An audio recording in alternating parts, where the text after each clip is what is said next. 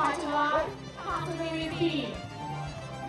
Next fight, Russia, 5-3 versus United Kingdom, 5-3. Category B. Next fight, Russia, 5-1 versus Germany, 5-3.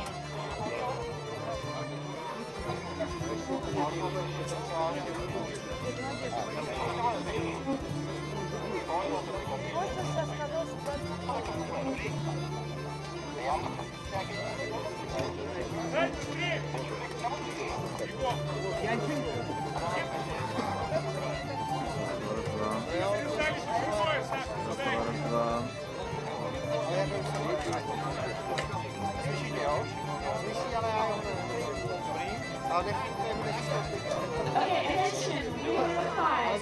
Russia 5-1 versus Mexico 5-2.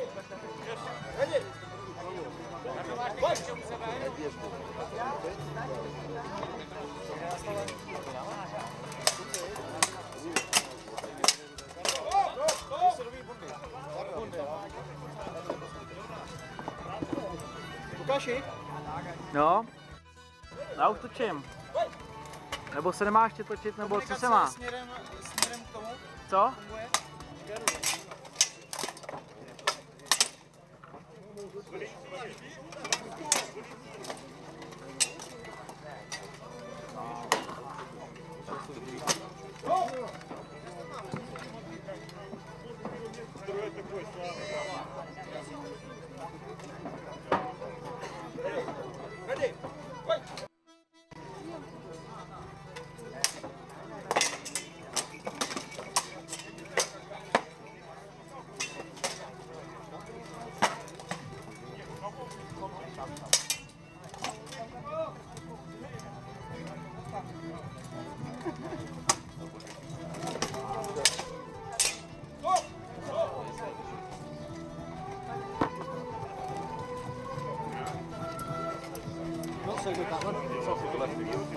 Máme nějakou novou kartu.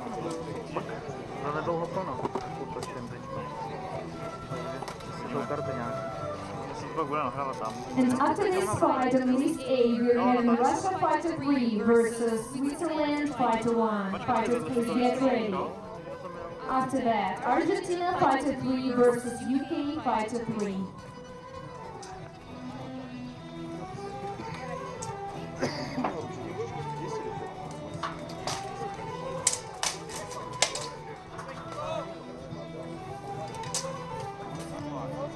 Grepe, můžeš něco říct? Já ho slyším, Grepa, to jo. Jo, já tě slyším tady v komunikaci. Lukáše, nevím, co to je za kameru. No, říkám něco zpátky, slyšíš? Takže tady to funguje, jo? Svítí tady optika, tak, dobrý. Jo, že tady to funguje, svítí optika jak má, takže tady je to v pořádku. Jo, takže to funguje, jo? Tak ti funguje, jo, tady.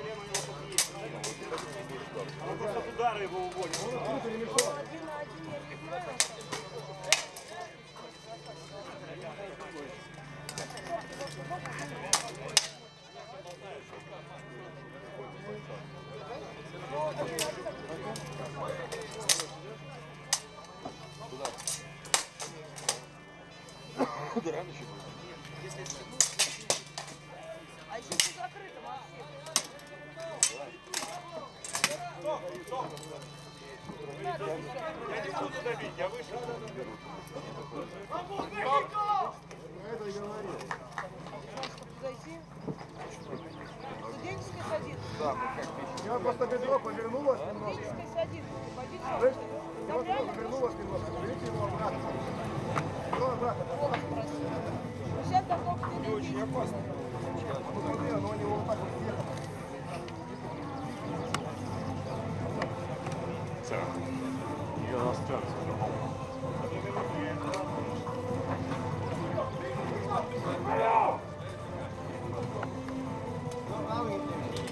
Okay. So what, they want to punch the truck? Yeah, we're just getting. Yeah, we're just getting.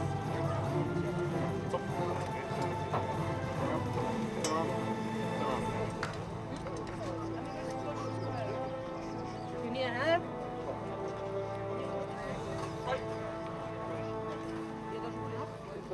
you have tape? Kijk, dit is A1.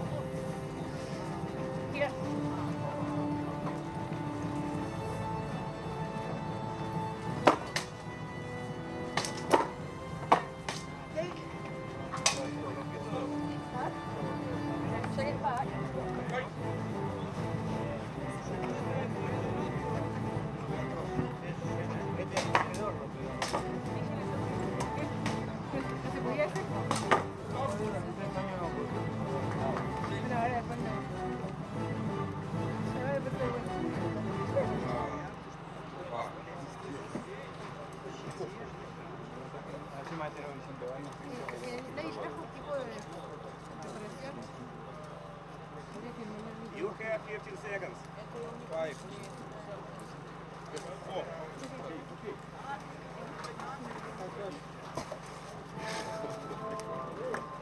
Ready?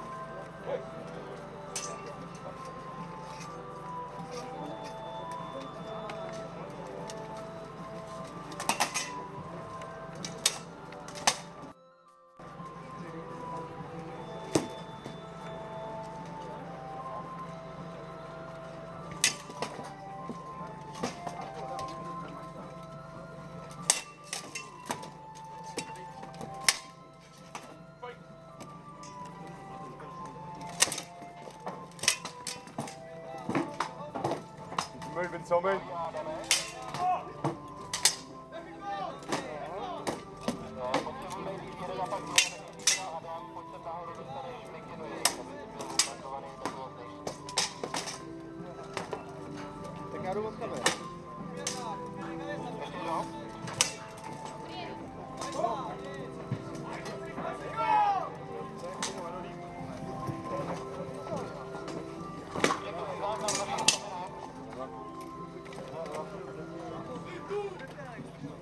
Tak určitě to nemám napájení ke kameře, baterky tady pořád. Můžete mi někdo hodit v 50 napájení.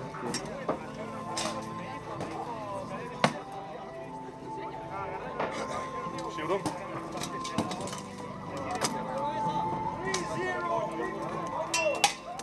And the winner is 3-0. Victory goes to Moldova 1.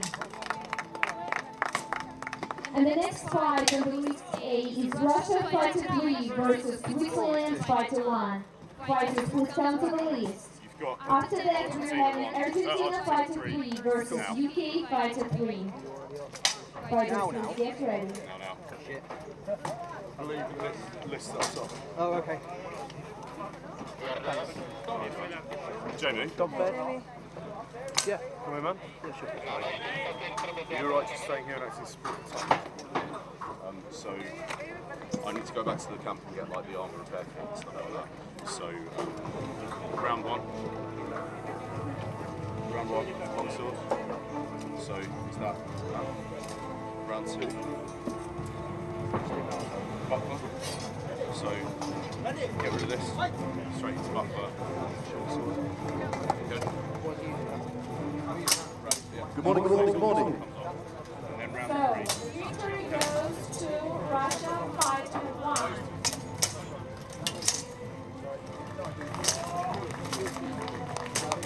Next fight, Czech Republic Fighter 3 versus Netherlands Fighter 1. Good morning. If you're looking at list A, which is at the top, you can see Switzerland 1 against Next Russia, fight, fighter number 3. Russia This Fighter is 3 the United dual States. category, the men's dual Then category. fight, 1 versus 1, Fighter and at the moment they're versus going German to Fighter the 3. longsword category. Following that, there will be the sword and buckler, and after that, the sword and shield.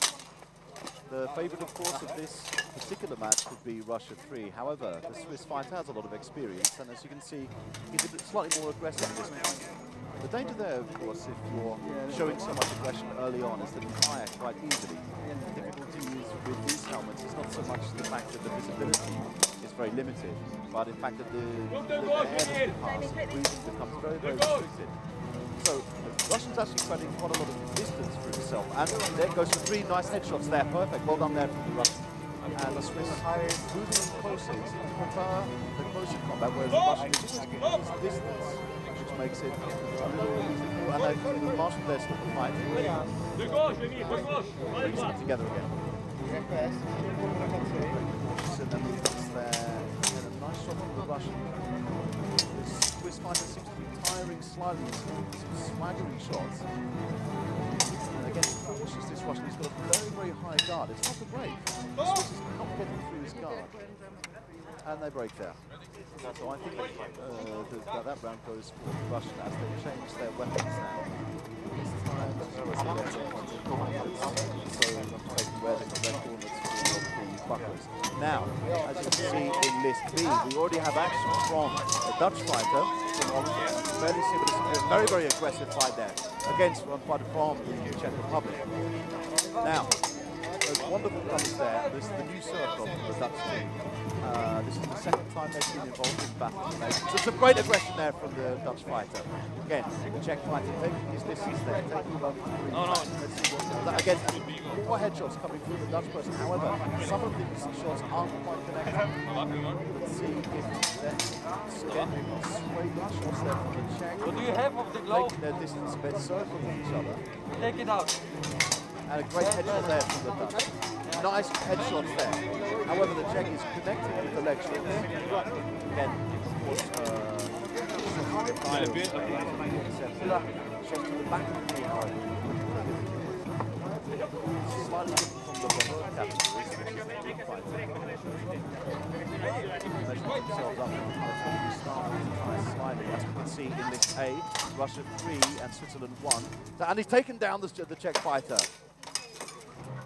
I didn't see there was actually a takedown from the force of the blow or the slip. They stay there, the sort of buckle, very, very technical part of what this is. The buckles in the other side, the weapons, they cannot have sharp edge. In fact, there's a little bit of minimum for accepting buckles. Of course, all the weapons have to be checked before they go into battle. Even a lot of fighters at the moment, as we speak, are still checking their weapons.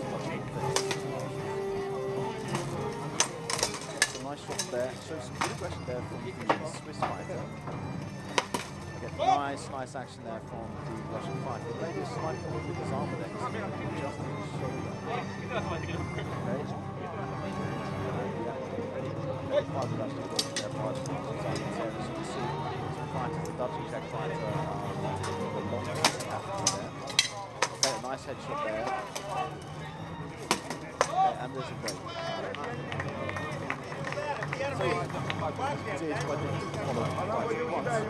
But you can sort of take your pick.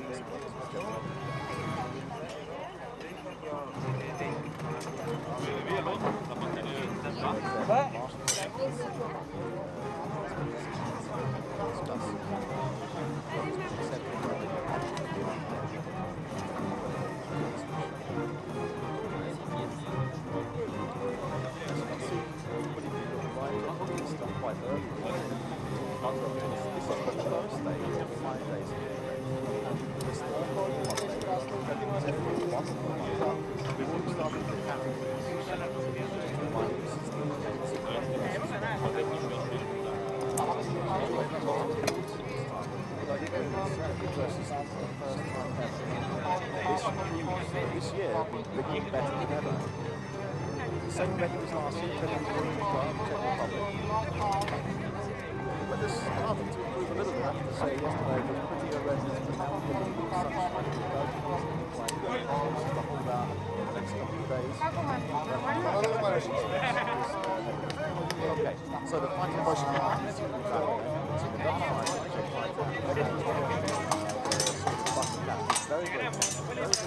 Block those shots. You can see the Dutch fighter has quite a low guard. You can see a short that's going to be so effective because it's quite low there. shield on this A, you can see the Russian fighter and the Swiss fighter sizing each other up there. It's a lot harder to make contact from the sort of shield rather than the sort of buckle because of the size of the shield. However, there are limits to the size of the shield, 75 centimeters in length. And in fact, yeah, just below you can see the Dutch fighter's lost his buckles. Of this, you can see the tense battle between the Swiss and Russian fighter. Some quite precise blows coming from the Swiss fighter, but there is a lot of, he's getting close every time. And just in this blue down the bottom, the Dutch fighter, there's quite a blow there, but it's not the one that's very, very low.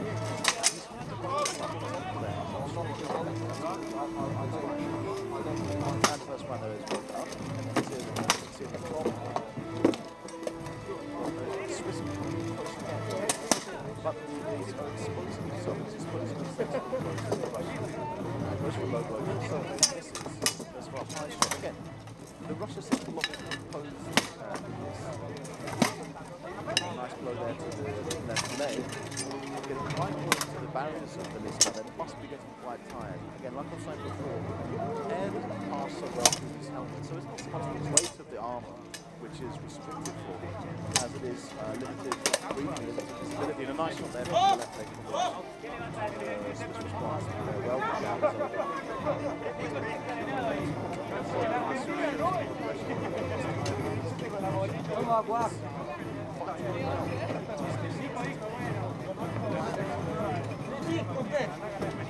Don't live. And with the result 3-0 in the fight between Russia Fighter 3 and Switzerland Fighter 1, victory goes to Russia 3. And right now we are having Argentina Fighter 3 versus UK Fighter 3. Fighters, please come to the list. And the sort of shield round opens up. You know when you're clear, right? Nice aggression there. Nice connection to the headshot there. That's fine. Starts there. The Dutch fighters down quite far.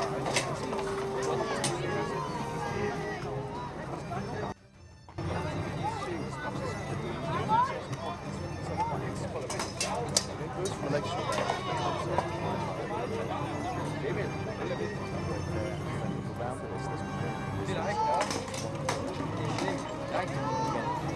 Leg shots there, but it's well defended.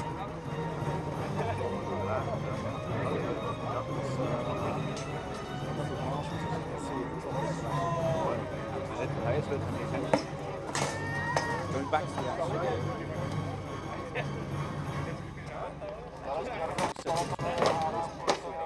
Again, you can see that they're starting to time low and not so precise. You can see that the backhand is And we're ready to start the fight between Argentina Fighter 3 versus UK Fighter 3. Fighters, please come to the list. After that, we're having Russia Fighter 3 versus Moldova Fighter 1. Fighters, please get ready. Okay. So the announcement of which fights are coming up. You can see it. It's like John the Master. As I was saying before, the shoots with the one-handed skills are actually fairly effective because they just don't have the damage on the shield. They are quite precise weapons, and that's a very elegant weapons, very, very difficult to use. However, in the World Cup, there is range of as well. Okay, so these first rounds progressing well. So, Czech Republic Fighter 3 is a winner. Okay, takes that round. So the home crowd very, very pleased with that. Now we are making some break.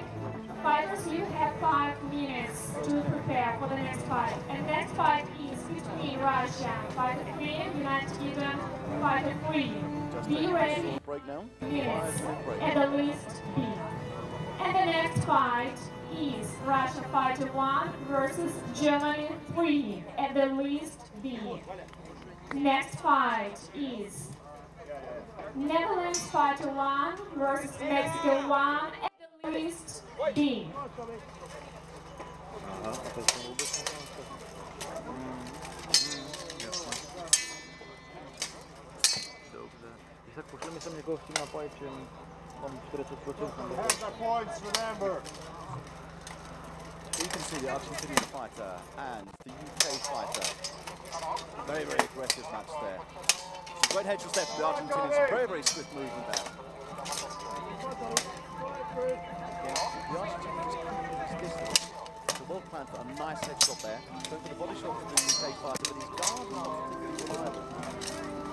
Moving toward a nice head shot there from the UK fighter, and again.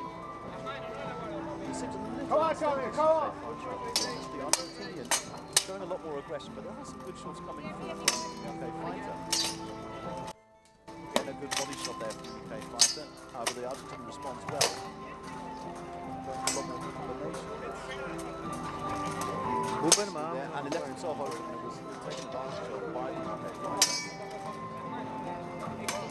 He's having a great shot there. They're getting close together. Just a little bit. Come on, Tommy, hit it, good. Some quite cautious shots there. The aggression is a little bit lower.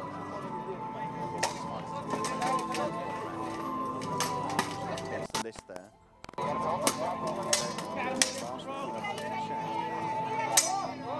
Unfortunately, it was a nice idea from the Argentinian fighter to move down the list. Marshall's taken up the fight there.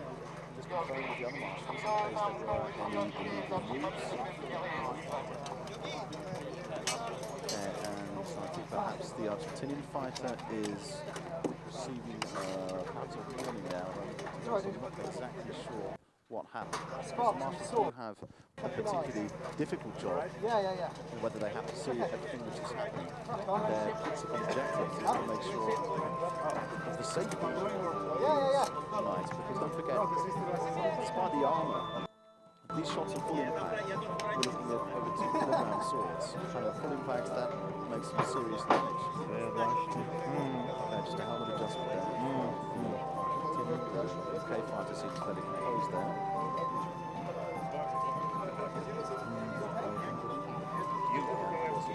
Argentinian support in the list there.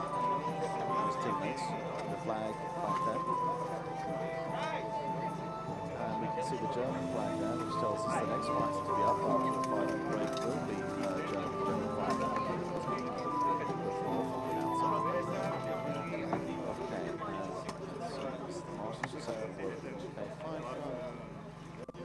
And we're ready to go again. Okay, fighter. Speaking to the Argentinian fighter. Vůbec nevidím takovou na autofoku. Vůbec není nic vidět na displeji, to jedu na autofoku. Tak tady máme nějaký monitor, tak ti ho tam můžu dát. A prý mi vypadává full signál. Tady je teda ještě druhý nějaký. Ty nemáš ani na plavní kamery? Ne. Proč jsi to sem nedal? No já jsem se tady to měl rád, co jsem dělal. Určitě vám to ještě není. Ukáž, já jsem tejpoval tamhle tu druhou po Hartěvou. Proto jsem ti říkal, ať to někdo přinese. Tak ale optika tady je. Tak uvidíme, jestli se to jako zlepší. Že já přinesu tady vypadává to. Co? Že to vypadává. No, zkusím. Pokud mi řekne, že to vypadává, tak nevím prostě. So, ready to start with the sword and buckler. The salute there, Simon's back between the fighters. And the Argentinians starting quite aggressively there. Very nice stance with his sword there. As the UK fighter being slightly cautious with his bow there, maybe not going for such aggressive shots. He needs to work on, as we can see there, the Argentinian has got the right idea of going for the low shots, avoiding that buckler. However, the UK fighter is holding the buckler quite close to him. Okay, just stop there. As they go back to it. And the Night Marshal resumes the fight. Some nice aggression shown there, adds a great shot there. That's it, go, go! He's looking for that exposed part of the Argentinian. Tuck and roll. Low. moving yourself slightly exposed. It is quite difficult because the size of the bubble is quite difficult to deflect shots Já jsem when časově they're se coming tady in nemáš from the right angles. Ale jestli máš třeba 5 metrů, tak to no, jako technickou formu. Fans will be coming in for the main events, ideally namely the World events as we've got coming up. Later today we'll be looking at the women's category, the men's category Polearm. It's shown there by the UK fight, and some nice movement there. The Argentinian responds. It's difficult to get around.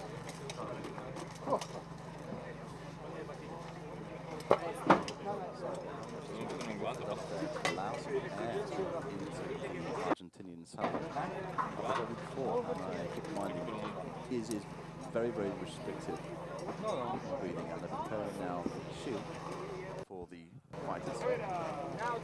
Often fighters use a different gauntlet for this particular shield. Less protection on the glove itself because of the size of the shield, which is obviously the opposite of the buckle, which is very smooth. The armour they wear is somewhere between 28 and 35 kilograms. Despite this weight, it's important that they have a little fun. So underneath the armour they're wearing their gambesons, which can be quite restrictive. Certainly in the summer months when they have tournaments in places like Italy, like Spain, Portugal, it's quite simple to come to. Still, at the moment we've got perfect weather for battles. The sun's out. There's a slight breeze. In fact, there's not so much breeze anymore. Quite a fresh day. The air is particularly clean. There's no humidity thanks to the rain that fell yesterday. So some positive note about the rain. And Marshall's still waiting for the Argentinian, who is taking quite a long time to get prepared, I have to say. I'm not sure if that's because of the design flaw in his helmet, or again, the Marshall just indicating that it's taking too long to get prepared there. Okay, but now they're ready to start the sword and shield fight. Again, the Argentinian, both fighters in fact, holding quite wide out their shields there. In this category it's a lot harder to get shots in, but there's some nice shots there from the Argentinian. Goes for a headshot there, very, very nice. Blocked by the Argentinian fighter.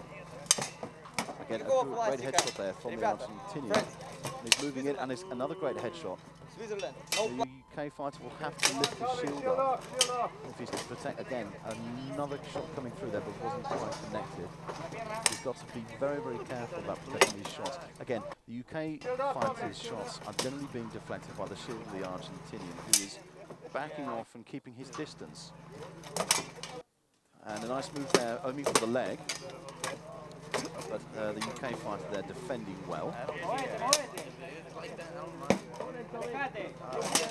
Some nice shots, and you can see that they're starting to tire because their guard is lowering down, especially the Argentinian fighter, who is generally a very, very athletic fighter. A great shot there to the head from the UK fighter.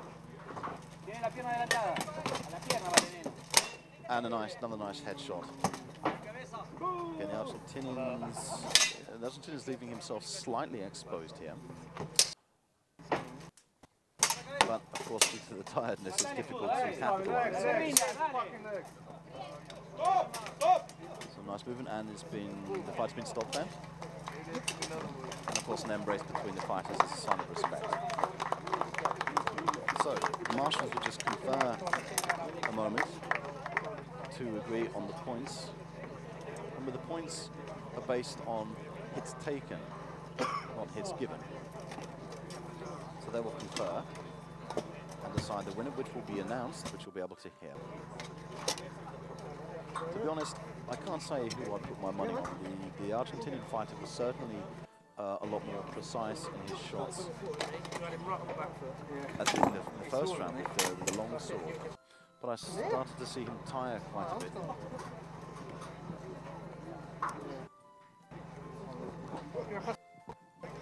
And I think the marshals now have a decision.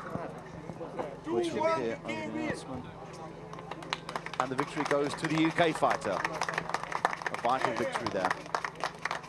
Well fought, certainly in the last round. He was connecting a lot more with the headshots in the sword and shield. So I believe we are in a break now. The next fight should, if I'm not wrong, be the Moldovan fighter. Now, in fact, as you can see, the Moldovan fighter arriving in list A there. Yeah, keep an eye on that, thank you.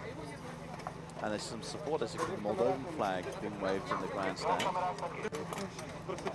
will travel so far for this event. It's wonderful to see that the supporters follow them. Okay, at the moment you can see that the grandstand is fairly empty, but like I said, this is only the first day, the warm-up day, and especially this morning session, it's bound to be fairly quiet. We do have people there who come in to follow it right from the beginning. It's a sport which is gathering interest and gaining interest every year. It gets bigger and bigger and bigger. We have more nations who take part in it, more people in different nations who take part.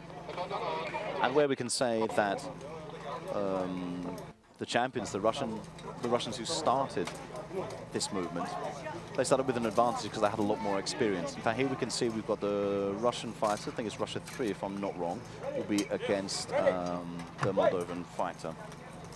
And they start with a salute and a long sword category. Again, the Russian fighter here likes to keep his distance. However, the Moldovan won his first round. So let's see what, again, a nice strike there. Quite a cautious blow, and the Russian does keep his distance. Very careful fighter. If it gets too cautious, unfortunately, they're going to start running out of points they can gain. Get a nice movement there. The Moldovan there. Russian goes for the low blows, and he's got some great shots on the right leg there, and he's attacking that right leg. This clinch will not work favorably for the Moldovan unless he breaks it, and he's got to come back with a headshot. He does, but it was well blocked by the Russian there. Slight adjustment of the shoulders there from the Russian. These clinches can, if the armor is not tight enough, cause some slight difficulties and restrictive movements. This Moldovan, however, is extremely aggressive, and it comes through with some great blows. However, this Russian is very, very well prepared.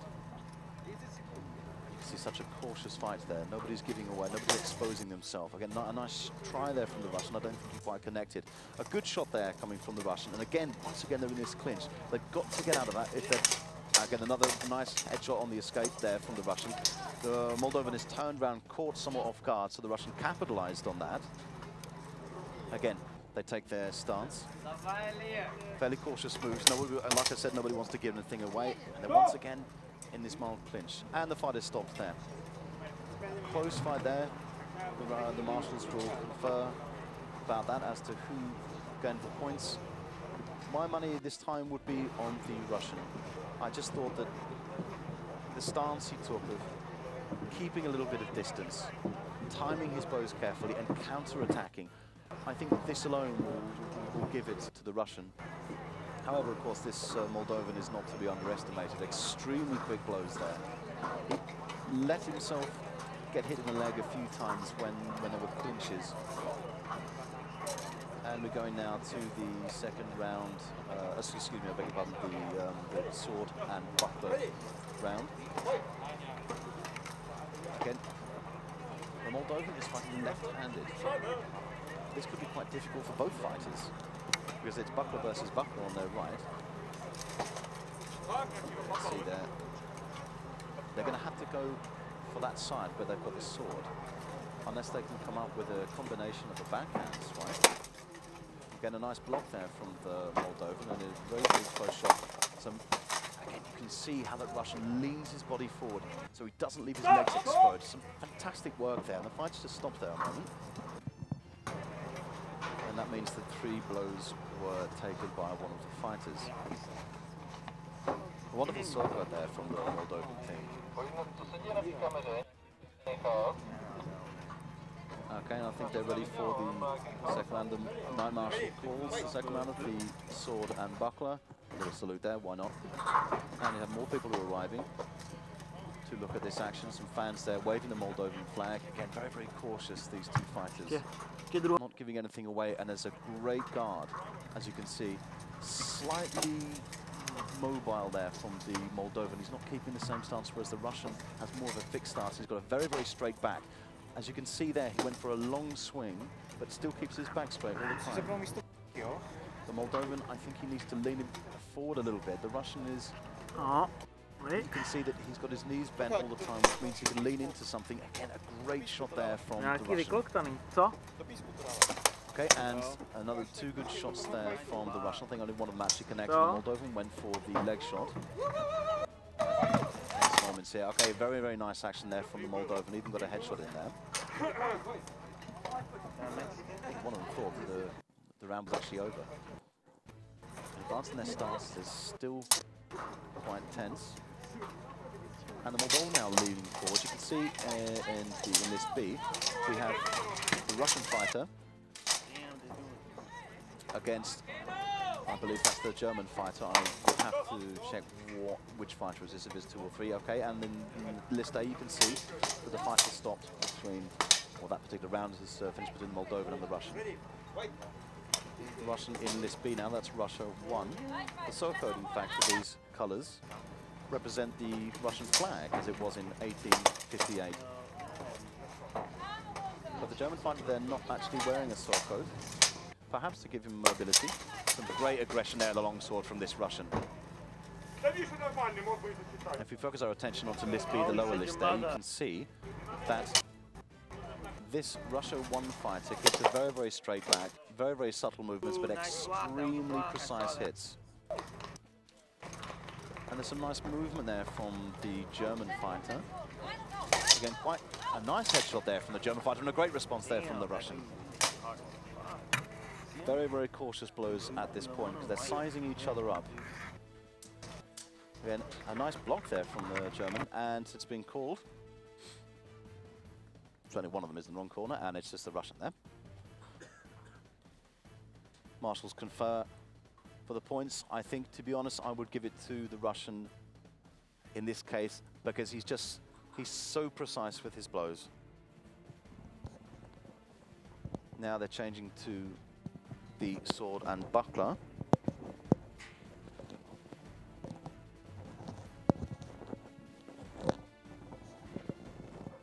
And you can see, you can tell from the buckler that that is Russia 1 Sergei Kolov, champion of this tournament for many, many years, and he's looking to take it one more time.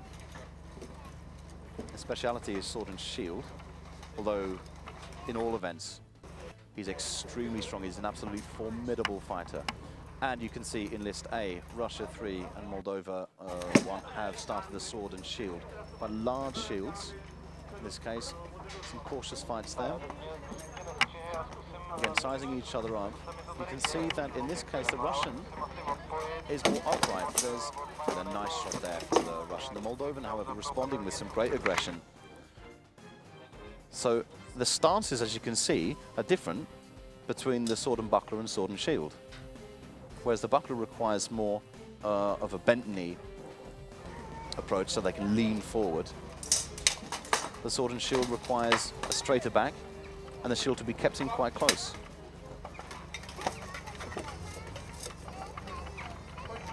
And they come together again. Just focusing on list B, the bottom fight at the moment, you can see how technical it is. The movement and a great block there from the German. And a nice shot there from both fighters, actually. The Russian had a great combination straight to the head. The German taking his shot to the leg. A great block there from both fighters, but they're backed off into the corner now, and of course the Russian gets out of it well. That wonderful, and there we go, straight to the marshal there, breaking it up. I think it was not called as the end of a round. However, there is the end of the round in the top list. Again, a great headshot there from, and a nice, 2 nice leg shots there from the 3 from the Russian. Absolutely phenomenal. Some very, very precise shots there from this Russian. Doesn't even go back to his corner. 3-0 Russia wins. Okay. Now they go to the final round of sword and shield. And I believe in list A, I have to admit I wasn't focusing there, but I believe it went to the Russian. Certainly it was due to his aggression. I'll give it principally on his precision and stance in the sword and buckler. So, waiting now for the fighters in List B to prepare themselves with sword and shield. Russia won there. Is a fighter who has done a number of seminars around the world in the last 18 months. Among other places, he's been to the United States to do workshops for several days. Also, he was in Milan in Italy just over a year ago. Well, in fact, just a year and a half ago, more or less. Strongly believes that the best way, when you've won the tournaments, when you've made a name for yourself, is to share the knowledge. There are no secrets with this, and these champions, they don't believe in keeping secrets from anyone. To share their knowledge and share their abilities. Of course, it is all about self-discipline and how you make these tournaments for yourself.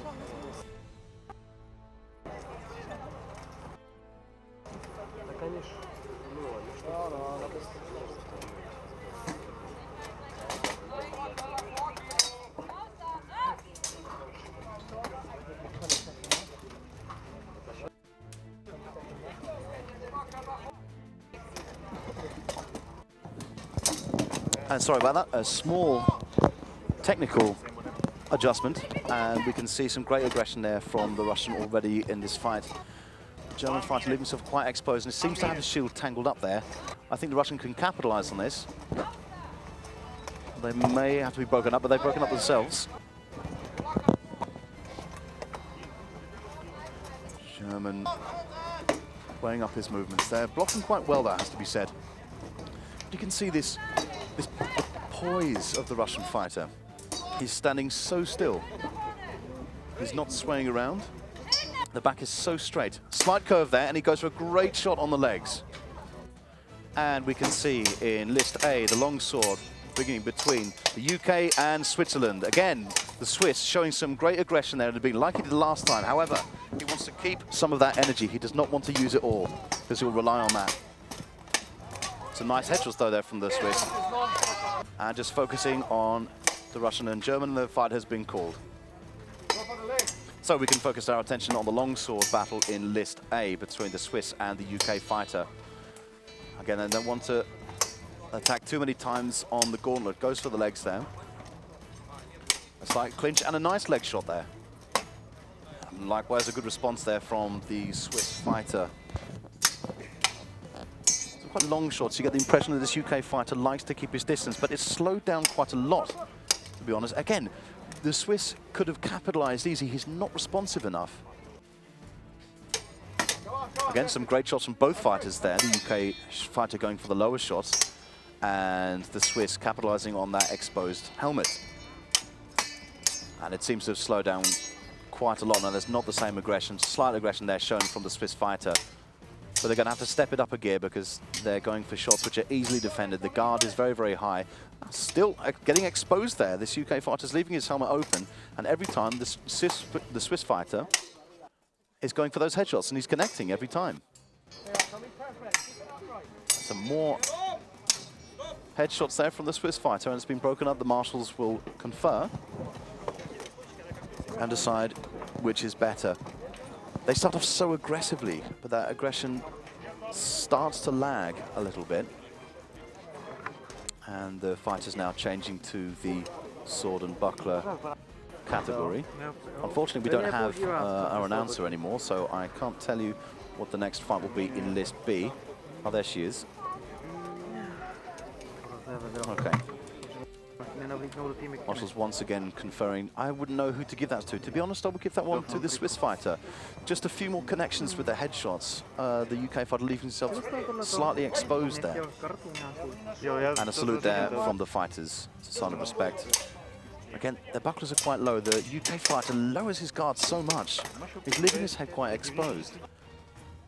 And the Swiss fighter goes in for those lunges, which sometimes he pulls off. Keeping their distance now, probably trying to catch their breath, I would imagine.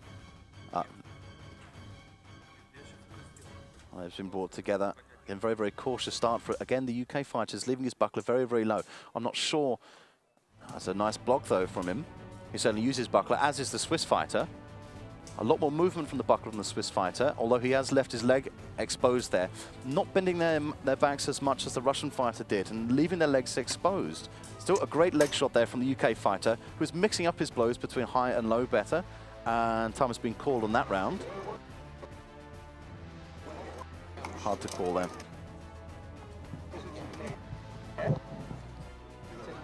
And the Knight Marshal will bring them in for the third and final round of the sword and buckler.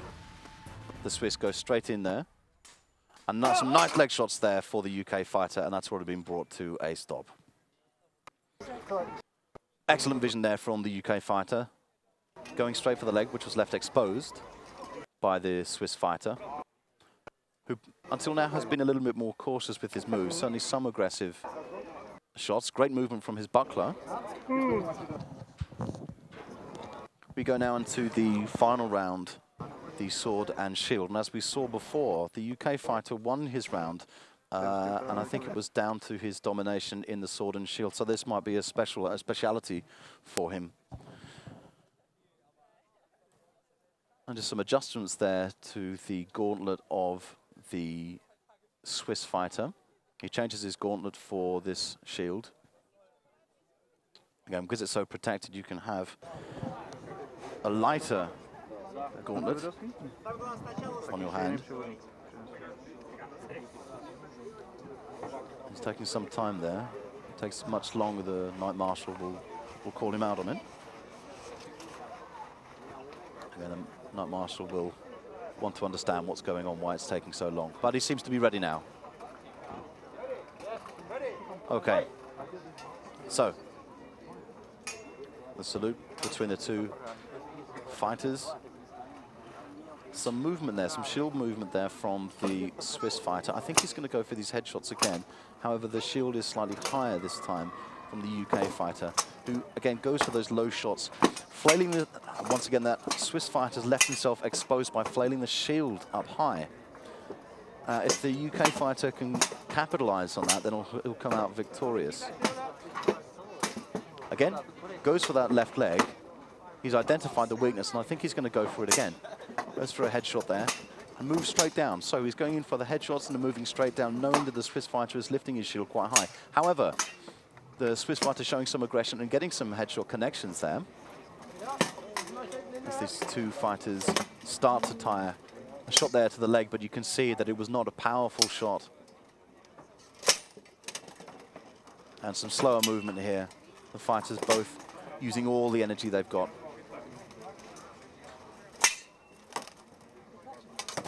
And some more connections there from the Swiss fighter. The UK fighter leaving his leg exposed.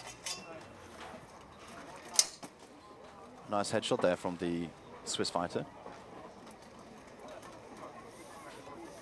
And they're quite cautious now. Signs of progression from the Swiss fighter, a little more than the UK fighter. Again, a nice combination there from the UK fighter, who gets the shot on his left leg, and there's an embrace between the two fighters. Who's my money on this particular round? I would have to go for the UK fighter. Although the Swiss fighter did start his fight with such aggression. I wonder in that longsword round if he actually won it. Certainly for the sword and buckler round, I would have given it to the, well, I would give it to the UK fighter. Once again, another embrace between the fighters as a sign of absolute respect. With such an aggressive sport, it's crucially important. to show some camaraderie and some respect among each others.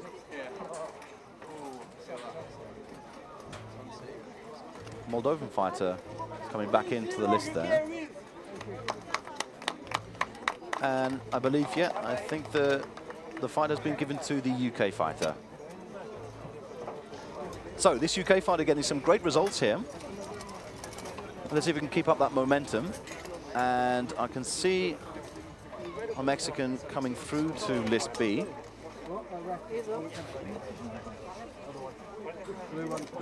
As the Russian fighter leaves. Sorry to let you stand around. Again, the Moldovan fighter re-enters the list.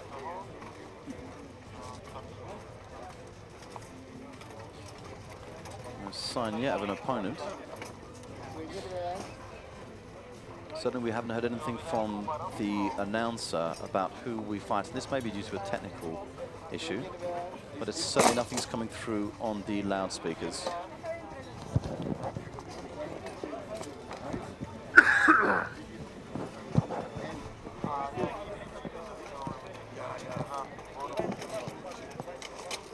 A few more people in the grandstands.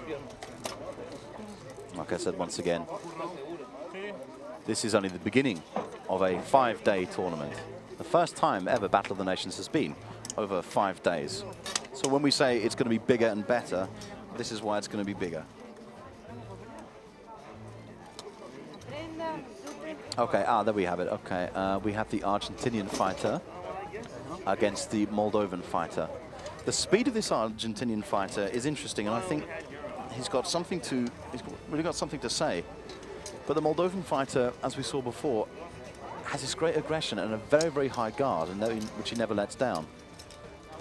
So in terms of the longsword, from what we've seen so far, this could be very, very interesting, and I'm certainly expecting it to be quite a rapid fight, at least at the beginning anyway. But the Argentinian fighter does have a slight weakness with the sword and buckler, okay? And there is a sign, a little salute there between the two knights. And the marshal calls the start of the longsword round. Touching swords once again, and again.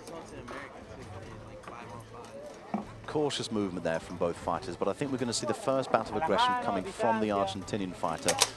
No, and there's some great shots there from the Moldovan. A headshot and goes straight for a combination to the leg shot. Cautious moves from both fighters, and the Argentinian fighter this time keeping his distance. You can see the guard of this Moldovan, who goes for a crushing blow there. Some amazing shots coming from the Moldovan and such power. Two fighters now. Wonderful combinations coming from the Moldovan, but the Argentinian capitalizes, getting a great headshot. The movement is very, very swift from this Argentinian. Again, a nice 2 headshots there from the Argentinian. However, the Moldovan is pushing the Argentinian fighter, having the height advantage. He's pushing him around, but he's not responding with the same effectiveness of this Argentinian fighter. He moves him back, they're going to have to break out of that, and each fighter getting a headshot there.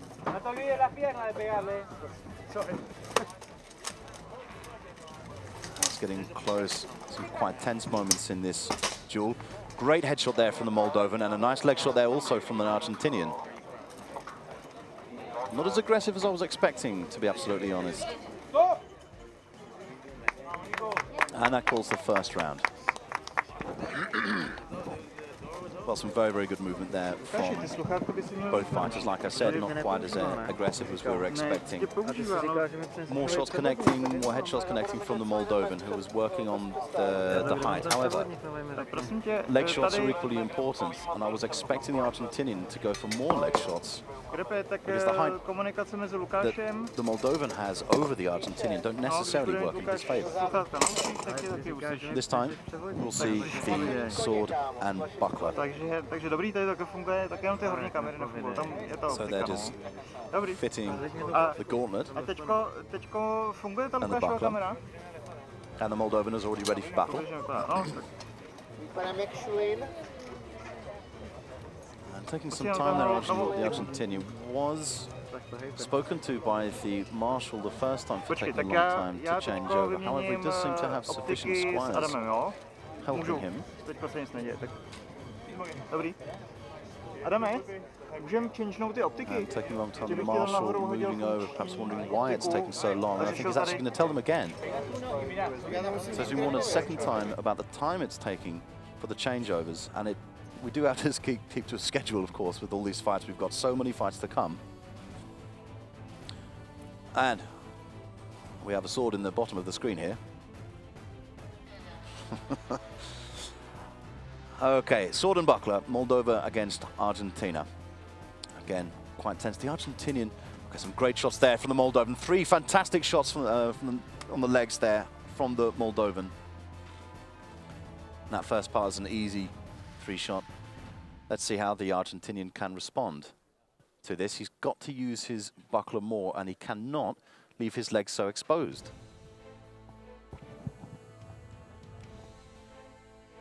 Marshall's just crossing there, and the Knight Marshal calls the fight to start. Keeping the buckler close, but the Moldovan pushes his buckler further out, which gives him an advantage. Some great aggression there from the Argentinian fighter, and there's a great headshot also from the Moldovan. Some nice shots there, and a nice finishing headshot there, although I'm not sure it'll count. So it will as they go into the third round, so I suppose it will. And the Knight Marshal calls the final round of the sword and buckler. Both slightly cautious here, knowing that it has gone to the third round, and each going for a shot there, perhaps connecting. And the Argentinian now going for the more headshots. I think he's seen that the Moldovan, in fact, has left his head slightly exposed. The fight's already been called. They move now into the final round, which is the sword and shield. As we saw before, the Argentinian did not keep his shield quite close enough to his body, so he was taking unnecessary blows, especially to the leg, and the Moldovan has already pinpointed that, pinpointed the exposure of that leg, and capitalized on it. As you can see in List B, now this should be quite about. We have the UK versus Russia. I believe that's Russia 3 in the longsword. So this should be, and both fighters have won all their fights so far. And weighing each other up. Again, the Russian, they're keeping his distance. Some quite cautious shots. You know, he's not going for the direct blows with these shots, but he's just trying to keep his distance until he finds the exposure of the UK fighter. The UK fighter is walking very, very confidently. Took a slight blow there. Perhaps not as quick as this Russian fighter, but some very, very good defense. Again, a nice shot there from the UK fighter, but his guard needs to change slightly as his arm is exposed to the Russian. And the Russian constantly going for that right arm.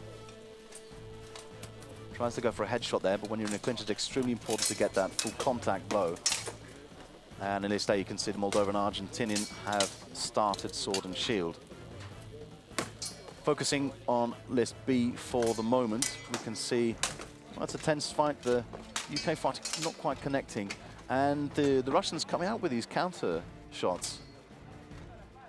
Certainly, I think the Russian is quite confident that he's going to win this round, so he can afford to move back a little bit, give himself that distance. He knows that he doesn't have to go for any crushing blows at this point.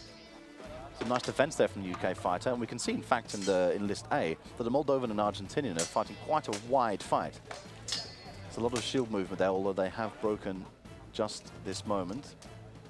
Okay, in List B, that is a break between UK and Russia, where Moldova and Argentina get back to it, and a piece of the shield comes flying off. A nice headshot there also from the Argentinian, who's again demonstrating some aggression. Goes for the shield shot to the head, flating slightly, and Moldovan capitalized on his exposed head, and that's been called. And an embrace of respect between the two fighters. Difficult to call, although I have to say I didn't see all of that fight, as I was focusing more on the Russia and UK battle. In fact, they're about to go into the second part of this triathlon, which is the sword and buckler.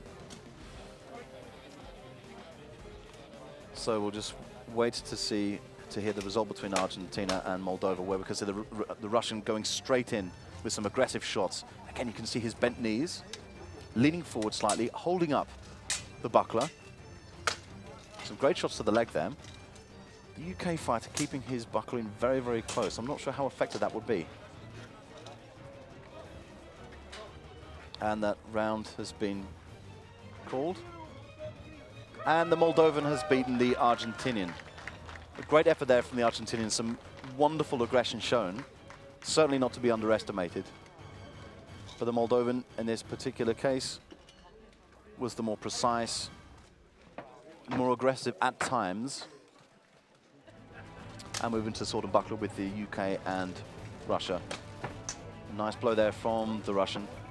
He's going for those lower shots, and he's got a nice shot to the arm there.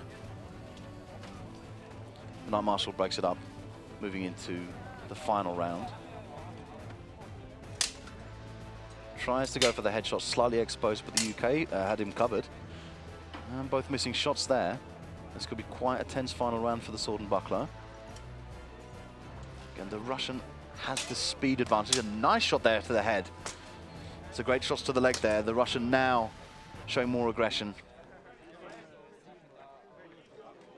And the UK fighter just needs... And it's been called. I was going to say maybe the UK fighter is slightly overcautious. Could have gone for a little bit more aggression there.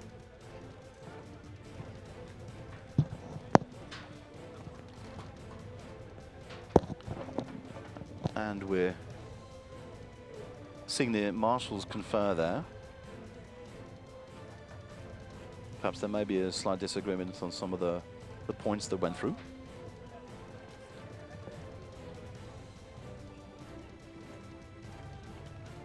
So they've made their decisions.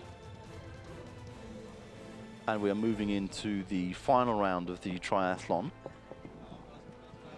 Sword and shield. And this particular round, I quite fancy the UK fighter, to be honest. Again, sizing each other up. Going for some combinations, looking for that exposed area in the Russian. A very, very tense match, and he goes for an overhead shot with the shield. Goes for a lower shot as well. Some great aggression there shown by the UK fighter. Again, the Russian, he comes out with his wonderful shots. He just finds the exposed areas. He is so fast. A little bit of caution on both fighters there. The Russian really, really uses this shield excellently, and that's a great headshot there from the Russian. Again, finding these exposed areas, coming in for the headshot twice, capitalizing on that, thinking that the UK fighter will imagine there will be another shot to the head, and going for a lower shot, which seems to be a very, very effective way of doing this. And there's a clinch there, which is out straight away. Slow shot to the shield there. I think the Russian is moving back slightly confidently, knowing that maybe he's already got the important shots in and just not leaving himself exposed.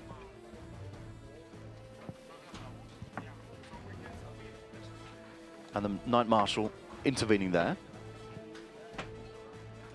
And the fight, I'm not sure if that's an armor adjustment. I think so, yes. So the armor is being slightly adjusted for the UK fighter by his squires.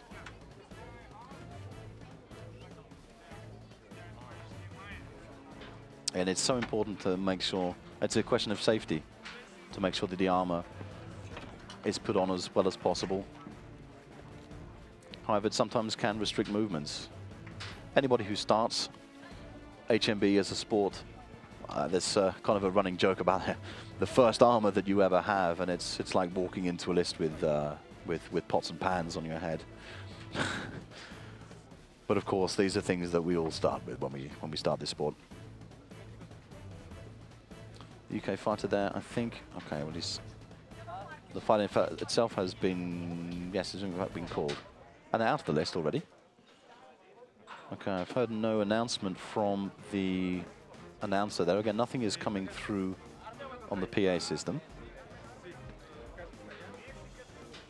Russian and UK fighters both waiting on the list there. I'm also speaking to the announcer. Oh, and they're all there, so there must be something. Must be something that's wrong. And just looking at the list, list A there, we can see that we have the Mexican flag. So I believe it is going to be Germany and Mexico in the next fight, I think. Yes, Germany and Mexico.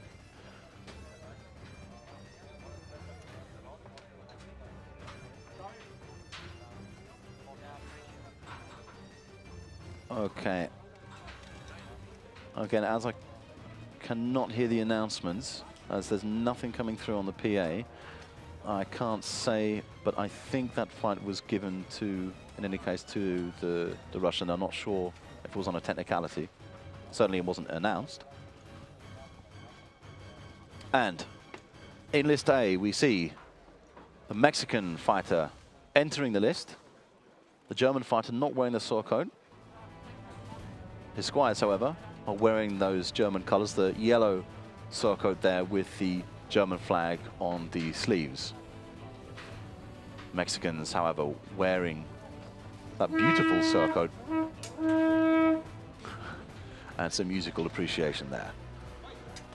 And the Knight Marshal calls the first round, the longsword in the 1 versus 1 duel. It's paused a moment. There may be something wrong with the armor. Yet the armor has to be checked. He's been called back to his squires for an adjustment. Yes, and you can see that it's the shoulder part there is not sufficient in the eyes of the marshal. Very, very, very good call there. Once again, crucially important to make sure all the armor is fitted well, purely for the safety. And I think we're back on track now. So, Germany versus Mexico. Some good support there from the Mexicans. A couple of blows to size each other up there at the beginning. Some cautious... Actually, there's some nice movement from the German, but there's some great counter-attacking there from the Mexican. Going straight for the head, and there's a big push there from the German. Again, the Mexican capitalizing, slightly falling forward there and taking a nasty headshot. Some great aggression there shown from both fighters. And they're keeping their distance before they come back. Some nice counter-attack here from the Mexicans. Some great aggression there shown. They're in a clinch now, and I think this would be in the favor of the Mexican. However, they seem to have their swords stuck, so they may have to be broken up by the Knight Marshal, and they are. And Knight Marshal calls it to be restarted. Some good aggression there from the German. A great headshot from the German there. A nice counter-attack also from the Mexican. Some great body shots there from the German. And going straight for the leg of the Mexican. The Mexican, however, responding with some more leg shots and then a headshot. And then maybe just pulled apart. No, I thought there was maybe an armor breakers there because the German raised his hand, but we're okay. Some great support there from the Mexicans, and it's a nice shot there. Great shot here, a headshot there from the Mexican. Nice body shots, but the German's not backing down. Counter attacks there. Great headshot from the Mexican. I think the Mexican may even have the height advantage there. Pushing up against the list, and that's been called.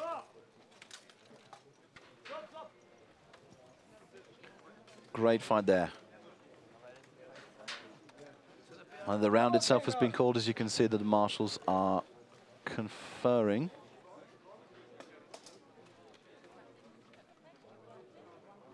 Perhaps the Mexican is being penalized for an illegal move.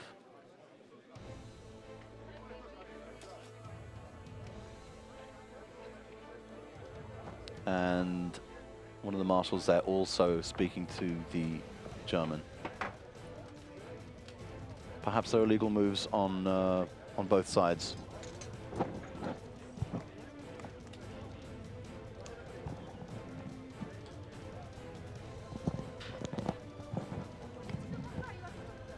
Okay.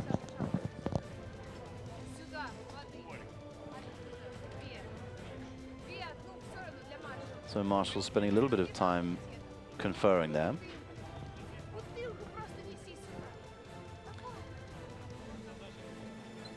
The German squires and Mexican squires putting on the buckler for the second round, the sword and buckler.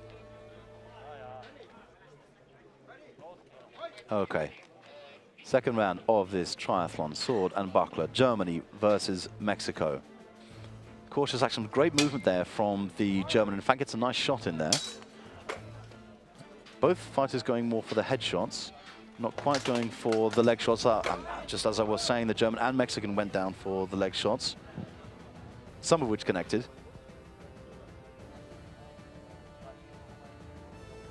And they're stopped now. I think the Knight Marshal stopped that. Okay, and he's bringing them together again.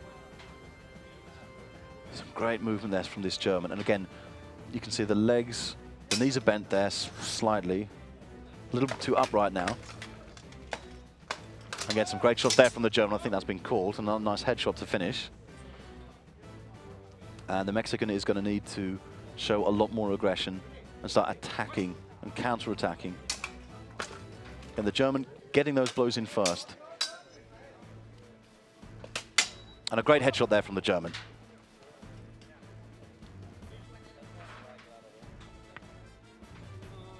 So they move into the third and final round of this men's 1 versus 1 triathlon.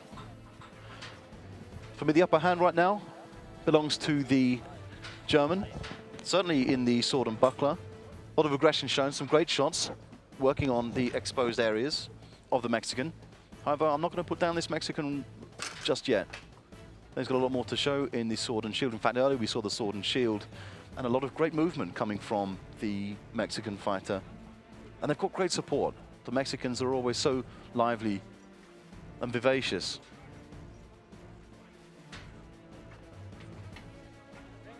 And the Mexican already waiting for the German fighter, who is now ready, just double-checking that shoulder protection there. The Knight Marshal is ready to call the fight, calls them together. Let's see how close they hold their shields to them. The German very, very widely holding that shield. I don't see that there's any benefit to that. Slightly closer now, much more beneficial. Holding his sword in a perfect way, such as to connect both fighters hitting the shield there. The Mexican fighter holding his shield slightly high there, leaving his legs exposed, and they've got to look for these exposed points of the armor. And hit on the back of the head there by the Mexican, which will not be permitted. And they're both called in. Again, a nice counter-attack there from the Mexican, connecting with some great leg shots there. Very nice. And I think perhaps the German may have his sword stuck and cannot get out of that clinch. And he's got to do that. He's actually lost his sword. My Marshal calls that, and the German really was in a lot of difficulty there. The clinch was such that no movement was being permitted at all. Now the German showing some aggression, trying to make up those points. Going back to a clinch, you can see they're starting to tire. And with such wide shields, when they're in a clinch, you can get everything stuck. You can get your sword stuck, and I think that's what happened. And break there. A bit of caution. Fighters starting to tire now, but a nice shot there from the German, not letting up with showing aggression. And the German moves in, but it's a nice shot there, some great strikes. The Mexican could really read the fighter so well when they time their shots so carefully. And the round is stopped there, so the Marshals will confer and decide on the win. And you can see the frustration of the German in that, from the point where he was stuck in the clinch and took so many blows from the Mexican.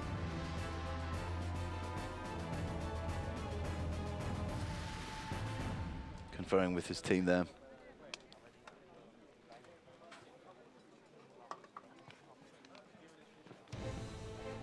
And the next fighters will be waiting just outside the list. So far, no word on who the fight will be. You can see some people in the crowd who've, some of the fighters wearing their national surcoats. Others wearing medieval costume. Such an important thing and an integral part of this entire event. Okay, one marshal just having a couple of words with the German. Then the victory's been given to the German.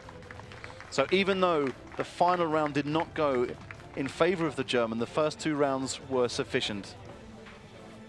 But really some great fighting there from the Mexicans, and for such a developing country, they've got such a big future in this sport. The Germans have a lot more experience, they have a lot more tournaments, but the Mexicans, I think we're going to see a lot from them, certainly in the next couple of years. They're wonderful adversaries, they're wonderful sportsmen, and they give it everything they've got.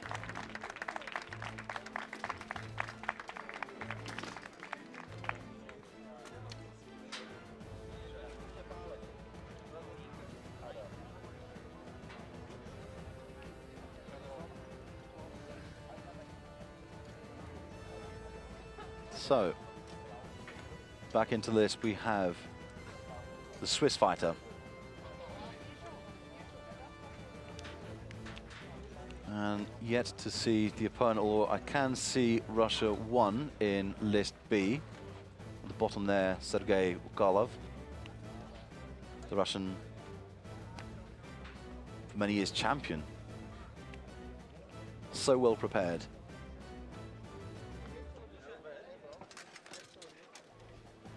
So they should be going for both lists now. And we can see in list A, we've got the aggressive Argentinian against the equally aggressive Swiss. So I'm expecting a lot from this first round in particular, maybe a little less from the sword and shield from these two. However, the long sword, from what I've seen so far, I would say are their specialities. So this should be a fantastic duel. The knights salute to each other. Actually quite a careful start. They're roughly the same height, perhaps a slight height advantage from the Argentinian. Be very, very cautious. I wasn't expecting this. We're going to see a lot of those fast blows from each fighter. And now that they've started connecting, now the aggression starts. Both going for headshots there. Nobody exposing themselves. Going for a lower shot would leave your helmet exposed for an easy blow. And these fighters are just too quick not to capitalize on such an opportunity. It's a nice movement there from the Argentinian, actually. Going for the blows, and there's a great headshot there from the Swiss fighter. Exchanging blows. Little caution used by the Argentinian, who's using the space very, very well. I think it's more the case of the Argentinian leading the Swiss rather than the Swiss pushing the Argentinian. However, does get a great shot there. Argentina leaving himself exposed. And they've got themselves into a clinch, but the Argentinian, again, taking that distance. Very, very well planned from the Argentinian. Some nice headshots there. Quick blows, and a great shot there from the Swiss fighter.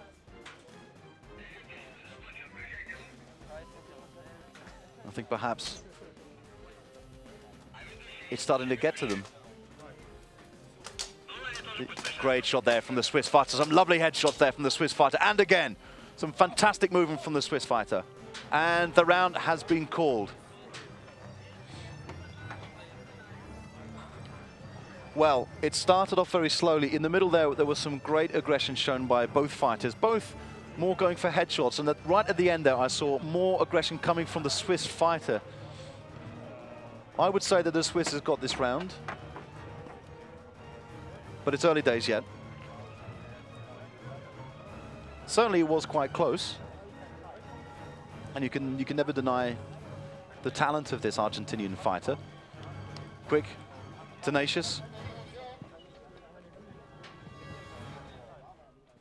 So now they're preparing for the second round, the sword and buckler. Again, the Swiss very, very efficiently ready there.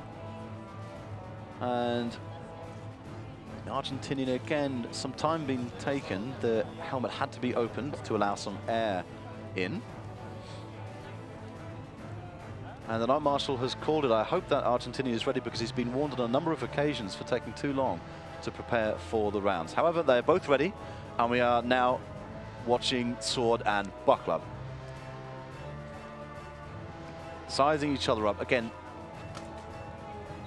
not overly convinced by the movement of the buckler of the Argentine. The Swiss is keeping it in a more stationary position, moving it slightly forward rather than treating it like a shield. Some great shots there from the Argentinian to the leg. The Swiss leaving himself open. And we're having the fight between Argentina fighter 3 and Switzerland fighter 1. And once again, we have the announcer back. Knight calls the second round of the sword and buckler.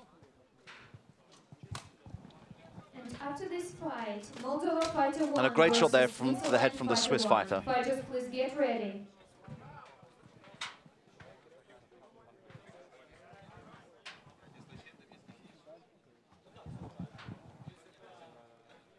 Some conferring there between the marshals. And the Knight Marshal brings them in for the final round of the sword and buckler.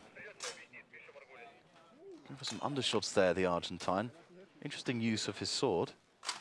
Certainly unorthodox techniques, but he leaves himself exposed and gets 2 headshots there from the Swiss, who doesn't connect all his shots, but when he connects, he makes them count. Great shot there to the head by the Swiss fighter.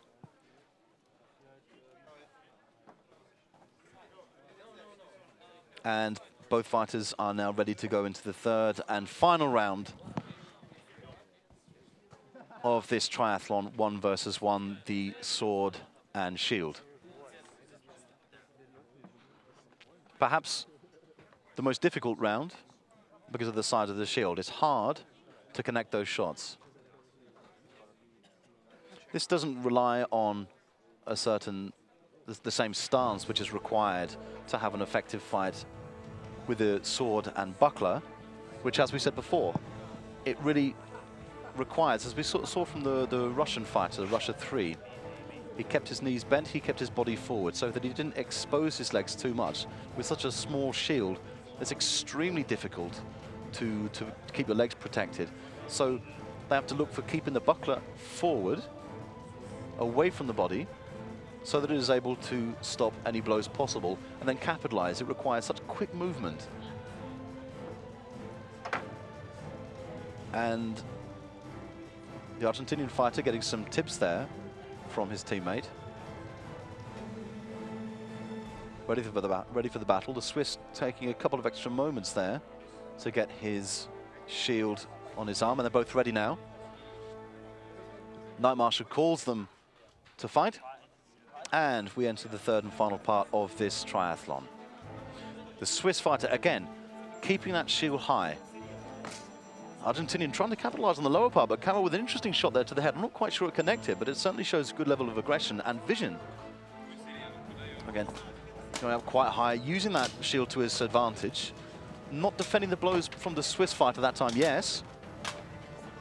Some nice movement here from both fighters, I must say. Protected there. Well, the Swiss comes for the counter-attack quite well. The Argentine slightly, when he goes in for the attack, he does slightly leave himself exposed with the shield. I think he's just trying to counter his body movement so that he's going for the longest swing possible.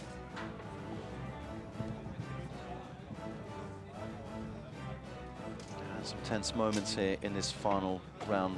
Neither fighter wanting to give anything away. Slowing down slightly. They're connecting only with the shields, which of course are not going to score any points. Some nice defensive movements there from the Argentine, also from the Swiss there.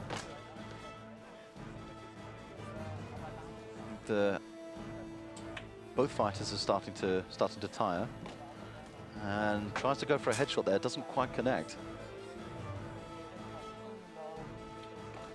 Argentine now trying to get some last blows, and then there's a great headshot there from the Swiss fighter. Another great headshot. The counter-attack there from the Argentine, showing a bit of speed and aggression, and that has been called. An embrace there between the two fighters. I must say in that last round, I will give it to the Swiss. But it comes down to the Marshal's decision.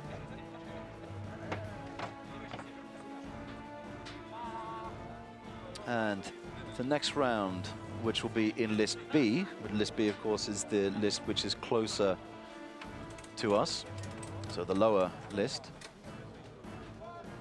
And with the result 2-1, the victory goes to Argentina fighter 3. And the Argentinian has won. That's fantastic. wonderful. And the next fight, Moldova Fighter 1 versus Switzerland Fighter 1. Okay, Fighters, Switzerland please 1, come to the Moldova list. 1. After that, Russia Fighter 3 versus Argentina Fighter 3. Russia 3, Fighters, Argentina please get 3 ready. for the next fight. I must say I'm quite surprised that that fight went to the Argentinian.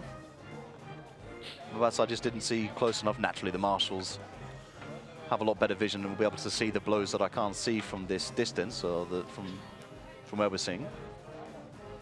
Great result for Argentina, though. They have had a wonderful year in this sport. Absolutely fantastic year. They've had their own first-class tournament. Fighters from all over South America, and not only, also from Europe, went to that event. A huge success, and this was last year in summer. And they've established themselves not as an up-and-coming team, but as a serious contender.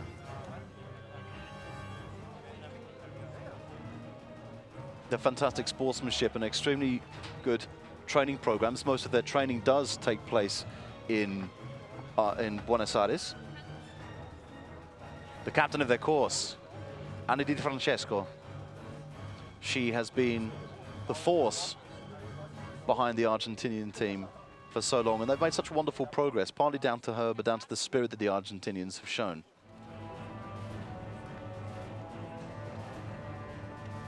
Not easy to, in fact, South America in general, it's a part of the world which is really up and coming in this sport. And last year, of course, we saw so many South American teams here at Battle of the Nations.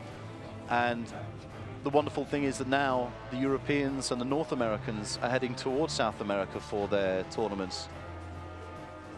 We mentioned Argentina there, and they are perhaps the driving force in South America, but that's not to ignore the Brazilian team, the Chilean team. In Central America, the Mexicans, as we said before, are doing extremely well and are always present and have so much to offer this sport in terms of technique, in terms of atmosphere. The skills that they've had have been developed so much. And we can see now the Swiss fighter preparing for the first round of his triathlon, which is the longsword. And we can see the Moldovan's flag there, not the Moldovan flag itself. But we can't see the Moldovan fighter. Perhaps there'll be some preparations just outside of the list there. And he's arrived in the list. His helmet and gauntlets ready for him. Moldova, another country with a great following in this sport. They've got their own accredited Knight Marshal, who is here today, in fact. Quite a number of members from Moldova have come down to Prague for this event. And just some adjustments to this gauntlet, as you can see, he's making. And I think the Knight Marshal will perhaps tell him to hurry up. The Swiss, again, has been ready for some time now, but now the Moldovan's ready. So we go into the first round of this 1 versus 1 triathlon. Moldova versus Switzerland. The first round, as we know, is the longsword. And an embrace right from the beginning between these two fighters. Knight Marshal calls the start of the fight. The touch of the swords between the two fighters. Again, the Moldovan does have this height advantage. That's not necessarily a combat advantage. He may leave his legs exposed. You can see a great shot there to the legs from the Moldovan. And some wonderful shots coming through. The Swiss fighter not quite showing the aggression and going for those headshots. Well, I think we'll be lucky. Some lovely combinations coming from this Moldovan fighter. And another headshot there coming from the Moldovan. Slightly one-sided, but I think the Swiss fighter is just a little tense at this moment. Some movement around. Again, the Swiss not coming out with the aggression that we saw earlier. Perhaps a good technique, not wasting any energy. Quite a cautious first round. This so far, I think the Moldovan has been certainly the more precise, but also the more aggressive. Great movement there from the Moldovan. The counterattack's not so bad coming for the Swiss, but not showing the right aggression. Another nice body shot there from the Moldovan. Defensive blows there. The guard of the Swiss fighter is actually not so bad. The Moldovan isn't connecting. However, keeping your guard up the whole time is not going to help you win the fight. It strikes the count. And that brings us to the end of the first round, the long sword part.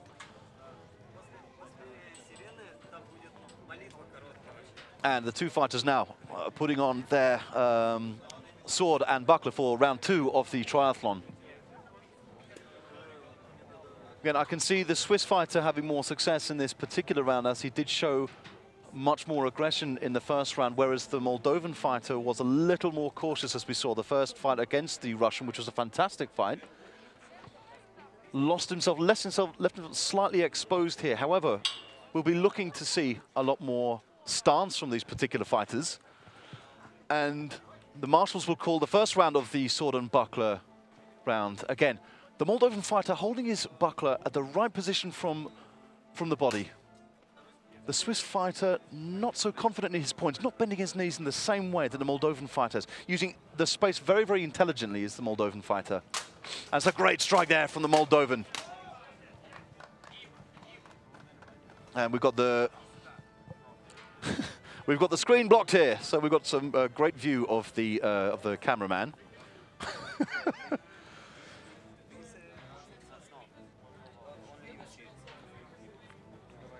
Okay, we're terribly sorry about this. Unfortunately, we do have a cameraman who is taking the the main stage and blocking our view completely. Oh, it's a wonderful camera.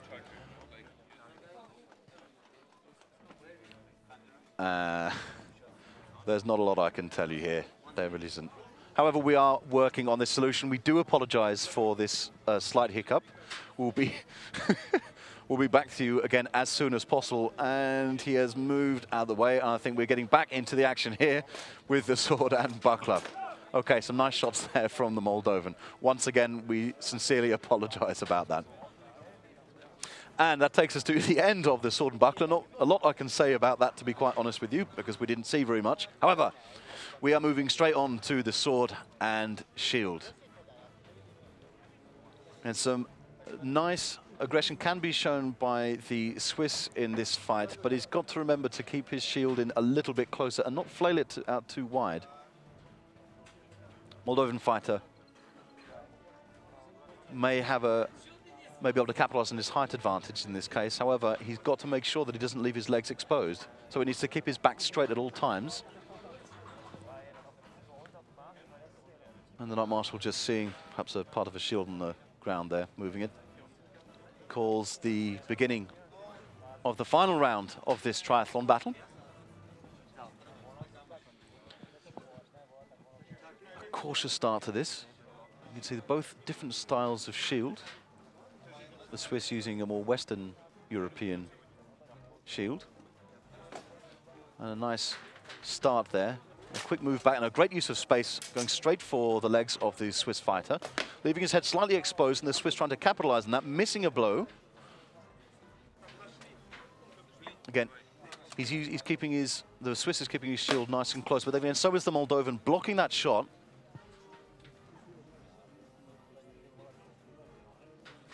And it's going to be quite difficult for the Moldovan to get into that exposed right side of the Swiss fighter. And a nice shot there, a great shot to the legs there from the Moldovan. And a nice headshot too from the Swiss, but it is blocked the second time. Again, some nice aggression here shown from the Swiss fighter.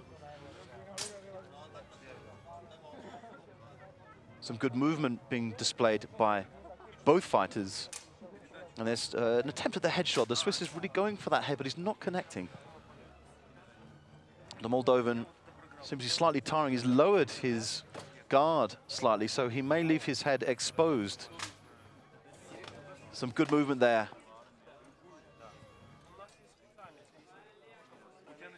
And the Moldovan backs away. He's giving his sword on his shoulder. And it has been called for time.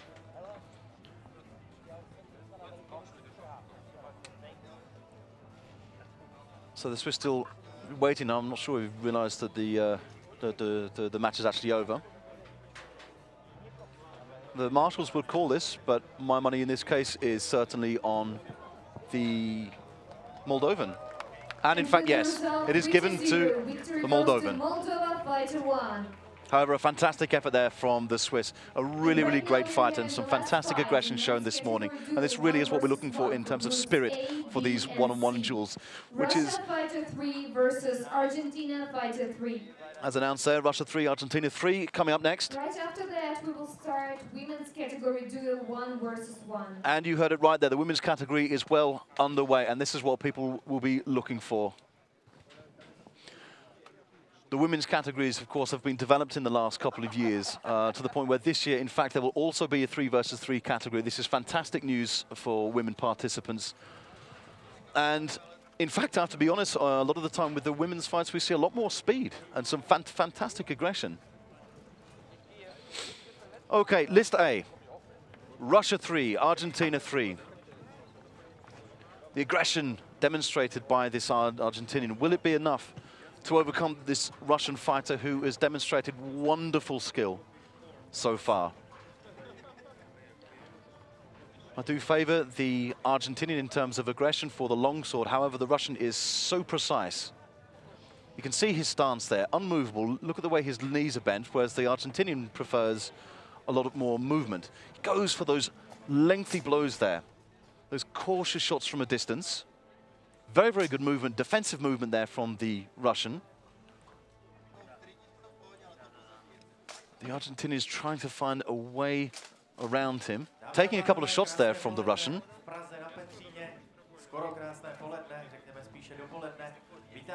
Very, very cautious blow. The Russian going for some modest strikes there. The Argentinian trying to respond, but again, the Russian is using his distance so well. He got a lovely headshot there. The counter-attack of this Russian is absolutely fantastic. We need a little bit more aggression from this Argentinian. Maybe go for a couple more leg shots, but he is going for the strikes in any case. He's not being too cautious. He knows he's got to get stuck in. And that will be the only way to get around this fight. Some great small shots there, some close key shots there from the Russian. And some nice counter-attack blows there from the Argentinian, but it does end up in the Russian getting a clear headshot.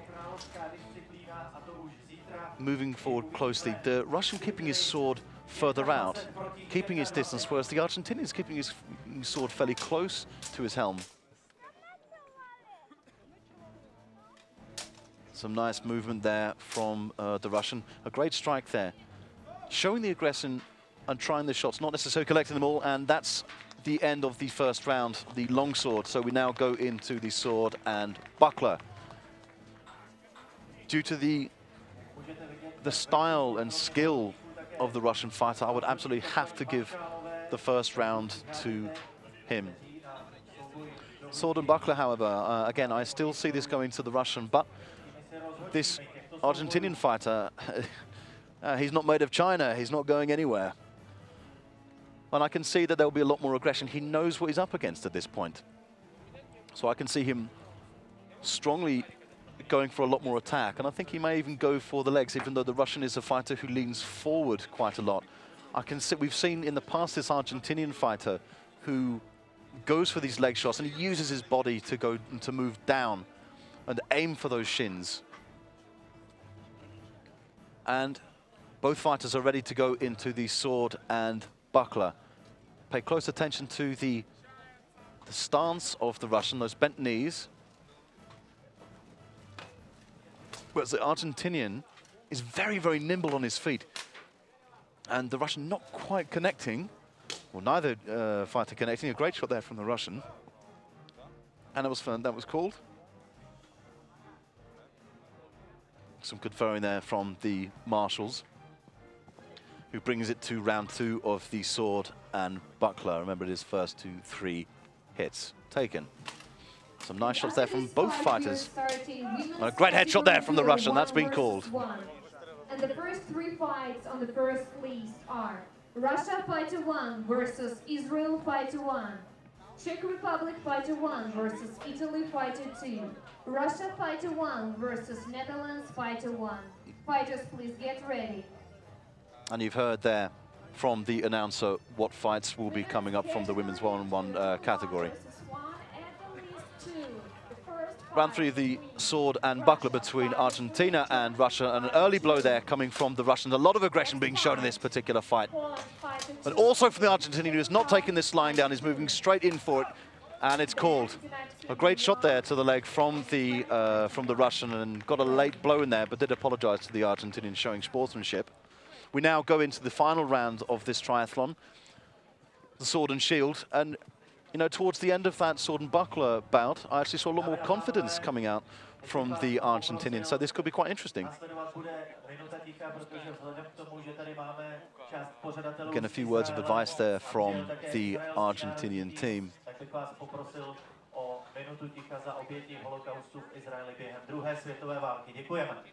So we have the hold a minute of silence for victims of Holocaust right now. We will have a moment of silence for the victims of the Holocaust now.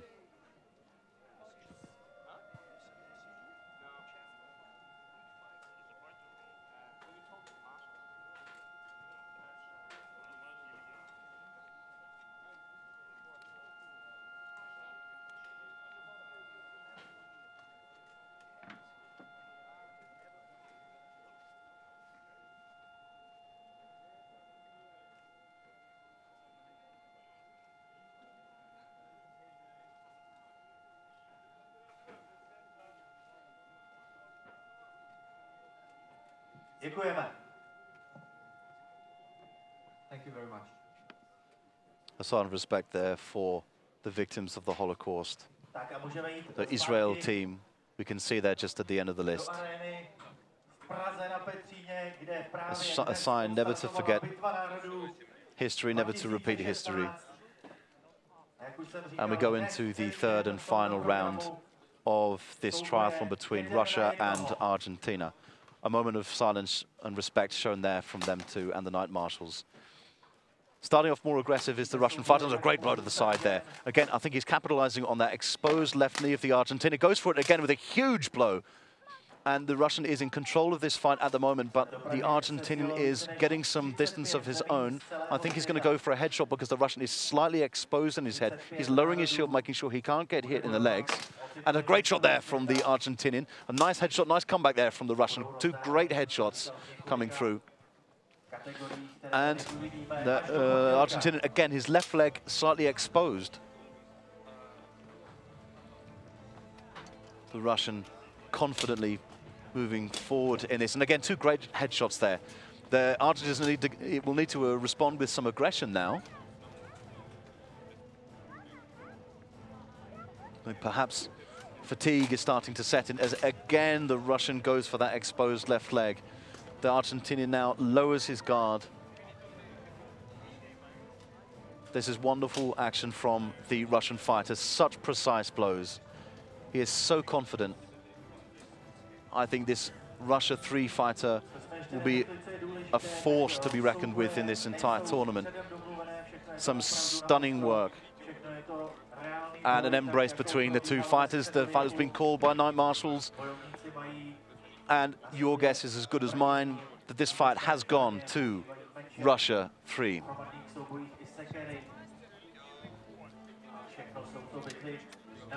But of course, we wait for the verdict from the Knight Marshals. And this draws the first rounds of the men's 1 versus 1 duel category. The victory goes Russia Fighter 3. As you heard there, the victory goes to Russia 3. Great effort there from the Argentinian, some great speed and some wonderful precision, as we said before, from the Argentinian. And the first fight on the list A is Russia Fighter 1 versus Israel Fighter 1. Incredible. Russia 1, Israel 1 in the women's duel category. This will be absolutely amazing. This is in list A, the top list. You can see the Moldovan marshal there crossing the list. Russia Fighter 3, Germany Fighter 2. Come to the list B. And Russia 3 and Germany Fighter 2 3. versus Czech Republic Fighter 2. Then we have fight against United Kingdom Fighter 1 and Ukraine Fighter 1.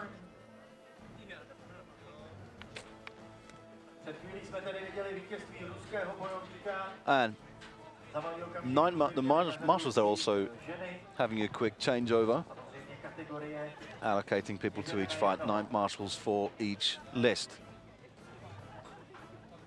All eyes will be on this Russia 1 and Israel 1 fight. That promises to be an absolutely fantastic duel. The aggression between those two fighters is something that you absolutely have to admire. And they come to the list now. We can see the Israeli fighter in the dark gambeson. The Russian fighter in the red gambeson, slightly overshadowed there by the Russian flag. No harm in that.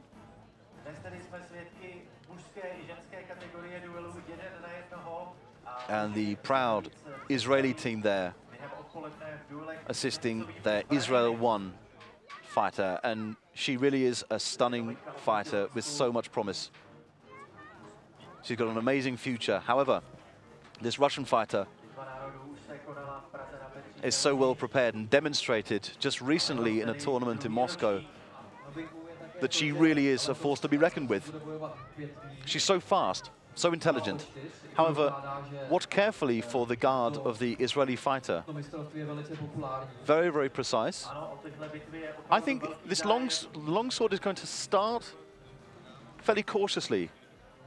Both of them have quite high guards, and they're not going to let them down very easily. We should watch, however, for the counter-attacks.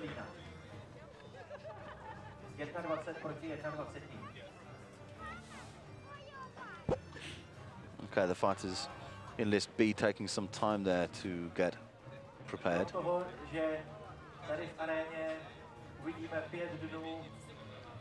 Samé bitvy, tak můžete navštívit také středověké tržiště ve Strahovském klášteře, kde mají národní týmy, should be starting any moment now. The women's category started in Battle of the Nations, and this year they're developing. We also have something which will be really fantastic, the women's 3 versus 3 category.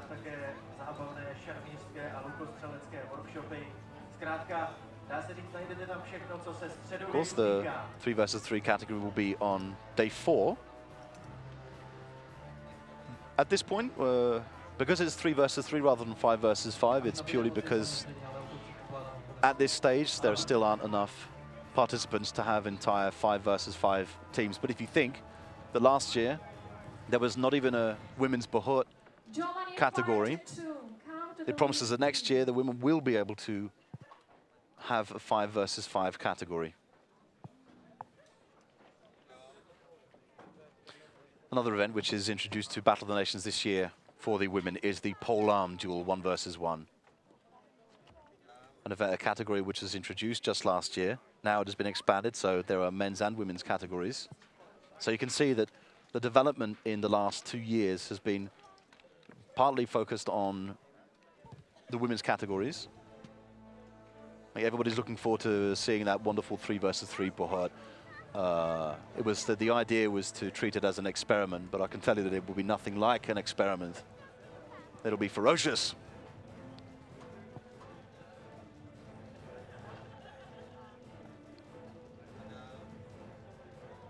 Again, there are a few more people outside. You can't see from this particular screen, but there are people queuing up now to get in or to buy tickets for the spectator area. Promises certainly tomorrow when we will have the opening ceremony at 10 o'clock in the morning, followed by the mass battles, 21 versus 21 in groups A and B. And in day 2, we get to see the first 5 versus 5 categories for Bahut. All in all, a lot of teams this year are favoring the falchion and shield, whereas in the past many teams favored the halberd. I think you'll see with the Russians that they go for halberds rather than falchions and swords in the mass battles. But for 5 versus 5, the weapon of choice seems to be the falchion. Again, the difference between the falchion in terms of effectiveness and the one-handed sword is the extra weight on the falchion is far more damaging. The one-handed sword is fairly ineffectual for Bohort. An extremely technical weapon, however, as we saw before with the sword and buckler and sword and shield. It was the one-handed sword there. Very swift, very light. Easy to move, but you have to be precise with it. They're not going for the same blows that they are in Bohort categories. So, we're about to see the first fight of the women's category, Duel 1 versus 1. Later this afternoon, we'll be able to see the men's category, Polearm Duel 1 versus 1, which will be groups A, B, C, and D. Later this afternoon, the men's category, Duel 1 versus 1. That will be going on for some time, and there'll be such a lot to see. Already we've seen the men's category 1 versus 1 duels, groups A, B, and C.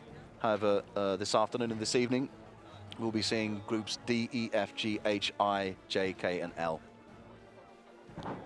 So it promises to be an afternoon and an evening focused on these 1 versus 1 fights. This is why we added an extra day to the tournament, so we could cater for such a lot of action. Ano, vypadá to, že obě středověké bojovnice už jsou připravené k boji.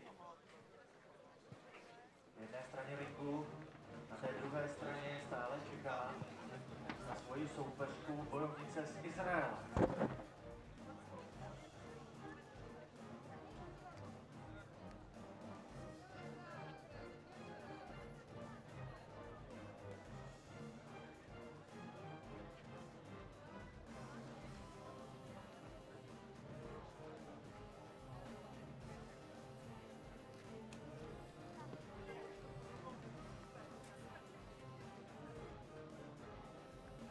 Tak vypadá to, že na bojišti už má soupeřku i bojovnice z Ukrajiny,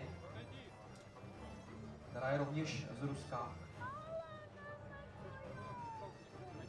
And we are ready to start the fight between Russia Fighter 1 and Israel Fighter 1. After this fight, we are having Czech Republic Fighter 1 versus Italy Fighter 2. Okay, we're now, after a couple of technical issues there, which we apologize about. Final preparations there for Israel and Russia, but you can already see that the German fighter gone to the long sword with, you'll have to excuse me, I can't make out which fighter that is. Tady můžeme vidět, že ačkoliv je soupeřka Ruska výrazně menší než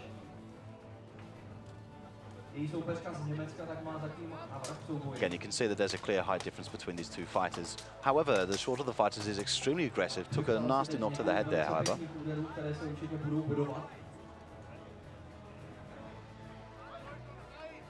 And if you look at list A at the top of your screen, we have the Israeli fighter against the Russian fighter.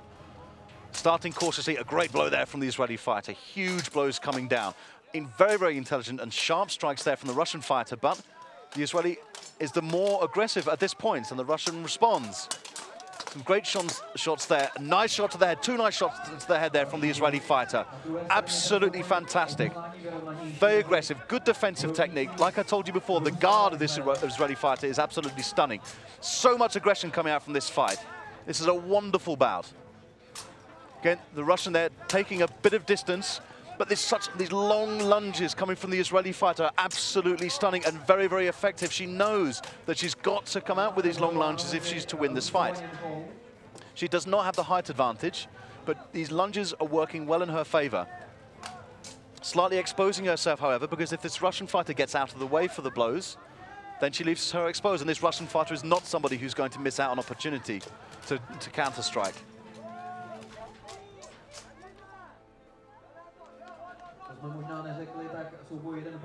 Less aggressive moment there. Weighing up the next move, getting their breath back.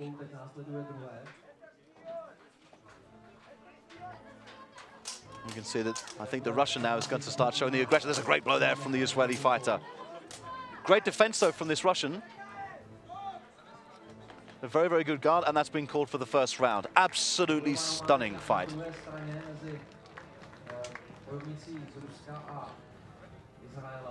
And these two fighters, Russia won, Israel won.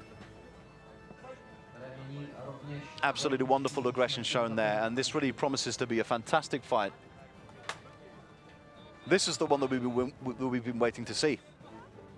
And it didn't disappoint us. As you can see now, sword and buckler in list B. Now stop there, might be some sort of armor breakage or something's fallen off. The Night Marshal checks it and is given the all clear.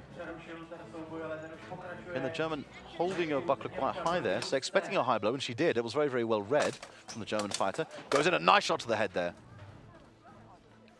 And if we focus back on list A, Russia won, Israel won. And the Russian there holding her buckler extremely high, moving it. That's going to be very, very hard to read, but I get the feeling that the Israeli is going to go for a low blow. Instead, she goes for a high shot.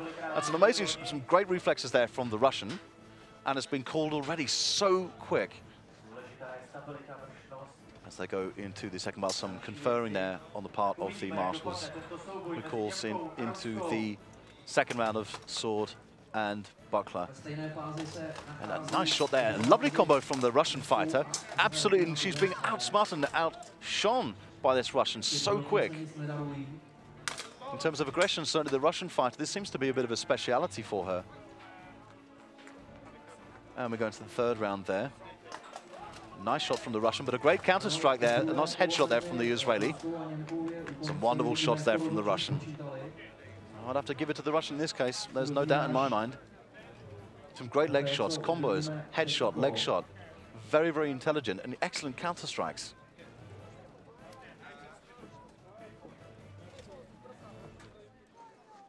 So as the fight in list B heads towards the third and final round, it seems to be a little bit, it started before the fight in list A. However, due to the speed of the Russian, they've caught up. And following this, you hear there, Poland 2 against Czech Republic.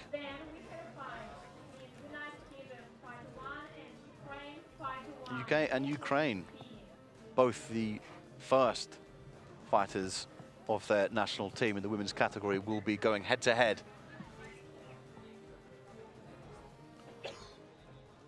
So just a few adjustments there going on from all parties. Maybe a slight difficulty with some of the armor.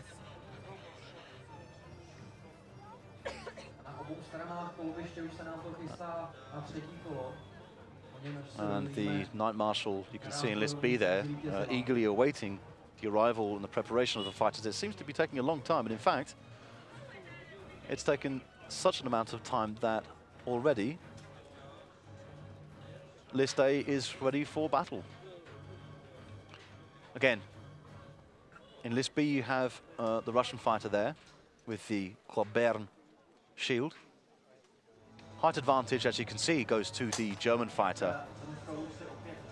I'd certainly put the longsword round, I would give it to the German fighter. Very, very cautious.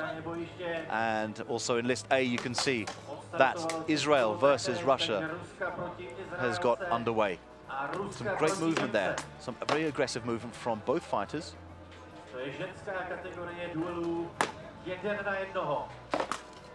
Some wonderful shots there from the Israeli, going for the leg shots, but the Russian fighter takes one to the head, takes one to the leg as well, and she's got her sword stuck, so that Israel really has to capitalize on this. A nice counter-strike there from the Russian, however. Some great aggression there, nice striking blow there from the Russian. Russia 1 versus Israeli 1. Again, the Russian is keeping her sword very, very low there.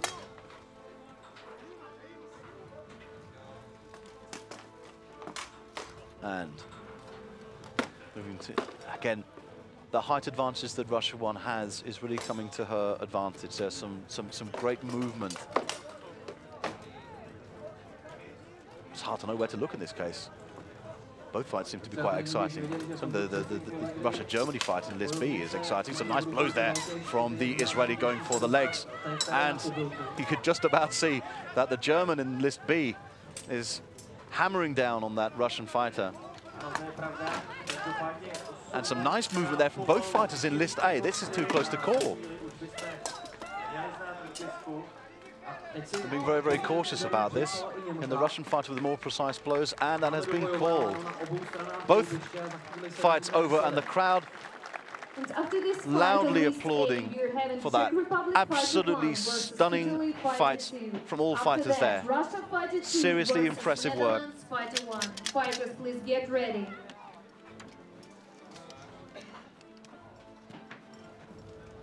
So, the marshals have made their decisions by now.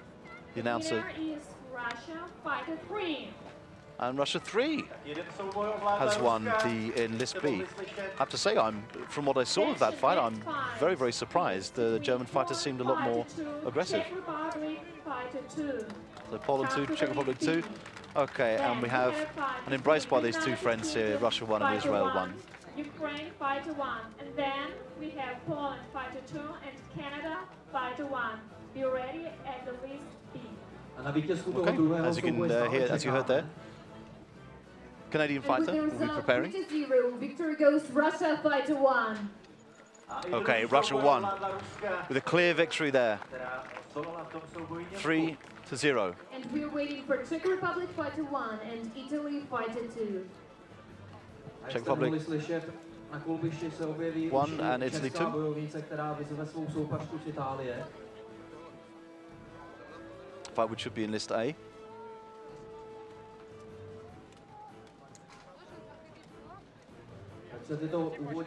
Some time for preparations of all the fighters. I'm not exactly sure what's taking so long at this point. However, we have to appreciate that certain things do take a lot of time in terms of armor preparations, weapon preparations. Okay, so in list A, we can see one fighter from the Czech Republic prepares for battle. Czech Republic Fighter 1 and Italy Fighter 2, you have 1 minute to come to the list. Okay, the announcer hurries the fighters. And Czech Republic Fighter 2, we are waiting for you at the list B. Again, a slow arrival from Poland and Czech Republic in list B. So, Czech Republic fighting in both lists A and B. They've got the home support here. As you can see, there are a few more people turning up in the crowds, so we should hear a bit of noise from these people. Certainly, they were very, very appreciative of what they saw of the Russian fighter, and then you can see that the Polish fighter there going straight for the Czech fighter. Some nice aggression shown from both parties, some good headshots that the Pole is going for. Going for those high shots, leaving himself slightly exposed, but the Czech fighter, nice headshots there, hasn't quite capitalized on the exposed lower part of the body. Good headshots there again from the Czech fighter. Not quite connecting with a few of these blows, coming from the side a lot. It's going to be so effective if the Polish fighter only goes for low blows, but she's not. She's seems to be sort of slightly stuck there. Again, going for those headshots, and she is connecting quite a number of them. As you can see in list A, Italy 2 and Czech Republic 1 gets underway. Very cautious there. And certainly the most aggressive of the fights, and some great aggression there shown from the Czech fighter, but Italy 2 is showing some great defensive and counter-attack. And a nice headshot there from the Czech fighter, some great blows there, body shots there from the Italian. Some nice shots going for the head, doesn't quite connect. Comes back with one though, and there's some great support there from the crowd. And the Italy fighter being quite cautious. As you can see, the more aggressive of these two fights is happening in list B. There's a great headshot there from the Czech Republic on the Italian. The aggression all coming from list B. Very, very cautious fight in list A at the moment. Goes for a low shot, connects well, leaves himself slightly exposed to the headshot, and then some aggression shown there from the Italian fighter. And the fight in list B has come to an end, whereas there's still action going on list A. Slight caution there shown from the Italian fighter, so a nice headshot there from the Czech. The Czech using this space to her advantage, not quite capitalizing of these exposed areas of the Italian fighter. Both fighters actually favoring headshots. Some quite nice stance there from the Italian fighter. But the sword is well back, leaving herself quite exposed on the left-hand side. And that brings us to the close of the first round of both fights in list A and B. And you can see here once again applause from the Czech crowd. There's loads of food going around up there. České bojovnice přišli podpořit i kolegové z národního týmu, i teď zdravíme. And they all prepare now for the sword and buckler, second round. I oni se určitě během těch 5 minut představí tady v této aréně. Somebody's speaking about food going around. I'm sure they're quite concentrated. As we go into the second round of the combat between Poland and Czech Republic, we've got some noise being made there from the Czech supporters. Some great aggression shown there from the Polish fighter. Some nice headshots there, and the fight has been stopped for the first round of that. Some very, very quick movement there from this Pole.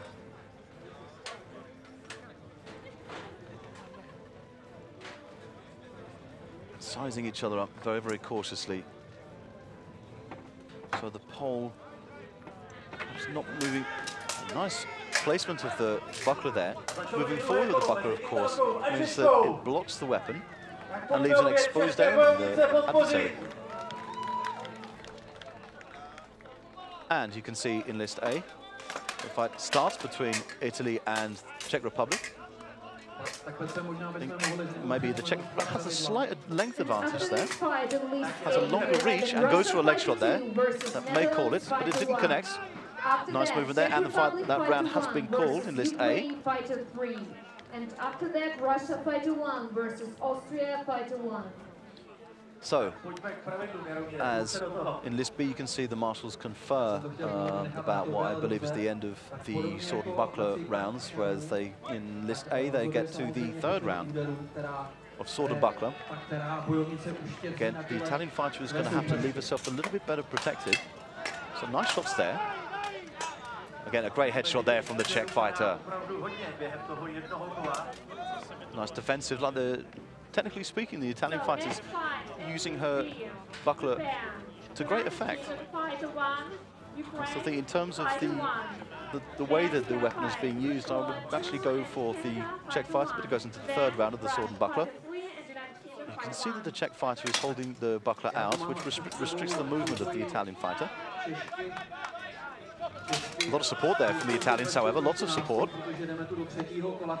Very, very popular team, something of a crowd favourite. Some great shots there from the Czech, however. Go straight for the headshot. And they move back into their corners. So, as you can see in list B, the third and final round of this 1 versus 1 triathlon is underway. Sword and shield. Some great aggression shown by both fighters, and a nice shot there from the Pole.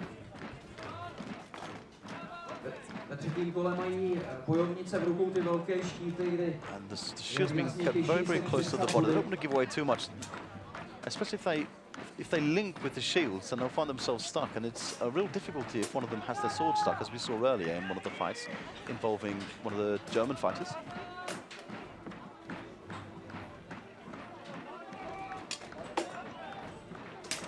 Some nice low shots there from the Pole. Very, very well studied. They're moving very, very cautiously. You can see some guidance there coming from the side of list B, where low shots are being encouraged. You can see that the fighters are starting to tire now, which is, of course, understandable at this pace. List A gets underway with the sword and shield. And you can see, again, the aggression. Oh, no, and the Italian has lost her sword. I was about to say she's going in as the more aggressive fighter. Great shame to lose your sword.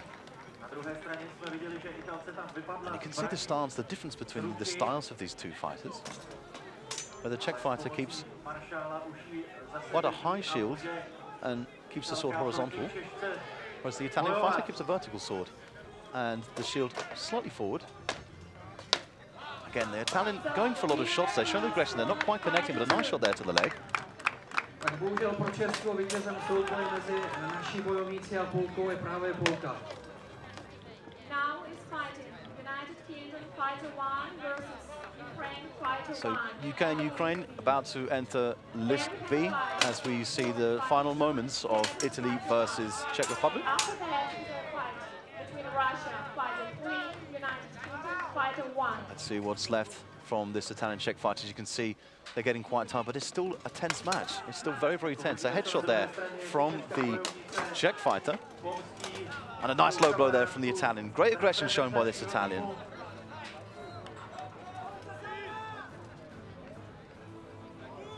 So a nice stance there. Very, very straight back from both fighters, in fact. A very similar stance in terms of their legs. Just what I said before about the sword and shield. The positions they keep them in were slightly different. And that brings us to the end of the round. Very, very unfortunate there for the Italian fighter to lose her sword. Great shame there because she showed such aggression. Started off very, very well. We wait for the announcers' details on who won that. My money would be on the Czech fighter this time, I have to say. And with the result 2-1, the victory goes to Italy, fighter 2. And it goes to Italy. Absolutely outstanding work. I was completely wrong. It's the second time I've been wrong today. I've got to get a new job. Excellent work there. That aggression really paid off, despite losing the sword. Fantastic work there from Italy too. Very, very proud moment. 2-1 victory there. So not easy. And we are getting underway now. We've got Russia 1. Very, very aggressive fight there, as you can see. Some great blows there being dealt. Stunning shots there from the fighter. And I think the Canadian goes down on one knee at that point. Some nice aggression there. Fighter 2 and Netherlands fighter 1. Please come to the list A. Nice shots there, great body shots, looking for these exposed areas and hacking away for those headshots. This is, of course, Russia 1 in the short Gambison.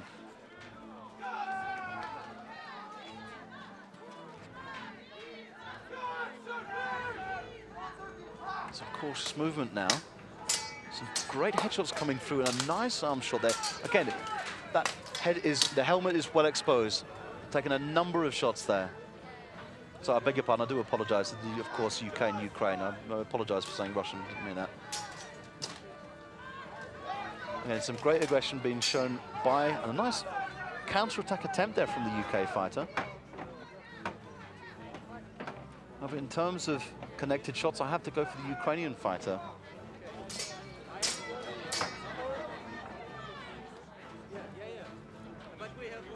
And we'll need a last burst of energy here from the UK fighter. As you can see in list A, we have Russia against Holland. The Dutch, of course, in that fantastic sword-cut, the orange and black. The marshal's going to confer in list B. As we can see in list A, there's some cautious work going on. And there's a nice shot there from the Dutch fighter, and some great blows there. Well, she's got her sword stuck, so unfortunately that will cost her quite dearly, and she appears to be hurt. I hope there's nothing serious. In fact, yes, her shoulder protection has come off. She may have been hurt there. I hope it's not something serious. So she'll need to speak to her teammates there. Unfortunately, yes, the part of armor did come loose. This is why it's so important. And she may have taken quite a knock there. She took a number of blows from the Russian fighter.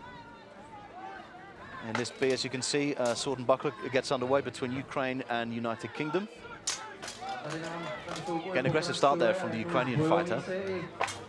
We've got a nice headshot there from the UK fighter, and that has been called for the first round. Well, Okay, the marshals in list A just speaking there to the Dutch fighter. Okay, so as the sword and buckler gets underway again, some great action there. Aggression from both sides. And it gets now, we get now into the third round. A nice start there from the Ukrainian fighter, misconnection, and that is called. Again, I think the Ukrainian fighter there is just too quick. However, some nice connections there and counterattacks shown by the United Kingdom fighter. List A.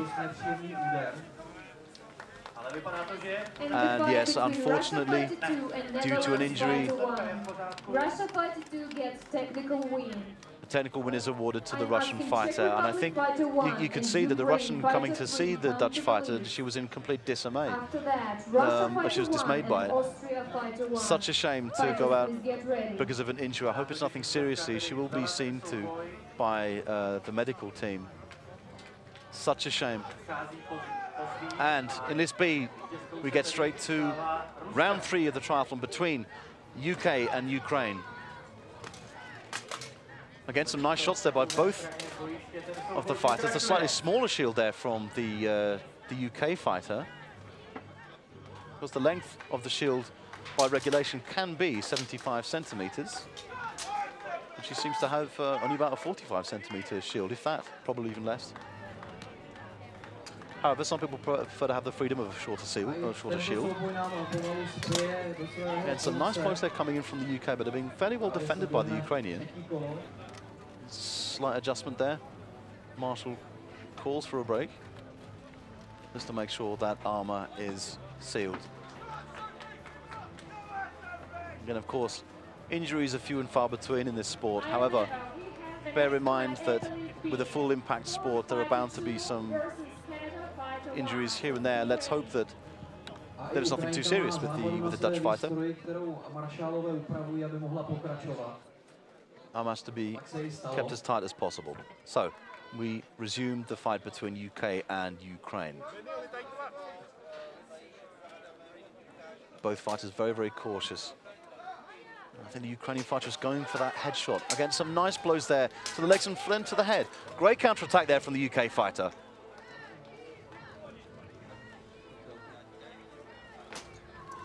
Some movement down there.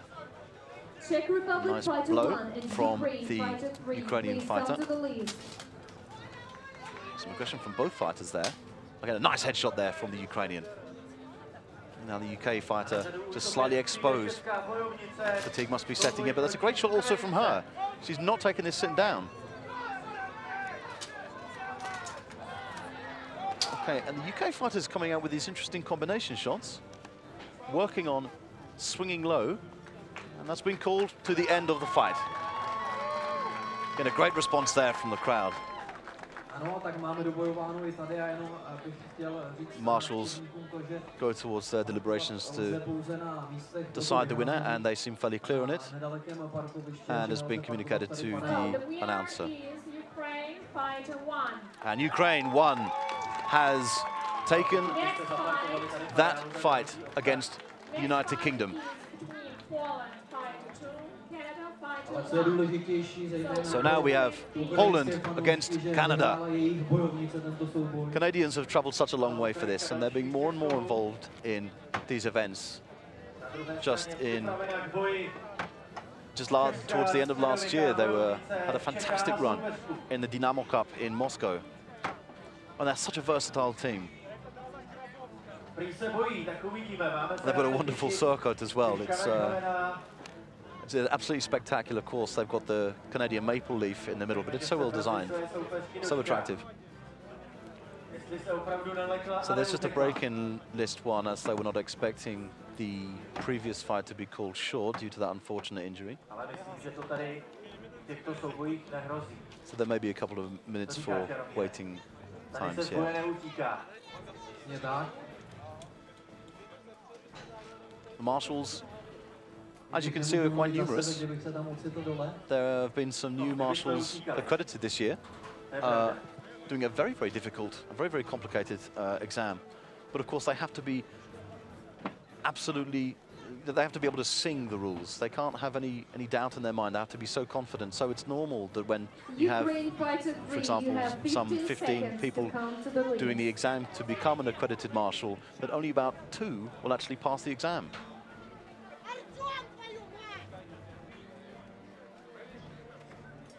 You see now the Canadian flag. So we now move for Canada versus Poland. And this women's category triathlon, 1 versus 1 dual category. Some great shots to the head there from the Canadian. Such aggression being shown from the start. But some great counter shots there, some low shots being struck by the pole. And again, in the list A, in the top list, you can see there's some nice aggression there coming from the Czech fighter.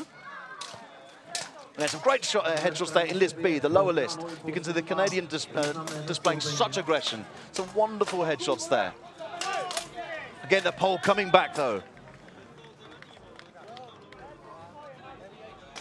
Tense moment. There's some nice shots coming through, some great headshots there from the pole.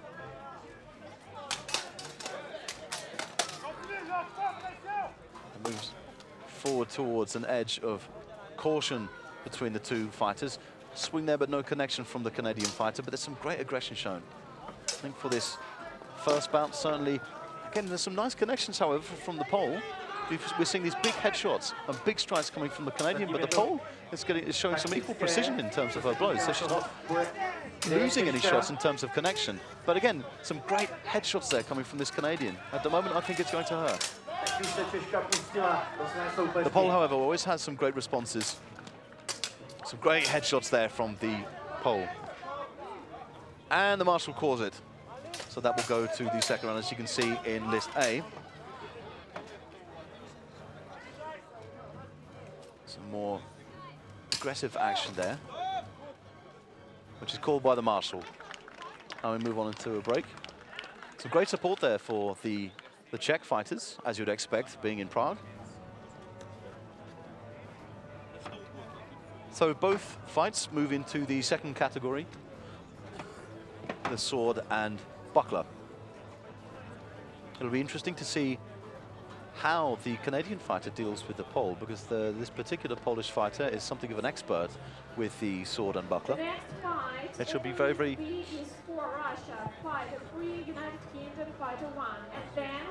Just announcing the following fights. So as the other fighters prepare for their battles, we continue with what we're seeing in list A and list B. Some great movement there. Some nice defense, however, from the Czech fighter. If we look at list B now, we focus our attention on Canada versus Poland. Again, some nice shots there from the Polish fighter as they move into their second round. As I said, this Polish fighter is something of an expert in the sword and buckler category. However, the Canadian is also making some good connections to the head. Again, and that's called, so that will move into round 3. Marshal just sending the fighters to their allocated positions. And they move into the third round of sword and buckler. Nice move there, and the Canadian fighters lost a buckler. That will be hugely costly. And some nice action coming from list A there. Extremely aggressive work. And almost simultaneously, both fights move into the third category of the triathlon. As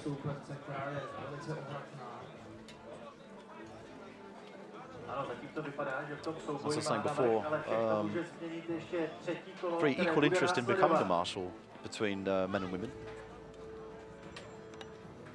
The test, of course, has to be in English, but for certain battles, for example, the 21 versus 21, it can become very, very difficult for marshals to keep control of what is going on. So there's more and more emphasis on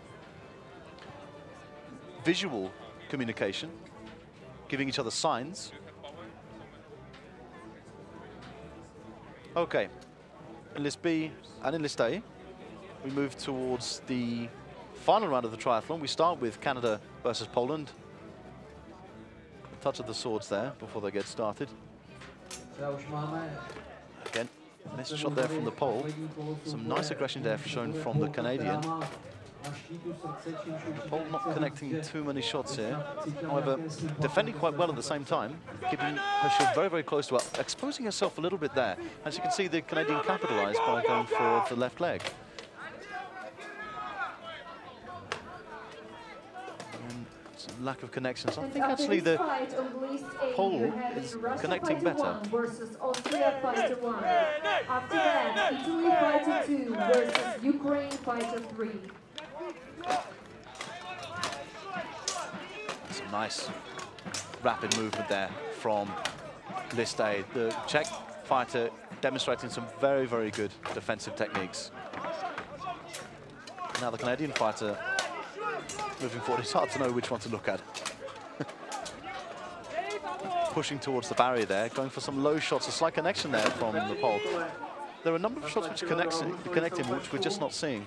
A very, very close quarters fighter. Again, the fighters in List B tiring a bit, and that the marshal has called time on that fight. Hard to say, hard to call, considering the last two fights that I've predicted I've been wrong. Again, the marshals are in the list, so they have the advantage of being able to see up close what exactly is going on, whereas from this point, I can't see quite close enough. However, the announcement of the winner will be made.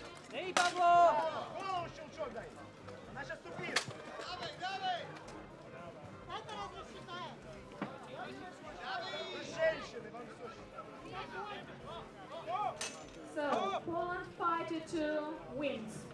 Tak třetí kolo je u konce, skončil česko-ukrajinský souboj a budeme čekat na verdikt maršálů. Russia fighter 3 and United Kingdom fighter 1 come to the List B. Then we had a fight between Czech Republic fighter 2 and Canada fighter 1.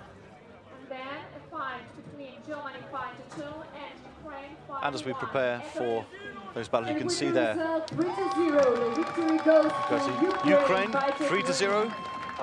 Fantastic aggression there demonstrated by this fighter, who was also just a few weeks ago fighting in Moscow. Fans there in their historical costumes. You can see some of the German contingent there. And of course we have the Ukrainians. Some great support there.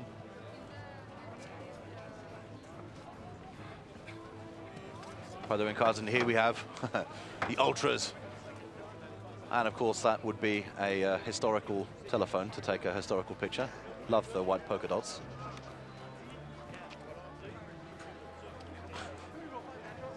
Unfortunately, they don't make wooden iPhone cases, which is a pity. Certainly a marketing trick there that somebody's missing. Okay, now we move on to Russia versus Austria. Here we can see a bit closer.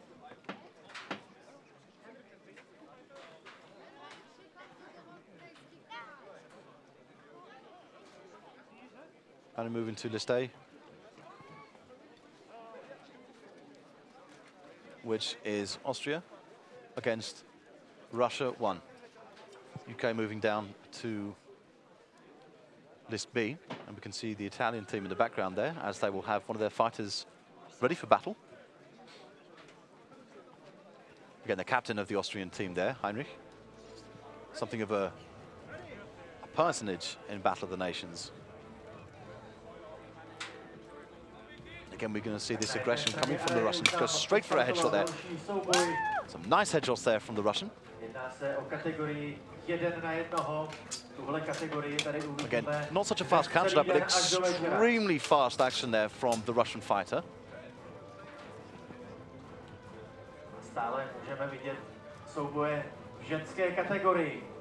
Just being a little bit cautious in their movements here, not wanting to give anything away.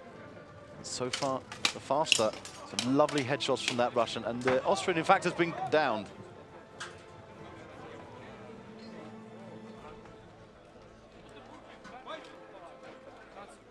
Which is okay, and they move on. So the Austrian fighter, in fact, going for some lower shots there, which is the best thing to do, considering that the Russian is going for these headshots. To great effect, by the way. Again, now the Russian using her intelligence to defend against those lower shots. At first she was leaving herself quite exposed, but she's very, very fast with these shots. And some great action there between the UK and Russia. That's a lovely technique there. Lots of headshots, and I spoke before about the speed of these fighters. Absolutely incredible speed.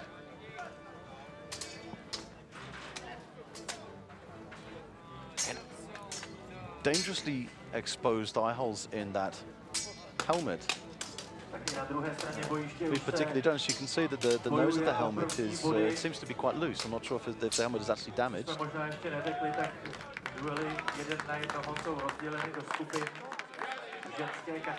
Some nice shots there, and some great aggression there shown by the UK fighter. The response is very, very quick.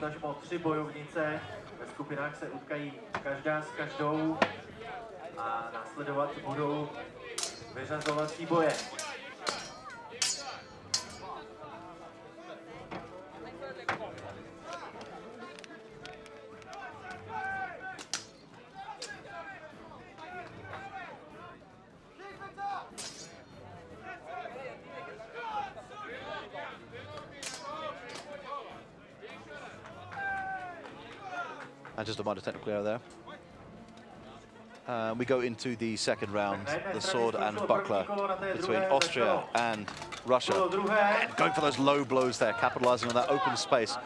This Russian fighter is so quick.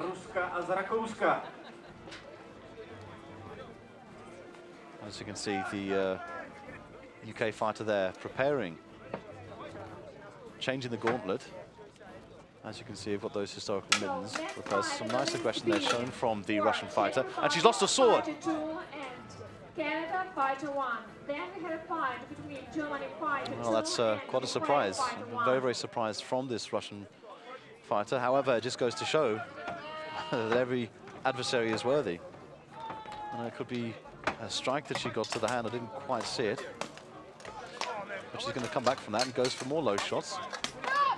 And the fight there has been called. It's a very, very aggressive action with the sword and buckler. So quick.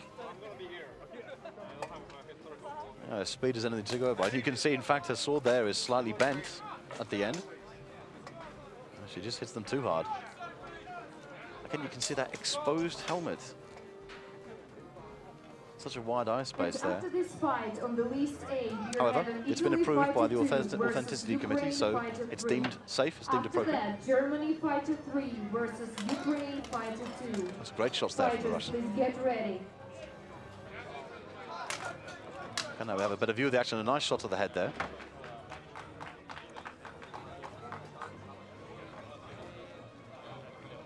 And you can see some words of advice coming from the Austrian captain.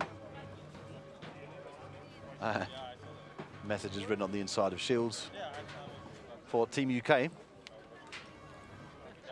So both matches move now into the third round of the triathlon, the sword and shield.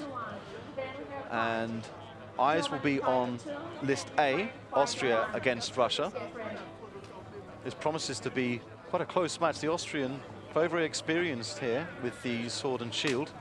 But again, the movement of the Russian fighter, I think, will be quite hard for her difficult to deal with. Again, the Russian there going for these quite precise blows.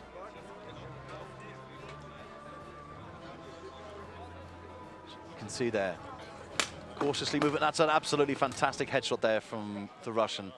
Goes for the second time, doesn't quite connect. Again, not giving anything away. Going for those long shots there, trying to connect, not quite making it, but she's holding a shield extremely high. Again, another headshot there. We're seeing some great movement from the Russian fighter. Again, clean with the headshot. This Austrian has to react to these headshots. And you can just hear that Russian UK fighters got underway.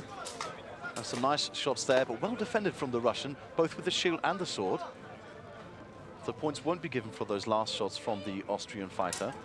And a great shot there to the helmet by the Russian fighter. cautious movement now. And again, wonderful defensive technique from the Russian, both with the shield and the sword for the lower shots. Nice shot, headshot there from the Russian. Again, nice helm shot there. In terms of precision, and an embrace to show respect there between the fighters. This will surely go to the Russian fighter. However, the Austrian fighter did expose a couple of weaknesses in the Russians' tactics. Keeping a distance didn't necessarily work in her favor, as there were a few shots which simply didn't connect, just a little bit too far. And as you can see, goes to Russia, 5-1. 3-0 to the Russian. But a great effort there from the Austrian fighter. Very, very skilled with sword and shield. And as we can see now, we've got the Russian fighter against the UK fighter with the sword and shield. Germany fighter 3 versus Ukraine fighter 2. Again, some nice shots there from the UK fighter, certainly showing the aggression. And we're actually expecting a bit of speed here from the Russian fighter.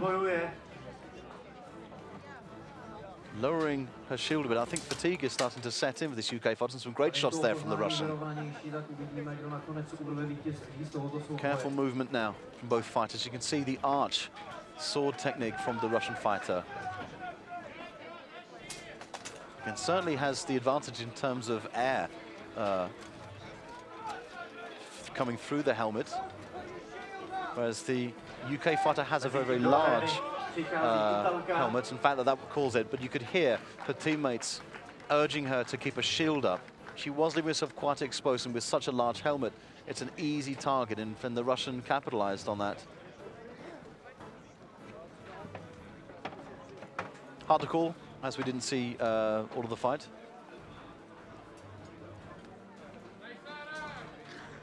And the Italian fighter is prepared, getting prepared to do battle. Goes to Russia, 5-3. And as you hear there, the battle, the victory goes to Russia. And here now we have Italy versus Ukraine. Fight between Germany and fighter 2 and Ukraine. Again, some cautious battles, a great shot to the armor from the Ukrainian. Italian, of course, that wonderful circle, and a great shot to the head there from the Ukrainian, exposing the weak areas of the fighter, of the Italian. She's got that left-hand side slightly exposed, and I think she's going to regret that. She has to be careful of her guard. She's keeping her sword very, very close to her body. I'm not sure how that's going to work in her favor so much, although she is getting the blows in. A nice headshot there from the Italian. Giving each other some space there. You can see in the background, you've got the captain of the Italian team, Antonio De Zio. Very, very cautious fight there. Certainly in terms of speed, I think the Ukrainian has the advantage, but the Italian does have a height advantage and needs to use that length. She needs to come in for those blows. And she got a great shot there to the head. However, the Ukrainian responds with a headshot, following some great body shots. And both fighters, in fact, keeping their sword quite close to them.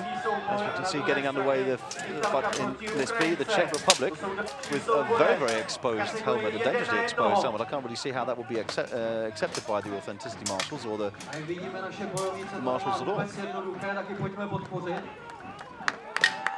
A great shot there to the head. Okay, nice headshot there. And the Czech fighter is really taking a lot of headshots. Marshal there intervenes to ensure the safety of the Czech fighter. I'm still concerned about the exposure in that helmet. It's a very, very large helmet, once again, which makes it an easy target.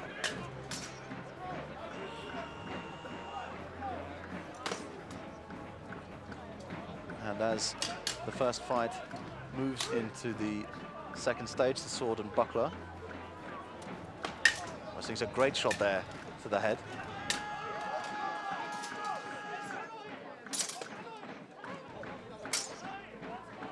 Shows a nice aggression, not letting up anything at all. Moving in quite quickly. They're getting in closer and closer. Excellent shots there. And there seems to be some material loose on the Czech fighter. And a great headshot to the head there. Again, I think the Czech fighter will struggle with this fight. Too many shots to the head. And it moves towards the end of the first round. While Italy versus Ukraine goes into the second round. Sword and buckler. So some very, very active movement there from the Ukrainian fighter. Goes straight for the legs and picks up a headshot. The sword and buckler is a category where you absolutely have to use all the speed and tenacity you can. Showing some caution is not something which will help the progress of it, but back to the battle we go, and it's already been stopped. Again, I think the Ukrainian has just got the speed edge here. You have to go for the quick shots. Usually start with the leg, is often better. And we go into the third round of the sword and buckler. The Ukrainian fighter again goes straight for the leg. So makes a great combination there. Leg shot, head shot, and leg shot again. Absolutely wonderful.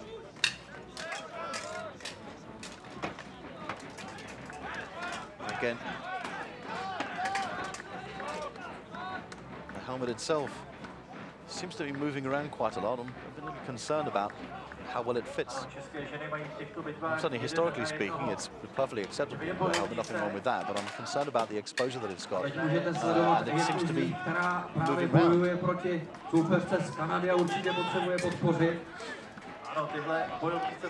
As you can see, Marshall's keeping a close eye on that, counting the blows. And that's been separated for the last part. And there's a lot of rust on that helmet. Something of a concern. And you can see the Italian fighter getting some advice there from the Italian captain.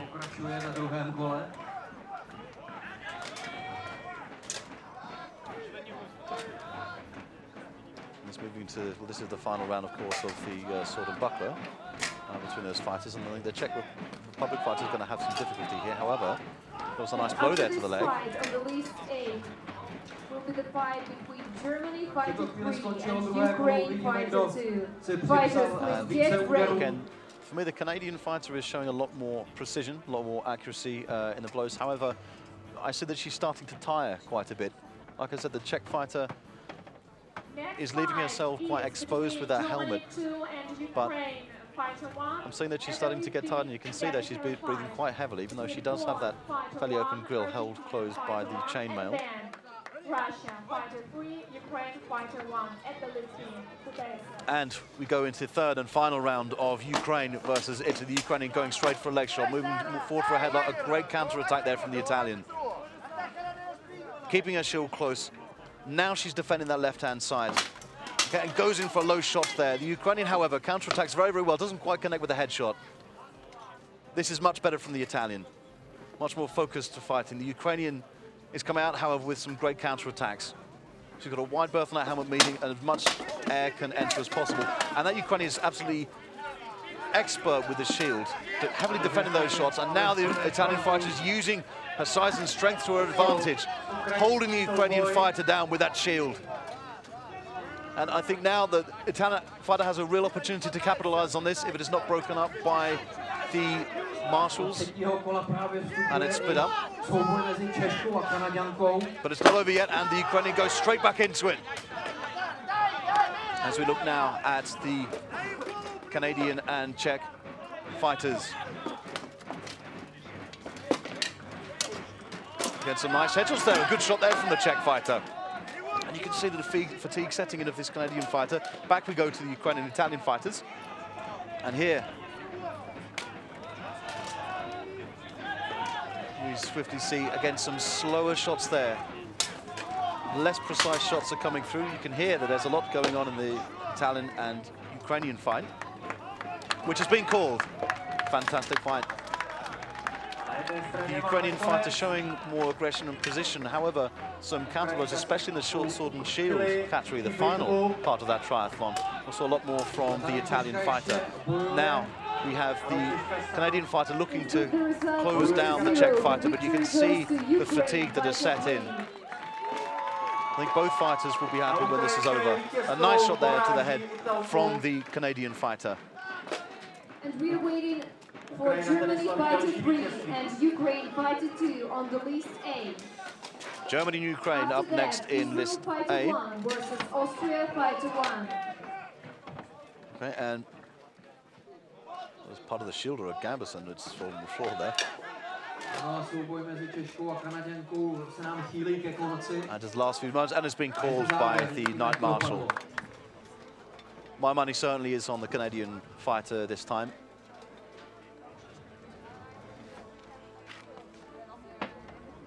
I can see the group structure there. Two from Ukraine then. So victory goes to Canada fighter 1. And there you have it. Canada 1 wins that bout. Great effort from her part. You can see the tiredness setting in. There's some really wonderful work. B. Then prepare. Poland fighter 1, Argentina fighter 1. And we're just breaking the commentary there just to listen to the announcements of the announcer about which fighters who will be coming through. So next in list A, we should be looking at Ukraine, Germany, if I'm not wrong. As you can see in list B, at the bottom we already have I beg your pardon, sorry, it's the German fighter Ukraine in list B, not list A.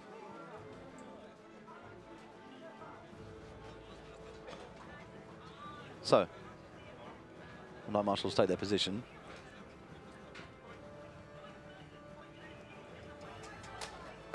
And a great start there. Very nice work there. So Ukraine is slightly adjusting her helmet there, a very cautious fight. And she's got a nice stance where she's keeping distance. Certainly the German has a height advantage, she's got to take advantage of the length. Fighters, you have 1 minute. Moves forward very cautiously. Again, she's got to move forward. The Ukrainian fighter here tends to pounce a little more, if you like. So the German really has to keep her at a distance, make that height advantage work. Very aggressive shots there from the Ukrainian. And you can hear some incredible support now from the Ukrainian supporters. And it's a great headshot there. Very aggressive work. And now the German fighter is in real trouble. Some fantastic shots of aggression there from the Ukrainian fighter. Again, these headshots. Germany fighter 3 and Ukraine fighter 2. You have 30 seconds to come to the list.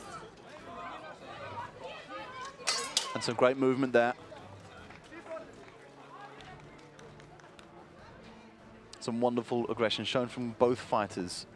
The number of headshots, it makes you think that perhaps they could be doing a little bit more for shots in the lower body. But you can't criticize their style. And you can hear in list A, the fight has started.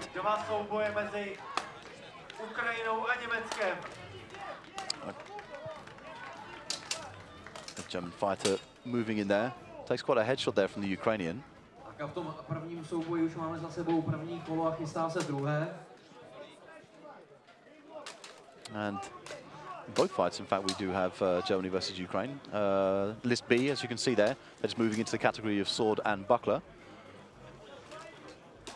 Some nice, great headshots there from the Ukrainian in list A.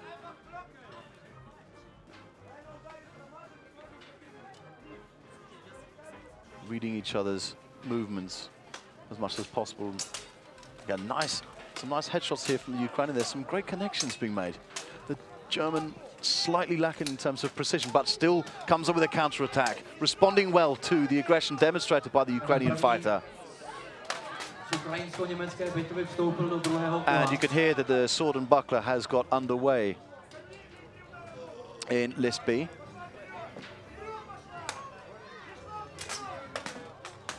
Some nice movement there. And again, going for these low shots. Being so precise. There's a height advantage here, so the Ukraine has to be extremely careful. However, going for those inner leg shots there to great effect.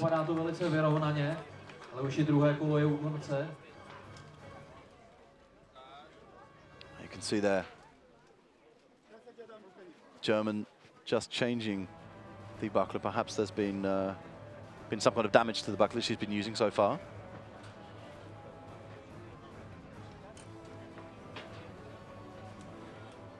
I think both lists are moving into the third category, in fact.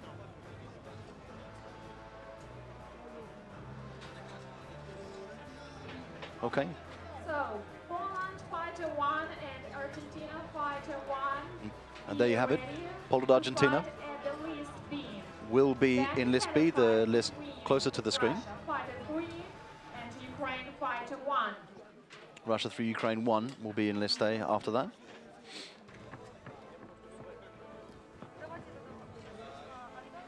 We now have final preparations to continue this this battle.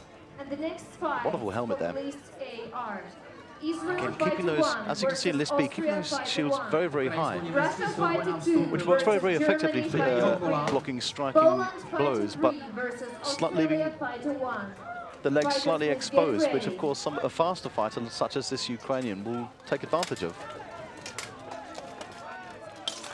And again, I think fighting at close quarters is going to be a disadvantage for the German.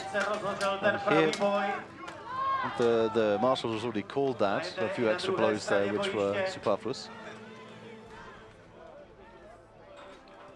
And some guidance there from the Ukrainian team, making a comment about making combination shots. And here we have quite an aggressive sword and shield bout between this Ukrainian and the German fighter. Again, some great shots to the leg, however.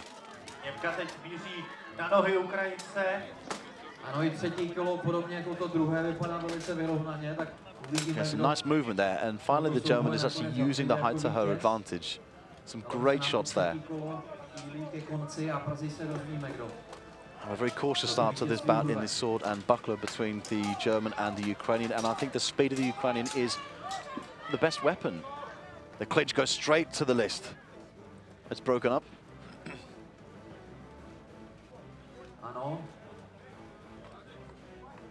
And I think the marshal there, I didn't see it, it may have been called. And we have the final round in the sword and buckler between the German and the Ukrainian.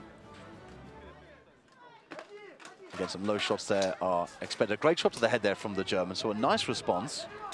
However, the aggression is shown by the Ukrainian, a shot to the shoulder there.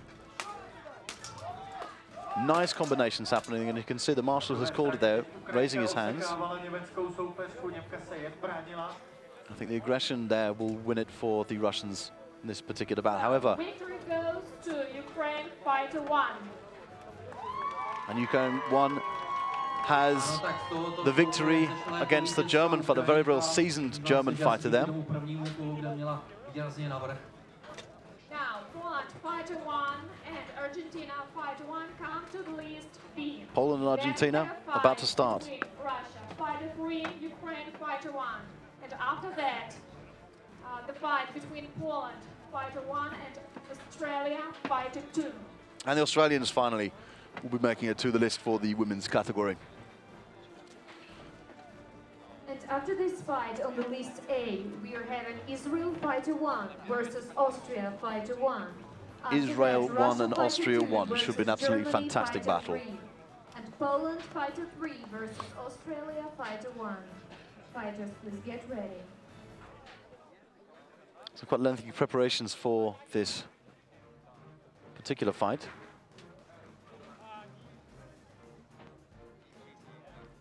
And of course, it has to be as protective as possible. And using a fairly large shield there, but of course it will be accepted by the weapons checked. Here we go for a Polish fight against Argentina. This promises to be quite tense. Certainly I'm looking forward to seeing the the Polish battle of the sword and buckler.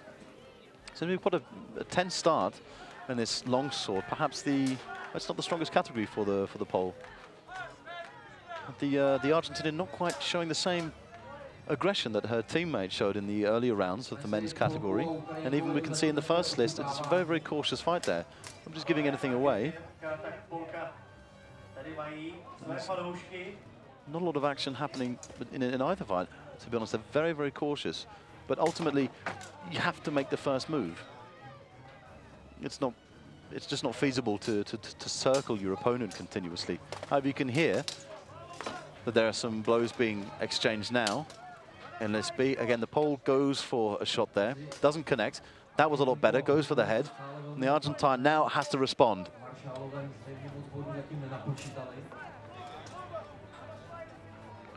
can see that the fighter's now starting to tire. You can see that there's quite a lot of exposure to sun now. And that those steel helms are only going to get hotter. Cautious work there from the German, whereas the Ukrainian is just waiting for him. Seems to be the much more aggressive fighter. And a piece of armor has come loose of the Polish fighter. Again, they have to be attached so well, but even in any case, no matter how well you attach it to begin with, the sword, even though the sword is not sharp, it can still go through leather without any problems. This is also a problem that some teams had last year with the surcoats being made of thick wool. The sword just went through them with a full impact blow. The surcoat just disintegrates under the impact of the sword. And some advice there for the Argentinian fighter.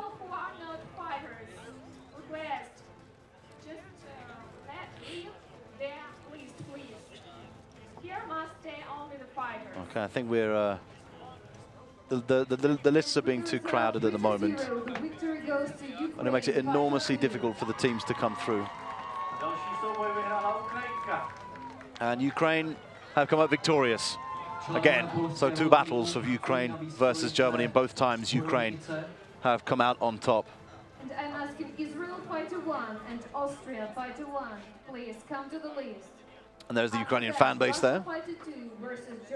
And a reattachment of the shoulder armor of the Pole there. Attention, this is an announcement for the fighters who are not fighting and their supporters. Please, if you are not fighting at the moment, please stay in the fighters' rest zone.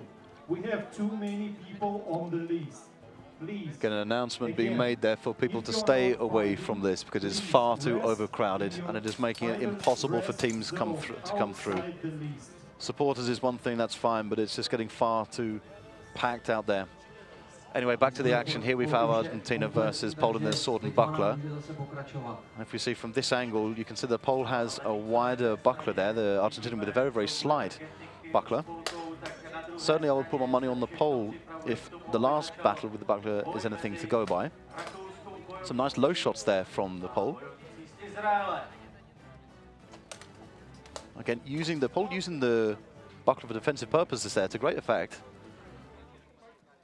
I'd like to see a little more aggression from this Argentinian fighter. However, from what I've seen so far, the blows she is giving are quite direct, quite precise.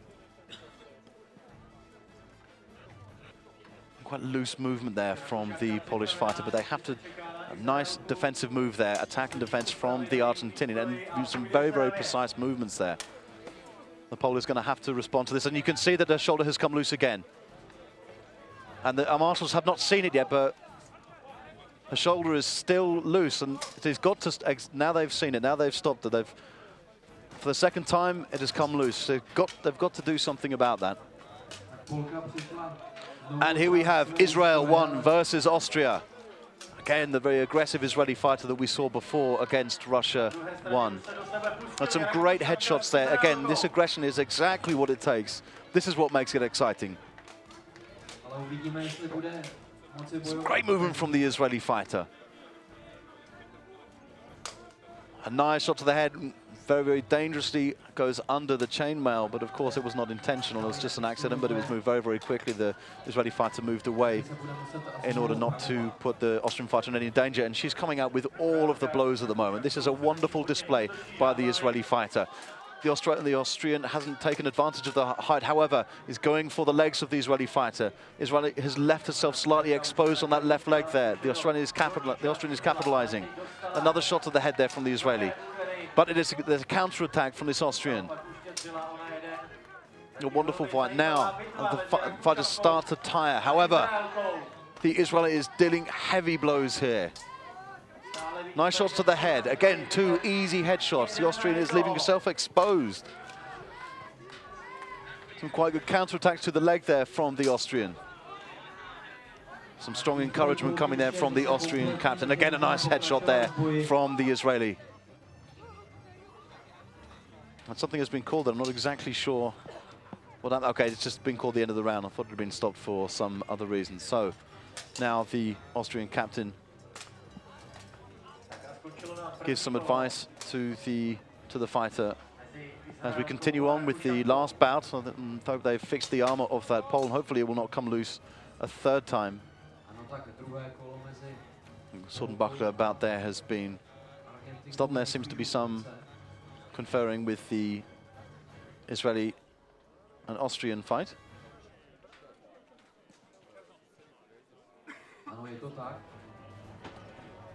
As you can see there, Russia and Germany, the other 2 fighters in that group. So, the gauntlet will be changed, or the mitten will be changed, which now goes to the shield. Again, the Israeli team have had such a good few years. They've developed so much, and they are always fighting in the biggest tournaments, such as tournaments in Moscow, including the Dynamo Cup. They travel such a long way, and they've also had their own tournaments, inviting fighters from around the world. They've had training sessions. A very, very active team. And now, some great blows there from both fighters. Again, combining fighters from leg and head. Okay, Russia and Ukraine preparing. Poland and Australia will be following in this list afterwards. And the Austrians slowing down slightly, but some wonderful aggression here from the Israeli. As I was saying, Israel have hosted some fantastic events and really are pivotal in the development of this sport. Not only for that part of the world, they travel such a long way to these events. Must be a huge cost. Well, of course, money to travel these events is unfortunately it's a difficulty that every country faces. But to organize your own tournament, that's another matter altogether. And the Israelis are so resilient. They show such spirit, and they've got such a wonderful team. We'll be able to see the Israelis later in the men's 1 versus 1. Of course, in the next few days, we'll be able to see them in the 5 versus 5 battles. Very, very strong Bohort team. And here we go, the last round in Argentina versus Poland. Flash camera work there. There seems to be a little bit of tension. It's hard to call this fight, to be quite honest, because the Argentinian lacks a little bit of aggression, but the Pole, there's just been something missing from them. I mean, apart from the fact that the armor, there's been two faults in the armor. At least she was a lot more active in the sword and buckler of the first bout that she had. And although she had a very good round in this fight with the long sword, hasn't quite shown the same aggression that she had. But again, it's early days. Goes for a counter blow. Then a nice headshot there from both fighters. And you can see in the background the Austrian fighter preparing for the sword and shield. And that brings Poland and Argentina to a close. You see there the Polish fighter. As we witness now, the final round of Austria versus Israel. Again, a nice positioning there from the Israeli fighter and a great headshot. However, some nice leg blows are coming from the Austrian fighter. There's shield slightly exposing the left leg of the Israeli fighter. Great use of shields as well. Excellent technique, and this is why the women's category has developed so much. It's because you can see the dedication and the practice that they've got. The technique is impeccable. And again, using the shield to shove your opponent stops them from getting the crucial blows that they're looking for. You could see that the Austrian was going for a low blow in that case, but never connected. And in list B, you can see there is a Ukrainian who is preparing. So that will be Ukraine and Russia. I get a nice headshot there to finish with. You can see the fatigue in this Austrian fighter, but this Israeli fighter is not letting up. Such aggression. Some wild shots coming down on the Austrian now. Never going in for a bit more. Okay, and also you can see the Israelis slightly fatiguing there as well, but that was an absolutely fantastic fight on the part of the Israeli. Wonderful display of technique, and you can see that Russia versus Ukraine has already exploded.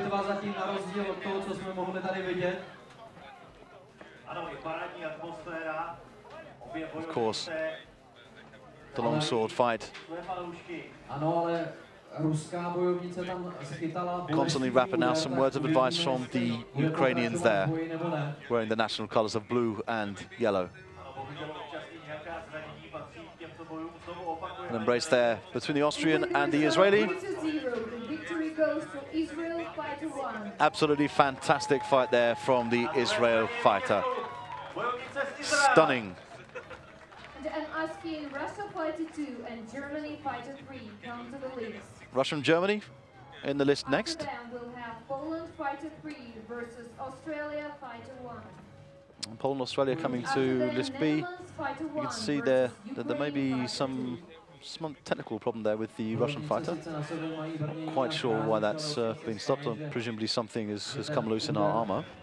We don't have such a good view from here. Perhaps she might slightly hurt herself. Okay.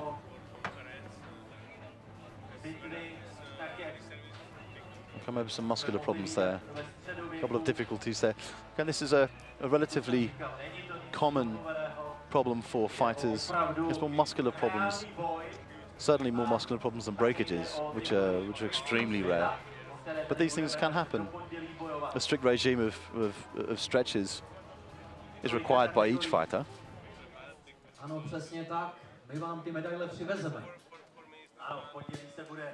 I can hear that the action has restarted. Perhaps not. Ruska se stále dává dokupy po tom bolestivém úderu, ale vypadá to, že bude pokračovat v boji.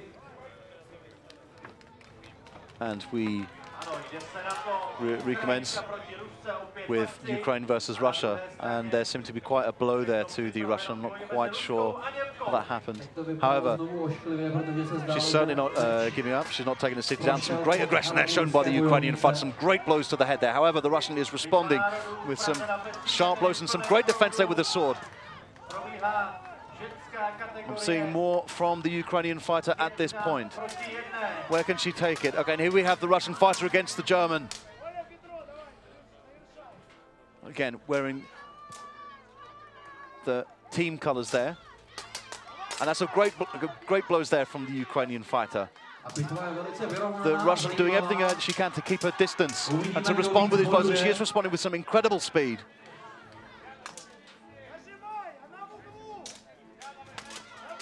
Again, she's going for those lower shots, but the Ukrainian is certainly taking advantage of this, of a height, leaning forward, backing the Russian into a corner. Well, so far, if anything to go by is this, the longsword bout, my money is certainly firmly on the Ukrainian. And here we have Russia versus Germany. Some very tight work there from this Russian. Some nice headshots there, some wonderful combinations coming from the side and from above.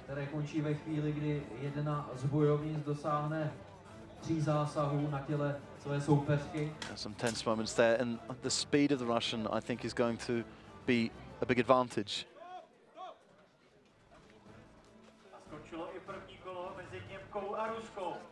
Here we have the Ukrainian and Russian fighters about to go into the sword and buckler catching. In fact, both fights now going into the sword and buckler round. Again, the Russia 3 fighter, even though there is a height disadvantage, certainly from what I've seen before, quite fancy in this category. So it gets underway. And already the first round of the sword and buckler has been decided. Russian goes back to the corner and they're moving to the second round. Again, both holding out the bucklers arm's length. Moving one close, and it's a nice blow. There's some nice aggression there, but no connection from the Ukrainian there. Goes for a low shot, however, the Russian responds with a nice low shot there, and again, the round is called. I couldn't quite see who won that, however, I could see that the Russian made more of an impact going in for those low blows. Again, the Ukrainian using her height advantage, keeping the Russian at arm's length. Some nice shots there, however, the connections are coming from the Russian fighter at this point. To be quite honest, I think we may even look, maybe looking at a Russian victory in that particular round. Certainly with the sword and buckler, I saw more coming from the Russian fighter. And Russia and Germany move into the sword and buckler category. A nice shot there, and that's just a slip from the Russian fighter.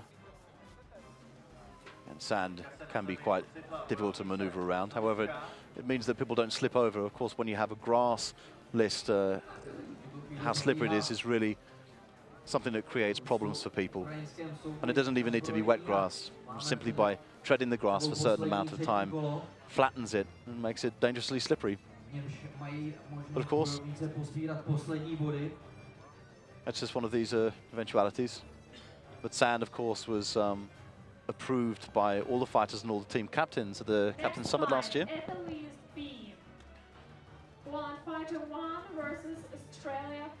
And in this A, we have Poland against Australia.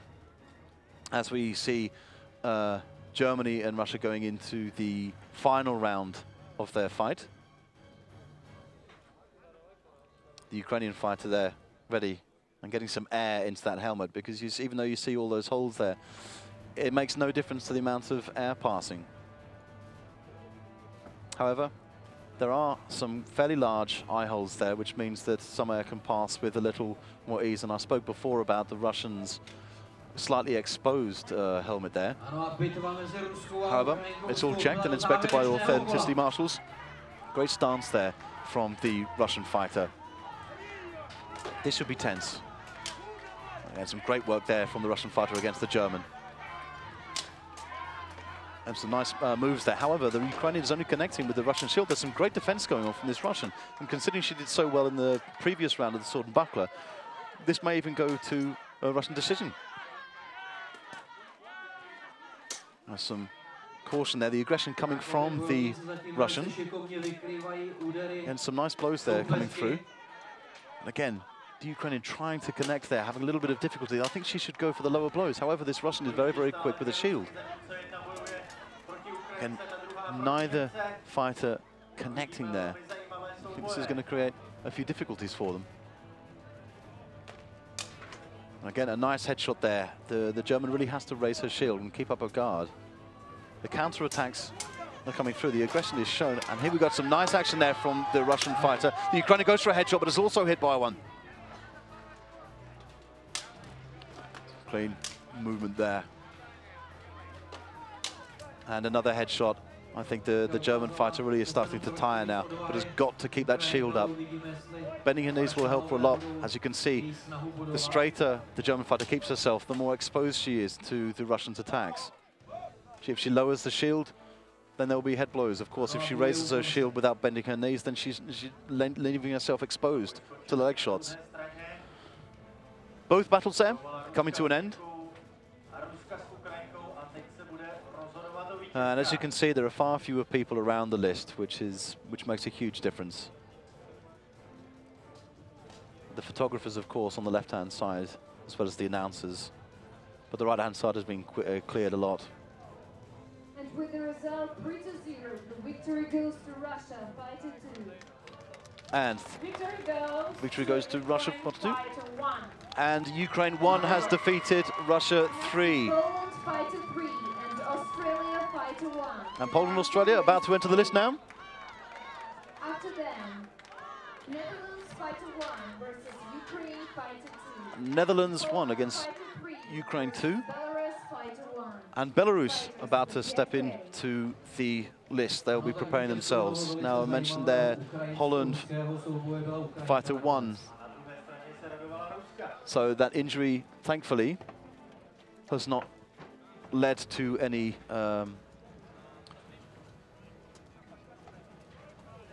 excuse me about the technical problems here.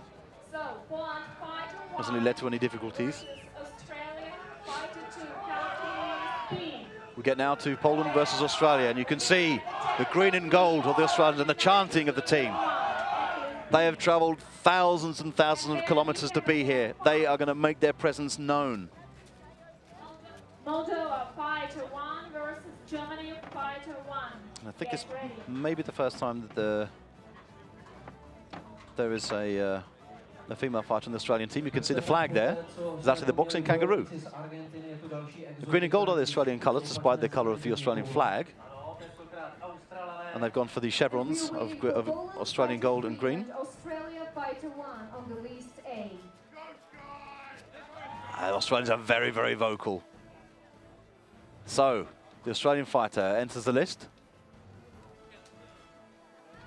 And we just see there list B, which will be for Germany, UK, Moldova, and Germany fighter 1. The first being fighter 2. So, I think we're just waiting for, I'm not exactly sure, yes we have it, okay, the Polish fighter has arrived in the list. Marshals are ready. Poland So, 5-1 and Australia Australians get underway. 5-2. Come to the list With a very, very experienced Polish fighter. This could be interesting, but you have to consider that Australia is a country where sport is such an important thing. So in terms of the physical preparation, I think this will be really high. This is a sport which requires a lot of stamina. People lose their breath very, very easily in this sport, of course, under that arm and not only the weight of it, but as I keep reminding you, the fact that air doesn't pass so well. So in terms of athleticism, I'm really looking forward to this on the part of the Australians. However, of course, you put athleticism against experience. And the Poles are no stranger to this sport. Again, another country which have a lot of events throughout the year. Incredible armor produces a lot of people in this tournament wearing Polish armor. Some great aggression there shown by the Polish fighter, and very, very rapid responses. Getting Australian with the Eastern helm there, and some great headshots from the Pole.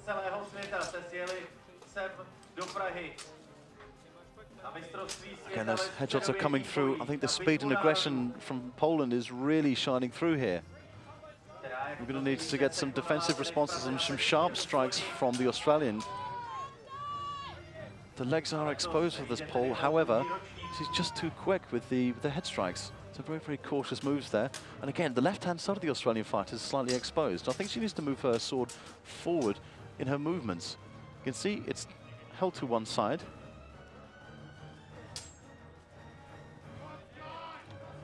Again, misses the blow there, connects with the helmet. The Pole defending extremely well, and then goes for a lower shot there. Some excellent work from the Pole. And a great shot to the head there. However, it is countered by the Pole with two headshots.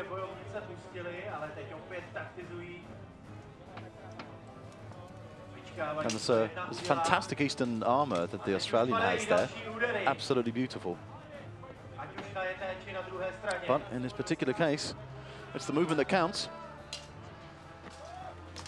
I get some nice aggression and advancements there from the Pole, and that ends the first round. They go to the sword and buckler now. And again, in terms of speed, I would go for the Pole.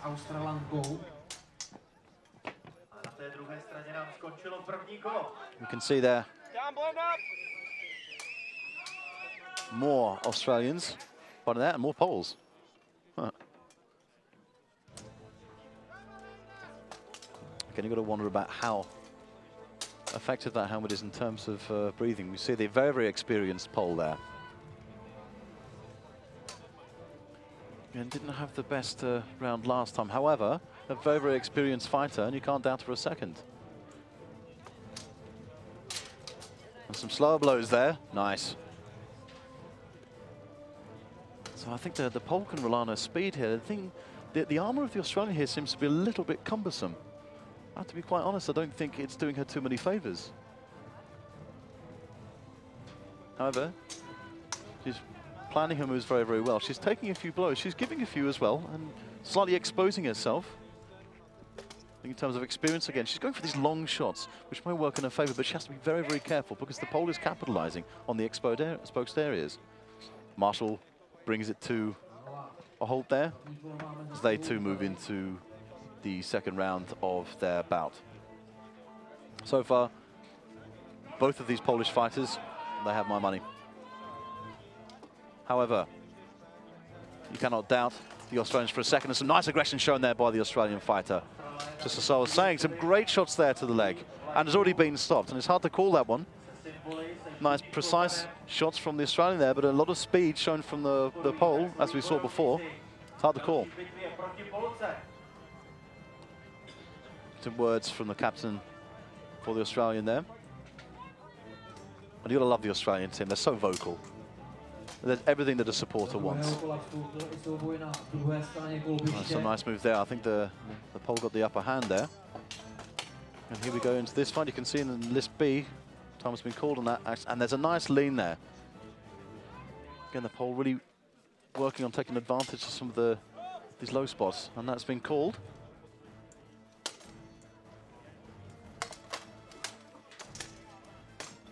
Okay, and we can go back to the action now, and we can see some nice shots there coming from the Australian. I don't know if it's been called there, or they're just holding back a second. And that's called. I think that one went to the Pole.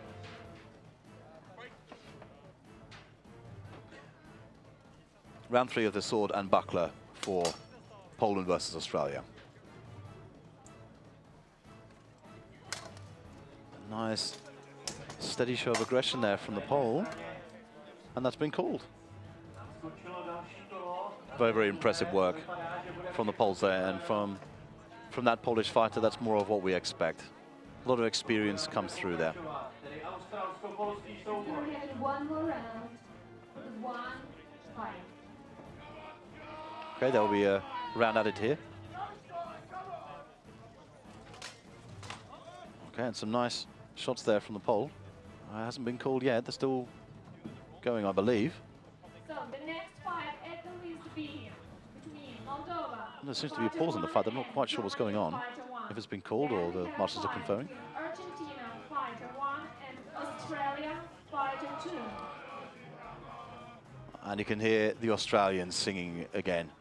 Come on, Aussie, come on. That takes me back. We've got a nice bit of sunshine. It's actually turning out to be a pretty good day. Of course, the Australians are no stranger to nice weather. Again, leaning in quite nicely for a shot. They're not quite connecting, but the movement works. Nice shots there. Nice defensive movement, though, from the Australian, it has to be said. Again, really, the Australian really going out for it with 100% aggression now. This is so much better. Maybe it was the fact that the Australian just needed to adjust to herself and find her movements. I think she's working incredibly hard now. Again, the Pole not quite connecting. However, there's a good headshot there. And I believe it hasn't been called yet. So good defensive shots there, and that's been called. Okay, the Polish fighter goes down. They're not quite sure how maybe she lost her weapon there. I'm not entirely sure. I think she did. And that has been called. And they will move now into the third and final round of their triathlon, the sword and shield. There's some words of advice there from her teammate.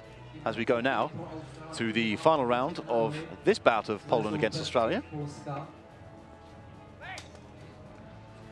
And you can see the size difference there. It's a wonderful armor from the Australian, but again, like I said before, it seems to be a little bit cumbersome. And the nice movement there from the Pole. Some great sword movement there. And a very, very large shield, as you can see, provides maximum defense. And it's going to be very, very hard for the Australians to actually get through and connect. So I think in this particular case, and it's actually been called, a much more focused performance from this Pole this time, especially compared to the previous two bouts.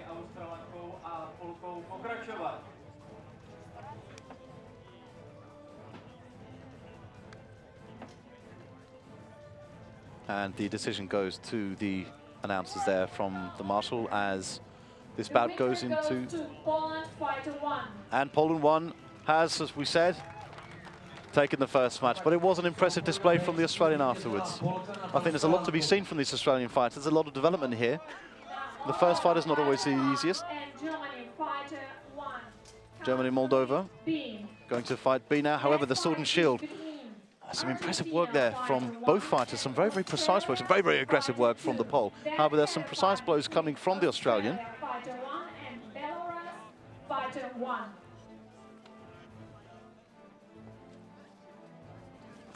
Again, a nice clash there from these fighters. Moving slightly away from each other just to keep that distance. Of course, you see with that rounded shield, the corners are exposed, in as much as the fact that they're simply not there. And there's some quite nice blows to the head there, but the aggression is still coming from the Polish fighter in this case. So I think the Australians are going to have to work very, very hard to see those exposed areas, because so far I haven't seen the Pole give away many exposed areas. Again, going for those low blows, but the Australians wising up to these movements of the Pole. I can see there the boxing kangaroo in the background, which has been modified for this with the falchion and shield, with the Southern Cross, of course. Absolutely beautiful. Like I told you, these supporters are absolutely wonderful. So moving into the final moments of this sword and shield round, and you can see that on both fighters, once again, the tiredness has set in. However, there are a couple of nice combinations coming from the Polish fighter. Let's see if any more can be mustered up. And again, they're leaning down to these shots. They're not going for so many headshots anymore. Although I must say the Polish fighter is slightly more exposed. I can see more shield movement from the... And there it's called. The marshal has called it. So again, certainly the first round I would hand it to the Polish fighter. But the marshals will now decide who the winner is. And it will be announced, of course. And we can see now that Moldova and Germany has already begun. They've got a cautious fight that we saw.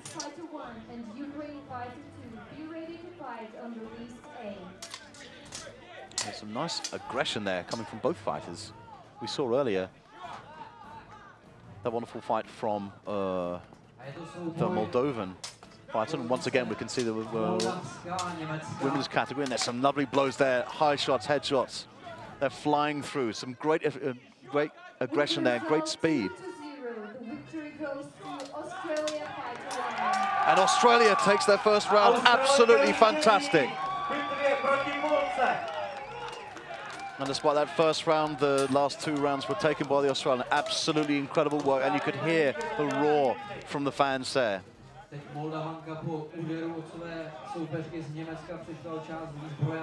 Yeah, some nice movement there, but the Moldovan is holding back. So Netherlands and Ukraine will be the next in this time. Poland and Belarus. Very, very experienced team, Belarus. Very well decorated. A lot of traveling, a lot of palmares in there, and that's called by the marshal there. We do have a small breakage there, but I think it's actually a rondelle rather than an integrated piece of the armor, so I don't see that as an enormous problem. However, some excellent aggression there shown by the German fighter. We go now into the sword and buckler, and once again these Moldovans are producing some very, very tall fighters, so they have to work for the height advantage.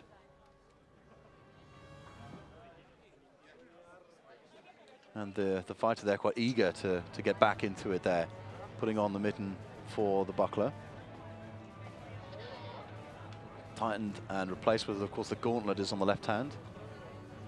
One-handed sword. And we move on to the second round. Remember that the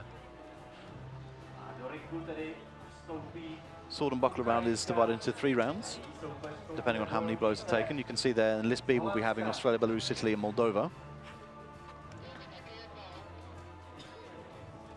And that will be after this. As you can see now, you've got the Ukrainian fighter and Holland won. In fact, that would be Holland won, the captain of the Dutch team. Another country, which is not just an emerging country, they've been involved in Battle of the Nations. This is just the 2nd time now, but they've had such a lot of changes. They're developing so much. It's absolutely wonderful to see this progression. And of course, the captain here, Esther, a very, very well-seasoned fighter. However, and she's down. Incredible aggression shown there from the Ukrainian fighter. Absolutely amazing. There were some far shots coming through. I thought that the Dutch was holding her own, holding up, but she's been taken down. Massive blow there for Holland. However, she is back up. She's got to come in with a slightly new strategy, and she's got to hope that perhaps the Ukrainian fighter was using all of her steam. That may work to her advantage because she is quite a tall fighter. Against a very cautious fighting here, you can see, and we go back to Ukraine versus Holland. Again, some crushing blows coming from, and the helmet has been open. I'm not sure if she'll be able to continue that. Some absolutely massive blows there coming from the Ukrainian. Absolutely stormed her helmet. And a break now in Germany, Moldova. Incredible that. The Ukrainian fighter took down the Dutch fighter, and such a strong fighter twice. Those blows must be absolutely incredible. And so the Dutch fighter is getting back into it. This Ukrainian fighter is something incredible. I don't think we've seen such aggression and such strong blows so far in the women's category. And some extremely rapid action there from Moldova against Germany. And that has been called. Marshall moves them to their corners, and I believe they're preparing now for the final round of the sword and shield. We go back now to Ukraine versus Holland. Let's see if the Dutch fighter can respond to this. Again, the Ukraine fighter going for that same part of the helmet, always going for the right-hand side. It must have quite an effect, and you can see some damage to the helmet of the Dutch fighter there. Okay, great movement from this Ukrainian fighter, using the entire space of the list, making the Dutch fighter chase her. Great shot there. Again, more headshots coming from this Ukrainian fighter. So the helmet there, as you can see, held together. Again, a lot of aggression coming from this Ukrainian fighter. It just makes me wonder how long she can keep it up. The Dutch fighter seems to be tiring now. Again, her guard's not there at all. Their helmet has now opened. So very rightly, the marshals step in to avoid any difficulties there. I'm not sure if she can continue on there. She seems to be shaking her head. It would be such a shame because she's such a seasoned fighter. And yeah, okay, so they will be closing the helmet again. The actual closure of the helmet is no longer, has actually been smashed by the Ukrainian fighter by some of those crushing blows. And in fact, yes, Ukraine has been declared the winner by a technicality. It's such a shame to see this because that Dutch fighter has such a lot of spirit, and it's so good to see them participate. But really, you have to give it to that Ukrainian fighter. That was something quite incredible. And we go now to the sword and shield in Germany versus Moldova. Okay, there's a lot of support there coming from the crowd. They're now starting to really get into it.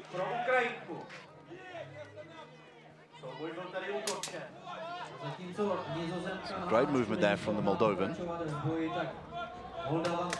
Again, nice shots there, very well thought out shots, and there's some good responses, however, coming from the Moldovan.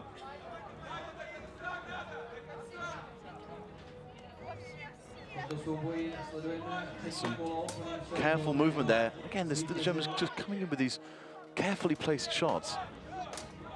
Nice headshot there from the Moldovan. However, I can see this German being slightly exposed in certain places. In fact, the Moldovan takes good advantage of that. The movement so far has been very, very impressive from both fighters. The shields are kept very, very close. They're not lifting them too high, but that, however, was a great move there. They actually adapt their body movements to the shield movements, so they would lower their body on one side to not leave themselves exposed, whilst raising the shield on the other. Of course, the shield can be used for defensive purposes, depending on how close the clinch is. And that's been called. It's a pretty close one. It's hard to tell from what I saw of that. Some very, very impressive work so far. Well, let's see. Okay, we've got Belarus and Poland waiting to do battle in list A. The marshal now communicating the result to the announcer.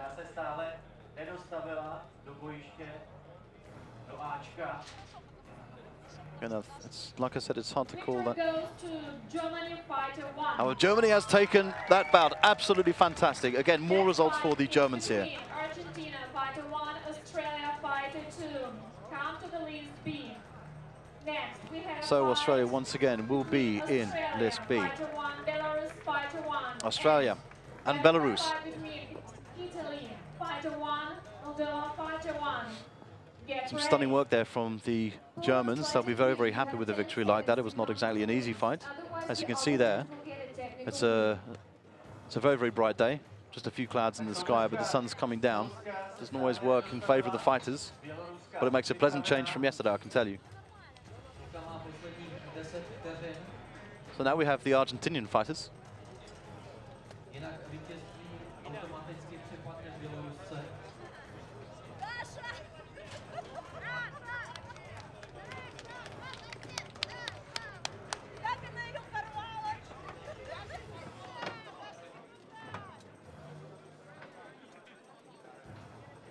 Belarus fighter 1 gets technical win. And it seems that the Belarusians have been given a technical victory. I think the Australian was not able to fight in that, it seems. And the next fight is Italy fighter 1 versus Germany fighter 1. Therefore, we go straight for Italy and Germany. After that, Russia fighter 2 versus Ukraine fighter 2. And after that, I'm not sure. I'll be interested to understand what happened with that technical victory there. I hope it's not an injury, but it may well be. It's very, very unfortunate, especially at this stage in the competition.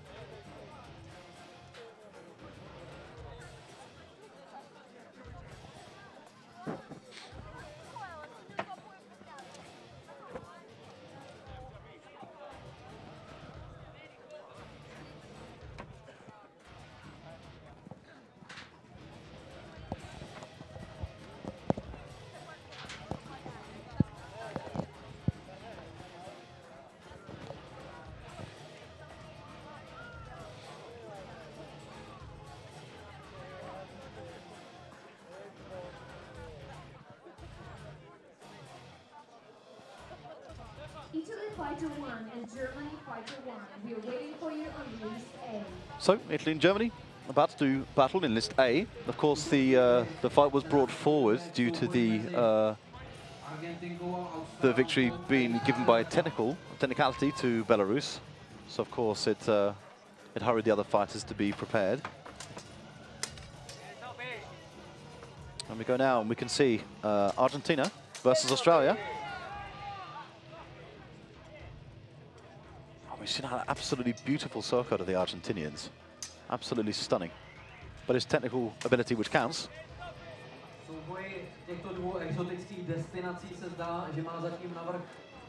got some nice shots there and a little more aggression coming from the Argentinians. A great headshot there. Absolutely fantastic headshots coming from the Argentinian. Let's see if the Australian can respond to that. A nice headshot there. There's certainly a bit of aggression coming, but she seems to have stopped. And I think it's the rondelle which has come off the gauntlet.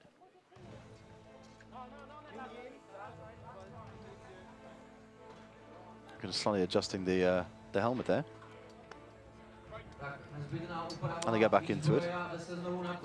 They touch swords and again sizing each other up. Some nice headshots there from the Argentinian. Again, the Australian here is leaning forward a little bit, but not quite holding her guard up high enough, I don't think. Again, this Argentinian is a slight height advantage, and there's some nice technical work there from the Argentinian. So the Australian will have to work hard to counter that. Comes in with a shot, which is deflected, goes onto the shoulder. Again, neither fighter connecting all of their blows, but that's to be expected, and in fact it speaks well about their evasive techniques rather than a lack of striking technique. Both these fighters demonstrating a good level of training, and that first round has been called, so they go down to the sword and buckler. I'm not sure if the Australian may be having a couple of problems with the with the helmet there. Perhaps it's a new helmet, and a few problems will maybe with the lining. However, the Australian takes some water there. Again, you can see that the sun is well and truly out now, so even though the temperature itself is not particularly hot, the sun can sometimes have quite an effect on these tournaments. In some countries, of course, they don't even have tournaments in the hottest months. For example, in Mediterranean countries, they generally avoid August simply because it is too hot. And fighting in such conditions is extremely difficult. Bear in mind that you know, you've got the gambeson, you've got the Under Armour, you've got the brigantine, Sorko. So many aspects there, and a moment for the Argentinian to catch her breath.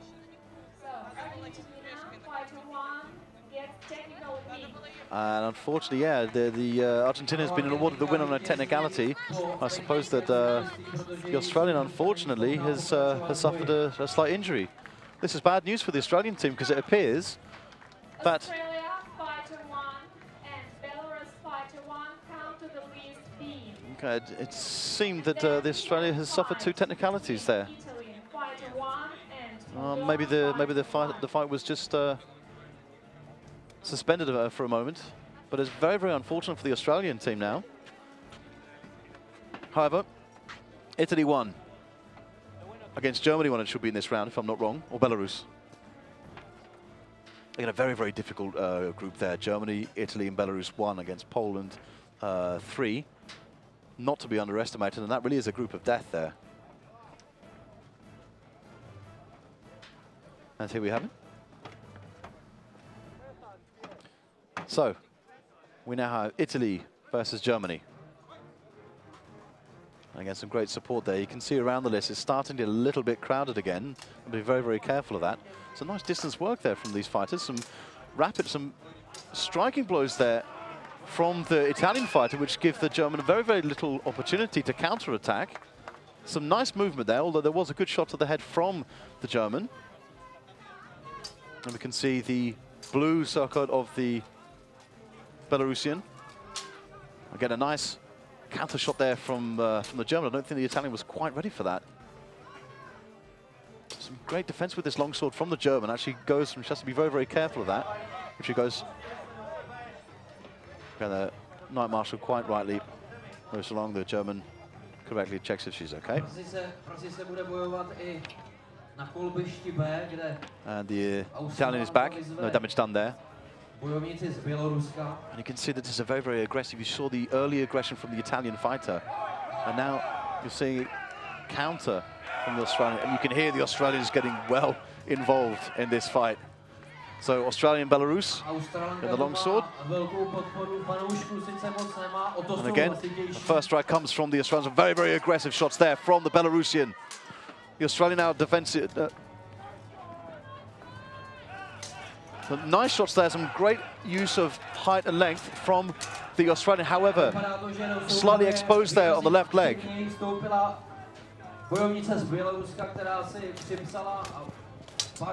Again, some good shots there from the Australian. Again, a lot of headshots coming through here. That's a great use of distance. Nice shot there to the leg from the Australian. Again, got to take advantage of that exposed head sometimes. The Belarusian not quite connecting, although some nice aggression shown. Then we go back now to the Germany versus Italy fight. Some great aggressive lunges from the but some awesome work there from the Italian. Yeah, the Italian going for a series of blows and combinations rather than just one single blow. And it's working because of course it deflects anything that the fighter can come up with. A great headshot there from the German. And some nice movement in this particular battle. We go back now to Australia against Belarus. A nice shot to the head there from the Australian. Again, and it takes to the second round. In fact, both battles are going to the second round, the sword and buckler. Very close match there between the German and the Italian. Great display of aggression from both fighters. Some great shots coming through. I think the lunges were most notable from the German fighter, who seems to be pretty tired, but the Italian fighter came out with some fantastic shots and series of shots and combinations. Slight adjustments working there again. Still waiting for the specific mitten to be placed on the German's hand, specific for the buckler. Again, you can see that there are more and more people in the grandstands now. A lot of Australian support. You've got the Australian flag there. Just below that, you've got the that wonderful boxing kangaroo, fighting kangaroo flag with the Southern Cross, of course. Some great support for the Australians here. They've travelled such a long way. And some sharp work there from the Belarusian and from the Australian. There's some nice shots there, some good headshots, and I think that's been called, yep, and it has. Some quite fast work from this Belarusian fighter, but just a few connections not being made. And we go straight into the sword and buckler with Germany against Italy. Nice movements there. The Belarusian going for the low shot first. Again, a nice shot there from the Australian. However, does miss a shot, not quite connecting. That's two shots taken, and that's called. A long shot there from the Italian, trying to take advantage of a little bit of height. However, quite simply, the German does have the height advantage. And we go into another round, Belarus versus Australia. A nice low shot there. The Belarusian could have capitalized a bit on that, but it's a nice shot there. Certainly working her opponent. And corners the German fighter there. This could get very interesting, could work in the favor of the Italian, who goes for a headshot there. However, it is called. I think the German did actually get the last shot in there. And that goes to the final round of the triathlon, the sword and shield. In fact, yeah, of course, both battles are. Again, you're getting quite a build-up of people on the side there. You've got the squires of the Italian team there, including the Italian captain, Antonio Zio. The rondelle on the back of her helmet says, "From Russia with love." Lovely. As you can see, it's lovely to see people wearing these original costumes, including the younger children. Perfect spirit to be in. And the fighters will now be called to their respective corners, ready for the battle. And you have the wonderful support team there from the Ukrainians.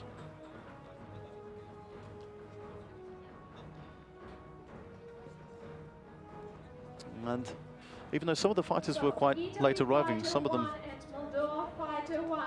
Be ready for the next fight at the list B. As you heard there, Italy 1, Moldova 1 will be the next fight in list B. However, before that, we've got the sword and shield. And you can hear the support from the Australians now. It is do or die. This is amazing support, going for a low shot there. Again, the Belarusian goes straight for the helmet, using her shield to great effect, blocking the shots by the Australian. This is really nice action now from both fighters. And again, the Belarusian being a little more technical in terms of going for those lower shots, raising her shield, countering it. Does leave herself slightly exposed at times, but the Australian is not quite getting through and connecting. Again, a nice attempt at a headshot there, but the Belarusian has got the shots covered.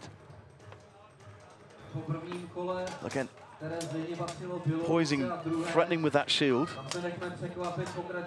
Some nice headshots, and we can see now that the Italian has got that shield of Iron Tower. World-renowned team.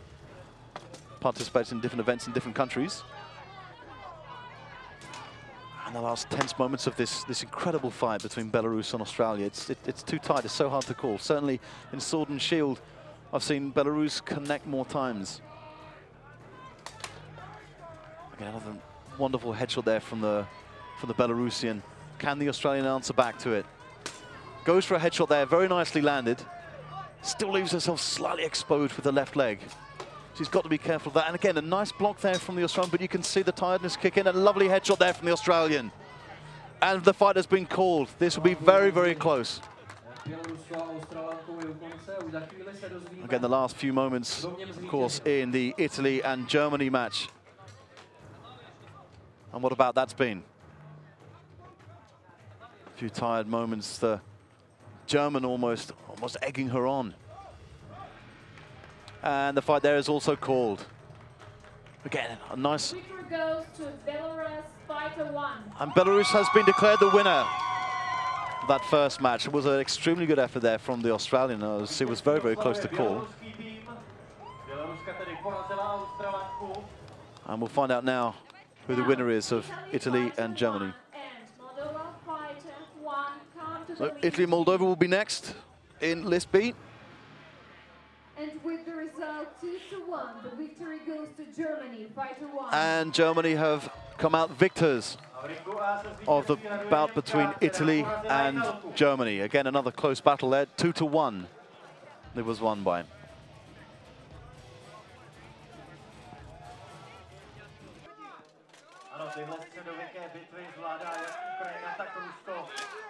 If you just join us now, we can see Russia versus Ukraine.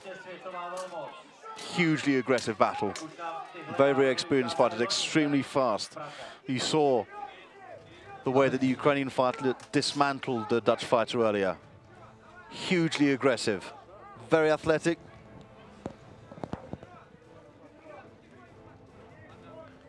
You can see them moving very, very cautiously there. Get some nice aggression there from the Russian. Some great headshots there. Again, they're not letting up. This is absolutely incredible action.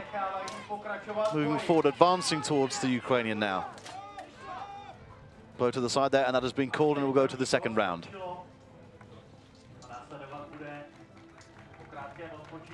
And the Ukrainians extremely well experienced.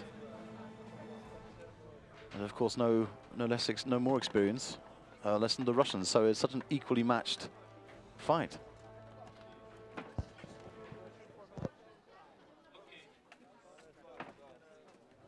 And we have just the action in List A now. There'll be a short break before action in List B resumes.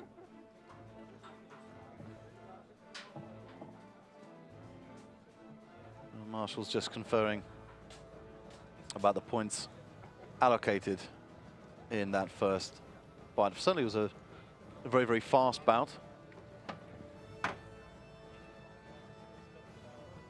That's Samir going into the Ukrainian's helm now.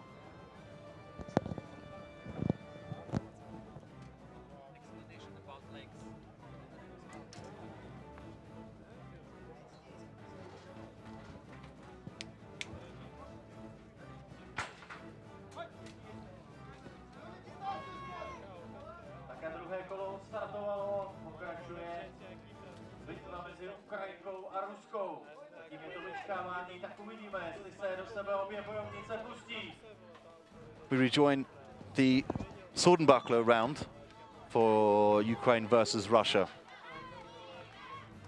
And you can see they've got their swords both on the same side there, and the bucklers on the same side. That might make it extremely difficult for them, but both to attack and defend.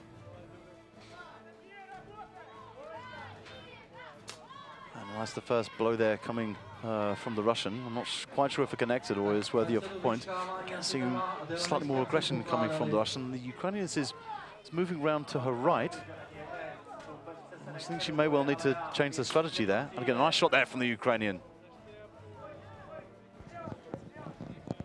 Very cautious move from both of these fighters. Very well experienced, a great amount of aggression there. Quite possibly, judging by the reactions there, it's possible that the Ukrainians even took it, but there seems to be some disappointment there from the team. Of course, the team has to stay out of these particular arguments. Again, a nice swing there from the Russian.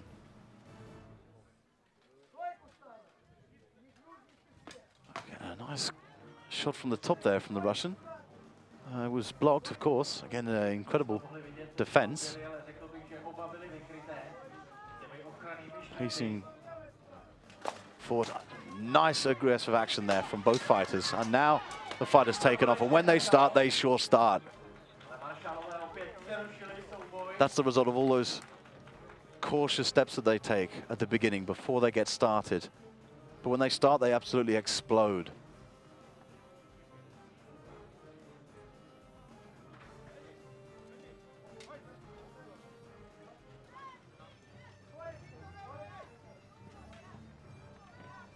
Into the next part of the sword and buckler round here. Again, making a cautious shot there.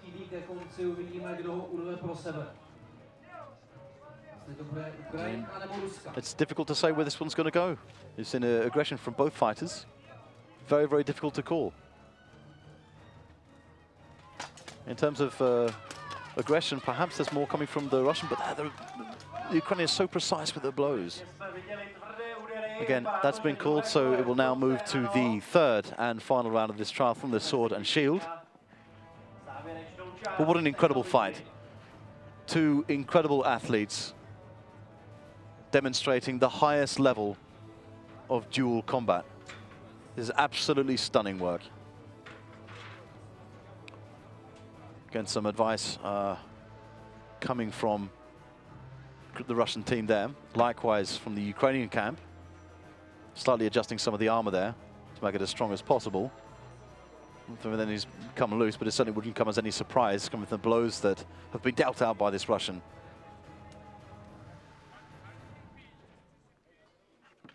Okay, we can see marshals are waiting for the fighters to get ready. And they seem to be taking a little longer than usual, but now I can see the Ukrainian fighter is ready to get going again.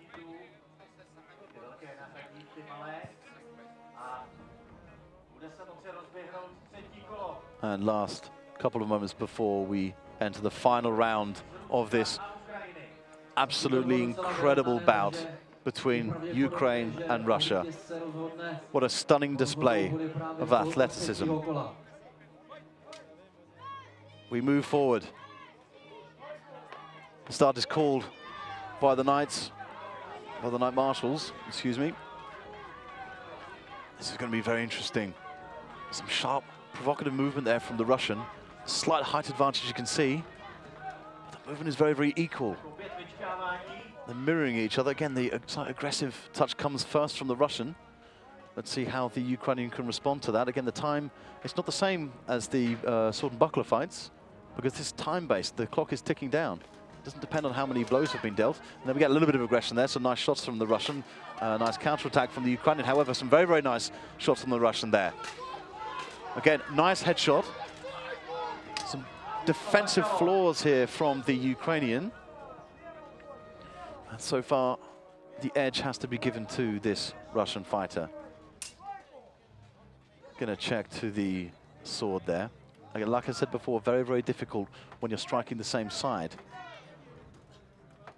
You can see the Russian fighter is right-handed and the Ukrainian is left-handed. Again, a nice length, nice reach that this fighter has. Again, nice blocking skills there from the Russian. Just clips the edge of the shield there. Again, a good shot to the head there. A nice counter-attack from the Ukrainian. There's some aggression shown here from the Ukrainian. They go into the last moments with a couple of headshots. They go for a clinch, and they link shields. And the marshals have called time on it. The last part of that bout was quite cautious. No bold or aggressive moves from either fighter. However, some very, very precise blows given, certainly from the side of the Russian fighter. So, Italy, fighter 1 and Moldova, fighter 1, come please to the Italy and Moldova up next. And with the result 3-0, the victory goes to Russia, fighter 2. And Russia has taken the victory 3-0. Incredible victory there. However, I did think it was fairly close, especially in the first and second round there. Very, very important victory there against an extremely experienced fighter.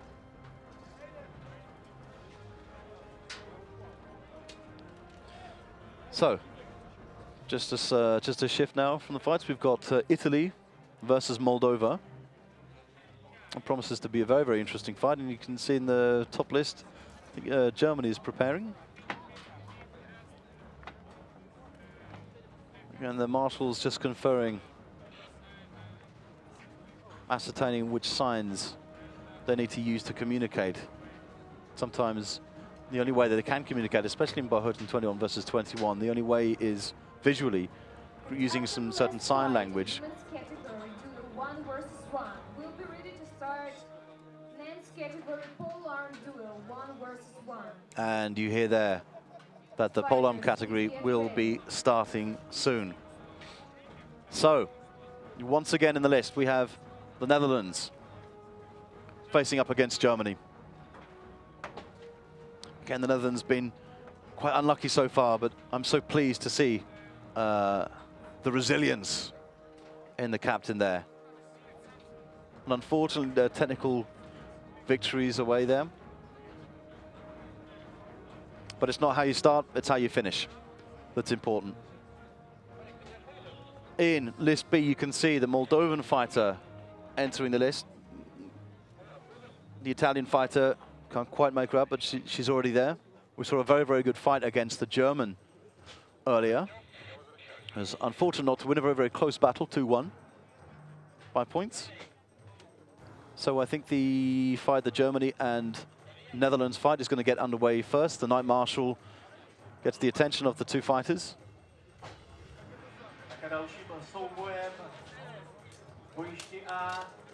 Teammates, of course, helping the fighters there. And again, we can see a nice headshot there from the Dutch fighter. Some great aggression shown, however, from this German fighter. Lots of blows being dealt, exposing themselves, however. The German fighter taking advantage of the exposed helmet, and the Dutch fighter has to be so careful. She's giving away far too much.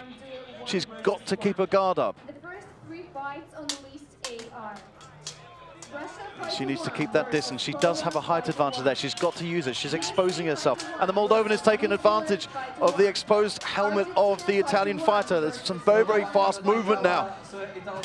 Again, strikes to the head coming down on the Italian fighter. The Moldovan seems to be in control of this. However, there's a lot of counter-attack going on. Low shots which are coming through.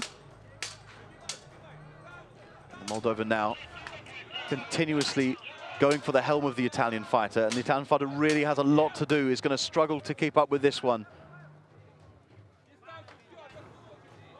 Quiet moment there, and again, the Moldovan goes for those headshots, slightly lowers it there, but the guard of this Italian is not coming through. There has to be more work done to defend that helmet. Again, a nice shot there from the Italian to the Moldovan's helmet, but one precise shot is not making up for the number of shots that she's taken. Again, the Dutch captain there, and the fight there has been stopped. The first round is over, and they'll go into the sword and buckler, as we have the continuation of the long sword with Italy and Moldova, and that fight too has been stopped.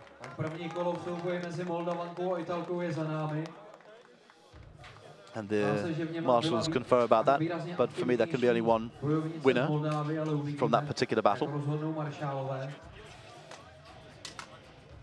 Again, you can see the German working on the exposed area of the Dutch fighter. However, it goes now to the second round. And the Dutch fighter will be looking for a bit of impact there. Will be looking to use a bit of speed. She seems a little bit lethargic. And she's exposing her head. She's slightly leaning forward, which is not really helping her. And you can see there the devoted Moldovan fans, like I said before, have come over in such large numbers. And it's fantastic to see them here.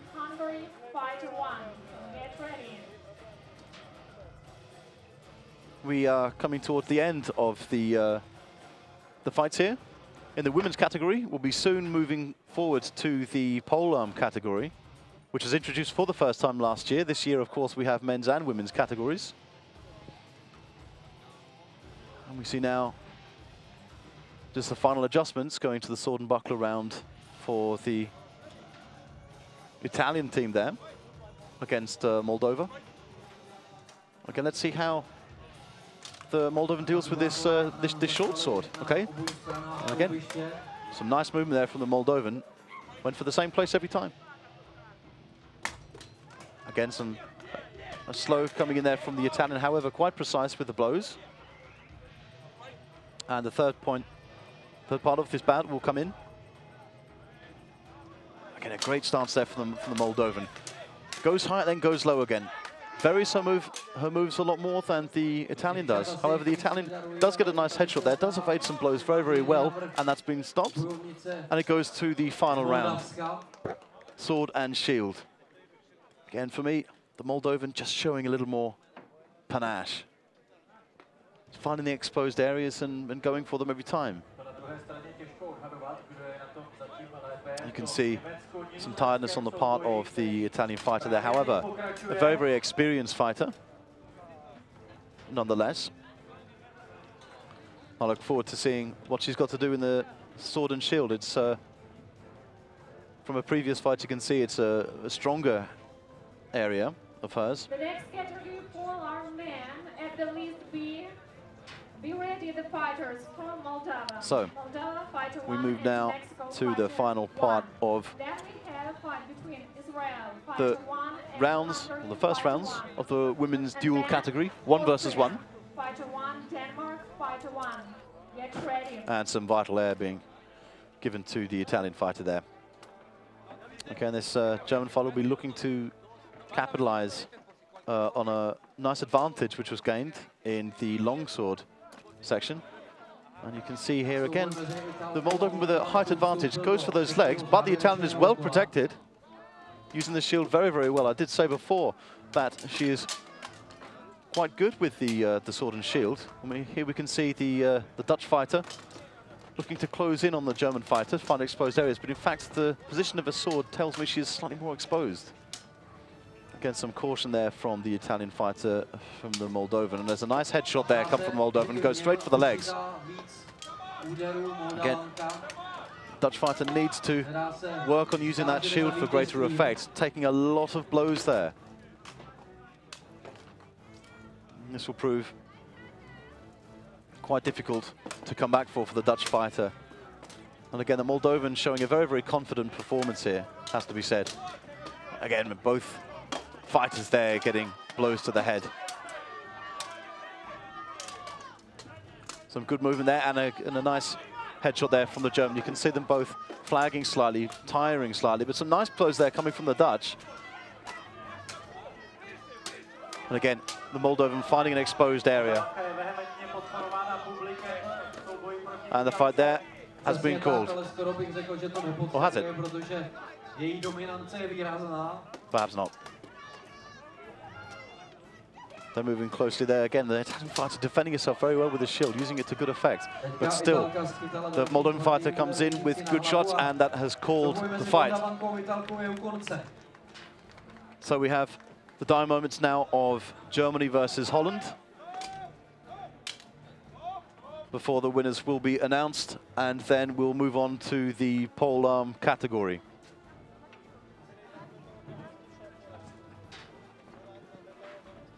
The victory goes to Moldova, fighter 1. Moldova wins the battle against Italy.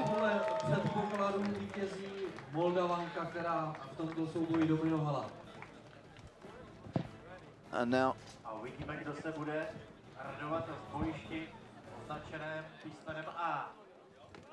we see who comes out victorious from the Holland and Germany fight. 2-1 goes to Germany for the fighter. Němka v souboji proti Nizozemce. And the first 3 fights in category Duel Polearm men. On the list A, Russia versus Poland, USA versus New Zealand, Argentina versus Netherlands. Fighters, please get ready and come to the list. At the list B, Moldova Fighter 1 and Mexico Fighter 1. Come to the list B and be ready. Next fight is between Israel Fighter 1 and Hungary Fighter 1. Austria 1 gets technical wins.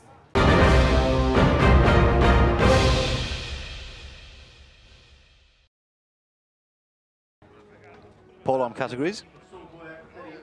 The men's polearm categories, of course. And naturally, the Authenticity Committee and the marshals have had to check all the arms.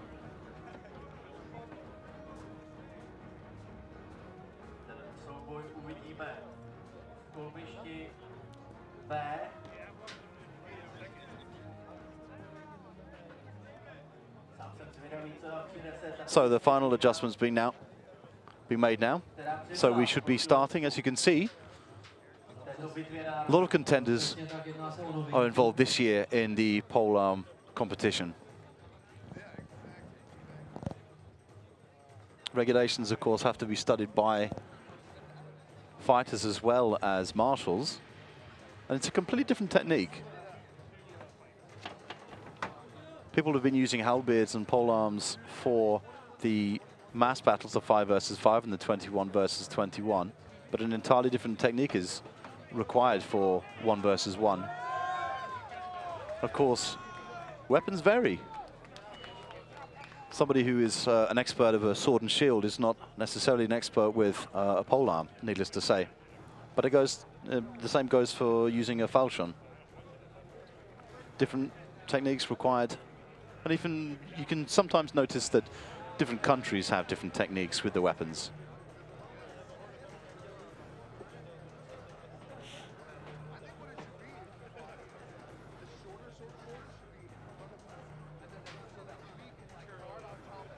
So we just saw outside the list there as the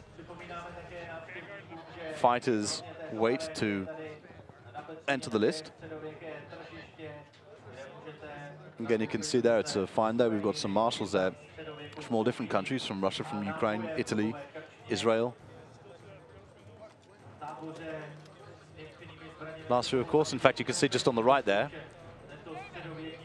Alexei Naderov of the Russian team, who is formidable. But if your opponent attack your buckler, he will get points.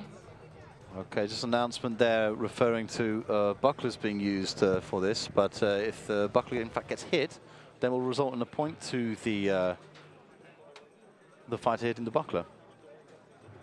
It's something which has been widely disputed.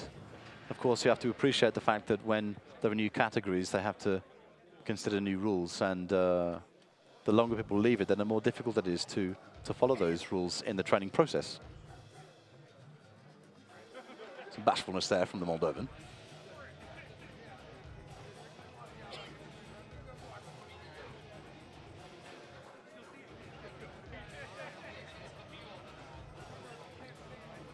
So marshals all coming to agreements. There will be 4 groups for the polearm bouts, groups A, B, C, and D. I think we're looking forward to seeing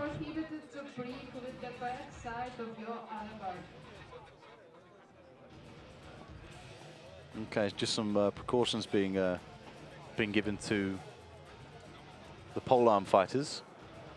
Again, you're going to see some fantastic fighters in this category.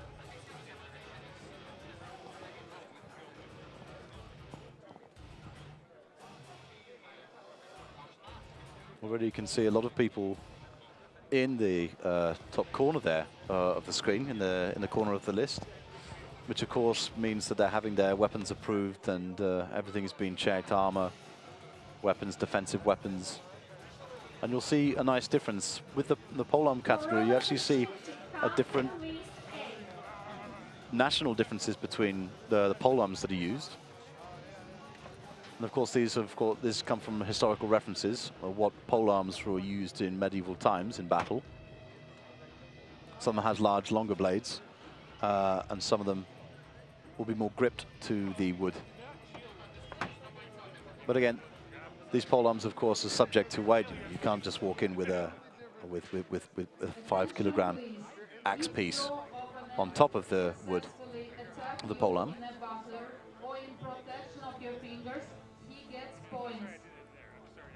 Okay, rules just being explained once again to the fighters.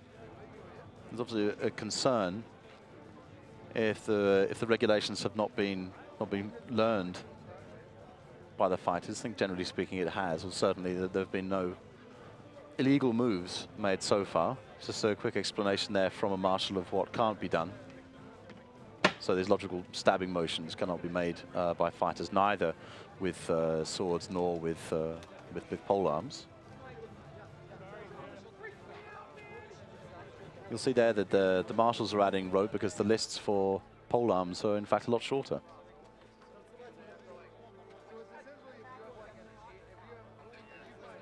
But of course, with polearms, you do fight at a distance. There's no close combat.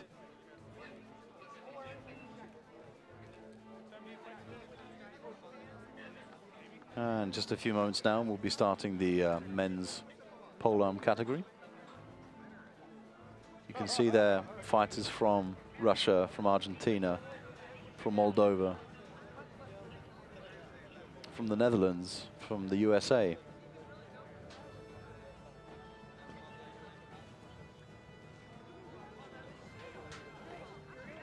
Again, interest gathering from this as a few more spectators arrive. You can see at the top of the screen you have the hardcore Czech Republic supporters who aren't missing any of it. The German fighter there who was victorious in her last battle with her team. And of course you have the Dutch team there.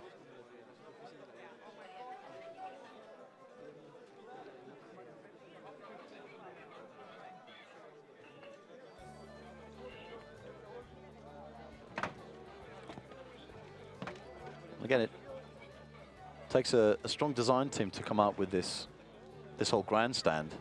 The idea of this grandstand, of course, was born just 2 years ago, so it featured first in the edition of Battle of the Nations last year.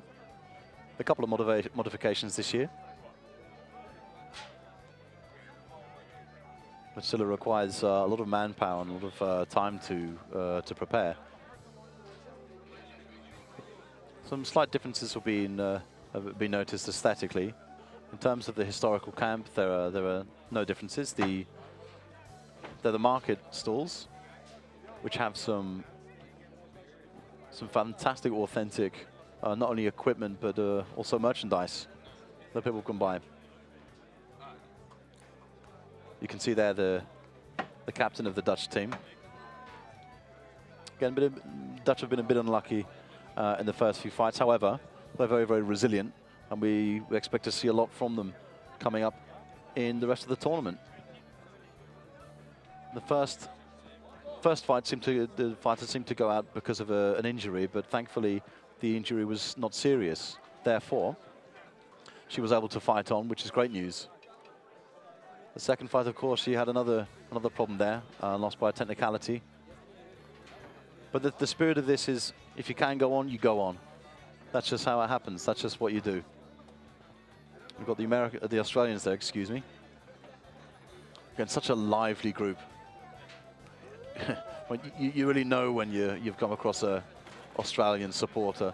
They've got wild support. They've got such vocal support, and it is absolutely great for a tournament to be like this. And you know what? I think more supporters should be like the Australians. They're the kind of team that you need in these tournaments. And it's so good to see them. They've been participating for the last 3 years, this year included. So the marshals now almost finished their preparations for the polearm category. They do have a relatively limited time to get through all the polearm fights. So quite how many they're going to have on at the same time is unknown at this point, or at least unbeknownst to me. And there will be a higher presence of marshals, so I think pretty much everybody is going to be available for these fights.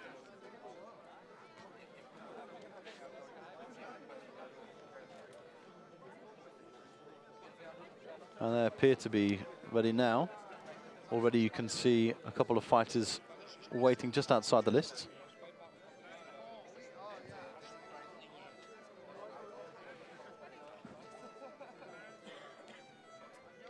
Okay, some signaling now coming from the marshals to get started, and I think we'll be waiting for an announcement any minute now.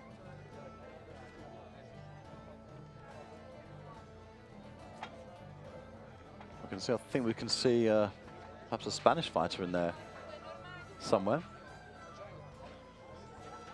And of course, for any marshal, it's never good to be too close to the fight itself, but even more so with a polearm.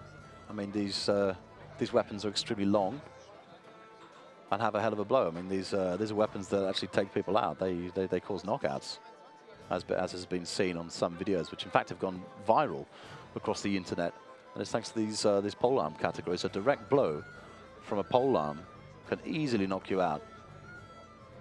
Naturally, the protection under the helmet has to be very strong, has to be very thick, but it's not going to stop the vibrations which are going to go through your entire body. Naturally, a blow from any weapon is going to have its impact, be it quite simply a one-handed sword. And you can see the authenticity committee there going through to the list who have been summoned. I think there may be some questions about the authenticity of certain polearms. Remember, it's not you can't turn up to this event with a lightsaber. They have to be historically accurate. There you can see a Ukrainian fighter with a classic Eastern halberd. Fighter 1 and Mexico Fighter 1 come to the list B. Next fight is between Israel Fighter 1 and Hungary Fighter 1. Then we have a fight between Czech Republic Fighter 1, Australian Fighter 1. And on list A, you wait for Russia and Poland. Fighters, please come to the list. After that, USA versus New Zealand. And after that, Argentina versus Netherlands. So a number of different countries announced there, which goes for the variety and the interest that people have in this polearm category, which of course, as I said, was entered for the first time last year in Battle of the Nations. Already it's grown, and if you just joined us, I pointed out that of course we'll have the women's category of this polearm event. So already we can see, it seems, a Moldovan fighter waiting for his opponent to arrive.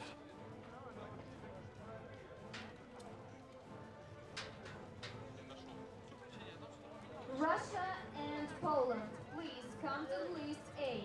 You can see the divide that these two fighters have.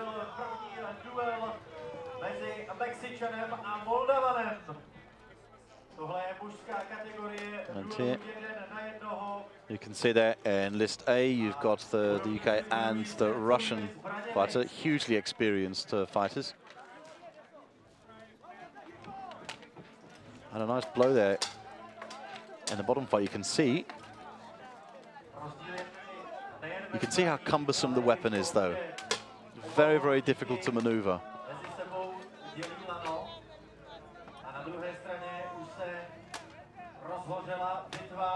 So some craftsmanship going into that particular weapon there. Again, there's a nice blow there, coming some big, big shots there.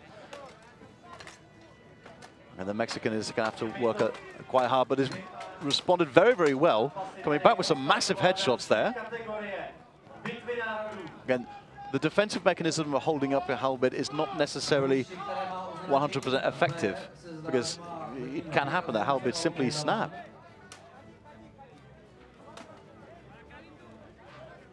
Again, we have the experience of this Russian fighter, an absolute menace to all fighters here. So you've got the Polish fighter now working out his attack against this very, very calm and collected Russian fighter.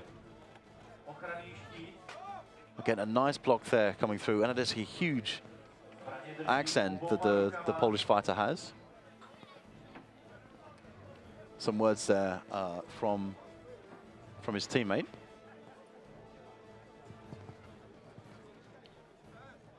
And the marshals just conferring as to what has been accepted and what has not been accepted in terms of the strikes.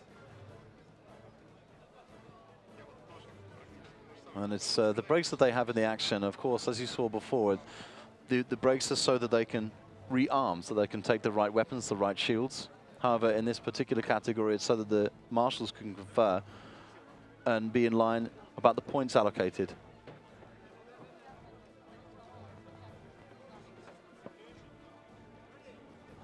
So we move into the second round of the polearm duels. And you can see early aggression there from the Polish fighter. The Russian fighter makes use of that space and comes out with a fantastic counter strike. Again, just looking for that move, but again, he's being read very, very well by this experienced Pole with a great shot there. And comes down for a nice strike. He's gone straight for his hand, however. Again, some nice blocking, nice defensive maneuvers there from the Russian, who has held back quite a lot in terms of his own strikes. A nice strike there, however. Very, very carefully placed. And he appears to have done some damage. I hope that's not anything too hard. Again, the problem is with these weapons is that they're so heavy and the blows are have such an impact that maybe there can be problems. As you can see, the Mexican there is going for the blows, but he's taking a lot of hits. That's a great shot to the head there. Fantastic shot. So unfortunately, that's very, very bad news for the Polish team, due to a technicality. And there you can see that the polearm has been snapped by the Mexican. Absolutely fantastic. But you can see that using it as a defense mechanism, as I had said earlier, can work against you. So we have a breakage already in the polearm. Going back to what we were saying before, about the first match, yes, the Polish, unfortunately, it seemed that he got a slight injury there, and unfortunately he was not able to continue the match. That's bad news for the Polish team. An absolute shame, and a great fighter. Some great technical ability there, and I saw a lot of aggression from him. Unfortunately, he will not be able to continue, so we can just see the end of the match where the Mexican and the Moldovan fighter are battling it out. Already we've had one breakage from a great shot there from the Mexican, who started to get the other hand, even though he was taking some very, very heavy blows from the Moldovan. Again, the Moldovan team don't hold out on anything. They absolutely give it. We've seen the women's category, the men's category in the 1-versus-1 triathlon duels. We're seeing it again here. And a charming dance there from the Moldovans. So they're great fighters and they're great dancers. You can't get better than that. So we restart with the Moldovan against the Mexican. And a blow there. Again, a nice counterattack there from the Moldovan. A good body shot there and a nice hook over there from Moldovan. The Mexican is going to be looking for another couple of body shots and certainly a headshot. The thing is, it's not as easy to have combination moves. Nice switch around there from the Moldovan, however. Again, it's a wonder how the Mexicans' pole axe seems to be a little thinner and a little more flimsy, but it's the stronger weapon.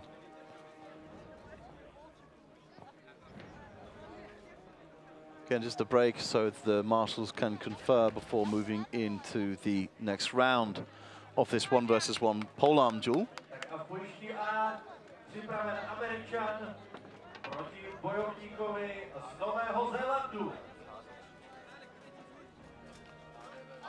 So we now have the United States against Holland. Absolutely fantastic match, full of aggression. And there's some nice moves, and the aggression is all coming from the American. That's a great headshot, absolutely stunning. This American is not holding back. That's a stunning movement there. Again, you can see the wonderful armor there of his opponent. Some nice shots there, very, very technical work from this American, but he's got to be very, very careful of where his hands are because the Dutch fighter is catching his hands and affecting the American's grip on the polearm. Again, you can see the difference in the thickness of wood. Of course, the Dutch fighter having the heavier weapon. Some great shots there from the American, a lot more aggression shown on his part. Nice coming from the side there. Can't help but feel the Dutch is leaving himself slightly exposed, going for these overhead shots where he could be twisting his weapon. And the Moldovan, yes, did win the fight over the Mexican despite the breakage in the arm, and we had the first break in the fight. An excellent display there from the American team.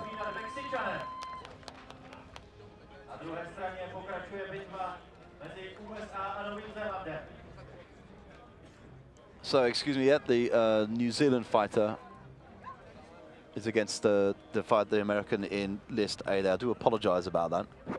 Sometimes it's quite hard to hear who is being announced, and of course remember when so many names of countries are being read out. So my apologies about that to everybody watching, and of course to the New Zealand team. Again, another team who have travelled such a long way for this. Stunning armour. Okay, the Americans playing a dummy there, coming out with a nice counter strike. However, the New Zealander is coming in quite well with some strikes there, grappling away, and great headshot there from the American. And again, I'm seeing more aggression and better planning coming from the American side. Again, I think the thickness of that polearm that the New Zealander has is working as a disadvantage. It seems just a little bit cumbersome. Again, the counter strikes coming from the American are very, very effective. And thought there may have been a problem there. There may have been an injury, a swipe across the visor. However, again, some more strikes coming in, taking some real punishment from the American now.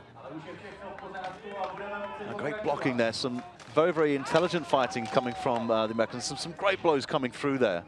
Very, very strong opponent. And here we have Hungary versus Israel.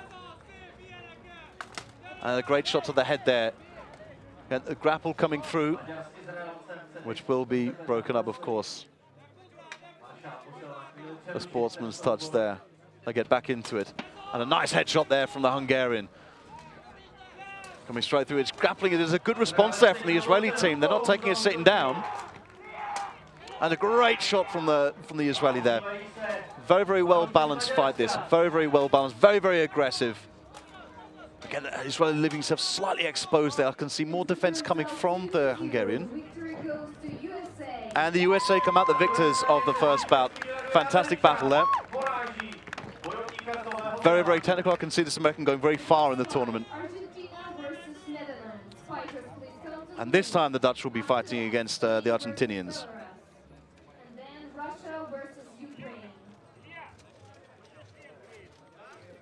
So we move on to the second round of the Israeli and the Hungarian.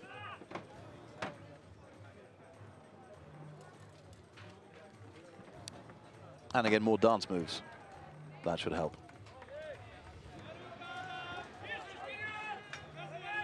Okay, the second round starts with the Israeli and the Hungarian a little more cautious this time in their steps. Nice defensive moves there from both fighters, in fact. The counter-attack of the Hungarian coming to no immediate effect. A nice blow there from the Israeli. A good headshot there, which comes down.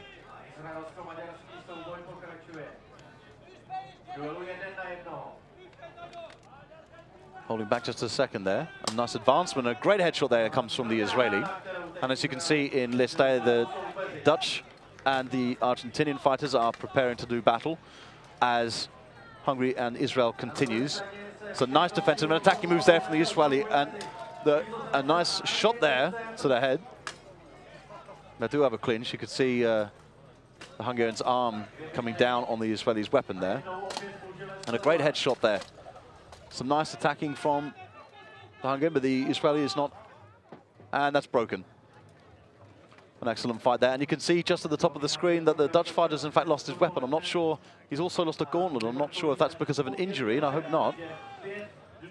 And it seems to be, yeah. The Dutch fighter seems to have forfeited that. That's a great shame. That's such a shame for the Dutch team. They've been absolutely hounded by injuries.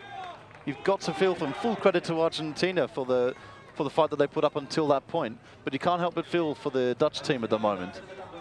They've had two fighters lose due to technical reasons. So Spain and Belarus will be up next in list A.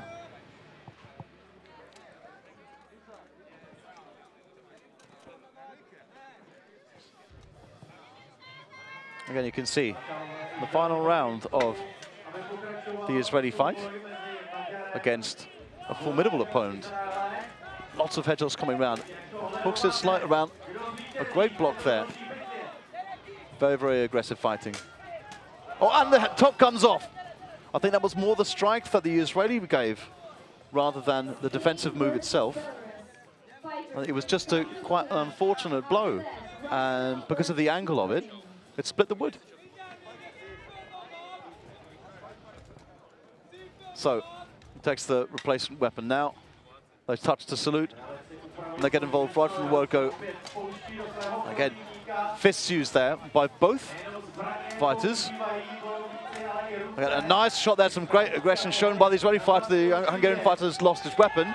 I'm not sure if he dropped it in concession to the Israeli fighter or if it was actually taken out.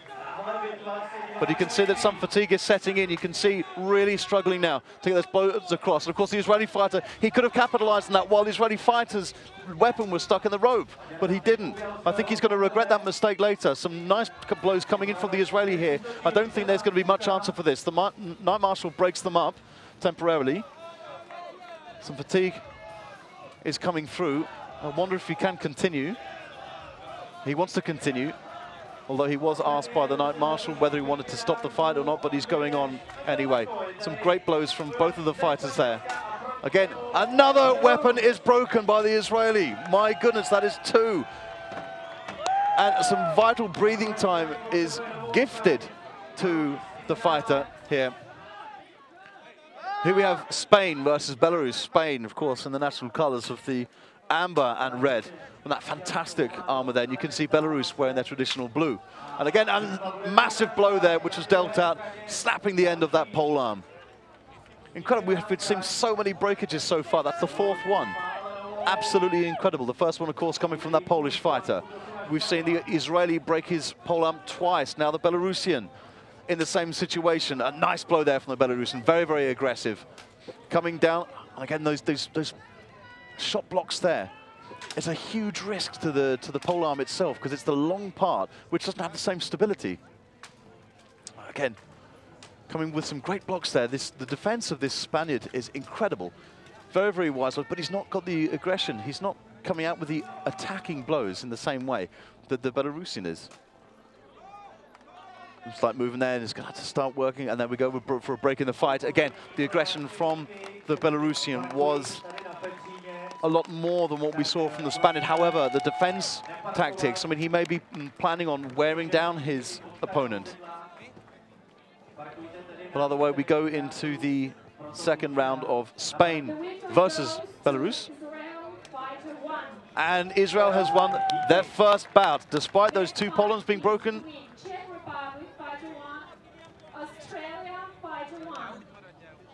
And the Czech Republic now against Australia.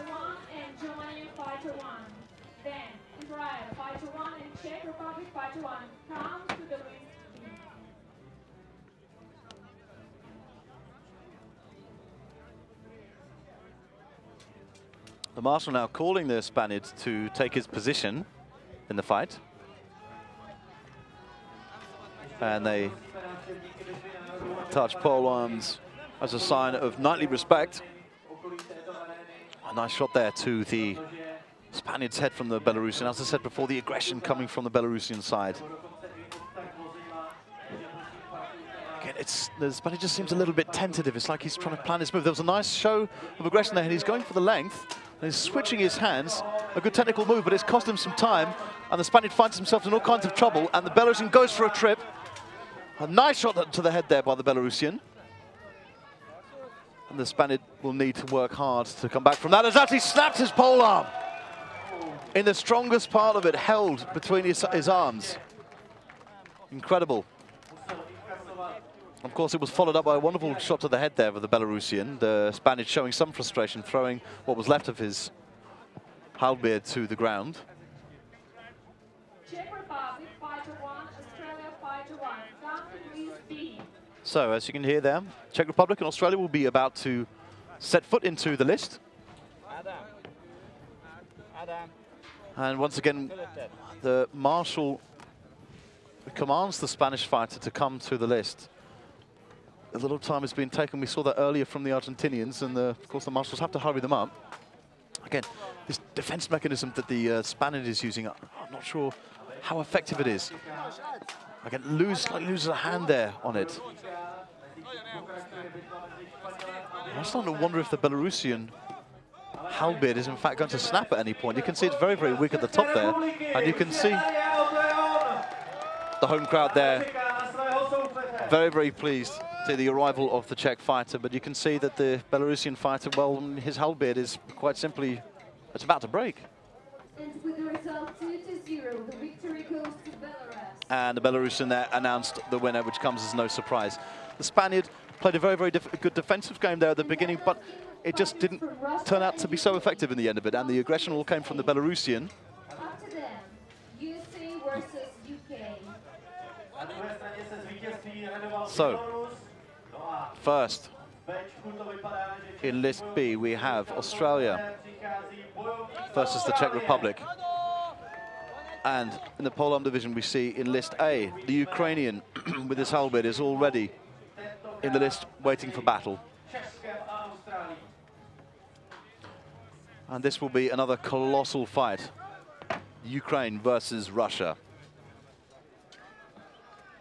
So, the fighters shake hands. This will be something quite incredible.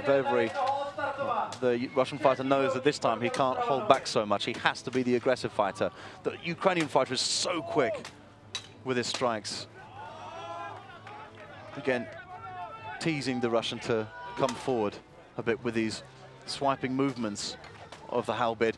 Again, the Russian going for a shot there, not quite connected. Now we can see what that huge Australian has got to say to this Czech, who has the crowd behind him, being at home, of course. Again, a nice shot there to the head from the Australian.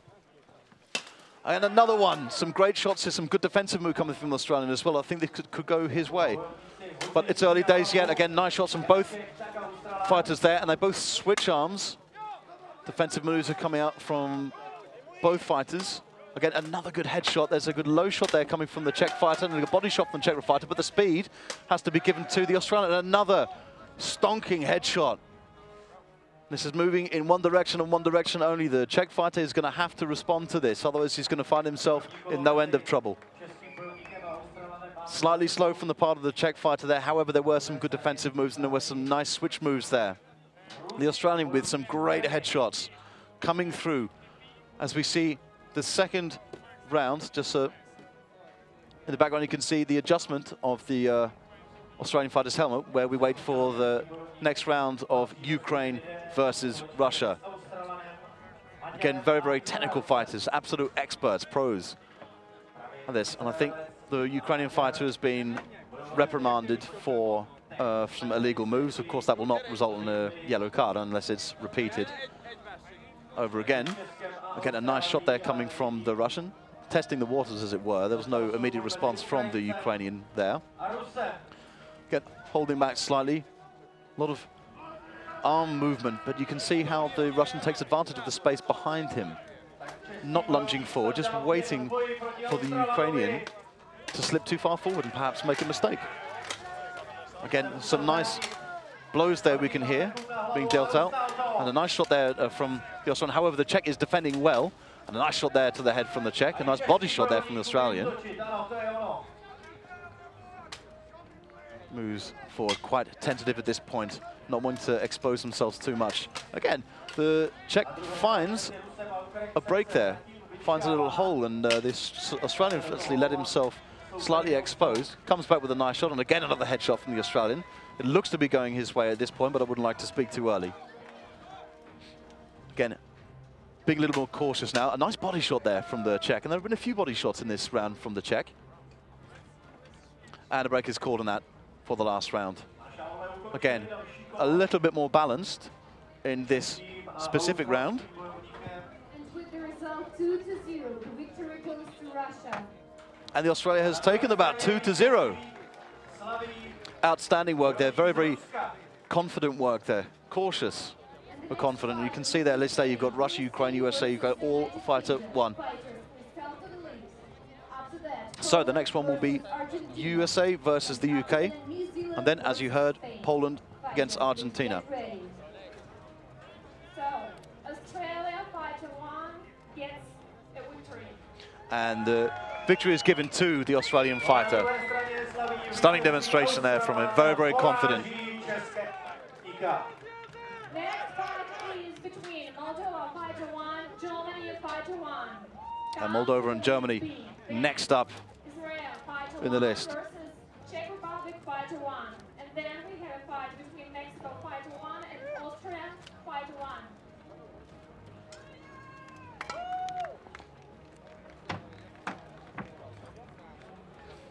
So, the fighters just prepare now.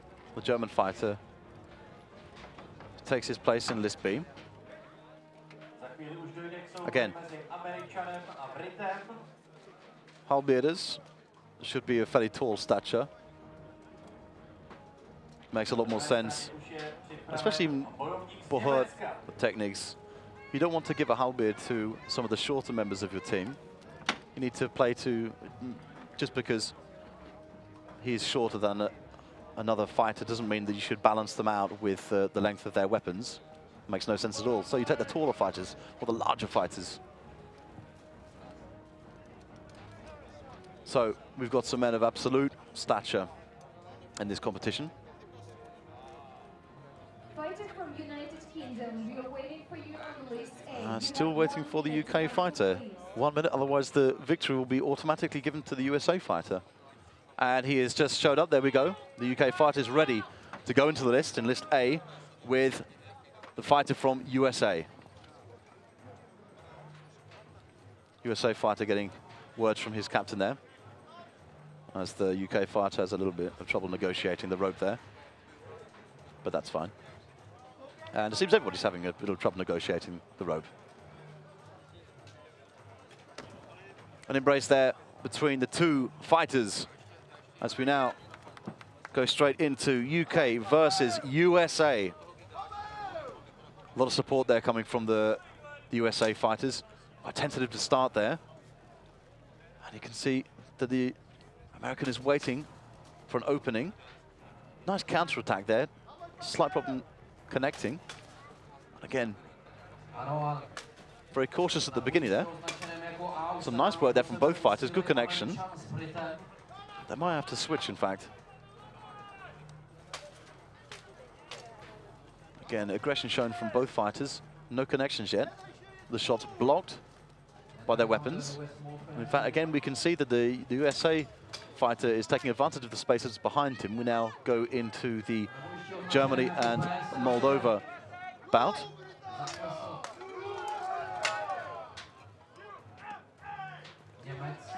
Again, very cautious work there. A nice headshot there. And that goes to the end of the round. We can see now the German fighter is using a buckler. Any, as it was said before by the announcer, any shots to the buckler will be counted.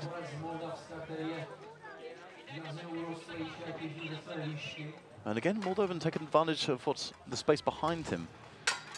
And that is a shot. It's a real shame for the Moldovan there, but the actual arm of the poleaxe came off.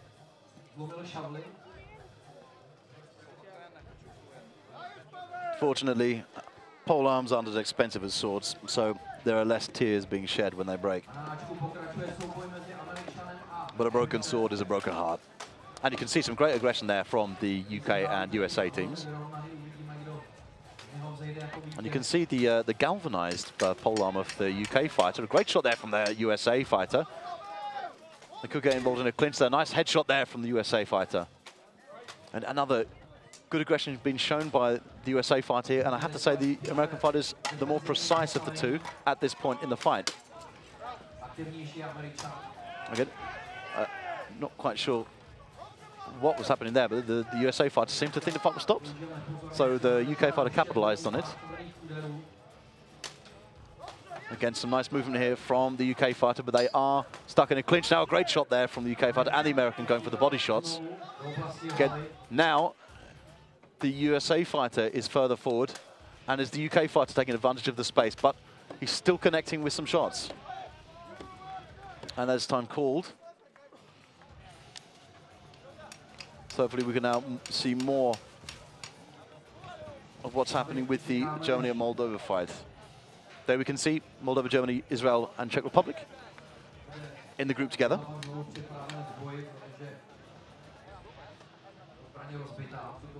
Nice fight there between USA and UK. It'll be interesting to see who comes out the victor in that. Both fighters were very, very cautious at the beginning. I felt that the American had the upper hand. However, in the second part of the fight, I felt that the aggression was being shown by the British fighter. And we can see now some great aggression there from the Moldovan fighter against the German. And some good headshots there. Some nice clean shots, and the German so far doesn't have any response. We can see the last round of the battle between the USA and the UK gets underway. And again, a nice shot there from the German against the Moldovan. Again, some nice shots being dealt out by the American on the UK fighter. And I think, I was about to say, it was a fairly one-sided fight at that point. However, the UK fighter has regained his composure. He gets back in, and again, they're sizing each other up. They must be getting quite tired by this point. They've shown great aggression, both in the last round and the beginning of this round. And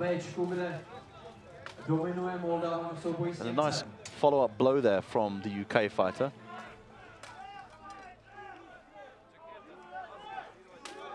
And again, you got some support you can hear now from the American fans.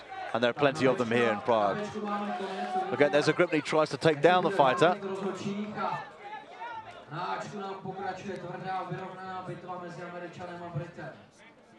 And it's a very, very intense battle. This is quite an exciting bout between the UK and the USA.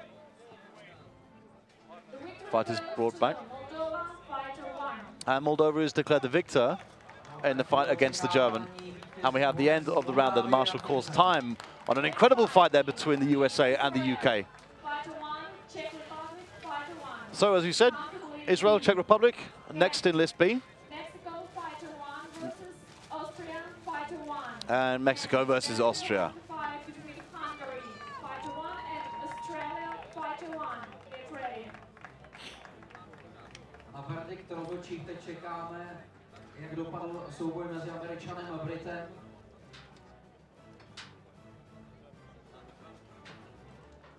Just a few moments to compose himself and prepare for the next round. You can see the standard there of the British fighter. Like I said, very, very interesting to see who comes out the victor of this fight. I thought it was very, very close. Some great aggression being shown by both fighters, and some very, very good, precise blows being dealt. It appears that perhaps they have another round to fight, it would seem.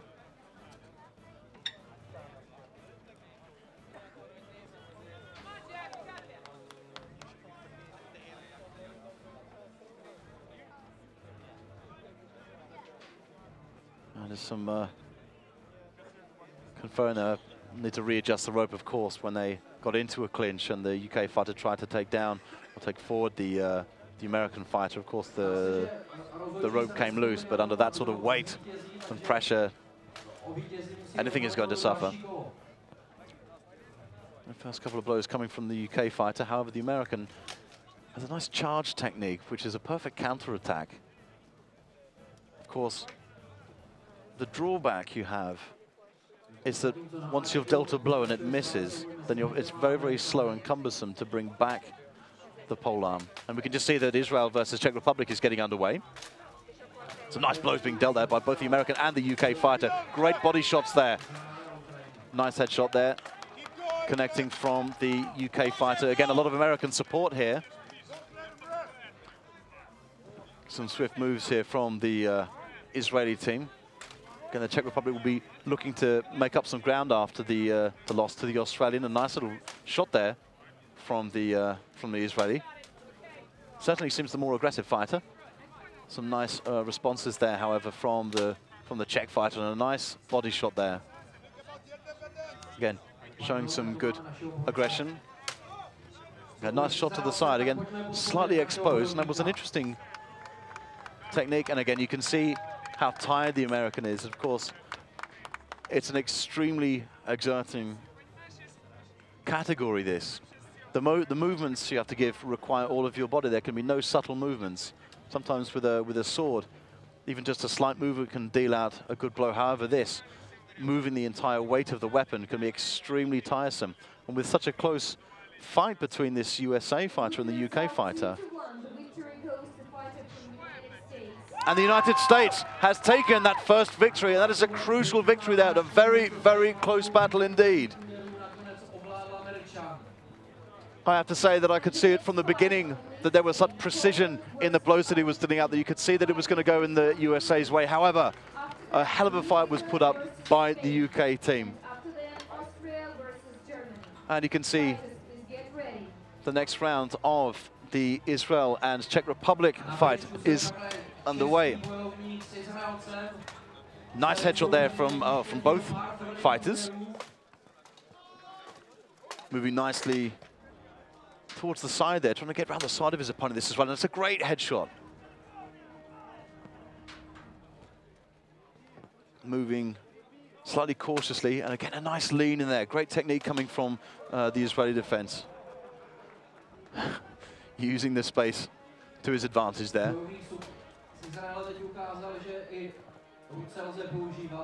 Again, the Israeli using his hand really is at the extreme of the pole axe. It means that the weapon is more cumbersome. It's very, very hard to draw it back quickly. But he seems pretty confident. Again, you can see that a lot of time is being lost in picking up the weapon. He does move the weapon in his hands up slightly, which may give him an advantage. But I kind of feel that if you use your right hand right at the end of the weapon, then it's going to affect the balance and it's going to affect your movement. So we move now to Poland versus Argentina. And Israel have taken the victory in that match. A wonderful display.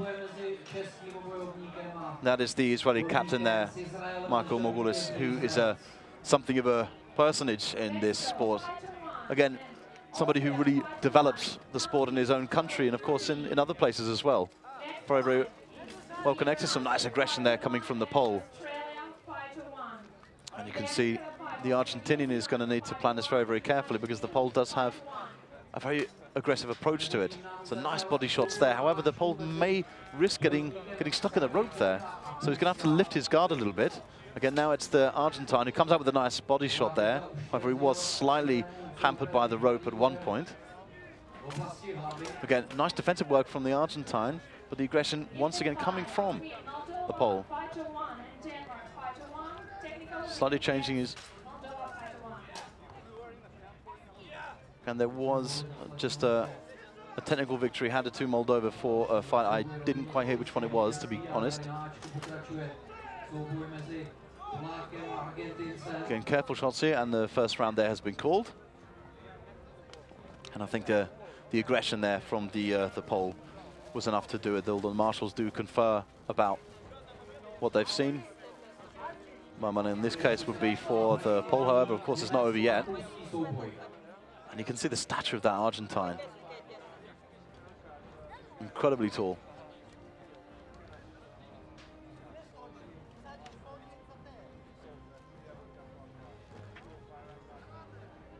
And more teams developing polearm combat. But there are a number of teams this year, of course, it's more than last year. And of course, the next year we hope to have even more. Rather, we expect to have even more.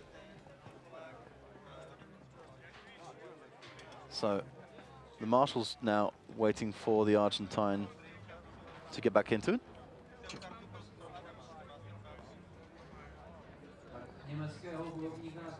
And we move into round two. The marshal gives the signal to start the fight. Poland versus Argentina. Get a nice start there from the Polish fighter. Some swift move there, and an entry process from the Argentine. We can see that Austria and Mexico has just got underway. A very, very cautious start. You can see lots happening in the background there. Slight blow to the head there from the Mexican.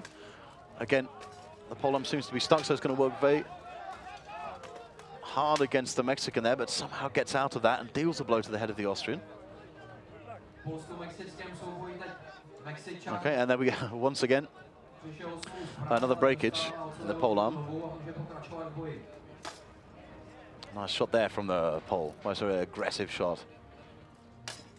Again, that style certainly is working. The Argentine needs to be careful about what shots he's going for. You can see the rowing movement of the pole is a lot more effective than going for single swings.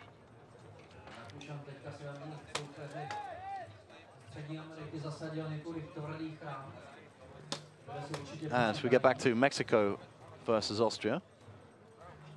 And time is called on a round there.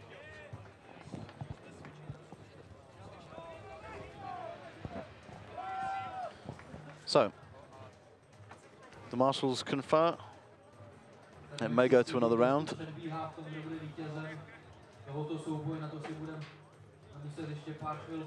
And it does. So, next round in Poland versus Argentina. So far, my money would be on the pole, as I said before, because the movements are working in his favor. So, start of the fight is called. Likewise, let's see if the Mexican needs a slight helmet adjustment, because you can see the armor there is way too loose, and his neck, in fact, is exposed. So that's a dangerous disadvantage for the Mexican fighter, and in fact, the marshal quite rightly is asking that something be done about that,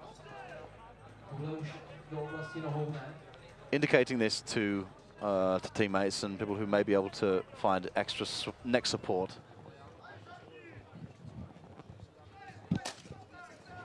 And a nice move there from the Argentine. Good headshots, and you can see the way that the pole deals with the movement by this rowing action.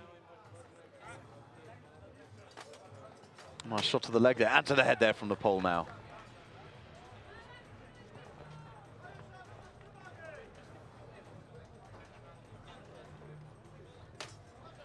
Again, you can see them starting to tie now ever so slightly. A nice shot there from the pole. Defends it well and counterattacks really, really effectively. And time is called on that.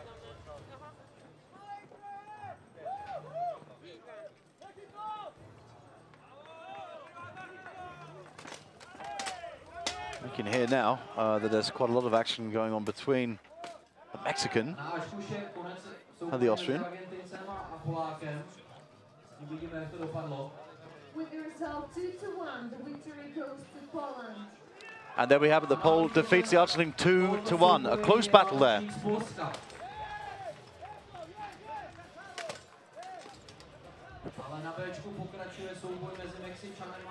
So the Argentine with a good fight there, keeping it close against a very, very experienced fighter.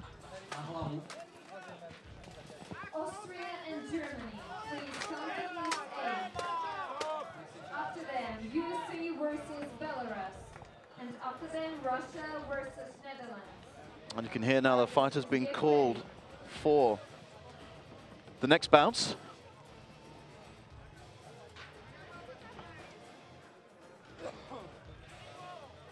And the marshals here just discussing over some taxes, which may be somewhat unorthodox.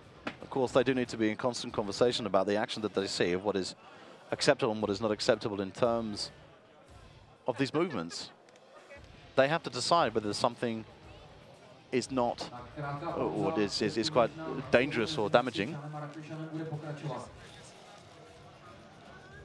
We'll be right back with you in just a couple of moments. New Zealand and Spain, please come to list A. Tak uvidíme, i tento souboj nám pomalu spěje ke svému konci. Vidíme, jak to všechno dopadne. Zatím se zdá, že mírně navrch má Rakušan, tak uvidíme, jestli bude své nadvládě pokračovat.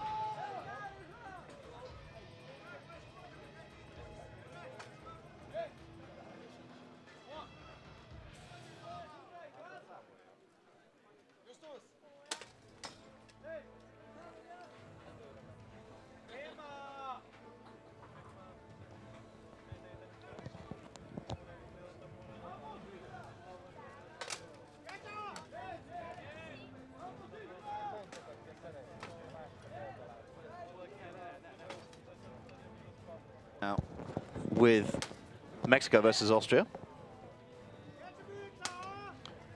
Can you consider something quite tentative about this battle? Neither fighter wanting to give anything away, and that time is called on that.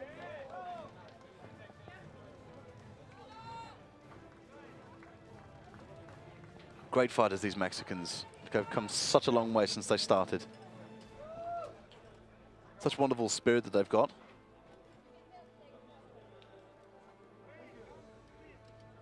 Se zdá, že tento souboj dospěl do svého konce. Čekáme na verdikt maršála, jak dopadl. So, once again, we have the New Zealand fighter who will be facing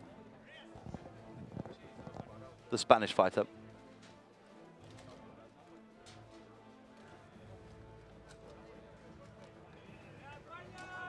Again.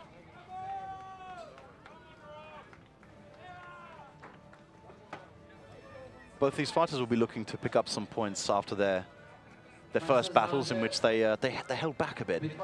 I think both these fighters have got a lot more to offer, and they're going to put themselves to the test now. Again, the aggression initially coming from the Spaniard, however, it's responded to well by the New Zealander.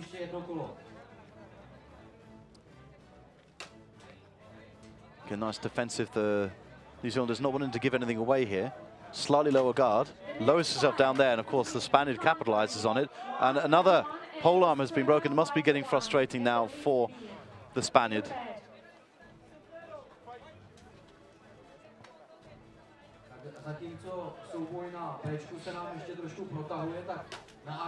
Yeah, great shot there from the Spaniard. Another headshot there. Is starting to rain down on the New Zealander.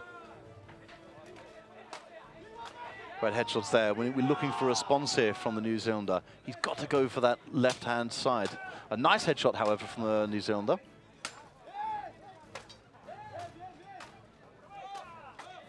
Tentative exchange of blows there. And that goes to the end of the round. They have broken.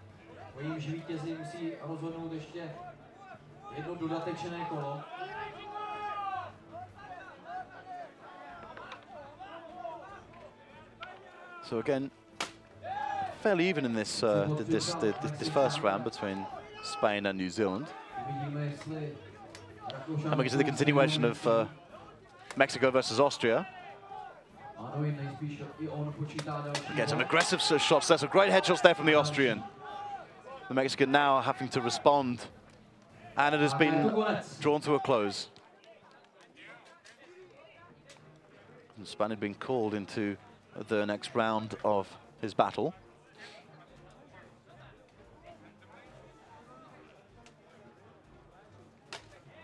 And a nice shot there from the Spaniard. A good aggression, however, with a counter-attack from the New Zealander.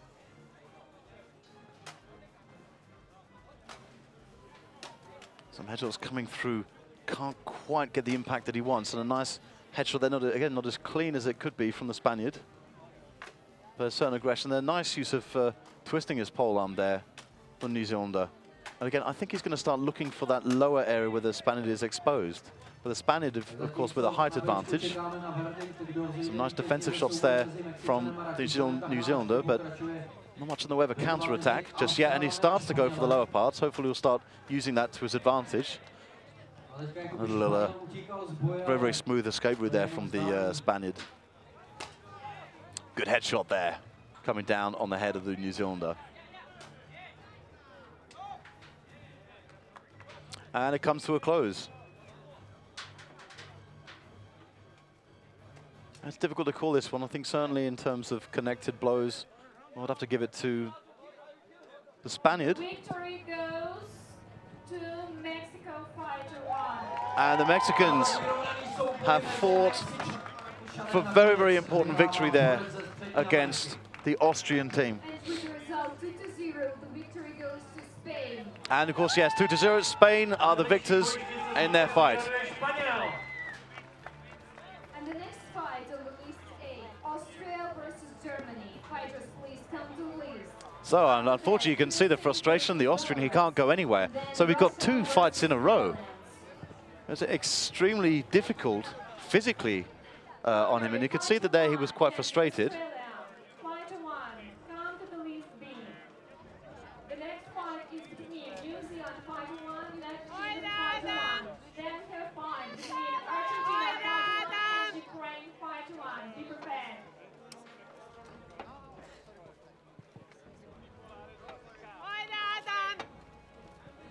So, we move now to Australia versus Hungary. You saw that first fight with the Australian making a very, very big impact. Let's see if he can keep up the momentum. Of course, the Hungarian will be looking to make up for the first round loss there against Israel.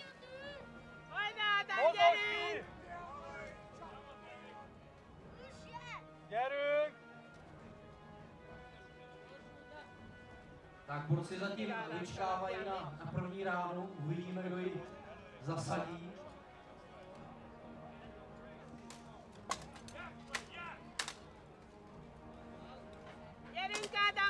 Some nice shots there from the Australian coming through. Great connection there from both fighters, in fact. The Hungarian showing a lot of aggression here, a lot more speed than the Australian. Again, taking advantage of the space there.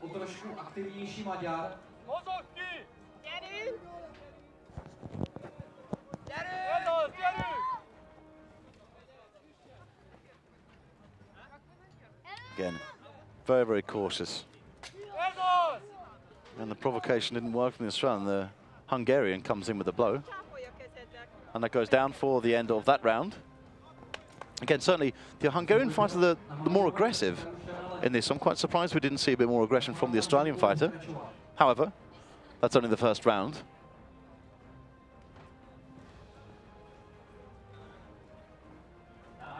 So you can see there the Austrian fighter has to fight straight away. He's having a short rest there, which I think is the minimum that he deserves after what he put into the last fight. It's very, very difficult that one will have to fight 2 rounds consecutively, and he'll be fighting Germany now. So you can see there that particular group also looks pretty difficult. We mentioned before about the group with the Russian and Ukraine team. However, that's no easy group. So here, the Hungarian fighter is ready. We now wait for the Australian fighter. So they touch weapons.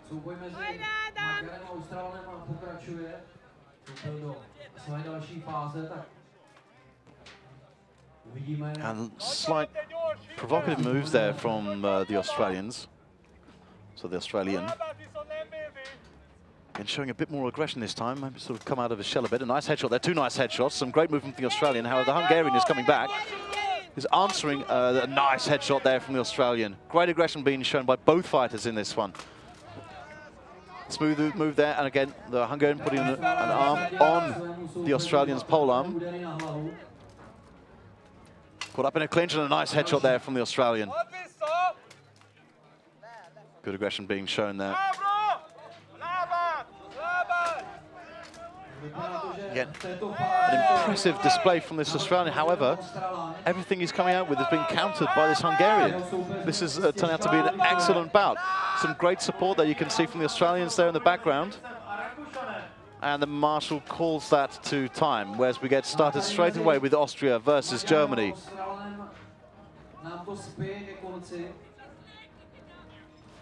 So, moving quite cautiously again, this Austrian has to conserve his energy when he put so much into the last fight against the Mexican.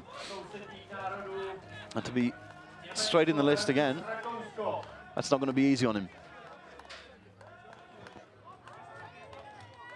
So from this angle, it's quite difficult to see which of these pole arms is longer. Certainly, in terms of thickness, I would say that the Austrian fighter, because he's got the wound string on it, gives a little bit of width. So they've used the squared off handles for these pole arms. A nice shot there to the head from the German. So these squared off pole arms give them grip. And we go for the end round there. And you can see tiredness starting to kick in for the Austrian fighter. And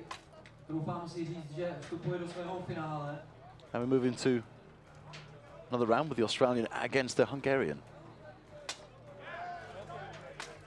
Again, some nice aggression there shown from both fighters, and some great movement there from the Hungarian fighter. Some beautiful technique there coming down. Some nice headshots there coming down from the Australian. It's a massive shot there from the Australian now. The Hungarian did well to initiate the move, but I think he just walked into that. And you can see that he's starting to tire. The Australian waiting at the rope, waiting for him to come forward.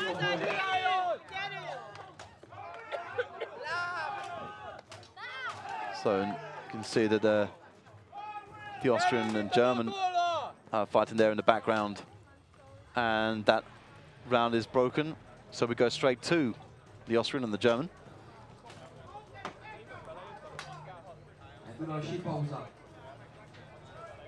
Okay, you can see a nice shot to the head there. Unfortunately, the Austrian doesn't have much in way of response to that. The victory goes to Australia 5-1. And Australia has come out the victor against Austria, against Hungary. You can see, however, the Austrian really starting to flag here, must be absolutely exhausted. You can't help but feel for them in these cases, but still goes for those crushing blows. You can see the rondelle on his gauntlet has come loose, and that's the end of the round, and he's going to need that break. They're going to need to get some air to him as quickly as possible.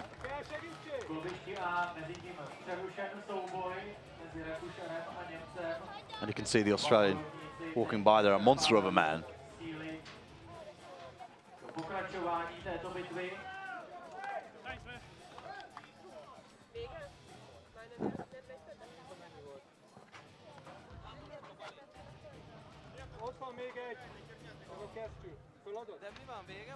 In the list now, on list B, you can see we have the UK fighter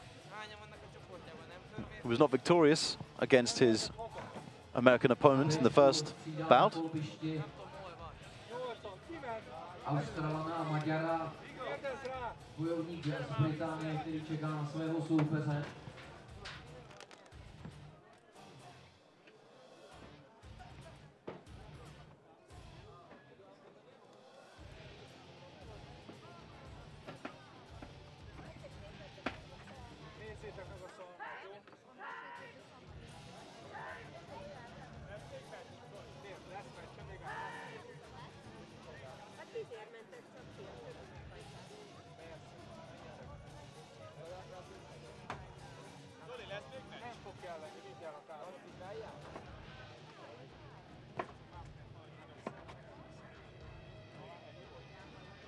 Tak teď je to takový klid předhoří, se opět rozhoří další boje. Tak snad jenom v kolbišti, ale nad námi.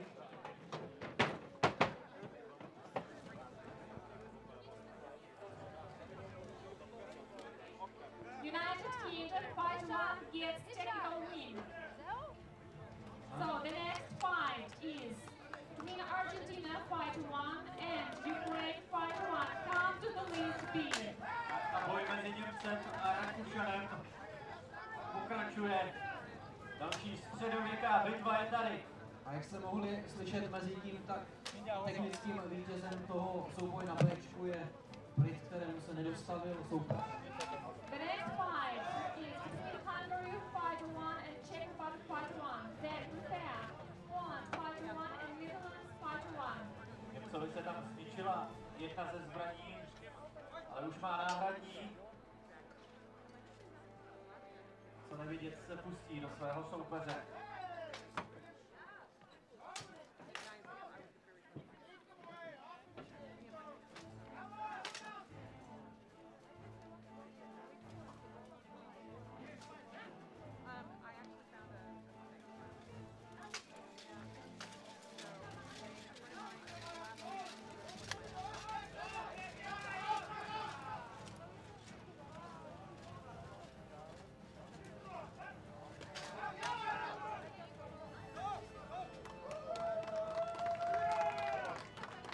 Potlesk pro bojovníky z Rakouska a z Německa.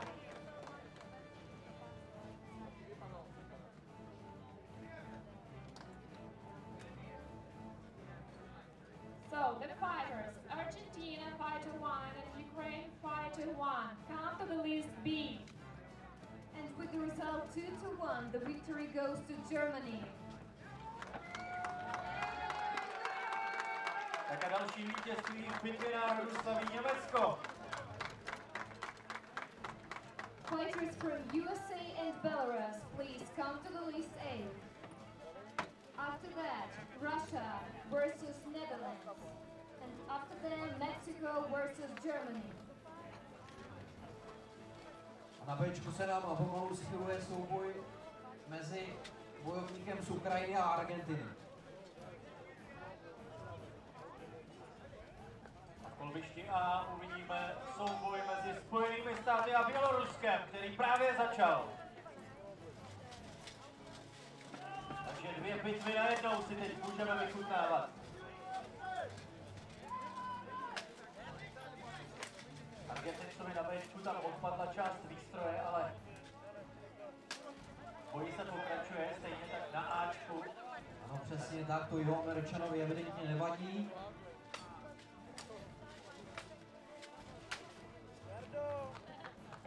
Teď vykryl pár útoků soupeře z Ukrajiny. To už se mu nepovedlo.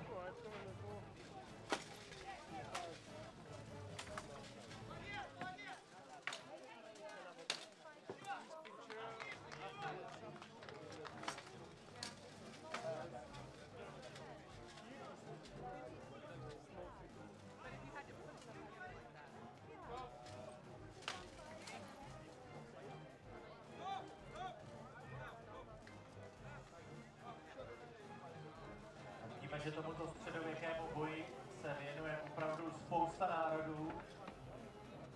Sem do Prahy se letos sjelo více než 30 zemí z celého světa.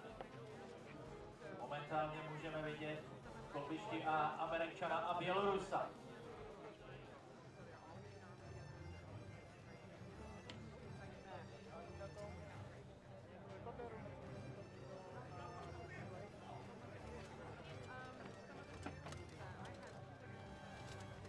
Na druhé straně bojuje borec z Ukrajiny proti svému soupeři z Argentiny.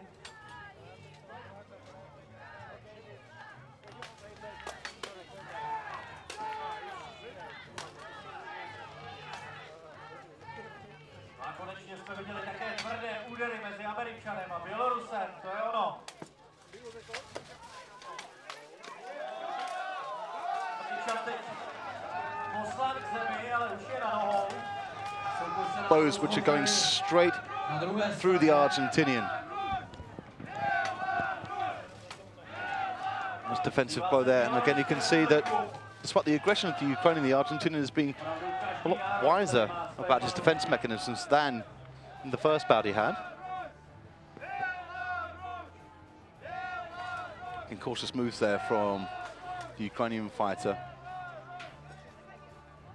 Keeping his polearm lengthways all the time, although now, of course, he's keeping it far more horizontal, whereas the Argentinian fighter is trying to take advantage of his height, but defensively it works, but in terms of attacking, he's not quite getting exactly what he wants to achieve.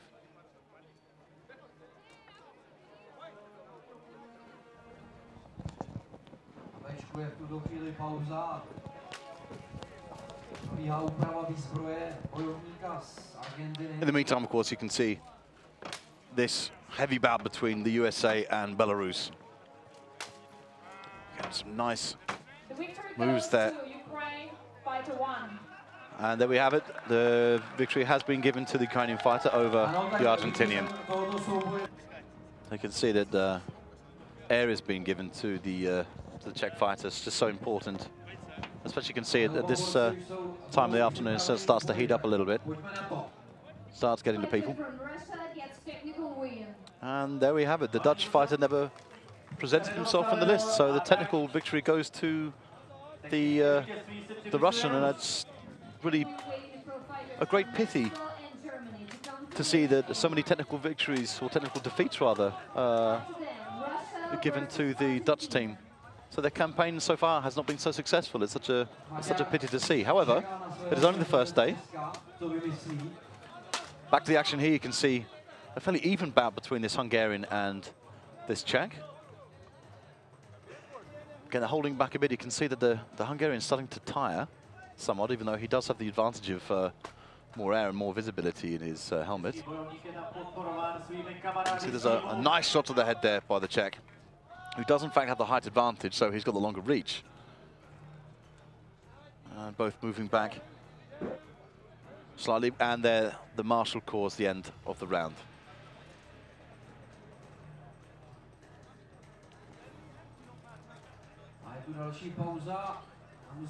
So, as the bout between the Russian and the Dutch was. Okay, so the Mexican and the German have been called to list A, but you have to bear in mind, and the Czech has been given the victory. And the crowd absolutely love it. Absolutely love it. A crucial victory there for the Czech Republic and for the crowd. Poland 5-1 and Netherlands 5-1. Come to the list B.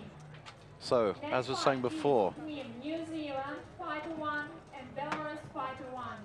And then we have fight between the USA 5-1 and Spain 5-1. Be prepared. So fighters are being called. Mexico and Germany have 30 seconds to come to the list. Once again, the Mexican and the German have been given a 30-second mark to get to the list, but in their defense, the last bout, which was scheduled between Holland and Russia, was declared as a technical victory for the Russian, as the Dutch fighter wasn't present in the list. So, of course, the Mexican and the German lost a bit of time in personal preparations.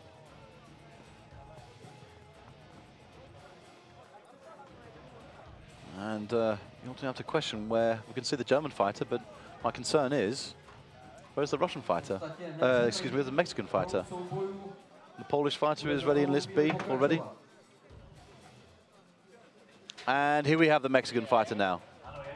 So, Germany, Mexico will be underway very, very shortly.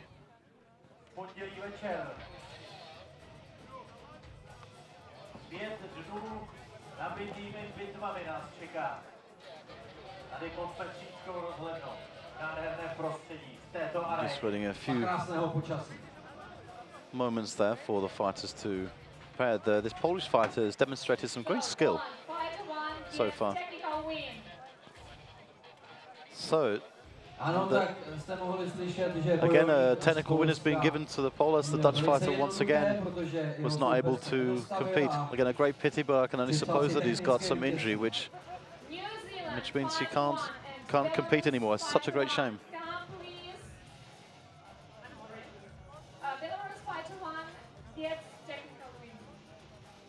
A lot of technical wins coming through. There must be a lot of injuries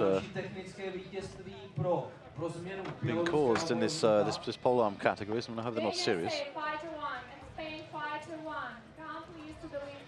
So we have the call for. And the next fight is between Poland 5-1 and Ukraine 5-1. Ukraine. A v kolbišti A to vypadá, že se dočkáme další bitvy. A bude to souboj mezi Němcem a Mexičanem. So the preparations for the Mexican fighter are now complete.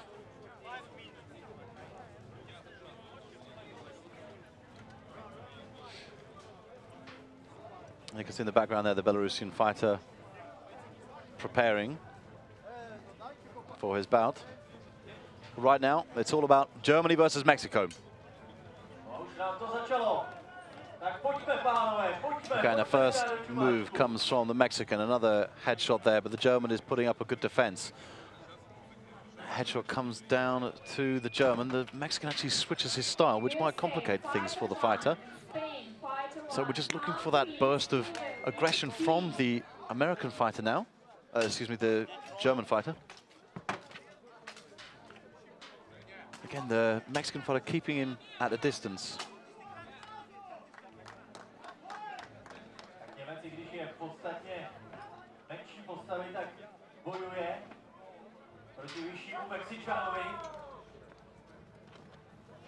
Very, very cautious. You can see their guard is totally down. I think they're going to regret that if they keep it down there at some point. Not a lot of aggression coming from either fighter. There's a good headshot there, which comes from the Mexican. Let's see, and once again, he's getting this clean headshot. I think the German is actually just leaving the door wide open. You can see there that the neck protection of the Mexican concerns me slightly, as the marshals had pointed out before, but they must have some sort of covering in there. Otherwise, the marshals wouldn't have allowed him to go back into the list. So, presumably, that's what took the Mexicans so long to get back to the list, although there seems to be a problem there on the part of the German. I'm not sure what exactly happened. I'm not sure, maybe actually might have taken a groin shot there.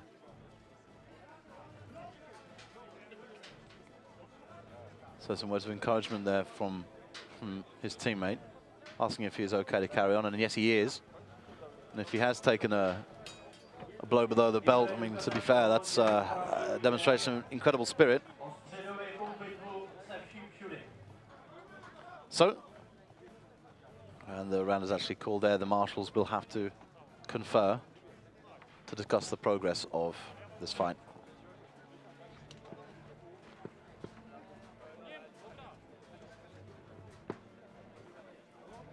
Again, a blow from one of these polearms, like I said before, you're going to feel it. I mean, this really is full impact. You can see that the polearm there that the German has is mildly shorter, but it has a very, very long blade on it. Naturally, of course, these blades do have a regulation thickness, and of course, none of them are sharp. However, even in medieval times, in real situations of war, swords, apart from the point, were never sharp, because a sharp blade will never go through what was iron armor at the time. Of course, polearms, the idea is not that they are sharp, the other is that they have a lot of weight behind them.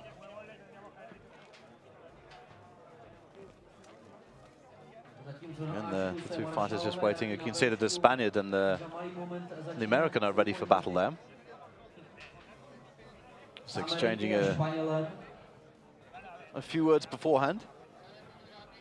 We saw that the Spaniard sort of came out of his shell in his last bout, so we'll be looking to see if he can maintain that aggression. However, this American, he's going to make it difficult for him, I can tell you. So, again, the Mexican aiming for taking advantage of the height that he has.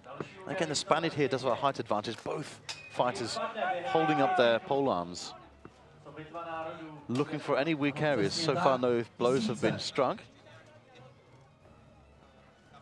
I think the American will probably, if I had to put money, I don't think the American will draw first blood, if you will. And yes, he does, and he goes for a wonderful headshot there. Plays the dummy beforehand, gets slightly tangled in the rope there, but it's nothing problematic. And the Spaniard holds back a bit. Very, very tense fight this. Very, very tense. Okay. So, Spaniard again holding his polearm. It's such a very, very long polearm, but he's holding it very, very near to the end. And now, of course, he's widened his grip. There's a nice shot to the head there from the American. And some great work there, and the marshal has broken up for the end of the round. Again, some nice displays of aggression from the American. I think that will work well in his favor.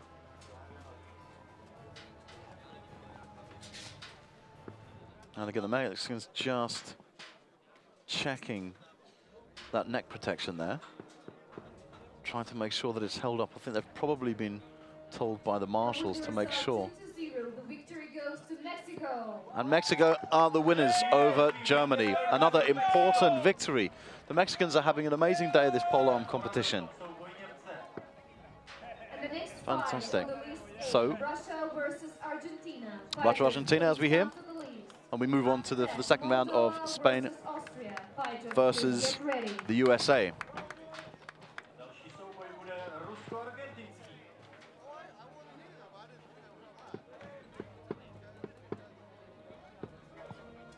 Okay, the American now ready for the battle. Got just a few words between marshals, while the Spaniard also collects himself ready for the next round. The weapons touch, and they're off. And again, Something tells me the Spaniard might try to come out of his shell a bit more this time. He's going to have to if he's looking for the victory. But again goes for first blood there. But that's an incredible combo there made by the American. He's going to struggle to answer that. And once again, a weapon has... The Spaniard's been very, very unlucky with these weapons. I think that's the third one he's got through.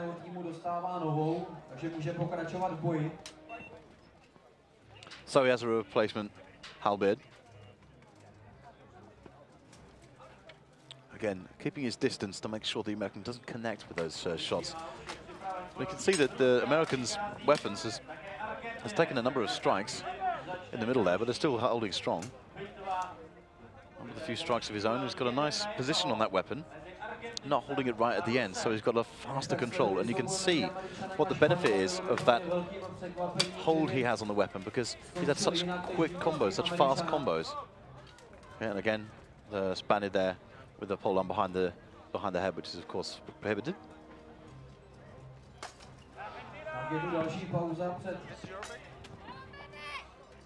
So we have Argentina, Russia. Again, some nice blows there coming down from the Russians, some very, very well evaluated. And the USA have come out the victors of the battle against the Spanish. But here now it's all about, it's very, very careful approach by the Russian fighter. I think time has been called on that, or...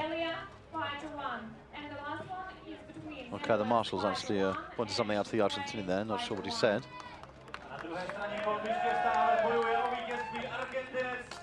So Poland and Ukraine will be in list B, coming up now.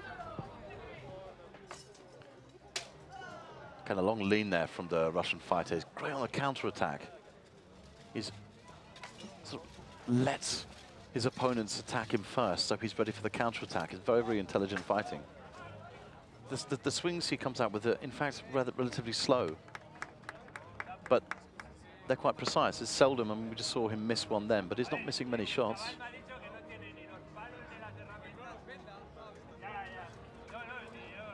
And you can see there's just an adjustment on the gauntlet there of the Argentinian. And you can see here the Ukrainian and the Polish fighters get ready for their bout.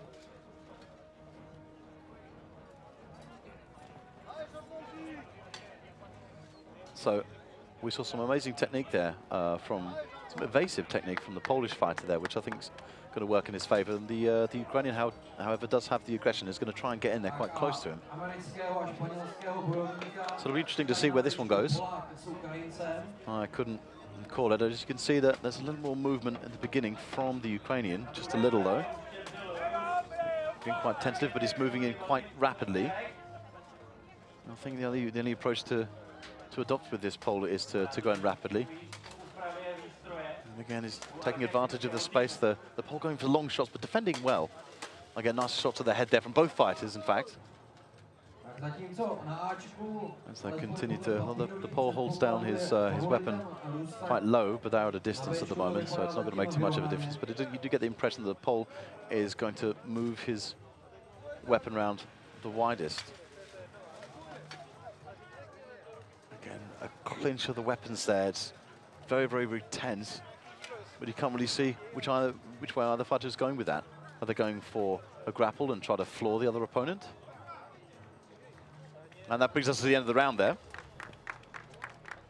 Fighter from Russia gets technical win. Okay, unfortunately, due to the armor problems of the Argentinian, he's unable to continue, which means that the Russian gets another technical win. Austria on list A.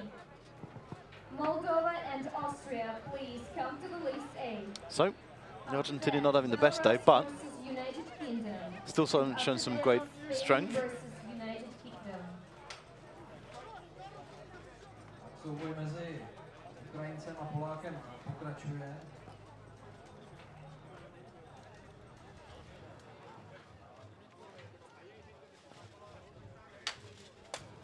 Na druhé straně se všechno připravuje k souboji mezi Rakušanem a Moldavanem.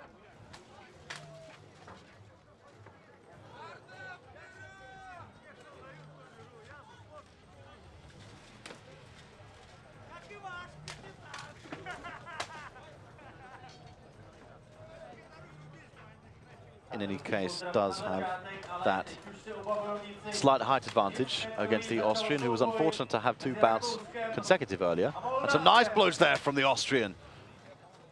Almost keeps the Moldovan fighting for his feet again. Well, a nice headbutt there. Again, some nice aggression shown from both fighters here. Some great shots to the head there. Some good aggression there from the Moldovan. And the Austrian's going to have to work hard to respond to that.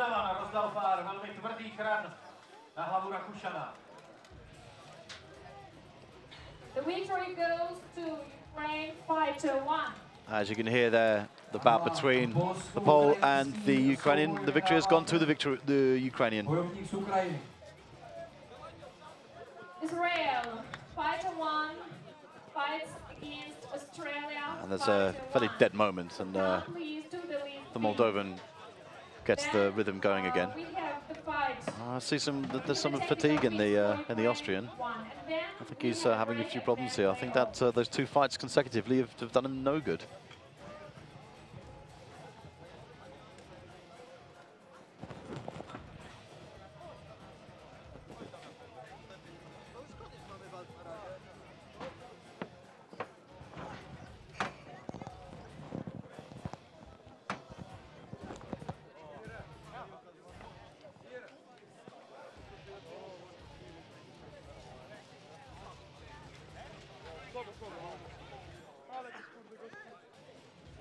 Go into the next round of Moldova against Austria. A nice blow to the stomach there. However, the Austrian replies with a decent headshot, but that's about all he's got. There's a lot more movement coming from the Moldovan. So I think so far, certainly my money's on the Moldovan. However, if he leaves himself exposed like that, he's going to suffer. He does come back with that blow to the head, though, of the Austrian.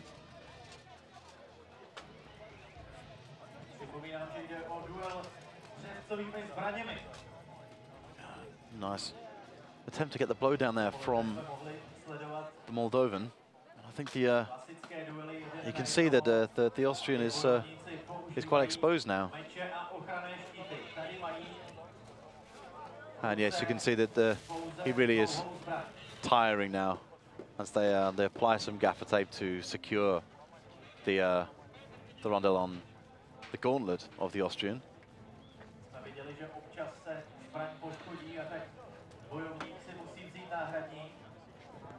And also this is where it does get extremely trying for these fighters.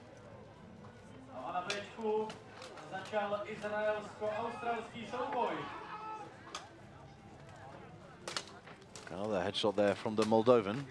Himself in a good position, and we can see now we've got the very, very lively Israeli fighter against this mountain of an Australian fighter. Very, very fast move from the Israeli. However, there's some great responses there. Using his fist, how he doesn't have a good grip on his polearm, and he's going to regret that if he does it too often. Some nice blows coming from the Israeli, however.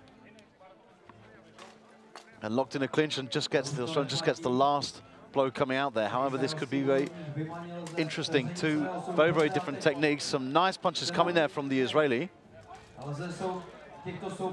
But met by the Australian. With the result 2-0, victory goes to Moldova.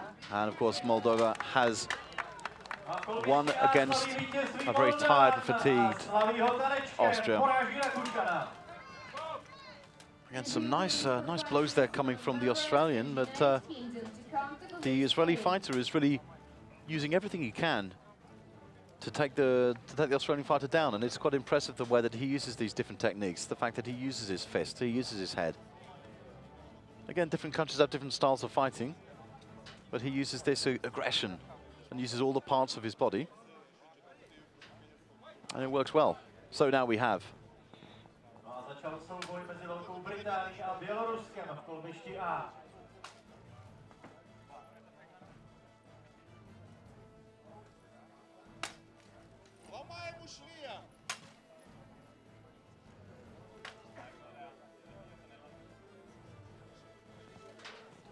UK fighter who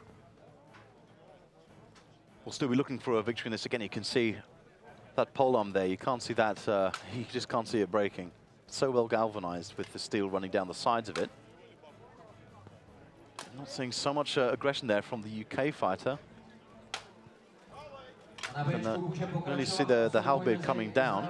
Even though not all the shots are connecting, there's certainly more aggression coming against him from the Belarusian fighter, who's got a good track record so far in his matches.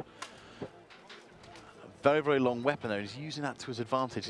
The blows are quite slow, however.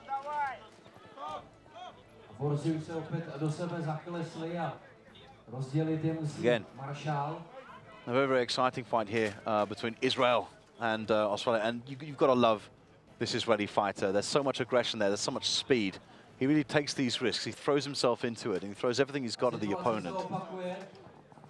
Again, in terms of pound-for-pound strength, you've got to go for this one. There's some great headshots there being dealt out by the Israeli. 3 massive headshots. 4.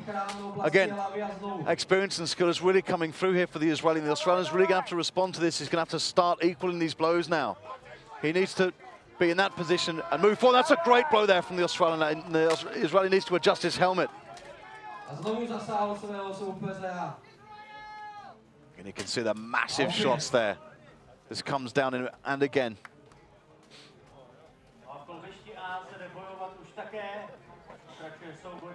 Some great shots there. Very, very exciting match. And it's so exciting to watch these two fighters. They just don't let up. They do not let up. Here we have the UK fighter who has come out of his shell somewhat here. Has been a little more aggressive, coming down with that polearm. Again, some nice controlled shots there from the Belarusian.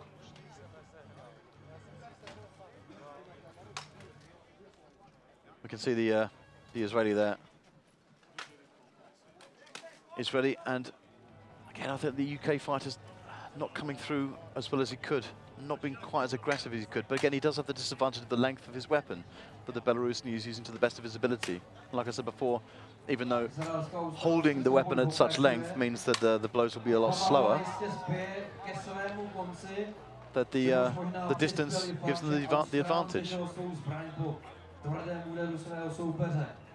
Okay, so yes, in fact, you can see there the Israeli has smashed the Australian's weapon.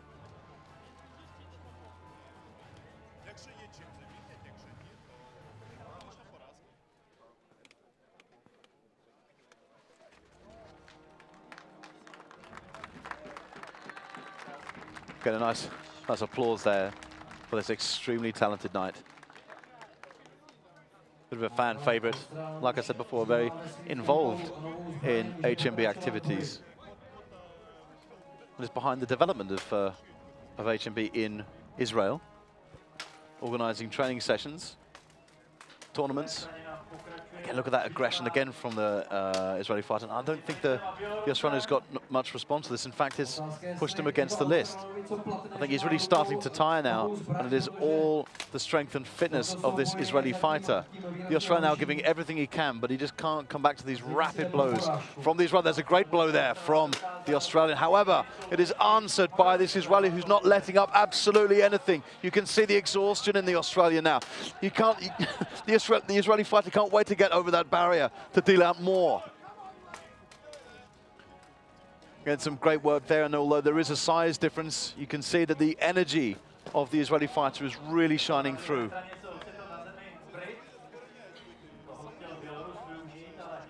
It does result in pure exhaustion. You can see the sportsmanship there of this phenomenal Israeli fighter. A great sport, a great champion.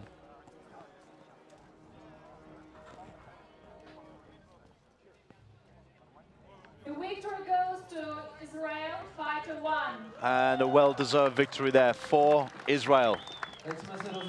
Stunning technique, very, very confident, and some excellent work. You can see there that massive Australian comes over to congratulate the winner. And just in the background there, you can see the continuation of that Belarus-UK bout, which has just been called there, in fact, unfortunately, by the marshal. And the Australian there has had some great fights so far. Some very, very strong fights. The Israeli, however, and what can you say? He's on form. With the result 2 2-1. The victory goes to Belarus. And Belarus are on 2-1, so another close battle there, well fought. And the two fighters embrace, and he seems to be caught in his chainmail. Right now we're having 5 minutes break, and after that the fight between Spain and United Kingdom.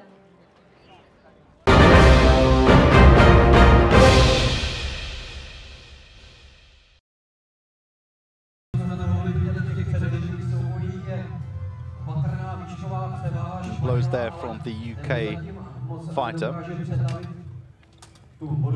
Again, there's more lean coming from the UK fighter. I can't help but think that generally a slightly longer polearm would complement his style, whereas the Spanish fighter has gone for quite a lengthy weapon. Showing some nice aggression there, some great movement from the Spaniard. But there's some nice aggressive curls there coming from the UK fighter, but the Spaniard is using the distance to his defensive advantage. And that's called around there.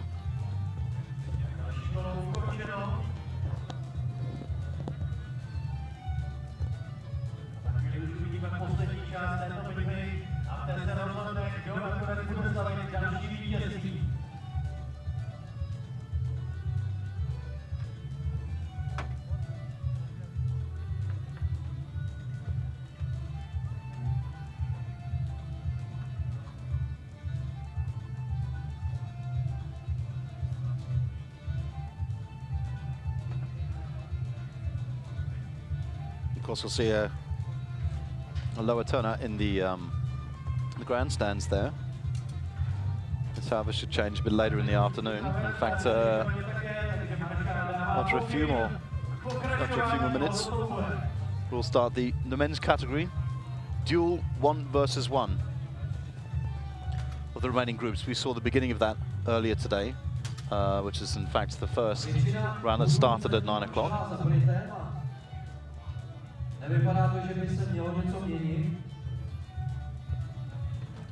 So it promises to be a very, very busy schedule for the 1 versus 1 duel.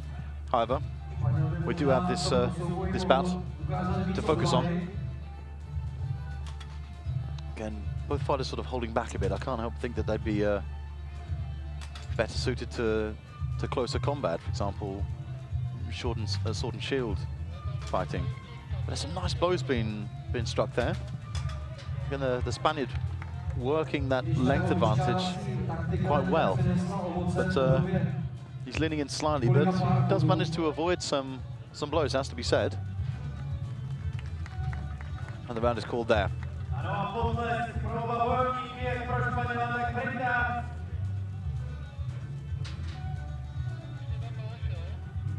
And the marshals will confer for the result on that fight.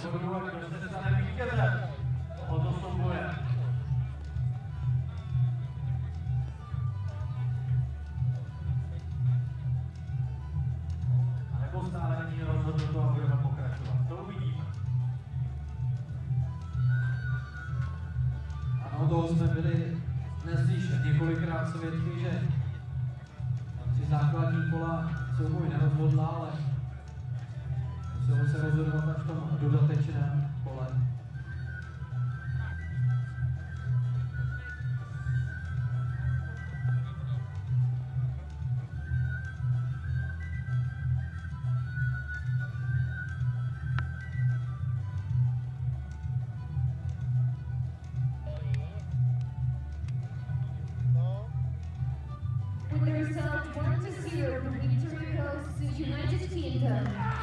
Okay, and a very, very important victory there for the United Kingdom. We'll be very, very pleased with that. Again, perhaps these evasive tactics from the Spaniard weren't quite enough on this occasion. So,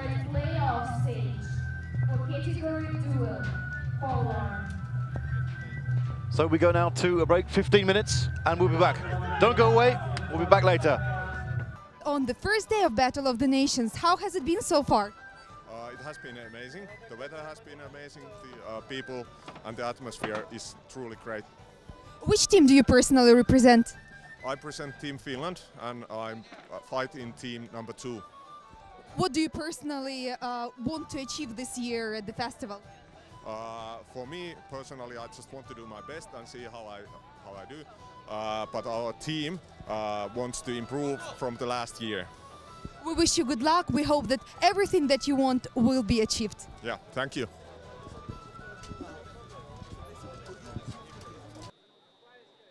Welcome back. If you're just joining us now, we are still waiting for the Australian fighter in the Polearm playoffs, who will be facing the Russian fighter who topped his group. But so far, he still hasn't arrived. So he's only got about 30 seconds now to arrive, and if he doesn't arrive after that, well, unfortunately, then he concedes the victory to the Russian fighter. I saw he was really quite exhausted after his last fight against the Israeli fighter, so we'll have to see now if he hasn't done himself any damage, and well, there's still no sign of him, although the Russian fighter is there and waiting. Mexico, fighter 1, come to the list B. Again, the Russian there suggesting we try some different events next year, throwing polearms at people, which I think would be fun.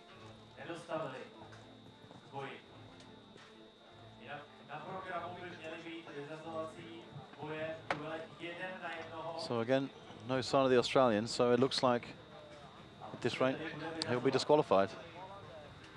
That's a pity, considering how much of a good tournament he's had so far. I hope that he hasn't just been misinformed and he doesn't know that the playoffs are now. It would be a bit of a tragedy. I mean, it has happened before, unfortunately, in these tournaments.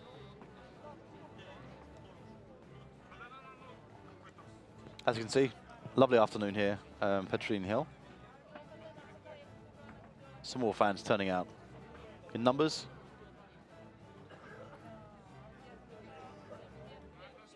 So again, also looking for the Mexican fighter, who will be in the playoffs of his group. It looks to be some good playoffs. However, at the moment we're missing 2 fighters. So, if that's the case, then they give it up through forfeit. I think the notable thing about this Russian fighter is that he's so collected. I mean, focuses primarily on counter-attack and uses it so effectively. And you can see that he's never the first to strike. He just waits. He sort of leaves himself slightly open for an attack. But he's so good at evading these attacks and coming on the counter-attack that it's worked so well in his favor. And I'm not suggesting that alone is what's taken him to the playoffs, but it's certainly a contributing factor to his success. So you can see the Israeli fighter, a number of Americans around the corner there.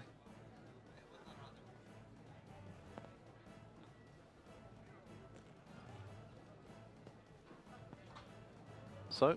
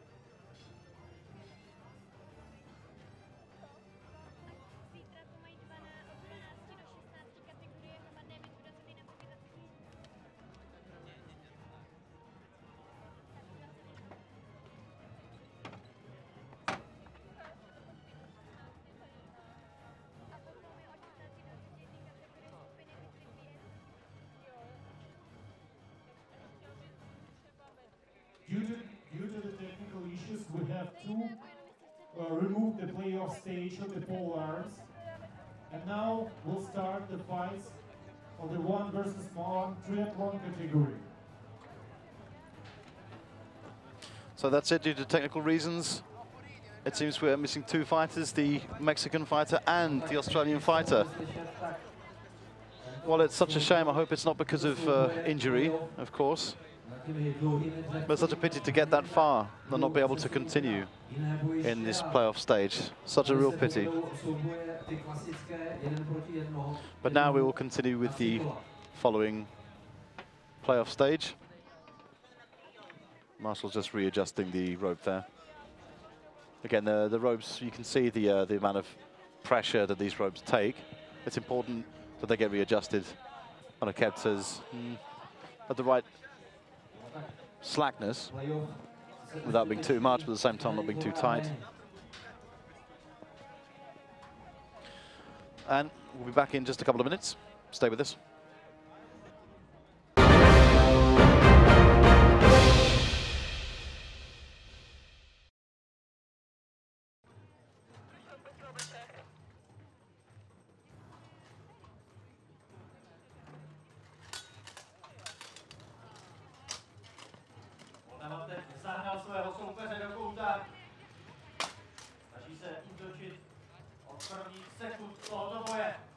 Strong blows there from the Moldovan. Some great movement here from both of these fighters. This pole has some incredible movement. And you can see that even the Moldovan really goes for it. And there was a bit of a grapple there, so it will be stopped by the marshals. Again, being warned there. He can't repeat that, or as he will be penalised. Of course, okay, just a slight breakage of the armour there. The lace has gone loose. Nothing dangerous, but it does need to be adjusted.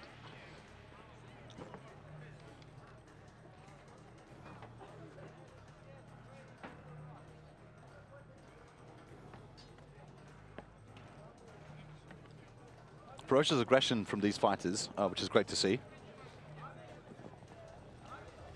And the Polish fighter in question actually was had a very, very successful fight in Moscow. And again, you can see those really, really going for it, hammering straight into him. Look at the movement of the pole there.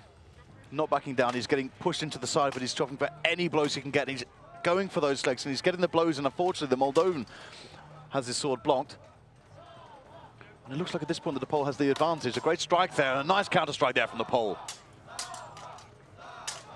Some great shots there, some great attacking from this pole. A nice shot there to the legs of the pole from the Moldovan. There's a lot of speed going into this fight. Unfortunately, the Moldovan keeps on getting caught. Again, very, very good at reading the fight is this pole. So they're going to be very cautious in moving out. Goes for a great strike there, and that has come to a finish of that particular round. So they go into the second round of the duel, which is the sword and buckler. Tady nejde jako v těch skupinových bojích dostat soupeře na nohy nebo na kolena, respektive ale o to získávat body při úderech na části těla, které jsou povolené, které jsou budované.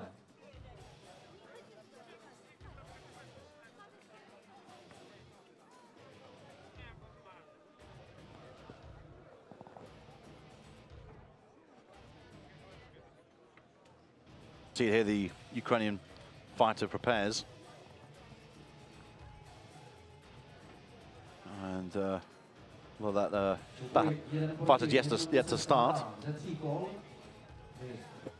It promises to be very, very exciting. Some great fighting we've seen so far from the Ukrainians.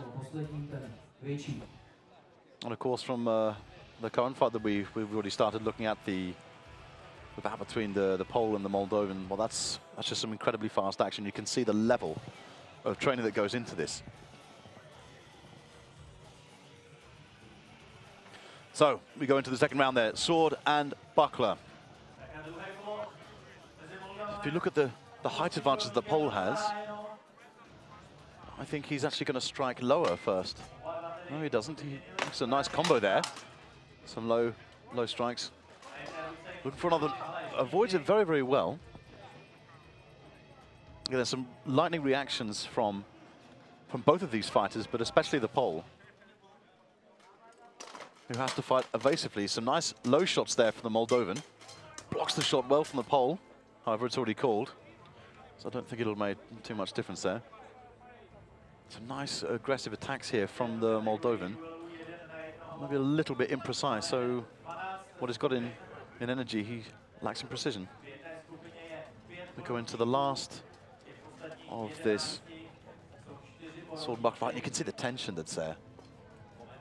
Neither wants to make the first move. They're just reading each other so well now that they understand the fight. And a good strike there. First blow comes to the Pole. And it continues on. And it's caught by the shield. Again, and that's one more strike there. And it goes to... the fighter stopped there. No, in fact, it goes on. And it still goes on. There we go.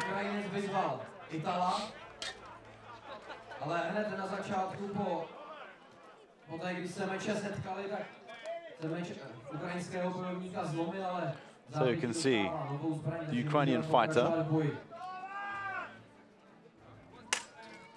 against the Italian fighter. Some great strikes there from both fighters. Some fast movement from the Italian fighter, but he's going to be very, very careful. A big shot to the head there. He's going to be careful he doesn't get hit on the side of the leg.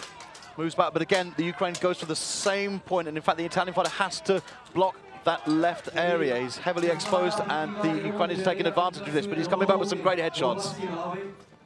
A nice evasive shot there, move from the Italian. Again, the Ukrainian goes for the exposed left side.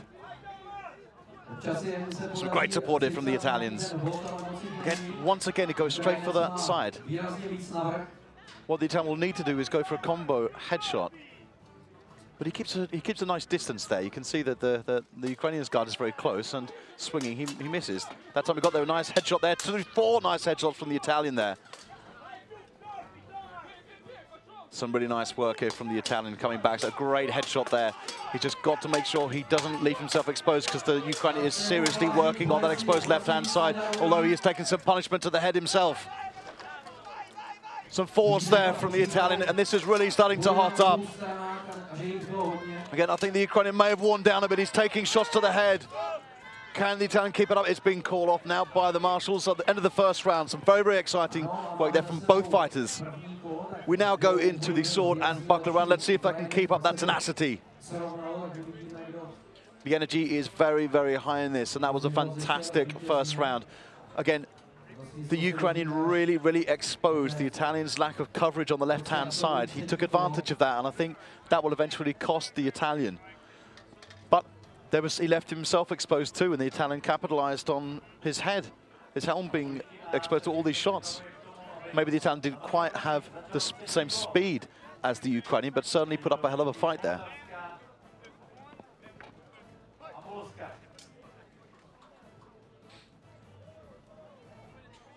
And so the marshals have got quite a bit to speak about there, while the sword and shield goes on.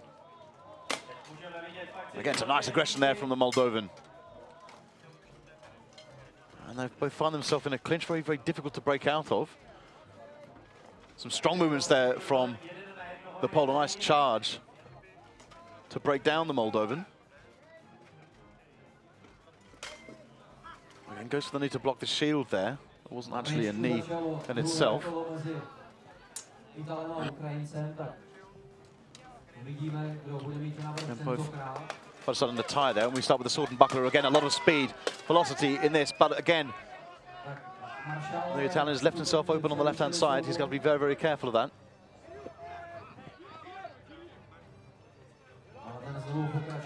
And moves forward there. A leap. Again, nice shots to the helmet there from the Italian. And it's good he's gone for the helmet and it's been broken up. I'm not sure quite who had the last blow in that. It may, in fact, have been the Ukrainian. Which are the last moments here of the sword and shield between Poland and Moldova. Shots to the leg there. This is very, very hard fought by both fighters. very, very energetic. Yeah, great blow there. It seems that there's some of the... I'm not sure, maybe some armor has come a little bit loose there. And you can see the elbow of the Polish fighter there has come completely loose.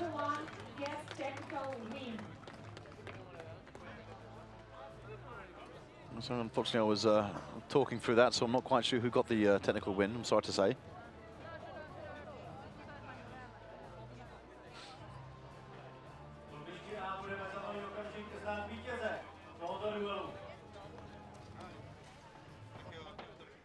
So, the result of the fight between Poland and Moldova will be announced, and Ukraine-Italy goes into the third and final stage of this triathlon, sword and shield. Again, I really hope that the Italian can keep that side covered. But again, because he's left-handed, he's not capitalizing on it, and I think he's going to have a lot of trouble there. He is actually changing his stance here, which I think is a very, very intelligent move. So he's fighting with his head. But again, he's got to see from the point of view where the Ukrainian's coming from. He's seen the exposed side. He's taken advantage of it. The victory goes to Poland, 5-2. And then we have the victory for Poland over Moldova, but a very, very close fight there.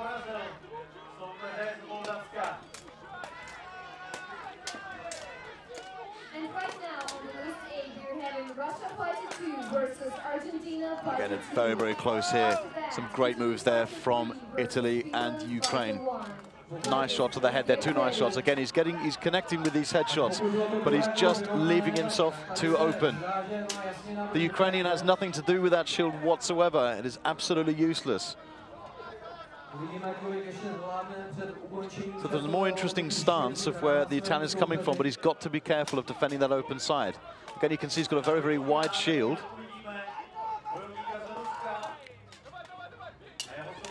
Shot to the head there from Italian. And it's very close. There's again another shot to the head, the exposed head of the Ukrainian. Because they're starting to tire here. As the Ukrainian is going for those low blows, the Italian going for those headshots there. The Ukrainian not using his shield to good effect, and the Italian going for those headshots, and the fight has been called. A stunning fight at the end there. There may be an upset here from Italy.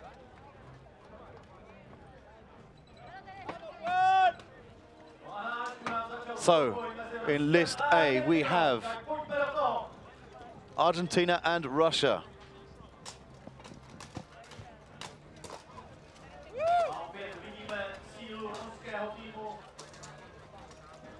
Good, immensely well played fight there from the Ukrainian. He did find those exposed areas. However, he left himself quite open to. And that's it, and the winner is declared as Ukraine 3. And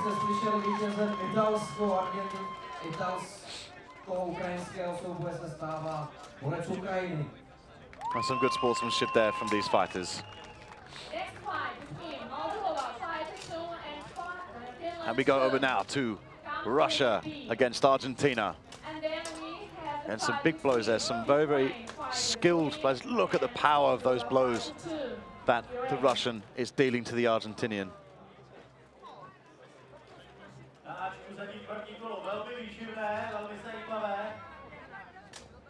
And some cautious fighting here. I certainly think the Russian fighter has got the strength edge here and the aggression. Nice move there. Again, a leap to the head there, a massive headshot. And the Argentinian has to pull him away if he's going to get a crack at it. And he goes to the ground. I'm not sure if that was a trip or fatigue or slip. Marshall checks that he's okay. And they're good to move on.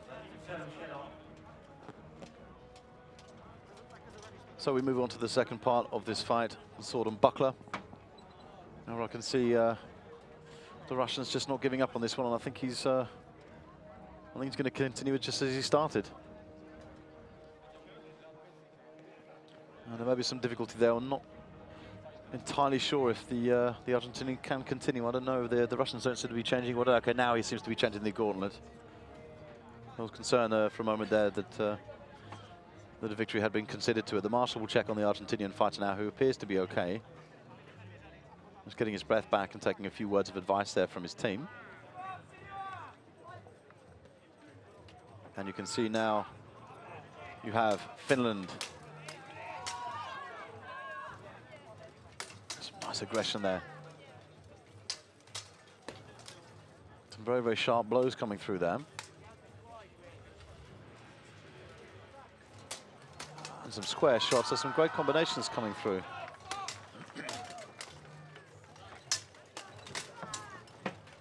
Powerful shots in this longsword tournament. And the sword and buckler goes through. Again, certainly the Russians the favourite to win this. However, the Argentinians are certainly not to be underestimated. Some very, very fast sword work from the Russian there. Excellent work, absolutely stunning. But the Argentinian takes it right to the end. The question is to move forward and fight by the marshal. Again, the speed of this Russian is incredible. Absolutely incredible. He's so unpredictable. And he's so good with moving his legs out of the way. Stunning work. Absolutely stunning fighting. The evasive techniques of this Russian, he does get stuck in, and you think that he actually exposes himself.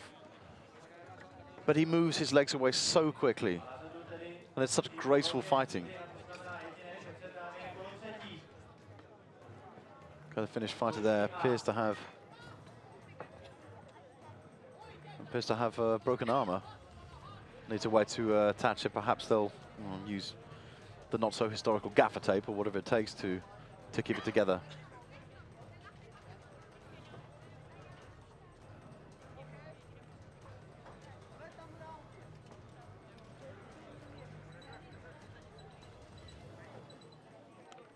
And unfortunately,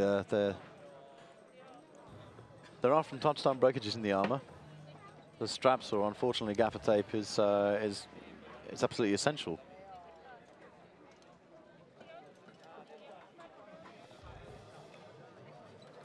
And the Finland supporters there, next to the Ukrainians.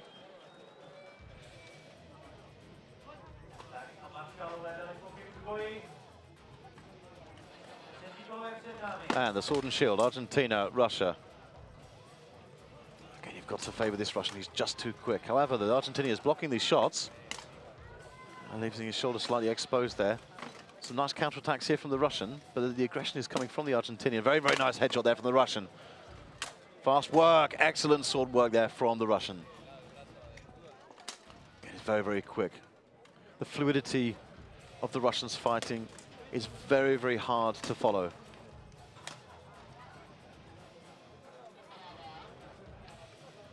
There's unpredictable maneuvers here which are coming from the Russian. Very clean, crisp.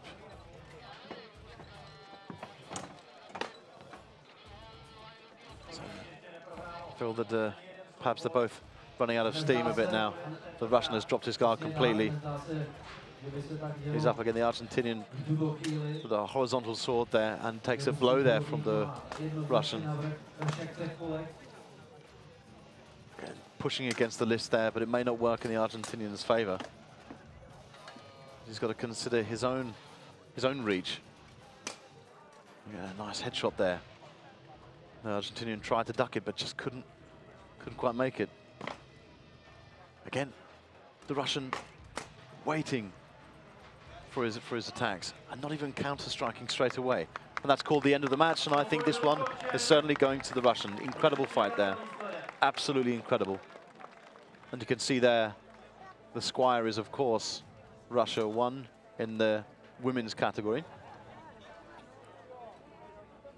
So the marshals will announce the winner. I've just got to tally up the scores. With the result 3-0, the victory goes to Russia, fighter 2. And there it is. Russia 2 is the victor for that fight. Very well played there from the Argentinian, but simply outclassed by the Russian. Fighter 3 versus Finland, fighter 1. Please come to the list A.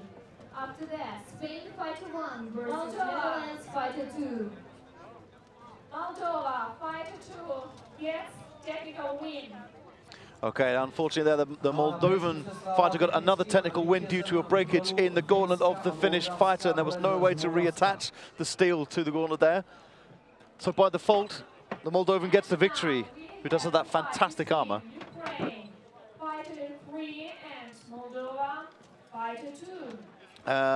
Moldova 2 has to stay there, can't go far. Maybe he'll be glad for that technical win, because he's not going far. He's got to get straight back in the list. Then we have the fight between Poland, fighter 1, Italy, fighter 1. And Italy won, Poland there. We have the Italian fighter. Finland, fighter 2.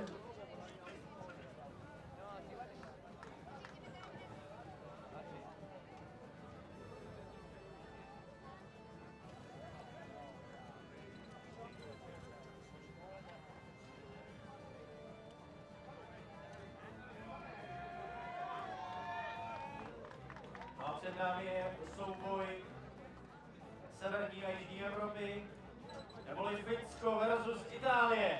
The Italian fighter with a nice salute with the Finnish fighter. This is going to be very, very interesting indeed.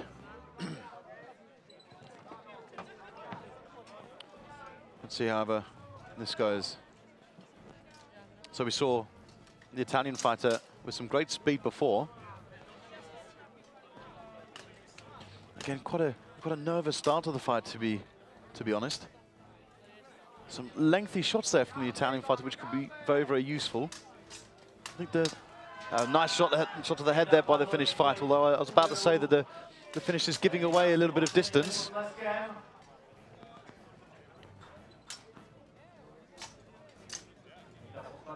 And there's some nice movement, very, very fluid movement from this Italian fighter.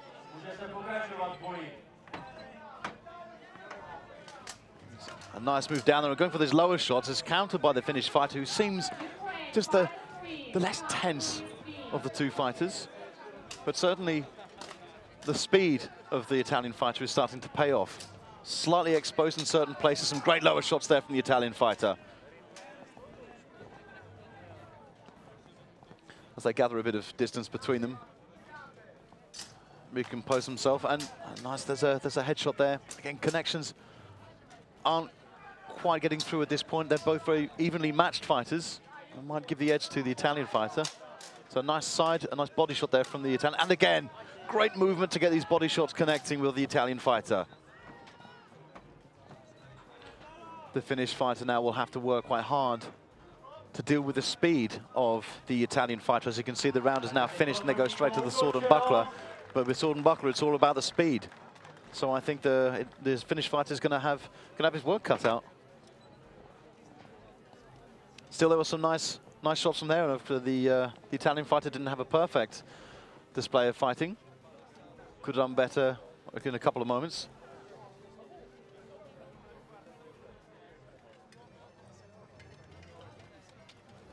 Testing the armor in preparation for the sword and buckler round.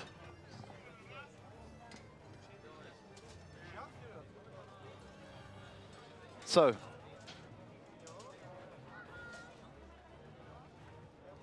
as we wait just a few moments for the Moldovan fighter to regain himself, we can't expect him to get straight back into the list after such a short break. But he appears to be the one waiting for his opponent. Okay. And again, you can see the Finnish fighter is keeping his buckler so low. And it makes you wonder if that tactic is going to work. Again, they've got the same difficulty. Each fighter has got the disadvantage of the Finnish fighter being left-handed and the Italian fighter being right-handed, so they're striking at the same point. So it's a question of who's faster in this case, more than ever. It's a nice aggressive style there from the Italian fighter, but he's got some of his shots covered with that buckler. Some nice blows there coming in, and he's gone for the side shot. That's wonderful, and it's worked out with a combination with the headshot. And the marshal calls it.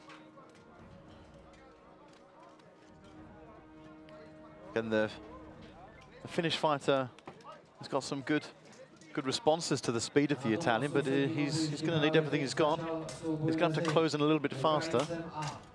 There seems to be a mild height advantage, and we have a very, very fast action fight here between Ukraine and Moldova, and this is absolutely electric. And they're not going to stop right now. They're going straight for the body shots, but the Ukraine is leaving his helmet open as he was in the first round with the Italian. It's absolutely amazing fight, and the Moldovan is leading him around the list. For me, at the moment, the Moldovan is giving absolutely everything he's got, but the Ukrainian is not giving up. He's giving lots of body shots. The Moldovan leaving himself quite exposed and taking shots to the side there. Again, we go back to the Finland and Italy match. And still, they haven't broken the deadlock here with the sword and buckler. And now it's gone. Now it is over. So I think, again, you can see the Ukrainians tiring there, bowing his head. Both fighters have given it all in the first part. I'm not sure how they're going to get through all 3 rounds. Great shots to the head there from the Moldovan. Into that wonderful Eastern armor that he's wearing. Great shots. And now I don't think the Ukrainians got much response to him. They seem to have ground to a halt. The Moldovan holding back there. Again, they're going to need their speed and their energy for the second round with the sword and buckler. They're working so hard, and again, the Moldovan is leaving himself quite exposed, but he's really hammering down on the Ukrainian's head now. And it has been broken up by the marshals. Absolutely insane fight. And that's what we're here for. That sort of energy and tenacity. So marshals conferring there, but in my mind, the punishment was being dealt out by the Moldovan. Now, the sword and shield, Italy and Finland. Again, some cautious move there from the Italian. Slowly pacing around each other, but again, it all depends on how they're still considering. They're both striking from the same side, so this could cause great complications for each other. They're keeping their guards quite high, but of course, that will only expose their legs. Who's going to take advantage of that? Who's going to find that first? I think if the Italian, he's the faster one, I think he should be keeping his shield high and aiming low. There seems to be, well, perhaps it was indicated by the Finnish fighter there, might be a slight breakage of the armor, but it seems to be something which is easily resolved. The Moldovan now preparing for the sword and buckler. Some nice aggressive action there from the Italian fighter. Does take a leg shot there. He's already been exposed, and the Finnish fighter is capitalizing on it. However, I still like the number of headshots coming from the Italian fighter. I think he may have it. You can hear a clean shot there, went straight for the Moldovan. Maybe this is the comeback from the Ukrainian fighter. Again, the Italian fighter coming in for those headshots, not quite connecting. Draws back, takes a headshot from the Finnish fighter, goes for the leg. It's fairly even now, they're both starting to tire. And now they're getting involved in it. And it has been called between the Finnish fighter and the Italian fighter. And what a match that was. Absolutely spectacular. These two battles going on at the moment. Ukraine and Moldova, Finland, Italy have produced some incredible action.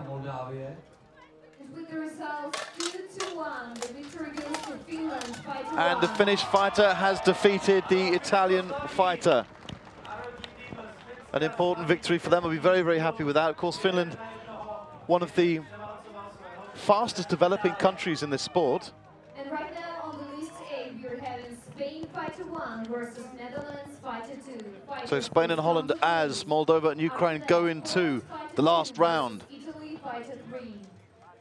And then Russia fighter 2 versus Spain fighter 1.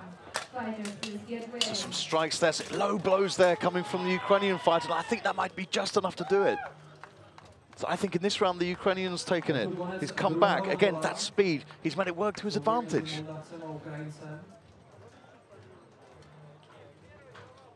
So one more round remains, the crucial sword and shield.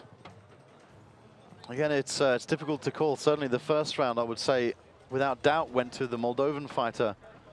The second round there, well, you know, I have to say, went to the Ukrainian fighter. Seemed a lot more precise with his blows. I was quite surprised. I thought he wouldn't be without the energy, but he was.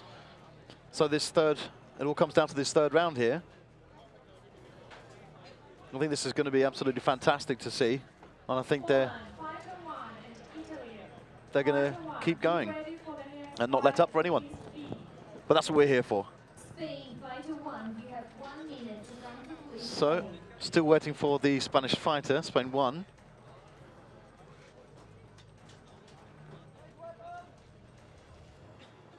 And going into the last round, the sword and shield of this absolutely fantastic fight between Ukraine and Moldova. Like I said before, as we saw, the Moldovan fight has had 2 consecutive fights. Although one of the fights, the first fight was won by a technicality due to a breakage in the Finnish fighter's armor, which was a real pity. Sizing each other up, and again the Ukrainian fighter exposing his helmet there. He's still going for those low points though on the Moldovan. He's got him sussed out completely. Neither fighter, as you can see there, gets that low shot. Again, goes straight for to the head of the Ukrainian. The Spanish fighter being warned that if he does not present himself in the list, the victory will go to his opponent. And again, you can see both fighters starting to tire now. The Moldovan's sword is totally closed off. He has to break out of this. He does. Strike to the head, another strike to the head. Ukraine not using the shield to his advantage. Again, taking these strikes to the head is amazing. The Moldovan has identified his weakness. He's not defending his own very well. Netherlands fighter 2 gets technical win. And the victory and the other match, Spain versus Netherlands, goes to Netherlands on a technicality. Both fighters extraordinarily tired now. There's not much left in them, but they've got to push away. They've got to get out of that clinch and get the last few blows. And both fighters must be absolutely exhausted. They've got their weapons stuck. The Moldovan has no movement. Then you can see where they push against the list there. And so a great headshot there from Ukraine. Maybe he's bringing something back. Again, an easy response. 2 good responses there from the Moldovan fighter. And the fight has been called. Again, this has been absolutely epic. Great fight there between this Ukrainian, who was so fast at the beginning, working away at those legs of the Moldovan, but exposing himself, and the Moldovan responded. The sword and buckler round, we'll have to put that down to Ukraine. He was a lot more precise. He went for those legs. He knew how exposed the Moldovan was. But they must be absolutely exhausted because they put 110% into that fight.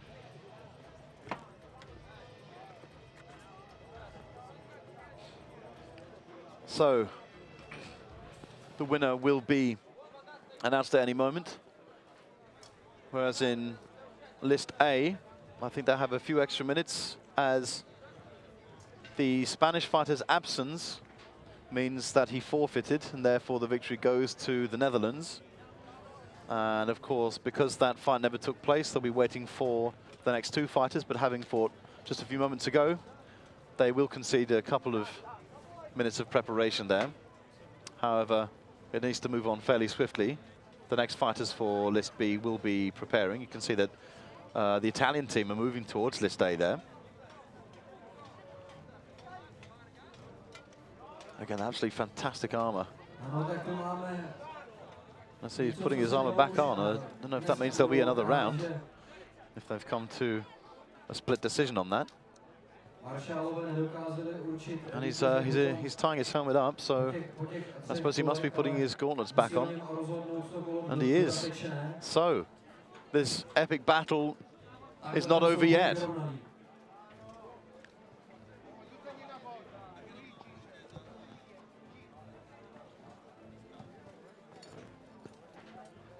The strong Polish fighter prepares to do battle against the Italian fighter now, as the Moldovan replaces his gauntlet and shield. And the Ukrainian gets some well-needed and well-earned rest. And we can see that in list A, the fighters touch their long swords and are about to do battle. And I think this will be very, very difficult for for the Italian fighter in terms of the Pole's speed, but in terms of the precision of the Italian, the low blow there, just sizing each other up. That does break a deadlock. Some great headshots there from the Pole.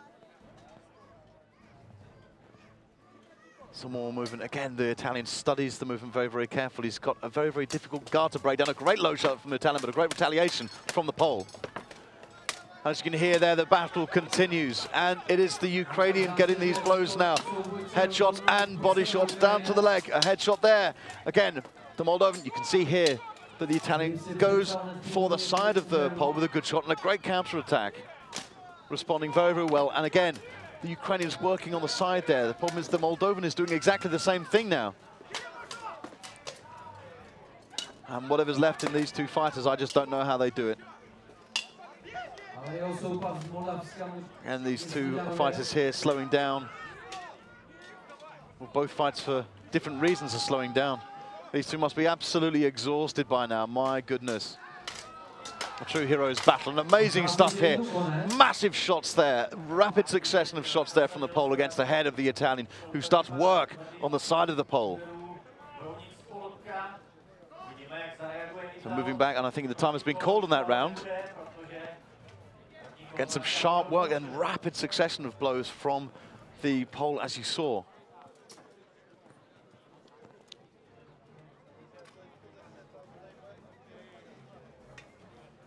Again, some points there raised by the team of the Moldovan. You can see that he's tired. But having fought such a battle like that with a round after it, I mean, who could blame him? Incredible stuff, really. Let's see how it turns out.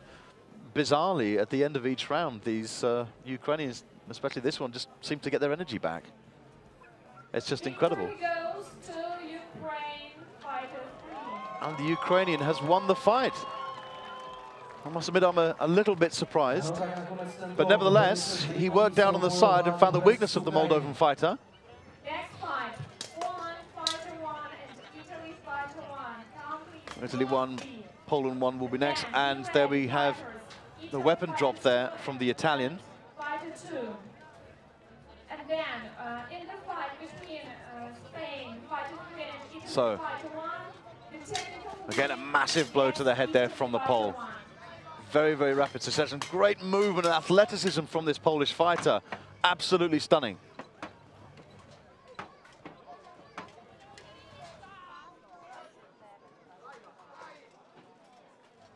So for the last part of the sword and buckler, they move in. And exchanging blows. Again, the Italian takes one to the head there at the end, but I'm not sure if it counted. It seemed to be already called. So we move on till the last round. The sword and shield.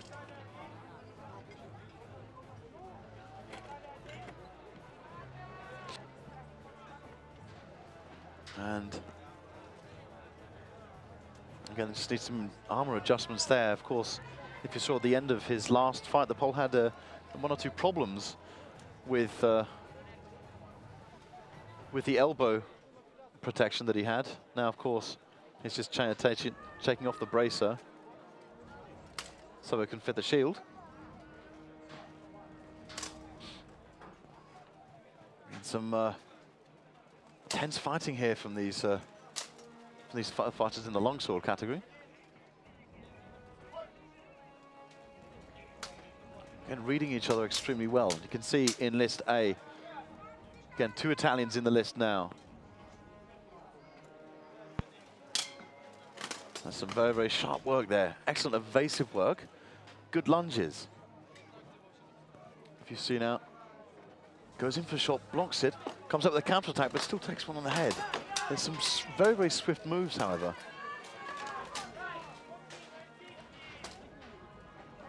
Blow to the body there. Again, the Italian taking some body shots here. It seems to be quite nimble. Again, Italy have a lot of support here. A lot of people cheering them on. And you can see here, again, the Pole just trying to wear down the Italian fighter, who nonetheless has still come up with an incredible fight. really working hard on those sides. There's some slightly exposed. In fact, I think in this round, the Pole may have taken a few more hits than in his first fight. And you can see the fatigue there hitting the Italian. A nice leg shot there.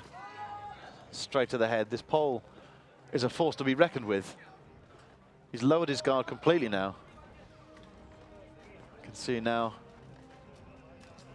this Polish fighter, or both Polish fighters, really have something to prove, something to demonstrate. And they've had great levels of success over the years, and more recently, some very, very poignant victories in a competition in Moscow. Certainly the case for the first two that we were seeing. And with the result 3-0, the victory goes to Poland, fighter 2. And as we expected, the victory goes there to Poland. Commiserations to the Italian for putting up a very, very brave effort. Moldova fighter 3 versus Finland fighter 1. And Finland-Moldova will be the next in that list. After that, Argentina fighter 2, Netherlands fighter 2. Get ready. And we have the next round of this bout between Poland and Italy.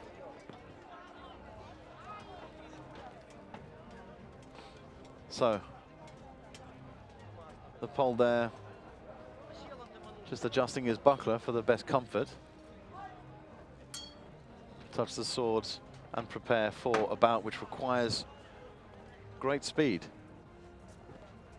Some nice block there from the Italian. Takes a headshot, however, and some great elusive moves from this Polish fighter. However, they're still even, and there it is. It's been called. I think the last blow was dealt to the Italian there, but I can't be sure. The marshal certainly saw it, though. Let's have a look here. And yeah, there's a blow there, and it did come from the Pole. However, you can see the speed of this Italian fighter. You get the impression it's not his first tournament.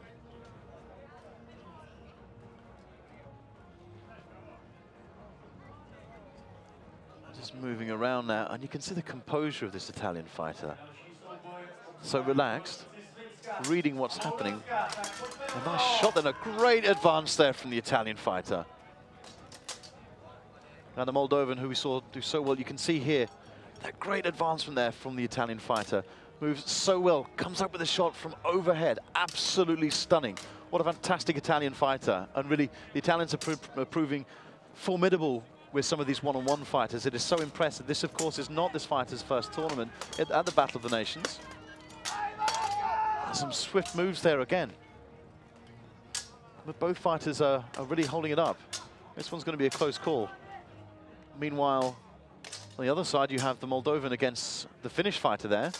And I think the Finnish fighter's having some difficulty working on the speed of that Moldovan, which we saw before in the fight against the Pole. Some great shots there. Nice combinations coming from this Moldovan, but the Finnish is testing him all the time, pushing these little shots out, provoking them, trying to catch the Moldovan off his guard. However, the guard's not going very far. Again, some nice work there from the Moldovan. But it's some good positions, and the Finnish fighter backs away there. Some good defensive shots with the sword by the Finn. However, backed into a corner, you can see here, great shot to the head. It's defended, and the counter-attack is sharp as anything. Great work there from the Moldovan. This is a very, very precise fight. So a slightly sloppy work there from the Finn, but he's defending very well. And we see here now the third round of this fight. The sword and shield. You can see there the colors of Iron Tower of Italy. Again, working very, very hard. A specialist, as you can see, very, very good evasive work. Still some crossing strikes there from the Pole, and really making the Italian choose his moments carefully, but he's not giving him many opportunities. Some beautiful work there from both the fighters. Tense and very, very fast. It's got faster and faster. Usually so many fighters are slowing down by this point, but this seems to have got even faster. Carefully reading each other. Again, nice blows there, but again, good defense from the Pole. The Italian, of course, keeping the shield very, very close to him and using the shield as the best protective means. Keeping it close, he never flails the shield. He's very, very careful with it. And I think he's got a very, very good body defense there. He just needs to make sure that he doesn't keep his head exposed. However, the Pole seems to favor these lower shots, trying to tease him into going for a lower shot. But the Italian's going to have to strike quickly. And I think if he goes for that left-hand side of the pole, the lower left-hand side, he might come out with some results. But of course, it's easy to say these things when I'm not actually in the list. Get a nice advance there from the Italian. And so a great exchange of blows there.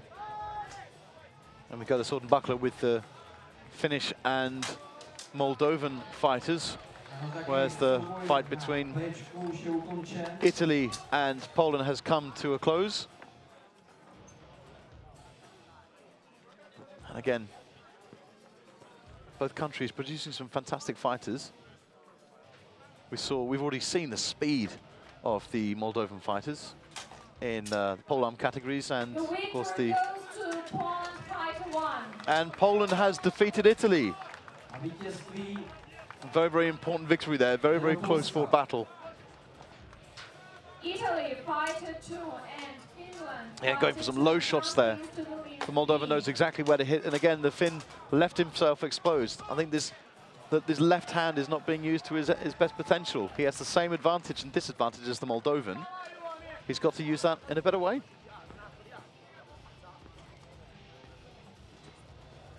So, change of weapons now. They move on to the sword and shield.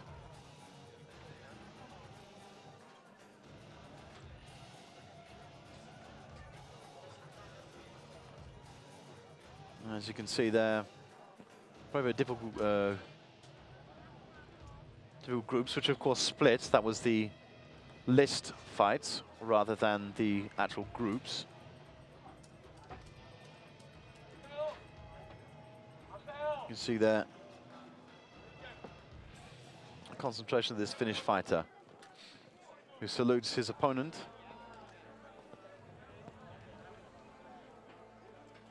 It looks like we could be in for another tense fight. Again, Italy 2, once again, we saw that very, very agile fighter whose visor is fairly well open. He's got lots of visibility, and you can see how concentrated he is in his eyes. And there's some great support here coming. You can hear the crowd getting absolutely involved in it, and you can see the fighters aren't letting up. You can see some great shots there, but they're well defended by the Finnish fighter. And of course, even there, in the long sword, massive blows there coming from the Italian.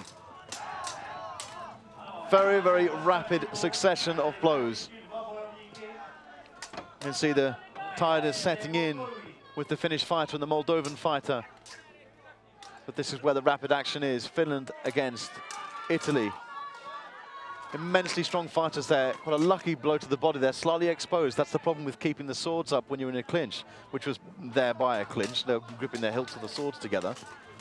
Again, a few blows to the head. A great headshot there from the Italian fighter. You can see how focused he is in his eyes. And some great work there, working on his opponent. There's some great movement. The Italian is really driving this. Goes for the low shots. Moving some nice combinations, but he is leaving his helmet exposed, so they can't keep it too open for that long. You can see there, and it is called. What an amazing round that was between Italy and Finland. And here we come to the dying moments of this fight between Finland and Moldova. Now the Finnish fighter incapacitated there. His sword stuck again. A little difficulty with moving the swords, but there's a laugh at the end of it.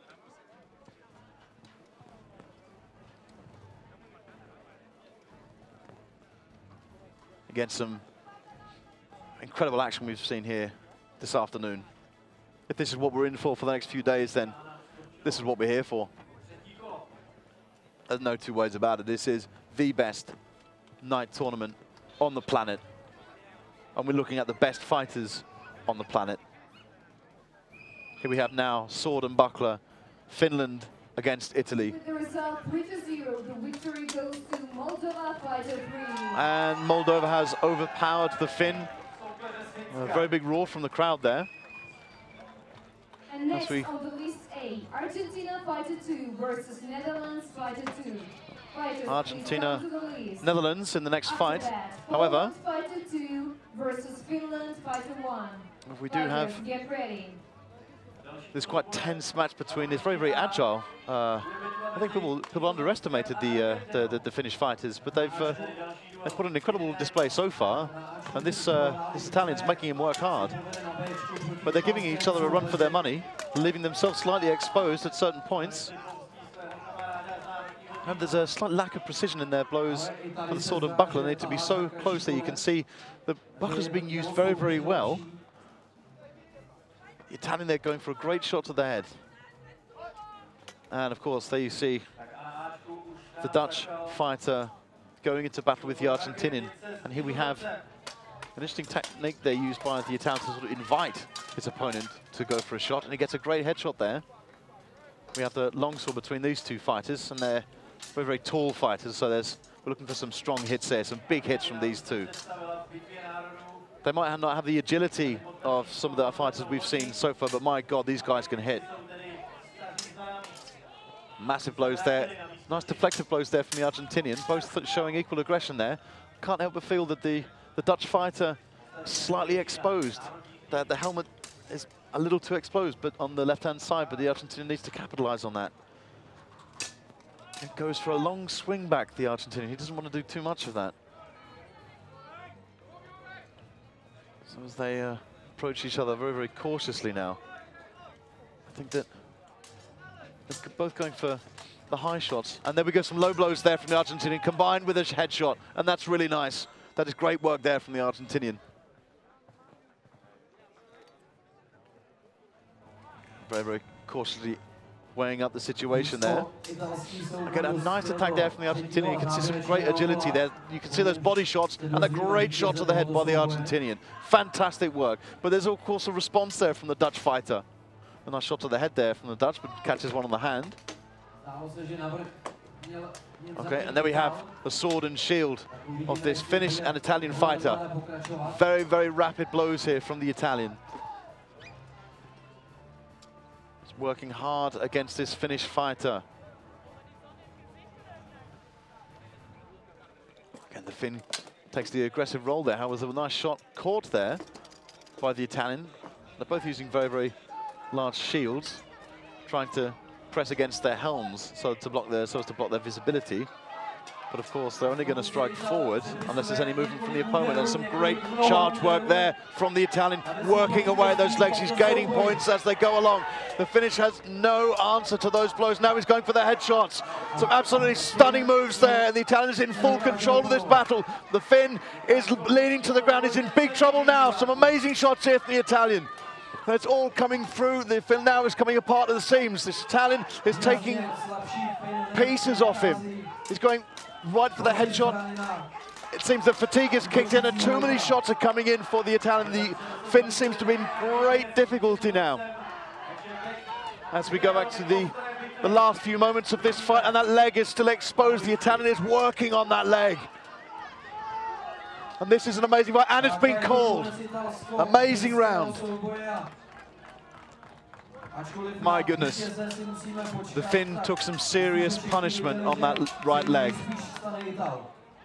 Unfortunately, he wasn't in a position to make such a fight back due to the position he was in, pressed up against that list with restricted movement of the sword. And we have here the sword and buckler with Argentina and Holland. And again, it's a nice length from the Dutch fighter, keeping distance, so the Argentinian can't get these rapid blows in. And Italy has won that spectacular fight. Absolutely stunning. Fantastic work there from both fighters. Incredible blows there. Very, very well done there from Italy. He'll be very proud of that victory. That was hard fought. That was very, very hard fought. A well-deserved victory. And then Argentina, fighter 2 and Spain, fighter 1. Be ready.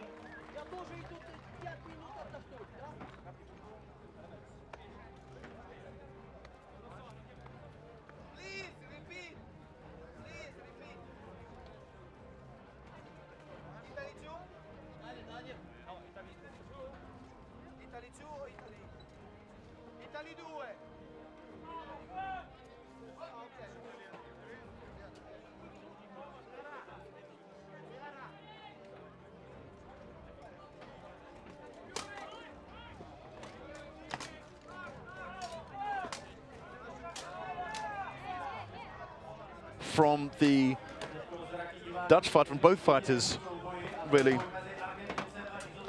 And it seems that the Argentinian is a bit more precise in his blows, using the shield as an offensive weapon, blocking well the headshot that the Dutch comes out with. So in terms of speed and agility, you have to give it to the Argentinian. I feel that the aggression is really coming out. As you can see here, the shield is up. The Dutch shot is blocked. Again, the Dutch also using shield to push back his opponent. Get some misguided shots there. And in fact, yeah, the Dutch fighter's lost his weapon. That is a great shame. And it's not going to do his campaign any favors.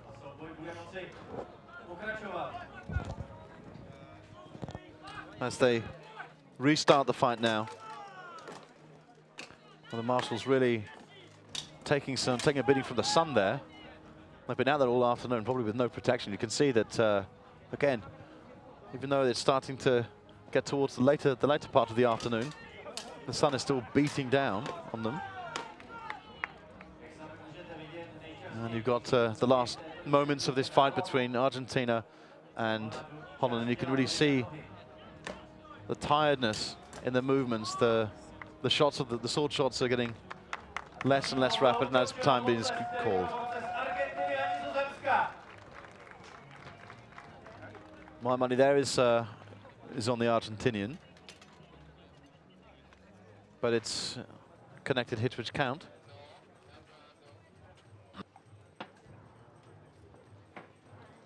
So we wait now for the announcement of the winner of this fight before proceeding to the next round. Also, we haven't seen any more forfeits or technical victories, as they call them. And not technicalities, as I'd mentioned before. When a fighter doesn't present himself or herself to the list, of course, the opponent does win by a technical victory. The victory goes to Argentina fighter 2. And as predicted, the victory has gone to the Argentinian fighter. Some fantastic work there, great sportsmanship between them. Poland fighter 2 versus Finland fighter 1. So now we have Poland against Finland. After that, Russia fighter 2 versus Netherlands fighter 2. Get ready. Russia and the Netherlands will be doing battle again with that wonderful circuit that they have. That orange and black. Very emblematic colours, of course, of the country.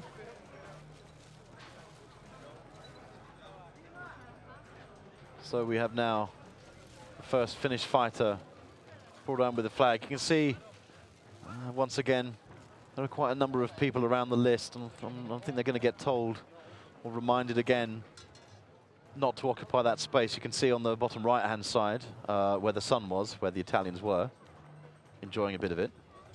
And the rest of the people have put themselves in the shade. But all the same, the numbers are clogging up of people in the list, and I think they're going to be reminded to clear out. This is the difficult thing, that teammates, they want to be able to film their companions in these fights, but by filming them, recording them, but it's a question of space at the end of it. Again, this Polish fighter with incredible reach. I think he's going to use that well to his advantage, and he's going to go for those legs. And there's a great headshot there from the Polish fighter. We have some cautious moves from both fighters, to be absolutely honest. I'm surprised the Finnish fighter hasn't gone for something a bit more direct, as he's done so in the past couple of fights he's had. Expecting something a bit more. And I think the Polish is waiting for the moment that the Finn puts down his defences. And he's gone for a succession of hits there. Again, very, very rapid-fire shots, striking blows coming down on the helmet. One of them, of course, was blocked in the middle, but the Pole capitalised on the situation. No low blows being struck. Again, this Pole does have a height advantage. Fighter 2 and Moldova fighter 2. Be ready in 2 minutes. And 2 minutes there for Moldova against Italy. As we go. Next fight is between Ukraine fighter 3 and Finland fighter 2. We'll get some great movement there from the Pole, and they're both exchanging blows. However, the Pole is coming on top with some crushing blows there. A great combination of blows from the Pole. Absolutely fantastic. There seems to be quite a lot of stamina in this Finnish fighter, I have to say. I'm not so sure about his leg protection. It seems to be coming a bit loose there. Some great aggression shown here from this Polish fighter, and I can see him going very, very far in this tournament. A very, very well-seasoned fighter. Wonderful experience in these tournaments. Poland, of course, one of the, well, I suppose what you could call one of the bigger teams in the tournament. Years of experience. Wonderful armories as well. They produce all their own armor. It's all made in Poland. Italy fighter 2 and Moldova fighter 2 come to the list B. And Italy and Moldova have been called to list B as we move into the second round of this triathlon. The sword and buckler between Finland and Poland. And goes for the first blow there, but it was deflected. And a nice shot there, but it hits the buckler. It gets very tentative, and there's a nice combination there, but I think the Finn who gets down on one knee there, unfortunately, I think he slipped though. But of course, the Pole didn't forgive him for that. And that's going to cost the Finn dearly. Unfortunately, he was totally exposed to that. But the Finn knows that if this Pole gets one shot, he's going to get three. And the Finn is actually quite good with his buckler. He's given it all the right places. And you can see the Pole even lowering his buckler now. He's very, very confident, but now he's holding out quite a reach. Again, I think even the Pole is having some difficulty with the striking the sword of from the same side. And there's sort of pause there for no reason, or maybe the Pole thought it had been paused. A nice shot there, well blocked by the Pole, however. Get some great shots there. This Pole is extremely rapid in his shots. Again, a nice effort there. And he caught the counter-attack of the Pole. In fact, it's been called there.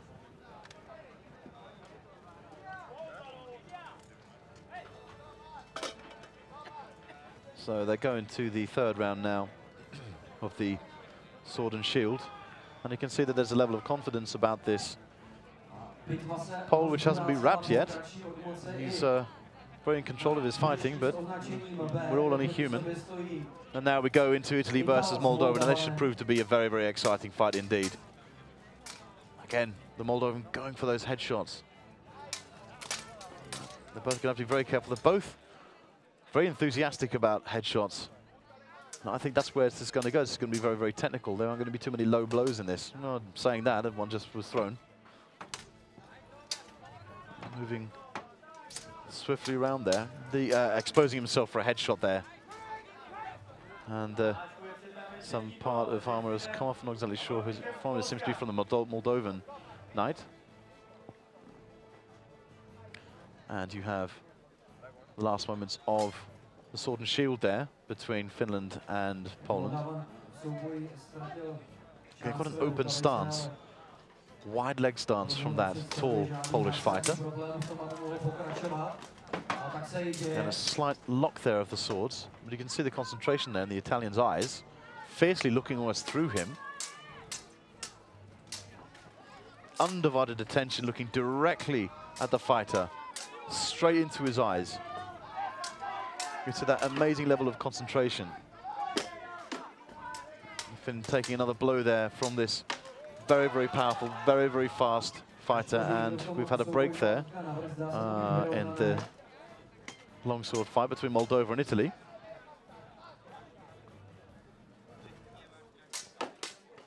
And some good strikes and some counter strikes there from the Italian. Whereas here, things have slowed down a fair bit.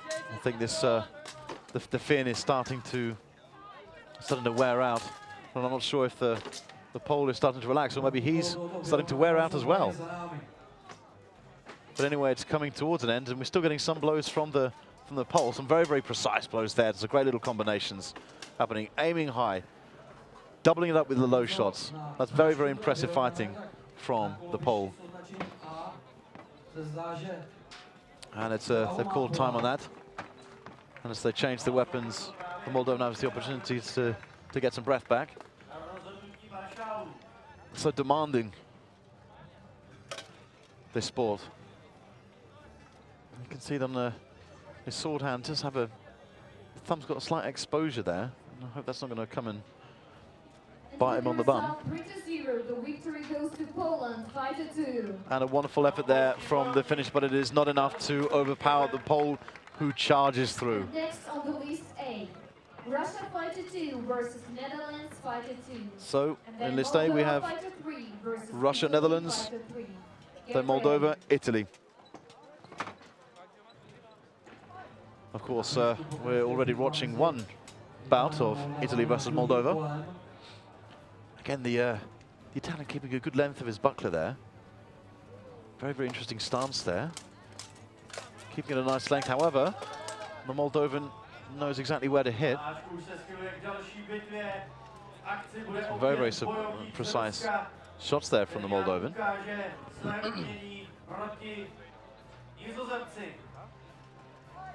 So, as they go into the second part of the sword and buckler, a very curious style from this Italian, and he's lost his sword, and that's such a shame. And it was not even knocked out, it was the loose grip he had. And that's going to cost him dearly. Such a pity now they're conferring, but you can see that the Italian is quite disappointed with that. Now we have this extremely rapid Russian, as we saw before, against the Dutch fighter. I think there's a height advantage there for the Dutch fighter, but he's going to have to work hard if he's going to outsmart this extremely rapid fighter. A great headshot there from the Russian. Slight adjustment of the helmet there from the Dutch adversary.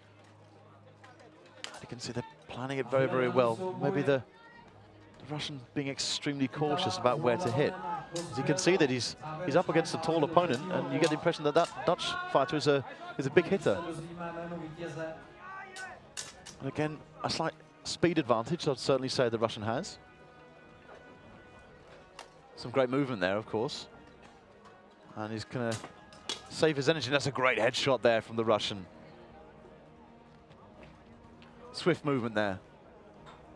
Very, very agile, very, very flexible. And he's reading his opponent. So we're more than likely to see some more precise hits now from the Russian. A great little smack there on the right. Again, another very, very well charged blow there from the Russian. This is fantastic work. And there we go, there we have it. So the first round has been sealed. Again, you can see the Russian 1 female fighter as a squire for this Russian fighter here. And we can see there you've got one of the Dutch fighters who we saw before. I think that was the fighter in the Polearm, who unfortunately had to forfeit. And you can see there that he's got a problem. He seems to have done some damage to his fingers, it looks like, or damage to his hand at the very least. Sword and shield now for Moldova against Italy. And some rapid fire here. A great shot to the head from the Italian. He was unlucky to lose his sword in the last round there, the sword and buckler. However, he's coming back with some serious shots, and he's pushing again and working on the Moldovan the same way he worked on the Finnish fighter. And he's moving hard, and he's moving him round the list, pushing him down so he can take advantage of these shots. However, the Moldovan is leaning back very, very far. It'll be difficult to connect with the shots, and in fact, maybe the Moldovan has an advantage there in terms of reach. And a slight crossover coupling there. And Russia 5-2 gets technical win. And unfortunately, again, there appears to be a technical win not in favour of the Dutch. And the Italian fighter comes straight in there. And that's incredible. Some great movement there from the Italian fighter. I'll tell you what, this guy is not sitting down and taking it. He's giving all he's got. And there's some very, very impressive shots here. He's going for these lower shots. If we can see here, a shot to the head, but he blindsides the Moldovan fighter. And now they're aiming quite low. However, it may be ineffective. They've been drawn out to their corners. Again, just to say that the Russian got a technical victory in the last fight because the Dutch fighter was unable to continue. And that's a great shame. And you really have to feel for the Dutch team and their campaign this year. The question is, why have they had so many injuries? Very, very upsetting. But still, they're a resilient team. Here we have the few diamonds and a nice charge there from the Italian. However, He's gone down and I believe he slipped, and I think that's actually been called.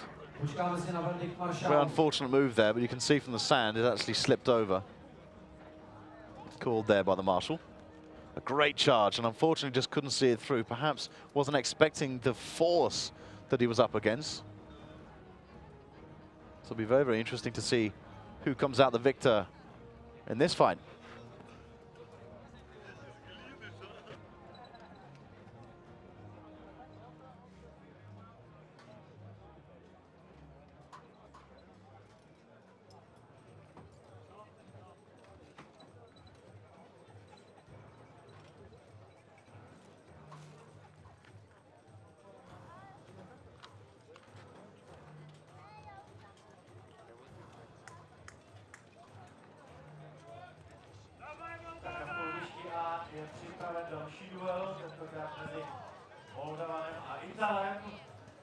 And the announcement soon to be made here.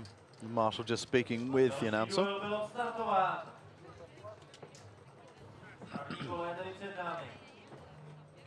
And already underway, we have Italy against Moldova. We've only just finished one fight, Italy-Moldova.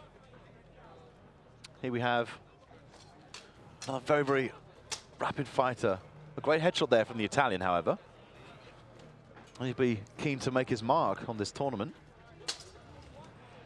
Some very cautious shots there. Okay, Moldova, fighter 2 is the winner. And Moldova has won against the Italian fighter there. A hard-fought match. Let's see what this Moldovan can do. Again, a nice shot there from the Italian. You can see that. Great couple of blows there. Very, very quick. And then we have a fight between Argentina 2. A great shot there from the Moldovan. Unfortunately, the Italian sword gets stuck under the rope there. Slightly. And you can see a lot of support around for the Italian fighters. You can see the teammate of the Italian urging him along.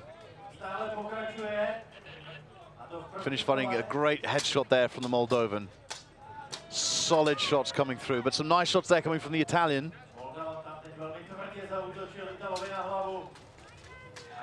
And that's nice. And there's some great work there. And you can see the mail, in fact, has come loose from the helmet of the Italian. I think they'll have to adjust that. They'll have to deal with that. Just a slight pause in there. And in fact, you can see the Italian captain who's just entered the list there. I think there was a piece of missing armor. Here we can see Moldovan, who seems to be quite tired, getting ready for the sword and buckler. And you can see there the structure of that sword. Very, very compact. Nothing lavish about it, nothing exaggerated, just very, very simple hilt. As it should be. Of course, he's got the advantage of a very, very wide visor. So incoming air is never going to be a problem. However, we have this very, very rapid Ukrainian fighter once again against the Finnish fighter. And we saw earlier some fantastic fighting from the Ukrainian. A great body shot there from the Finn.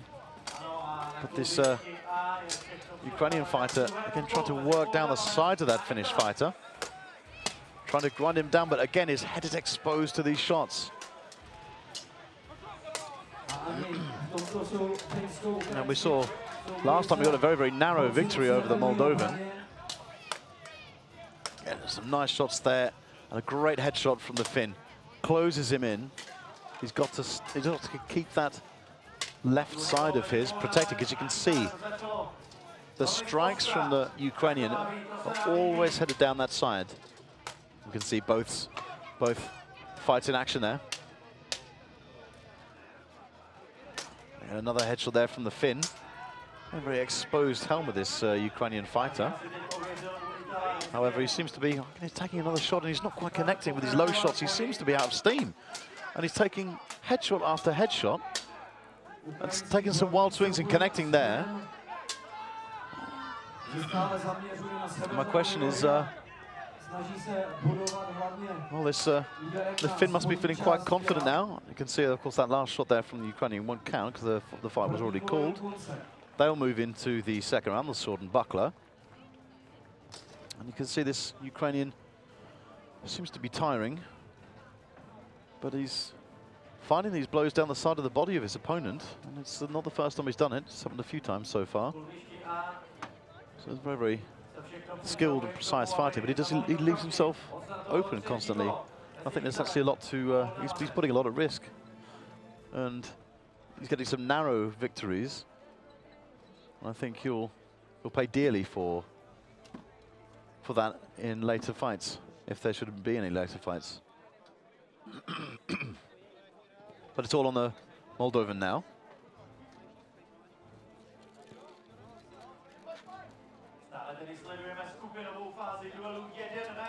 And we move into Ukraine, Finland, sword and buckler.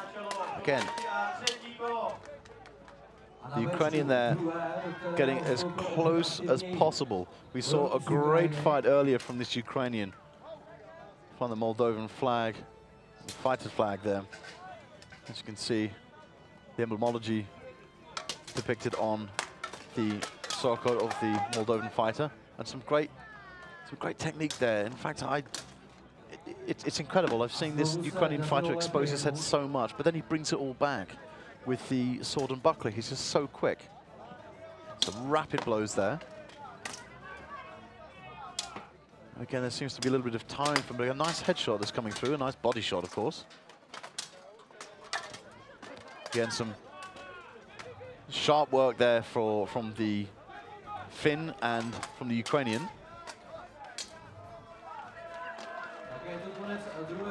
Again, the Moldovan protecting himself quite well.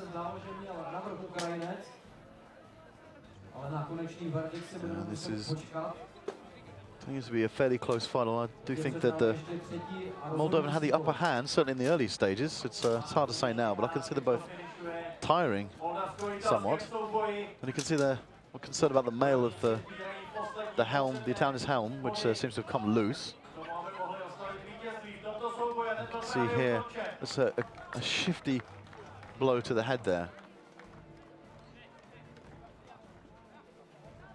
And here we have the, as we go into the final round. And with the result 3-0, the victory goes to Moldova Fighter 3. And Moldova 3 has taken the victory over Italy.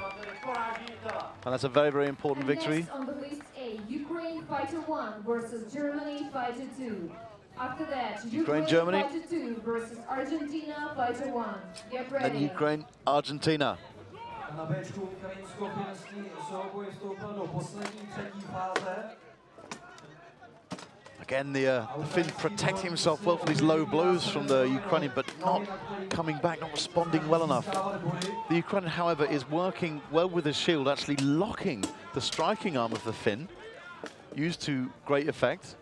Again, the Finn has got that lower part covered. However, the Ukrainian is exposing himself just a little bit now on that left-hand side. He's using the shield to block the strikes of the Finn, but he's leaving his lower body exposed. I think he's going to have some trouble responding to that. So far, in this round on it at least, it seems to be heading towards the Finn. Again, some fatigue there setting in for both the fighters. You can see, again, the Ukrainian taking some blows to the head there. And you can really see that this Ukrainian fighter, and I think there was a pause there. They both assumed that the fight had finished. The Finn protecting himself has got to get another couple of blows to the head there, which might be able to seal at least this round. It's holding up a bit there in terms of action. Again, a nice shot to the head there, some coaching assistance to the Ukrainian then, but they're both very, very tired at this point. And we have Ukraine, Germany.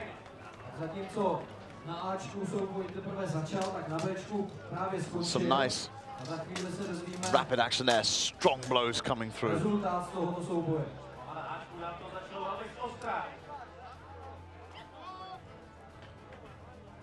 And a break there for the two fighters, of course, well, in fact, a break in the armor. So the Germans going to have to get that seen to as quickly as possible, because we wouldn't like to see another another technical victory or technical forfeit. Meanwhile, if the action has finished there between Finland and Ukraine, another very, very interesting bout there. I thought towards the end, I have to say, it went towards the Finn, although that's not all that counts, because the second round of the sword and buckler was hugely favourable to the Ukrainian. In fact, that Ukrainian is specialised, and that's what's getting him through this.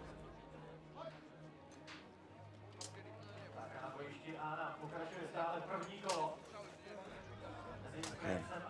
Some focus blows there coming from the Ukrainian.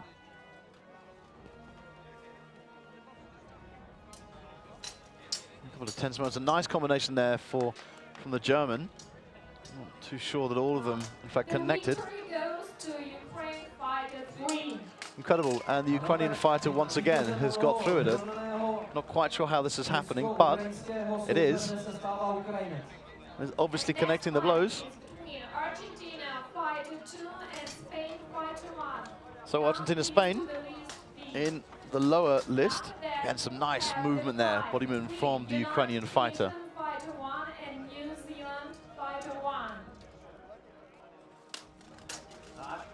And a very, very close match there. Some good movement once again from the German fighter. Some nice headshots there. We can see there a great blow to the leg of the German. As they change now for the second part of their fight. Sword and buckler, and we've seen already that the Ukrainians are coming out with some incredible movement with the sword and buckler, and that's really, it seems to be their specialization. Well, I wouldn't like to speak for everybody. Certainly, it's quite a tense fight between these two, this Ukrainian and the German. So I'll be interested to see the speed of the Ukrainian with the sword and buckler. Of course, that's not to take anything away from this German fighter, who's very shown some great skill there. We have a Battle of the Nations dog there. Always useful.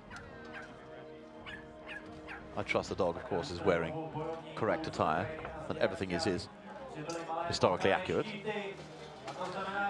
Sword and buckler, Germany versus Ukraine. Great shot there to the head. Very, very fast from both fighters. Very nice work there from the German fighter. A slight miss, and something's been caught there, yeah, and Marshall has given it there. It seems to, he had the better vision of the German, so it tells me that he, in fact, gave it to the Ukrainian. Very, very nice body movement there from the German. Again, using his body well, moving down very, very carefully.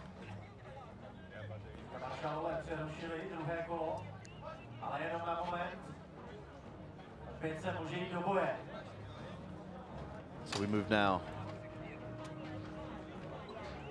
Again, very, very cautious. You can see a height advantage there from the Ukrainian, but that's not always an advantage outright, as we've seen in sword and buckler before, because a lot of the points are scored with the leg shots. Of course, anybody who goes for a leg shot has generally got their head exposed. However, so we move on now to the third and final round of this triathlon duel.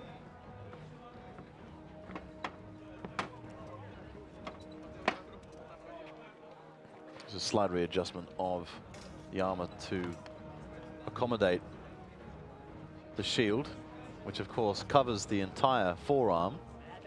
Therefore, it's not necessary to have the plating on the forearm and elbow.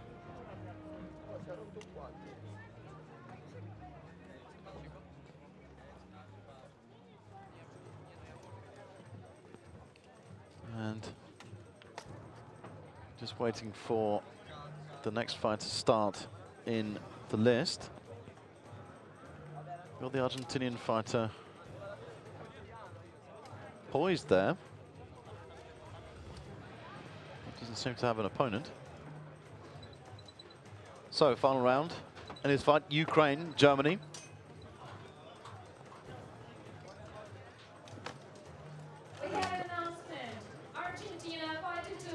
gets technical win. Okay, so Argentina against... I'm not too sure. Somebody's had to forfeit, unfortunately. I'm not sure, maybe that was the Netherlands fight. He has a great shots there coming from the Ukrainian. So again, studying each other very, very carefully. And this this German seems to have so much energy. So UK and New Zealand will take the stage in list B. Poland fighter 3 and New Zealand fighter 2. The technical win gets Poland 3. Unfortunately, yeah, there seems to be another technical victory there. This time against New Zealand. That's a great pity. Having travelled so far, to think that they've been struck by an unlucky blow and not able to continue, or perhaps just not able to fight. That's a great pity.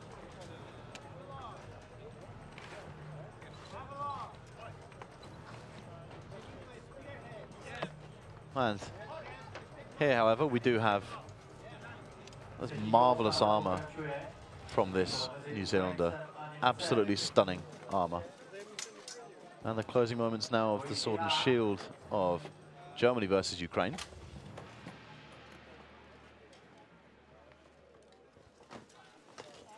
Get some nice aggression there.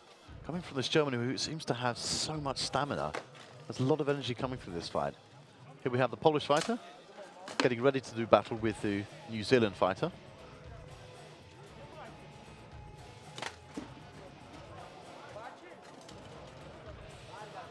Again, cross to the lower leg there of the German. So whilst the stamina of the German doesn't seem to be outdoing the precision of this Ukrainian. I think good call for Knight Marshall there. You can see some great blows there, such precise blows coming from the Ukrainian.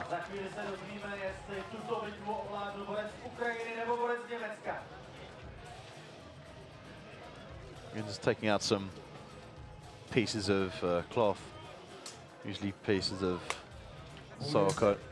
I can see that wonderful Eastern arm the New Zealand fighter is wearing there. Some excellent defensive techniques from New Zealand, however, responding to the speed of this pole is not an easy task. And there we have it, that Ukraine takes the victory. Meanwhile, this New Zealander is being tested, but is defending extremely well against this very, very fast pole. Then New Zealand fighter 3 versus Denmark fighter 1. Tense there, but some great headshots coming from this pole. Very, very technical match.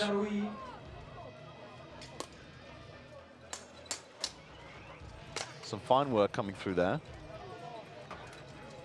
And a slight grip to get out of. The New Zealand's movement seems to be restricted. Okay, he's slightly got out of it there, but didn't come to any effect.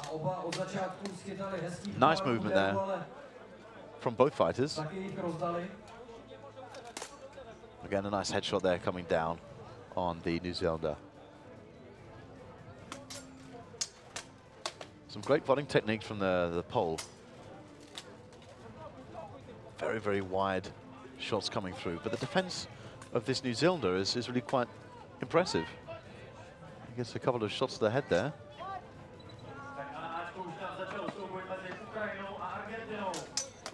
Got some clean shots there, both from both fighters.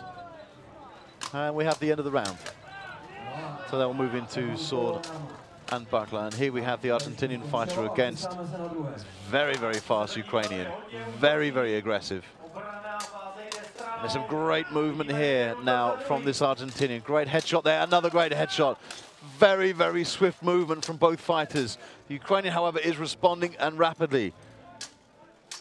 Going for some high shots, the Argentinian leaving himself slightly exposed there.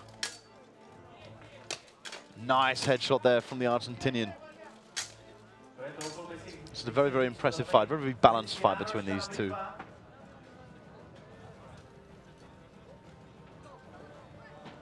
As they move in towards each other, you can see in the background there that the Polish fighter is ready to do battle with the sword and buckler of the New Zealander. You can see just some non-connected shots there.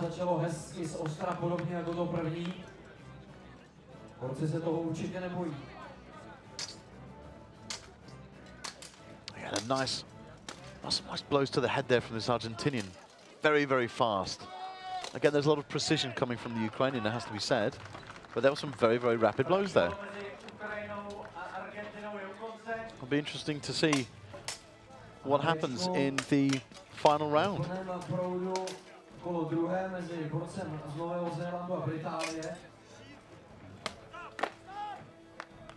And that fight is called.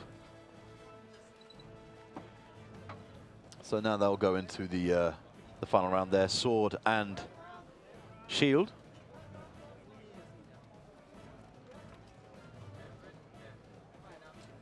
New Zealand fighter 3 versus Denmark fighter 1. And we have Denmark coming in now. Fighter 1. Fighters, please get ready and come to and the home crowd once again get to see their nationals in battle. So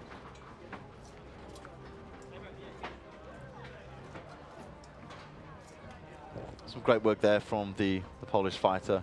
Very, very impressive. In this zone, there will be only one support for one fighter. If it will be more, you will receive yellow cards for that. I'm not quite sure what it was about, but there seemed to be some sort of deduction there. And the victory goes to the pole. Fighter 1 is the winner. New Zealand is the winner. Wait, I'm sorry. Fighter 1 is the winner, I'm sorry. Hey, we're all human, anybody can make a mistake. You can't criticize it for that. Might have got some people's hopes up in New Zealand for that, however, of course, it's not to be. Again, attention to all fighters. There must be only one supporter with you on the list. Violation of this rule will result in a yellow card for the fighter. Okay, so now it's got to the point where there have been so many seconds and support for the fighters that it's got to the point now the fighters will be threatened with yellow cards if there are any more than one support. Well, it's sad that it's had to come to this, but with so many people getting near the list, it's been impossible to follow. It's making it complicated for everybody. Marshals are having their movement restricted by people. It's got to be kept clear. Fighter 3 and Denmark fighter 1. After that, we're having Czech Republic fighter 2 versus Australia fighter 1. Get ready.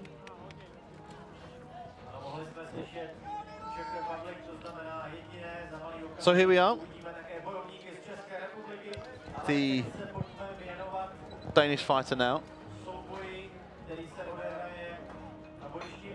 Very, very tall fighter. Height advantage is only going to come in handy. Again, some crushing blows there from the Danes straight away. Some nice blows there to the head, however. Again, that height advantage. This works well. Some good shots to the head there from the Dane. And the Australian's taking some punishment. Okay, this is the first fight we've seen in this tournament so far from Denmark. And already the signs are good. Getting the best he can from that height distance. However, the Australian's not making it easy with these constant provocative little touches to make any attack quite difficult from the Dane. And you can see the difference in height there. And a nice low blow there, and it's going to be very, very difficult to get the Dane to get too many of those blows with that sort of height advantage. However, you can see that the fighter is well balanced. Moves very, very swiftly.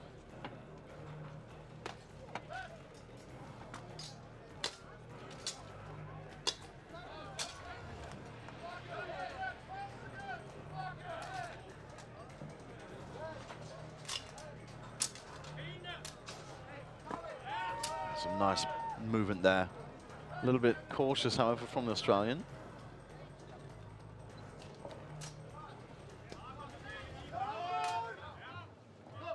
Still hear some support there from the Aussies, and that's very nice. Again, as I said before, some really, really great support.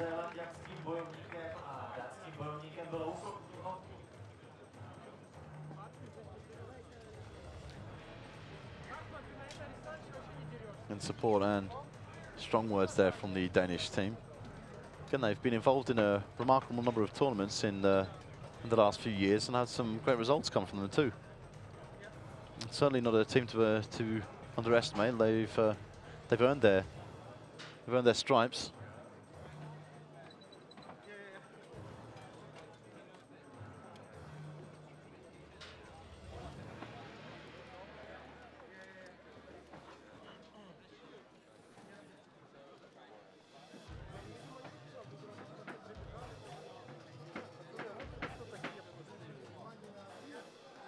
And you can see how, quite rightly, a lot of the fighters have gone back in the tunnel there to make space for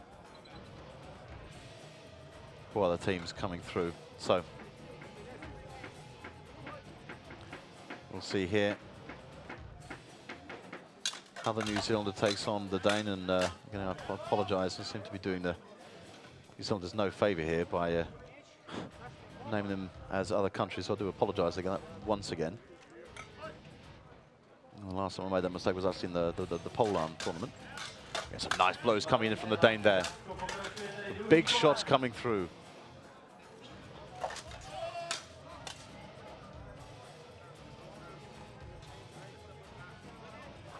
See, it's been called that these rapid shots are never the easiest if you have a larger structure. A great shot to the head there. That's still not over, however, to do one more. And a clean blow, I think, has been given. And there it is.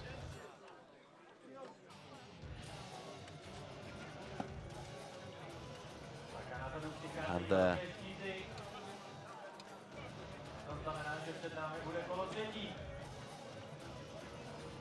going into the final round of this. Again, you can just see that great shot there. Taking advantage of the space, goes in for a blow. In fact, it's a did connect, shot to the arm, and a nice, really working this space while going all around his opponent. Some stunning work.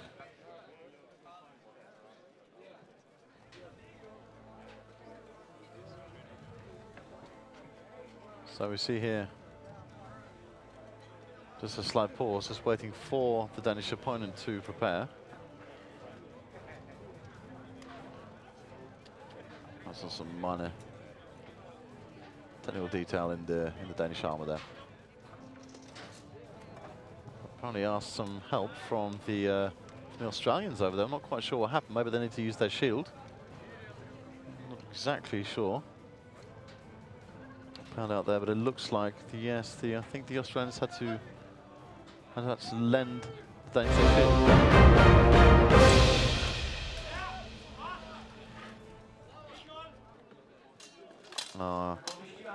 Not as rapid as I can see that they're starting to wear out, especially the Dane, who used the space so well before. That was a great shot there to the head. Some nice shots, and there's some good body shots coming down from the Danish. And this is good work from Denmark.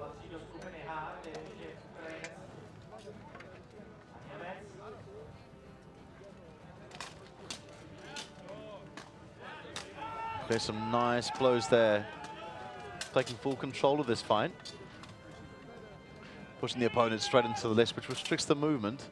Oh, but he's moved back a bit and he's paid for it. He's, if you move back like that slightly, then yeah, you're going to give the opportunity to your opponent.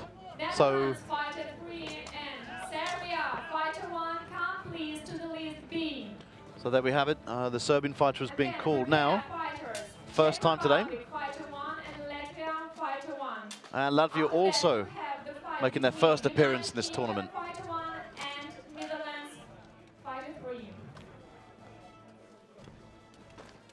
These last few moments, just another couple of headshots. Always time for a good headshot, I say. And there it is. Well fought.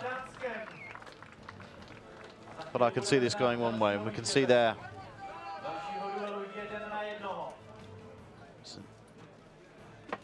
So the Czech fighter will be with the Latvian list B there. And you can see a slight miss there. A great reaction, however, from the New Zealander. Excellent reaction skills. Gets a nice blow. And with the result 3-0, the victory goes to Denmark 5-1. And Denmark take their first victory from their first appearance. Absolutely fantastic from them. And some great support there. Next on the list A, Czech Republic 5-2 versus Australia 5-1. And then United Kingdom 5-2 versus Austria 5-1. Get ready.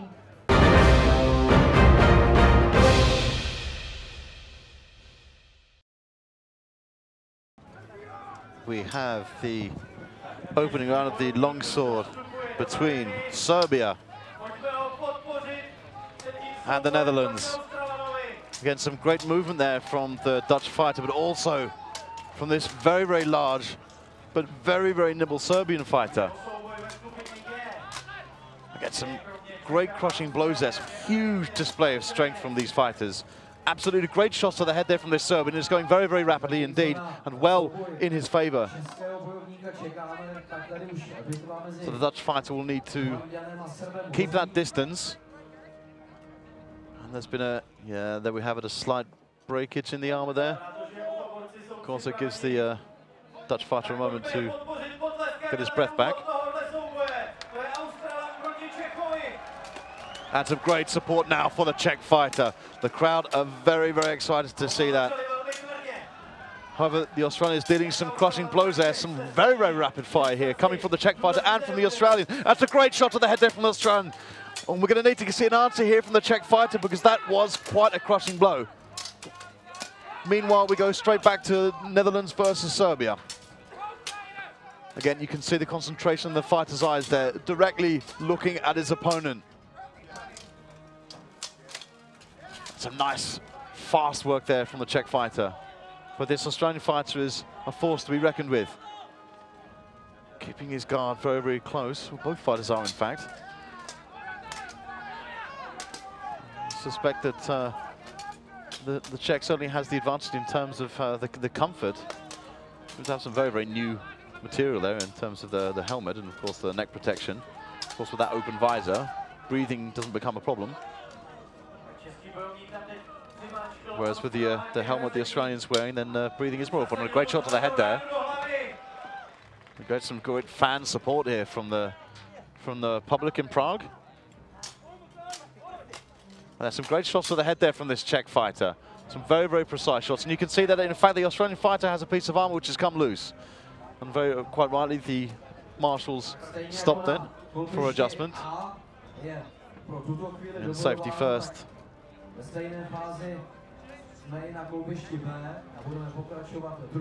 And you can see, yes, that is the sun still blaring down. A little bit of shadow there.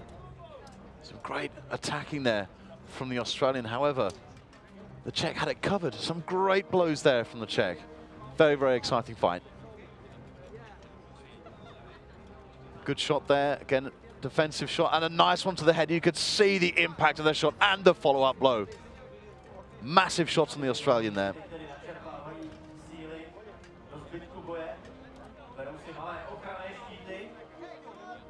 And we move now to the second part of this fight, the sword and buckler. Of course, the Serbian too will be engaging in the same combat with the Dutch fighter.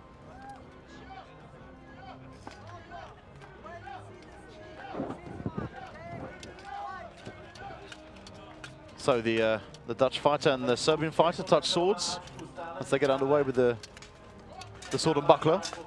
Already some nice blows there coming from the Serbian fighter. And again, it's already been called there.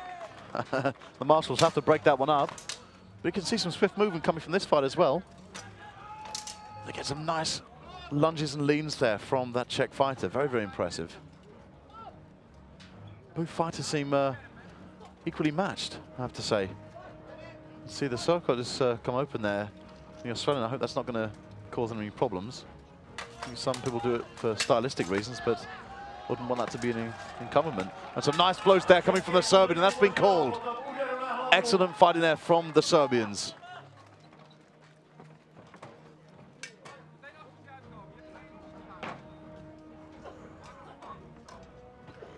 Again, a lot of visibility in that that helmet, that Serbian helmet there.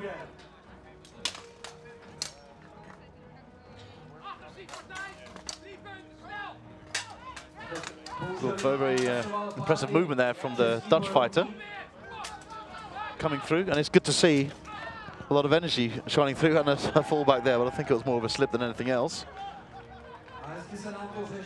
And weapons were dropped. Let's have a look at this. And yes, there it is. You can see the Australian lost the sword and the Czech capitalized on that. Get a great blow to the Dutch there from the Serbian in that case.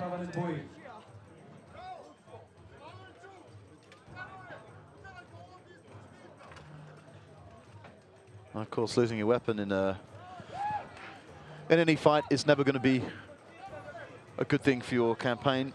However, it's a reality all fighters have to deal with. It's happened to everybody at some point.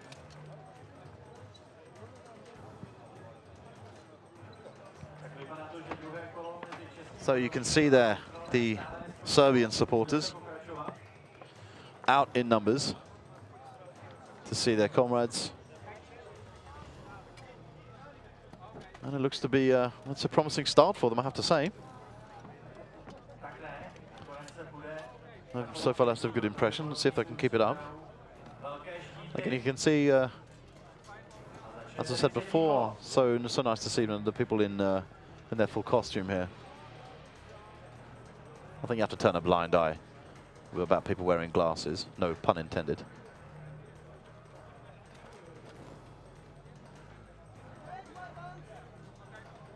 You can see the rope fittings they have there, like a boxing ring, which has been a stylistic choice more than anything. In fact, last year that there were harder fixtures than that, but they've gone for a certain look. So aesthetically, it's a little bit different this year. And you can see the Czech fighter there in the background is ready for the sword and shield, but a couple of adjustments have to be made to the Serbians' armor before going back into combat. It seems to be a little more difficult than expected. However, the squires do, of course, work as fast as possible. And you can see that the Australian and the Czech have gone straight into it. It'll be very, very interesting to see it, if only we could. I think it was a fairly, very, very evenly matched fight. So let's see some nice evasive work there from the Australian, whose circle is totally open now. And you can hear the crowd going absolutely crazy for their Czech fighter. Struts towards him. Again, going for these nice shots quite confidently. You can see a bit of tiredness in both of these fighters. This Australian fighter giving anything away. Blocked shots there. Some interesting movements from both fighters. There we have it. Sturdy block there from the Australian. An attempted swipe there, but just couldn't connect. And again, there's a good headshot from the Czech. And I can see that in this round that the Czech perhaps has the upper edge. Although the Australian, it has to be said, is proving to be a formidable opponent. We go into the final round of Serbia versus the Netherlands. Some nice work there, shot straight to the head, and there's the embrace at the end of the fight. And the crowd are certainly happy with the performance of the Czech fighter there. And there's a loss of the sword there for the Serbian fighter. Of course, I think that's the second time he's lost the sword, in fact. Quite disappointing, you can see here. And with the result 2-0, the victory goes to Czech Republic fighter 2. And the Czech Republic has outfought the Australian.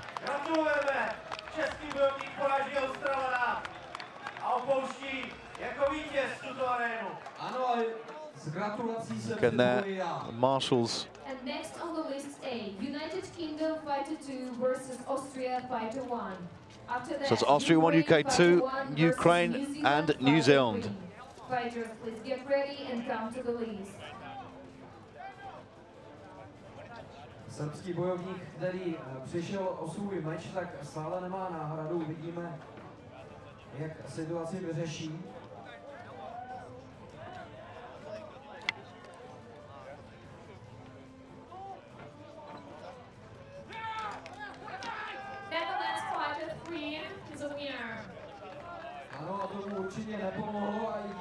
Netherlands there with a crucial victory. They've been very, very unlucky so far in this tournament with these technical forfeits. But now, finally, the Netherlands take home a victory, and we're very, very happy to see that. You can see the Dutch support there, just on the right. We have the fight between the United Kingdom Fighter 1 and Netherlands Fighter 2. Then Poland Fighter 3 versus United Kingdom. In list A now, as you can see, we have the Austrian fighter against the United Kingdom fighter, and this promises to be a very, very interesting matchup. You can see the height advantage is in favour of the United Kingdom. However, that's not necessarily going to make a difference. You can see on the right there, you've got the Austrian flags flying, plenty of support.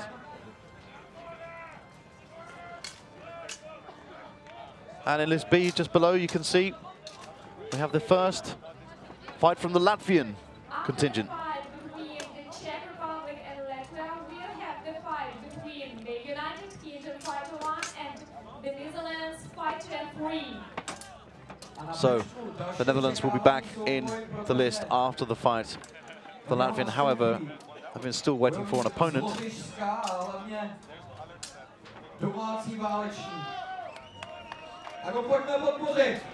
We're looking for some aggression from the Austrian team here. Certainly plenty of support. And you can see the captain of the Austrian team, Heinrich, just in the back there. And there we have it again, another Czech fighter against Latvia. Huge support for the home team. You can see the concentration of the marshals there. That's an incredible blow there to the Latvian from the Czech. Gets a nice rapid movement from the Czech. Not too sure about the leg protection, however, it seems to be a little loose, but it's been checked by the marshals, checked by the authenticity committee. Therefore, it's all valid. Great shots to the head there. Some nice, nice switching work from this Latvian fighter. Very, very fast, and I believe he was involved in a tournament just last year in Lithuania and demonstrated some very, very sharp skills. Some great shots there, nice double movements there. The combinations are working well in the Latvians' favours. However, the precision of this Czech fighter is certainly very, very impressive, and I think it's going to work certainly to his advantage. Now let's see, maybe they're even starting to tire just a little bit. Not even, there we go with a nice shot there from the Czech who makes the break. However, there are some retaliation shots coming from the Latvian.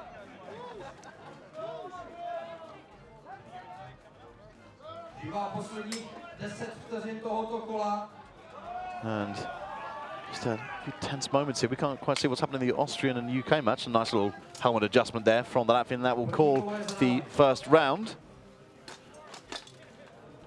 And hopefully we can go over to see what is happening with Austria against the United Kingdom, which only started off and very good, promising to it.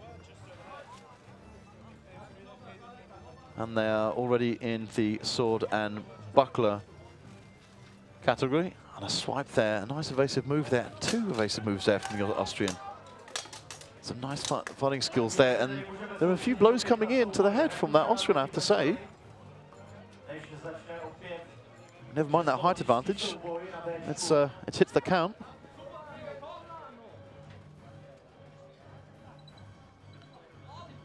So we now move on to the sword and buckler. Latvia versus Czech Republic. I think this will be quite tense. You can see some rep movement from that Czech fighter, some awesome movement from the Czech fighter, and the crowd are going absolutely crazy, and that has been called for the first round.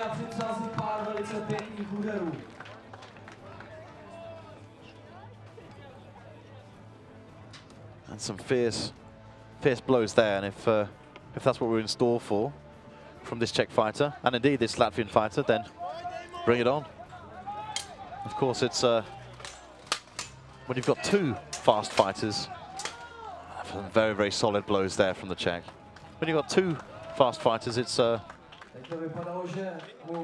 It's slightly easier to predict than when you've got more of a still fighter. Just because a fighter is strong doesn't mean he can defeat a fast fighter and vice versa.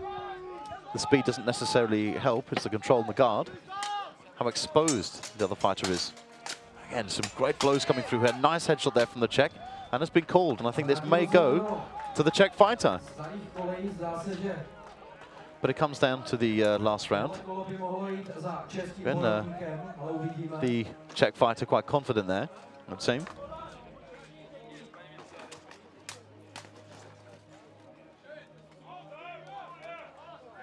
So we'll see now.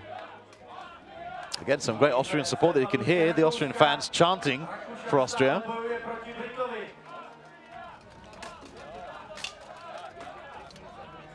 Look at that nice Heraldic shield against that very, very large shield from the UK fighter. Some good shots coming through from this Austrian fighter, and it's hard to call. And again, they've got the same situation there, whereby they're striking from the same side. So they've got to twist their bodies to line them up. And to use those shields to protect, otherwise they'll be completely useless. And you can see that, yes, the Austrian fighter is certainly using the shield, or was using the shield to his best defense.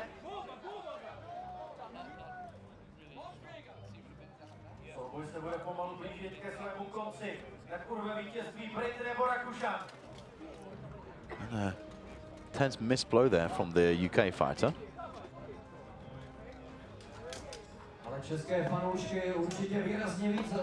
And some nice movement now from the Austrian fighter. Very, very impressive. However, the attacks are coming from the UK fighter, and we move over now to the rapid blows and the crowd support of the Czech fighter against this Latvian fighter. Now we have, yes, okay, you can see that the bracer has come loose on the armor of Latvian fighter. Get a great shot there from the UK fighter. Nice defensive moving back. And you can see how calm and relaxed the Austrian fighter is here. Instead, you can see that confidence of the Latvian fighter. Absolutely impressive. So just the bracer being adjusted of that fighter there. Some words of advice coming in from the captain there.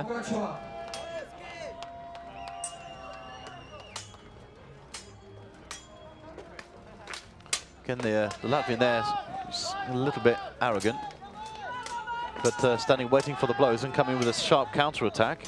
And it may even be working. You can accuse someone of being arrogant all you want. However, if they bring home the goods,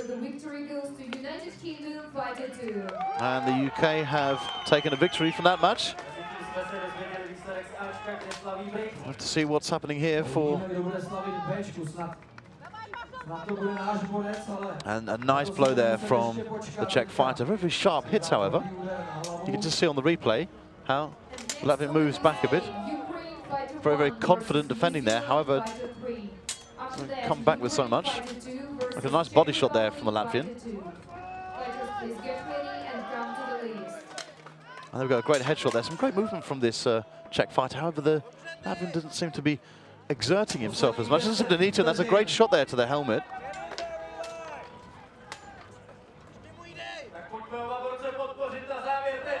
And some very, very nice movement there. And it's broken up there. That's the end of the fight.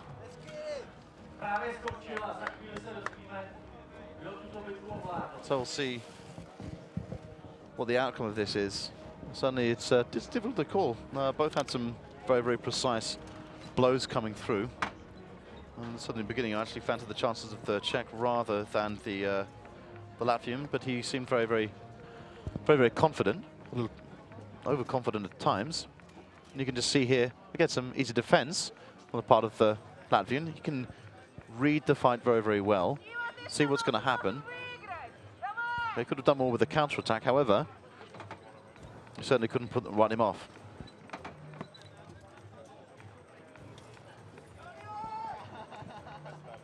And here we know for New Zealand against Ukraine. You can See the fans on the side there. And they've travelled such a long way for this. It's great to see them.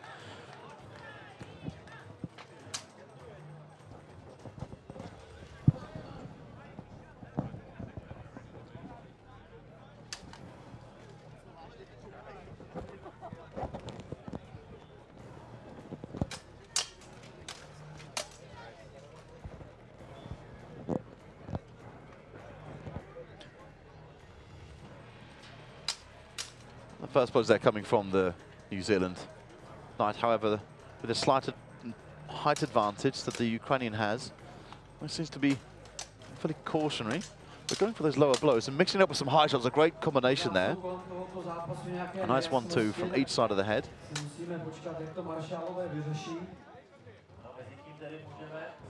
So, the New Zealand fighter is going to have to take him to the fight. And the Latvian fighter has taken it. Very, very controlled fight. And the tactic worked. The next fight is between United Kingdom Fighter 1 and Netherlands Fighter 3. Come please to the list B. And then we have the fight between Poland Fighter 3 that brings the first round to an end. And then we have UK, Netherlands, and Poland and UK.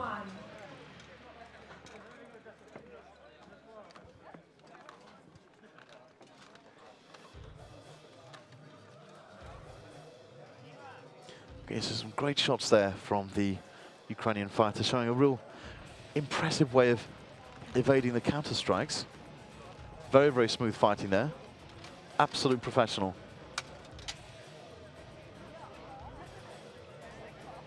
So now we move into the sword and bucklers brought together by the Knight Marshal. And it looks like a nice touch there. Good defense there from the New Zealander, however. And I think, yes, that's very, very nice shot to the head there. Two great shots. In fact, I think the New Zealander really felt that one. But at first, I have to say the New Zealand was stalking the Ukrainian. So it's not over yet. Get some sharp blows. Draws back. You can see that great headshots there. Massive shot to the side of the head, in fact.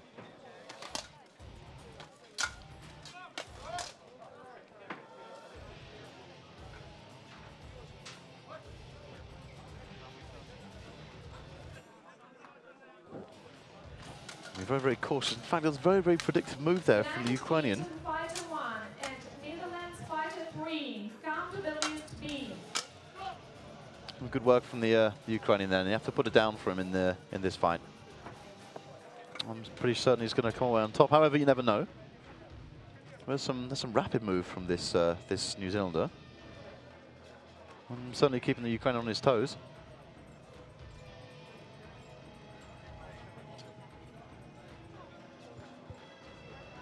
As you can see there, the strike and then the counter strike, and a great final shot there from the Ukrainian. Stalks the New Zealander and comes in lower. And a great headshot to finish. In fact, it didn't quite connect.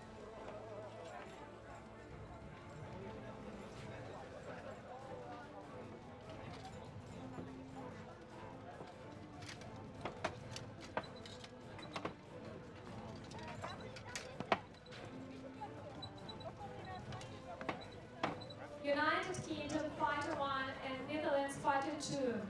Please come to the list B in 1 minute. So we're moving now to the final round of this bout between Ukraine and New Zealand.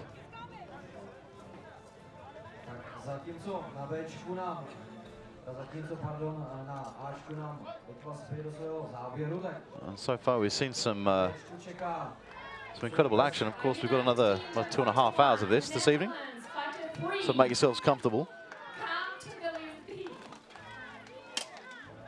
Soupeř z Velké Británie čeká na Bčku na soupeře z Holandska.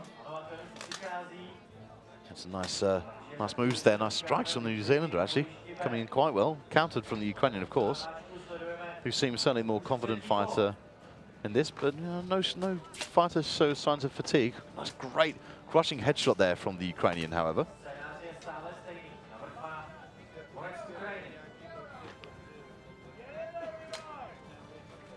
You can see now some movement from this Ukraine team, and to represent Ukraine, it's such a high honor.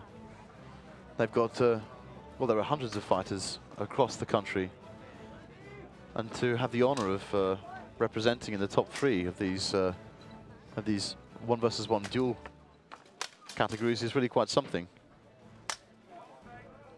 New Zealand, however, have been doing this for a lot less time.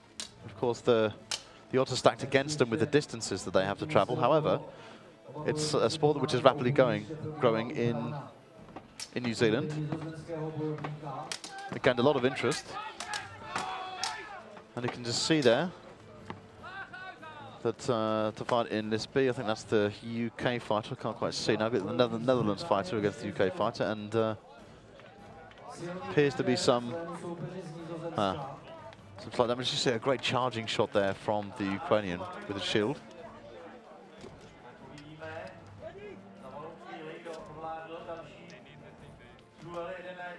So, Netherlands fighter now. The victory goes to Ukraine, fighter 1. And Ukraine have defeated New Zealand, and the Netherlands fighter goes down. That's an incredible shot there. Again, massive strikes coming from this UK fighter. Absolutely massive, straight down to the head, right from the side beforehand. And the Netherlands fighter is going to need a break from that. I'm not sure if, in fact, the Netherlands fighter was caught After that, Germany fighter in the groin before then. Denmark fighter 1. And then Argentina fighter 1 versus Australia fighter 1. Fighters, get ready and come to the list. And I think that may be a technical forfeit. Again, that's such a shame. I can't help but worry about this Dutch team. They've had so many technical defeats. Victory goes to United Kingdom fighter 1. And there it is. Well, that's a good win for the United Kingdom, but it's a great shame for the Netherlands. And you have to say, what an unfortunate tournament they're having when it's the first day and they've suffered so many injuries. Listen, he looks pretty unstable there. I hope he's okay. He's going to have to get himself checked out there. He seems to be okay to walk out or stumble out. But it's a real great shame for the Dutch fighters.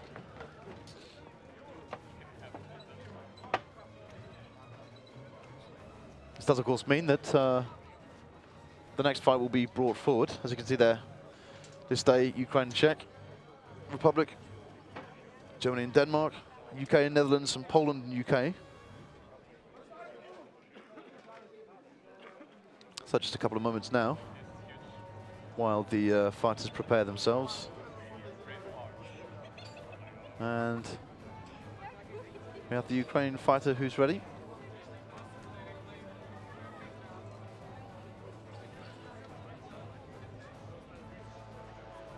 You can see there some support there from the Dutch teammate, but he does seem to be in quite a lot of discomfort there.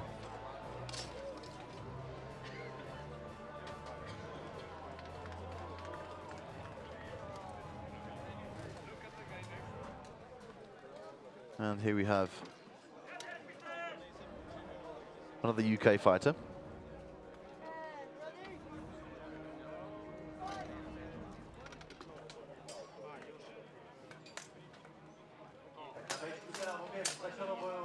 The UK have had a very, very good year in terms of their tournaments. Some great participation. They won the tournament in Polearm 5 versus 5 in Germany. Some very, very impressive work there. And they've had fighters who've been going to Moscow. And the UK is, again, another wonderful result in France just last year. And I have to say that the UK really is emerging as the team to beat. Yeah, some rapid work there from both fighters, extremely fast sword work.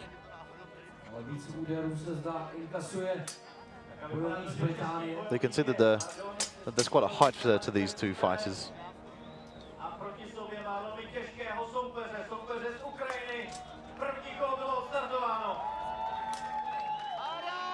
And it's some sharp work there from the UK fighter, and as you can see, the Ukraine-Czech Republic fighter just got started, and already it has exploded. And a massive fight happening there. Again, the Czech fighter showing a lot of energy there. However, the Russians, the Ukrainians going for that precision. It's a very, very impressive shots coming from the Ukrainian fighter. And it's going to take quite something for the Czech fighter to respond to that. Great blows to the head, however, the Ukrainian fighter is going for the lower body again. And the Czech fighter, leaning down to protect himself, is going for the headshots. He can't quite move his sword. Slightly blocked there, but they do break away, giving the Czech fighter another chance, but don't get too comfortable because that will give the Ukrainian fighter another chance as well. We move now back to the long sword where we have the first round, which is broken.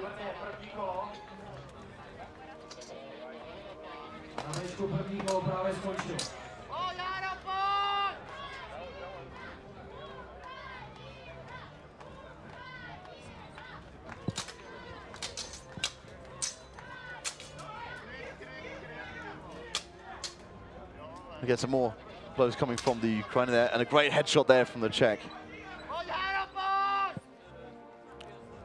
And some nice support from the Czech crowd as always. And again, they've, as we go to the close of that, we can hear the applause of this Czech public who really appreciated it last year. And now, of course, they have the second opportunity to follow their team at home. And that's, you see, that's a great crushing blow there to the head of the Ukrainian knight.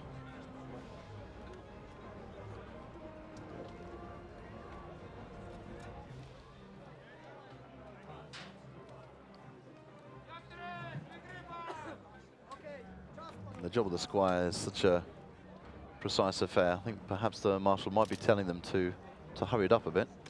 Seems to be taking long. However, I mean, you can't hurry safety when you might argue that it takes as long as it takes.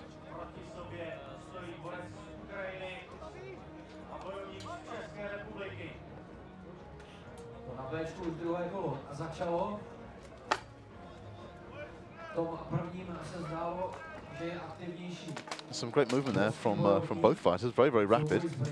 Not quite connecting, and it seems to be called there by the marshals.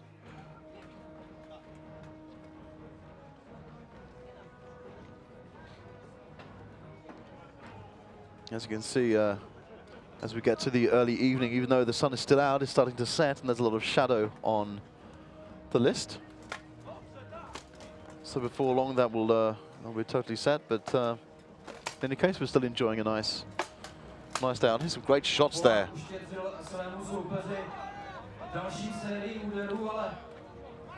So that's a great charge for some power there by both fighters.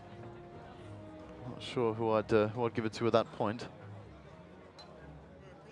At least in list day, they're no longer the problem of the shadow. You can see they're just slightly missing. Great evasive moves there. But again, not quite connecting. There's some wonderful moves from both fighters, and it's called in that case. So the last round of sword and buckler.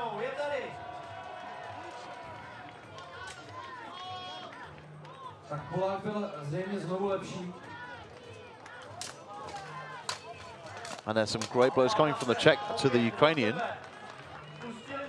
Let's get back to this fight. Let's see what they're involved in.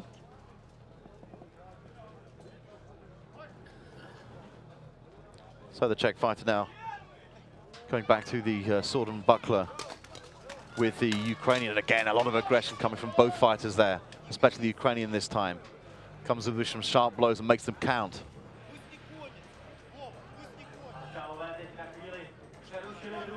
Field Marshal, oh sorry, excuse me, the Knight Marshal brings them together again, and you can see there a great blow from the Czech to the head of the Ukrainian, who comes back with a nice defense.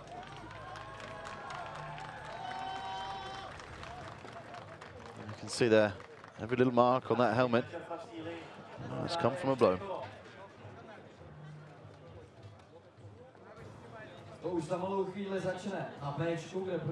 Again, already we can hear some fierce support for the Czech fighters, but watch this space, because when we get to the Saturday and Sunday events, when this place will be absolutely full, you will see the crowd go absolutely wild for the Czech team.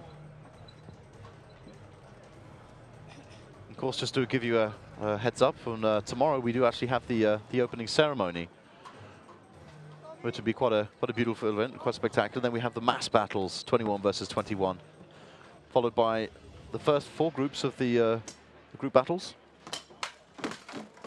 Okay, just going to the final round of this bout, which has been very, very energetic so far. And hard to call it on who has the edge. You can see some of that, because the shots are so fast, it's difficult to see how many of them are actually connecting. You can see that they're both using very, very large shields.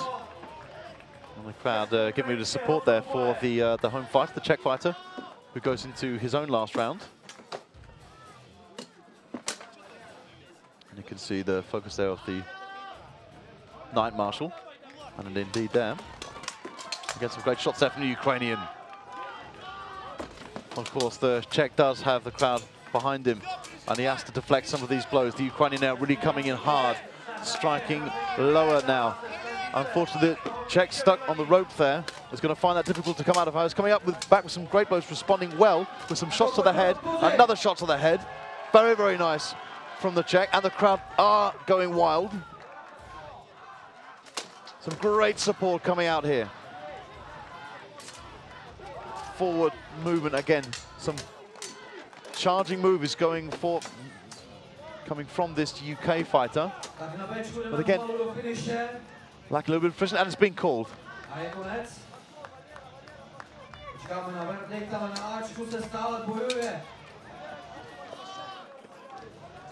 Final moments of the Ukraine-Czech Republic fight. There seems to be some damage to the helmet there of the Ukrainian fighter. I'm not sure that was there before. It may have been in fact caused by this Czech fighter.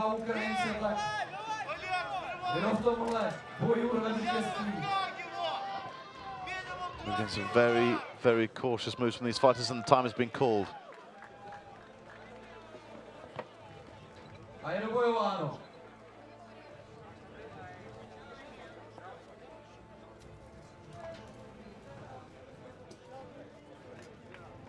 Poland, 5-3, gets a win. And Poland has got a win over the UK. Very, very important victory there. Fought well by both sides. And you can see a great crushing blow there in the replay against the Ukrainian fighter. But it's tough to call, it's difficult. Fighter 1, Czech Republic, Fighter 1, please come to the list B. Then, in the fight, New Zealand Fighter 1 and Serbia Fighter 1, the technical win gets Serbia Fighter 1. And that's a great pity to see that another technical win. Well, it's a win is a win, as they say. And that means that the New Zealand 1 fighter will no longer be able to compete, at least in today's event. So that's a great pity.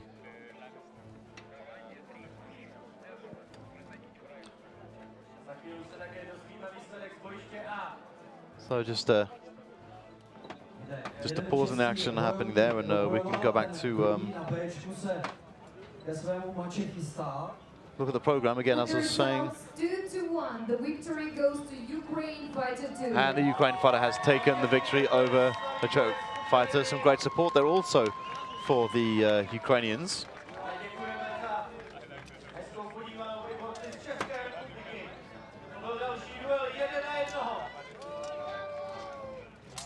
Finally stay Ukraine and Czech Republic, and Germany, Denmark. Australia Fighter 1. After them, You can see that incredible armor there.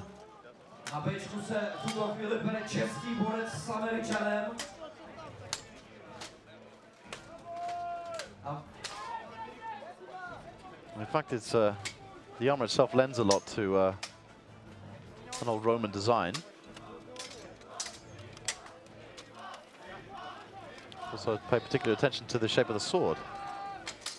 It must be quite heavy. does get a bit of length to it, and makes for an incredible sight.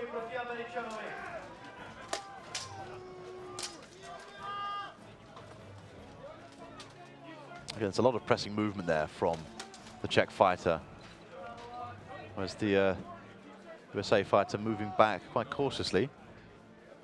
And a very, very well put together set of armor. Beautiful focus on the style there, and of course the fighting is was very, very impressive. USA's another team you can't take your eyes off. They're so quick, and we're going to see great things from them in the Bohut categories. Already earlier today we saw some very impressive fighting in the polearm category, and here we are now seeing some great moves here from the Czech fighter, but some also great counterattacks and defense from this USA fighter. And of course the Americans got a lot of fans here every year.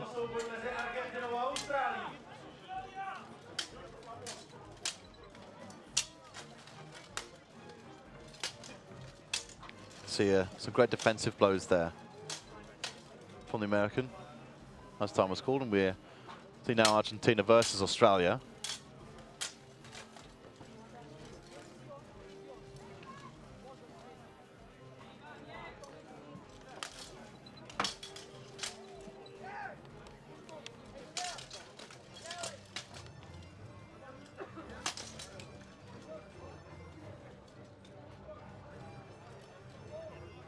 From the Argentinian, and indeed this Australian is attacking really, really well. Perhaps not as rapid in the blows as the Argentinian, but all the same, really getting these hits where it counts. And you see, quite often they get caught in these overhead locks with their swords, and it's often the Australian who comes out on top, has to be said. You can see he doesn't seem to wear out. That's exactly the kind of thing which takes your breath away. And as much as your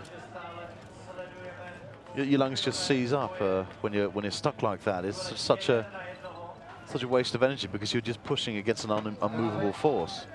And you can see some great striking action there from the Australian. And again, they get caught there in that sword lock. That's a nice sword and buckler work here, going back to the Czech and American fighters.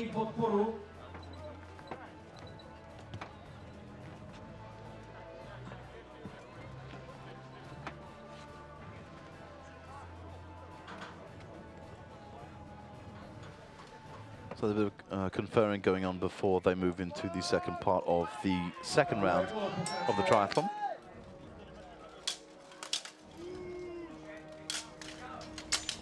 Okay, some nice work there from the American, but being chased down, being hounded by this Czech Republic fighter. It's proving something of a difficulty for him, however.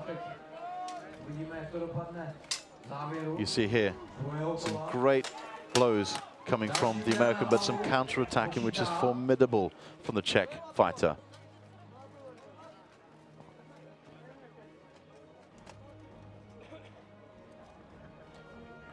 And you can see in the list where the sand is getting thin and where the sand has piled up, but if the sand gets too thin, then they're going to start slipping over. So they'll have to make sure that that's well raked. Because of course we have the mass battles tomorrow, and you slip over in that, and that's damaging for your team. Some sharp blows there from the Argentinian. Very, very good movement as well, switching sides constantly. And there's a good suspicion that the Argentinian may actually come on top of this. He did actually make contact with the buckler then, still it was called. Anyway, this Australian fighter has got a lot to show and is very, very determined. New Zealand, fighter 1, and Serbia, fighter 1. Prepare for the next battle at the list B. Americký bojovník už je připraven a čeká na svého soupeře z Česka. So going into the last stages of this fight now, you can see a great hit there. Some sparks coming off the buckler of the Australian. Nice swift moves there from the Argentinian. A great headshot there from the Argentinian. Very, very impressive. A lot more domination happening going against the Australian as we're in the last round of this USA versus Czech Republic fight. There's a great defense from the American there. It's absolutely stunning defense.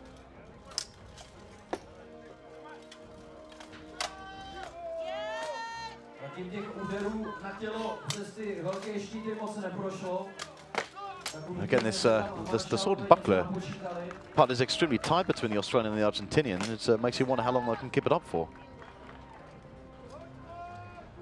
And go to the final stages again of this fight. You can see here some great blows, but extremely well defended from the American. It makes it tough to contend with. And some well-placed moves there from the Czech fighter. But I feel that the Americans' defense is more than sufficient. You can see that blows are coming from all sides from the Czech. However, most of them are being deflected and well defended by the American. And some sharp blows there. And again, even managed just to catch a headshot with that. Very, very impressive there from the Czech fighter. And I think that's been called, and that's the end of it. It's a tough call. What can I say? You had one very, very sharp attacker against a formidable defender of the American who himself added some incredible... It's a tough call. It's a tough call. You can see the exhaustion that the Czech fighter is feeling there. Really put 110% into it.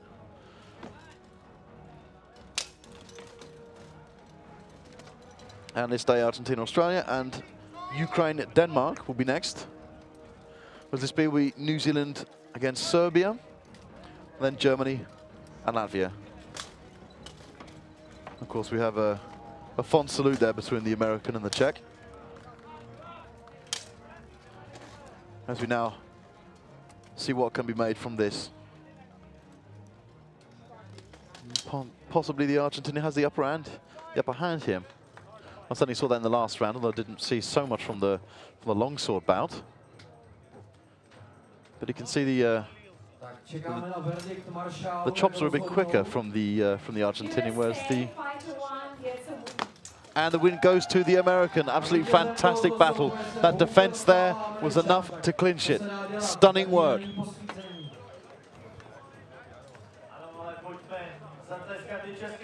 Slight armor coming loose, and it seems to be okay according to the Knight Marshal, so they can carry on.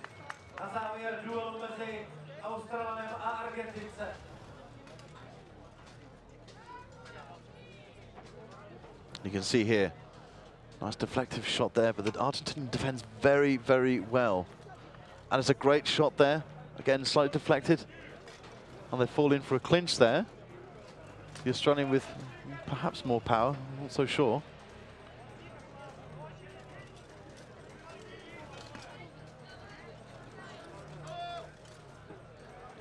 And I think that's been called. Time has been called there. A salute between the two fighters. Once again, that's a tough call. We see there the Latvian fighter ready for his next fight. Very, very confident fighter. Won his first battle.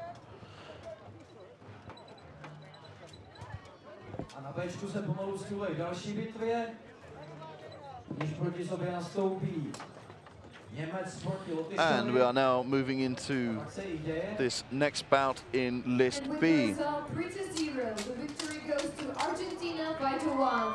And Argentina get the victory there. Okay, already we've got some loose armor there.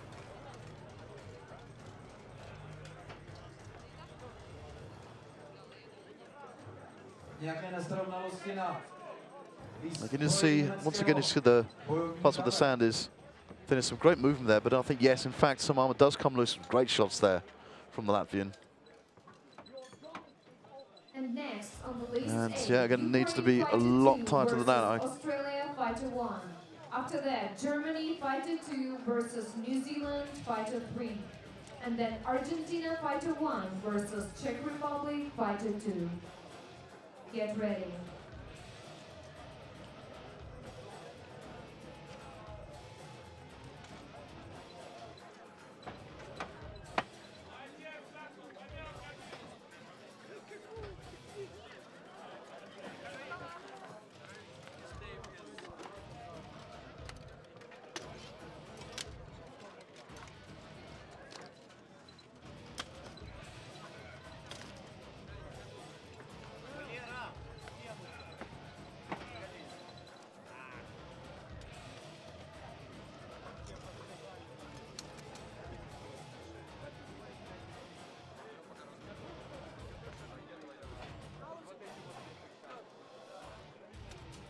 Zdá se, že výzbroj německého bojovníka už je v pořádku a můžeme jít na věc.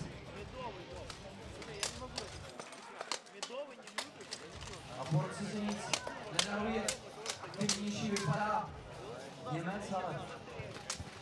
Swift move there from the Latvian. Very, very rapid fight this between the German and the Latvian. A great shot there to the head. And moving back a bit with this, the confidence of the Latvian is really something to contend with. Some great force pushing there. You can see that the body shot, or the leg shot rather, was countered by the Latvian. Again, going for some striking shots there. And the German with the upper hand. A good 5 shots there. Some space gathered, and I can think the Latvian's going to need to compose himself for the second round of the sword and buckler, and that's been called. Well, certainly you can see here where the Latvian was locked and moved his leg quite late there and suffered a few blows.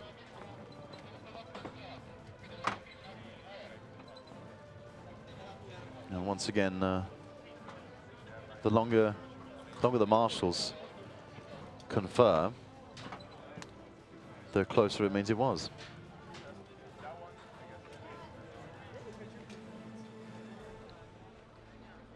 Seems a minor adjustment there for fitting the short sword, the one-handed sword of the Latvian.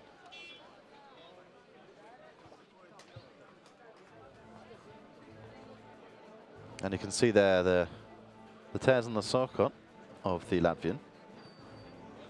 And they're all there for the reason too.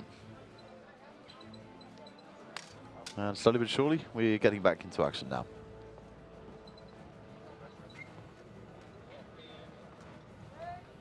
So the second part of this 1 versus 1 duel between Germany and Latvia. Getting very, very tense. The shot straight to the buckler, but there's some crushing blows there which come from both fighters. I think maybe the Latvian might have had it in that one.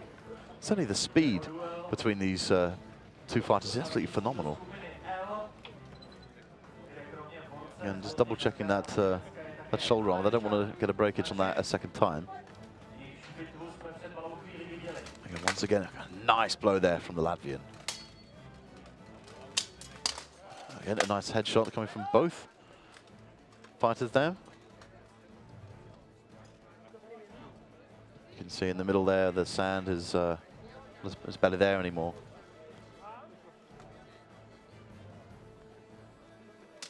So, once again, we are moving for the last part of the sword and buckler. So, nice opening trial there from the German. However, it's been caught, and I think the Latvian has got it there. Did enough to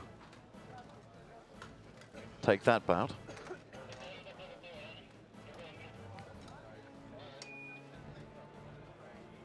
And now you can see a closer look of how much they lean down into it. In fact, when you've got that much armor on, leaning down so much, it puts immense stress on your back. Still, the physical requirement, the technical ability and physical requirement of these fighters, as we know, is extremely high. So they're prepared for these things. Marshall just checking something's above board there with his buckler. This day we'll be seeing well, Ukraine-Denmark and then Ukraine-Australia. And it's been New Zealand, Serbia, and Germany and Latvia, which we're seeing at the moment.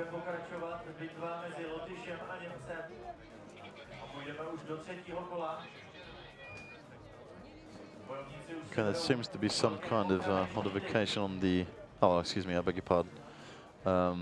They're changing now to the short sword and shield. United Kingdom Fighter 1 and Serbia Fighter 1, be prepared for the next fight at the list B. And on the list A, Ukraine Fighter 2 versus Australia Fighter 1. Okay, Fighters, please come to the list. Ukraine, Australia. After that, Germany Fighter 2 versus Denmark Fighter 1. Get ready. So, we're moving on. Stay with us. We've still got another 2 hours of action here. Only 5 to 7, which means we'll be going till at least 9 o'clock. And we'll be underway any second now with this fight, or the last part of this fight between Germany and Latvia. Again, I have to say the fighters are so evenly matched. It's really hard to call. But again, we go into the third round, sword and shield. See some great shots there from the Germans. Such ferocity in it. They're just broken up for a moment, and there seems to be something which has come loose on the armor. And I think I'm not sure. Maybe because in fact he's not wearing enough protection on his hand. He's not wearing any protection on his hand, it seems. Yes, in fact, the marshals won't. I mean, granted, thinner armor can be put on the arm which holds the shield, but you have to cover it with something.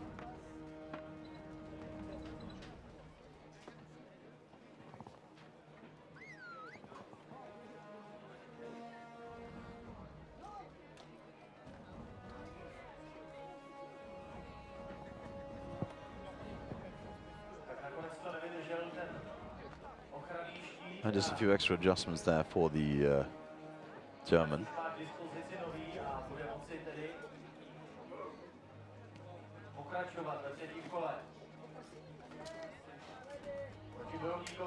And so we resume the fight now, and the German wastes no time getting stuck in straight away.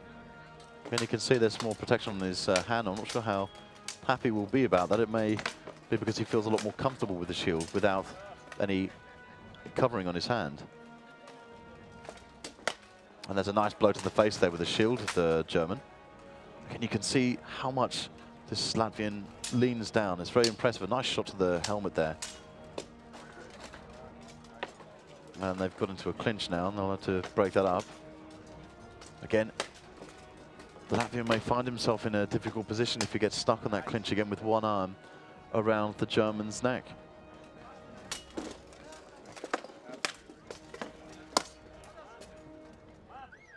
Some nice moves there from the Latvian, and there's certain speed to it. And you can see here the combo works quite well, although there's great evasiveness about this Latvian. We're moving into the dire moments now.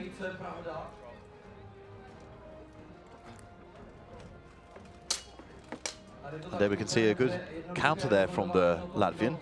Very, very impressive work. Tense last few moments, and there is grappling again with those shields. And I do think the Latvian connected with that last shot. And the fight is called. Very, very high-paced fight from these two fighters. Absolutely impressive work. So they'll be looking, the Germans and the Latvian will be looking to improve that. Let's see what the judges, or the marshals, excuse me, have decided on that.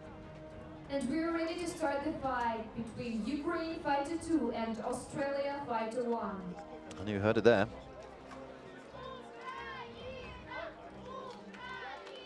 And you can hear the chants for Ukraine. Big fan base with them, and you can see the Australian back in the action now, who we saw earlier. But a very, very impressive blow to the head there. Some nice headshots from both the fighters there. Very, very impressive. Showing no. And Latvia has defeated the German. A very, very close match there, 2-1. We can see now a nice blow there coming from the Ukrainian. Very, very impressive. And you can see here the Australian fighter finds himself in a little bit of restricted movement here.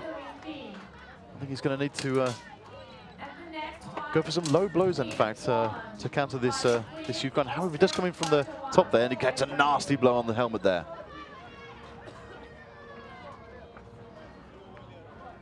So what's quite impressive about this Ukraine is these counter attacks, these strikes that come in. They're so precise, and he's not missing a single one. The initial strikes he's coming out with, sometimes the defender deflected, even countered by the Australian. But in terms of the counter-attacks he's making himself, well, he's not going far wrong. Again, some great body shots there and a lovely helmet shot there by the Australian. Again, the Ukrainian's not leaving himself exposed in any places. Counter-attacks are coming through. That's sure they've drawn a close to the first round of this. Now go to the sword and buckler. Yes, United Kingdom fighter 1, technical win. And again, there's a technical win there for the UK fighter. Now, that was against the New Zealand fighter who's unable to continue. Please to the list B. And the next fight is between the USA fighter 1 and Latvia fighter 1. So we're looking now at Poland, Austria.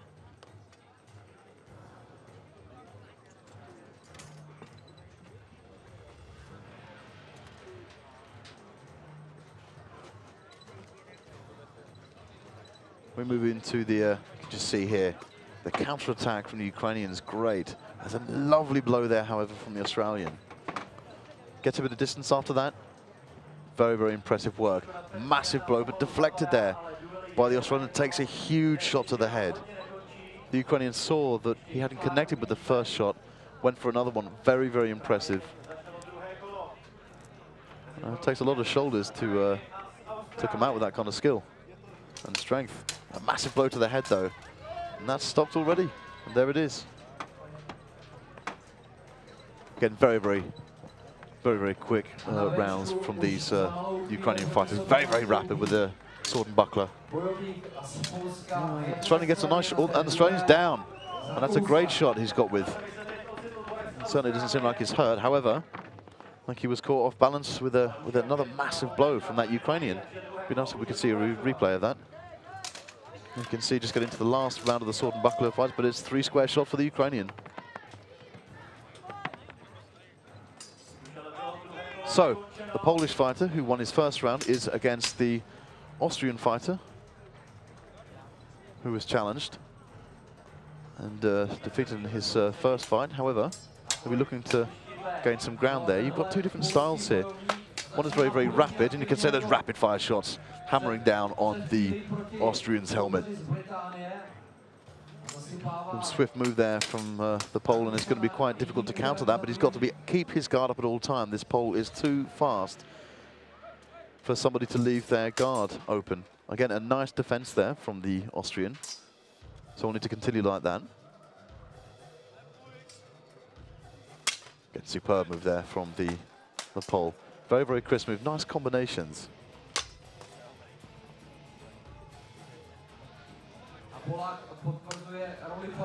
Again, these quite daring shots coming from this Pole. He does have a height advantage, but great helmet shots.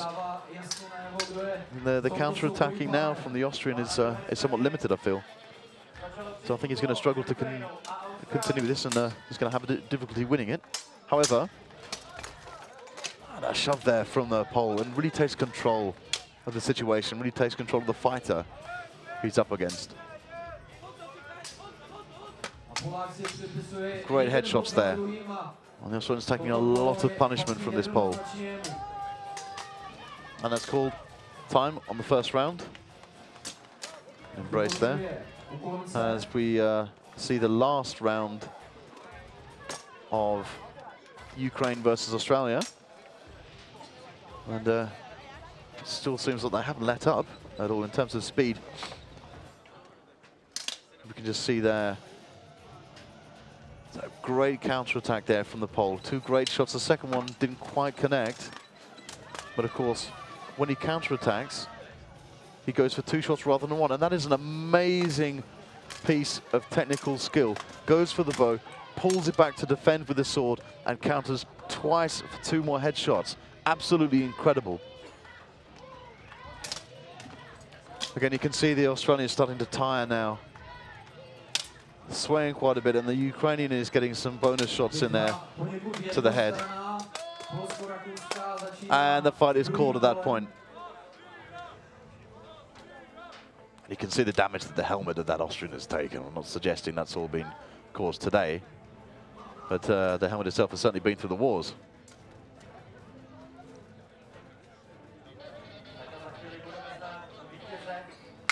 So we move now. Some swift move there from the Pole. Moves to the second bout. A nice advance, however, there. Victory goes to Ukraine fighter 2. And you hear it there, the Ukraine has won the bout against the Australian. And next on the list A, Germany fighter 2 versus Denmark fighter 1.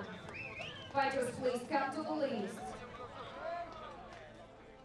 After that, Germany fighter 2 versus And you can see now fighter 3. the sword and buckler continues between Austria and Poland. And there's some sharp blows there, but good defense, however, from the Austrian, has to be said. And that's called. Well, apparently not. There seems to be some confusion there. The Austrian captain doesn't seem to have understood, but they're making contact with the buckler and the buckler only, rather than the helmet itself. And you can see the Danish now preparing.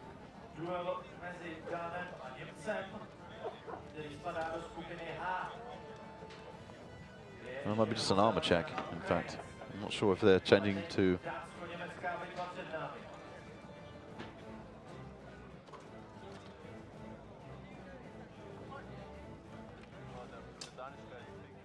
He's putting some covering on for the shield now.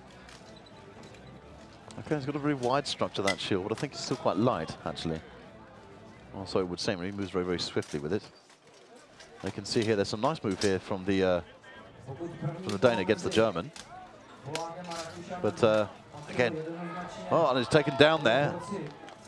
Very nice move there from the Dane, capitalizing on that situation. Very swift. And I think the German might have slightly underestimated this, the power of that Dane coming down with some crushing blows on the helmet there. A nice move there from the Pole.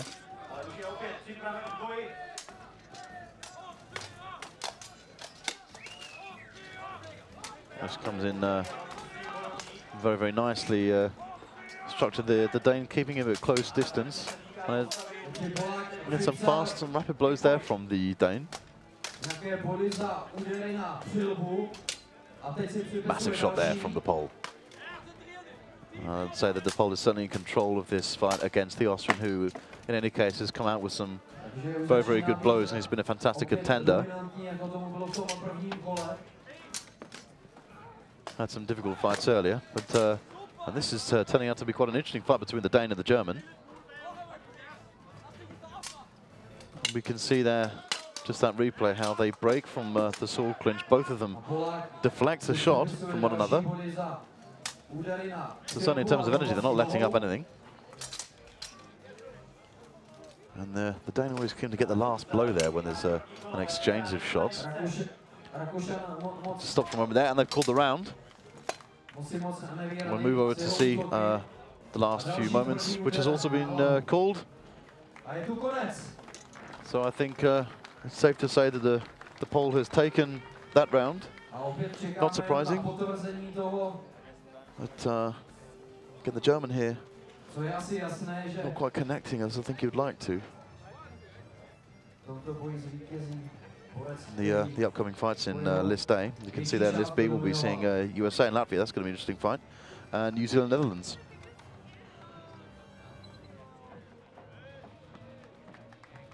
You can see the Austrian captain there. And very well fought by the Austrian. But the victory goes to the Pole as we had predicted. Fighter 1. Next fight is between New Zealand Fighter 1 and Netherlands Fighter 3. And we're back with Denmark versus Germany. Some difficulty with the bump there. Worst things happen at sea, I suppose. There's a great shots there, and yeah, the first one's been called there. Again, this Danish fighter has sort of reinvented his style against this German. Whereas the first bout, he seemed to go for more precise, crushing blows. This time seems to know how to tame the speed of this German. However, it's not over yet. And that's been called. And again, I think the Dane is really impressing with the speed of his responses. And moving into the third and final bout of the sword and buckler section of this triathlon. Some nice blows there from the Dane. And it's been called.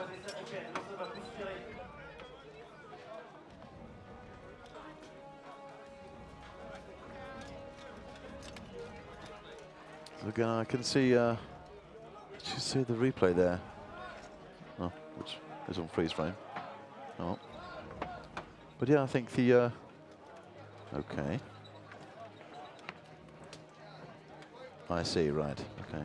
Well, anyway, there's some, I'm sure that was just an authenticity inspection going on, nothing more than that. Nothing you need to think about. Anyway, moving back to this Danish fighter who's been impressing. And I think he's got a firm grip in this fight, but you never know. Like I said before, it's not how you start, it's how you finish. So let's see what the German has got now. The German has had such pace, which he demonstrated in the first fight. And I think was unlucky not to get a victory there. It's very, very close, certainly. And we move into round 3 of this fight, the touch swords. And this is something interesting. We've already moved into the Latvia versus USA fight. Now this is going to be something very, very interesting. Again, this wonderful defense that brought victory to the American the first time round is against this incredible speed of the Latvian. And if the American can just disconnect with those shots, I don't think he's got a very good sword for disconnecting, to be absolutely honest. I think that risks getting caught.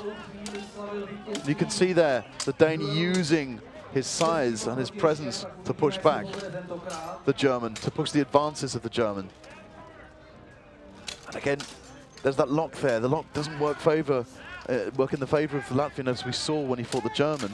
But the American's got to break that lock. Some nice blows there, and some good defensive shots coming here from the American, and some good counter-attacking too. But of course, the Latvian's not letting go.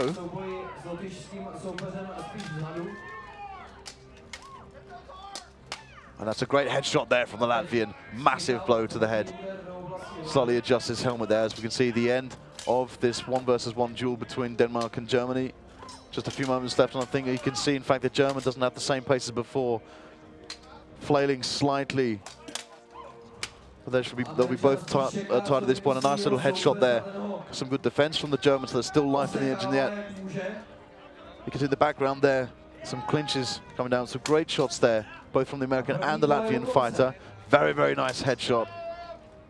Good defensive shots there, however, from the American. They now go into the sword and buckler.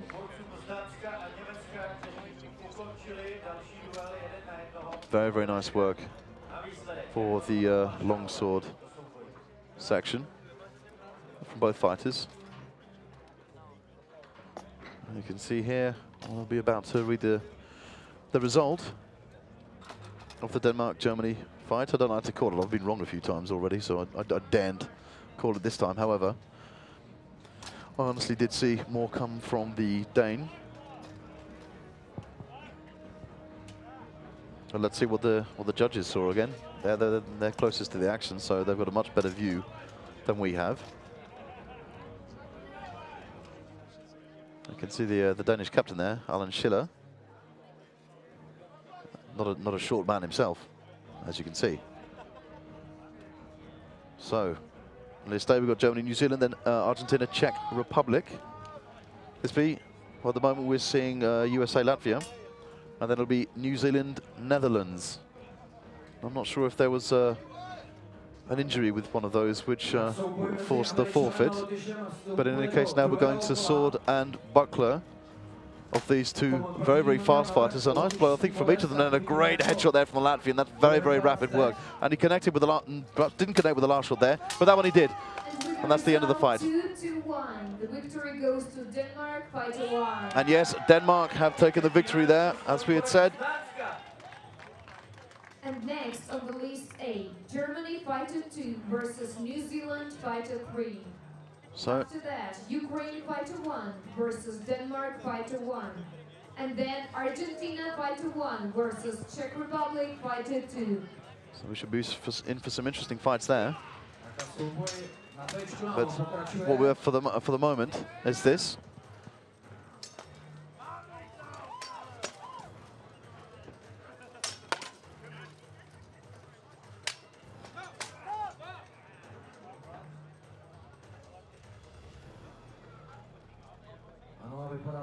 teďka vítězný úder se připsal Američan, tak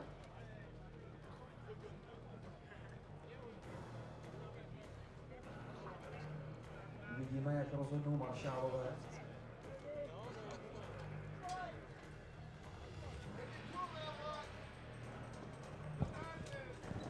New Zealand, fighter 1, and Netherlands, fighter 3.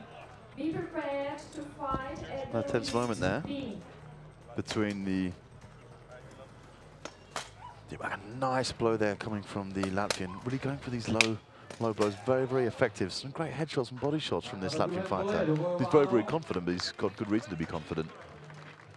And I think that this... maybe the Southern Buckler actually went to the Latvian. Seemed to be slightly put off there, but it comes down to the last round here.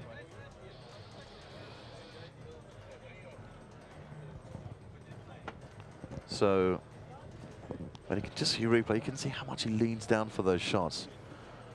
Really goes for that pressure. A nice shot there. I'm not sure it connected entirely because the American, of course, has a very, very loose armor.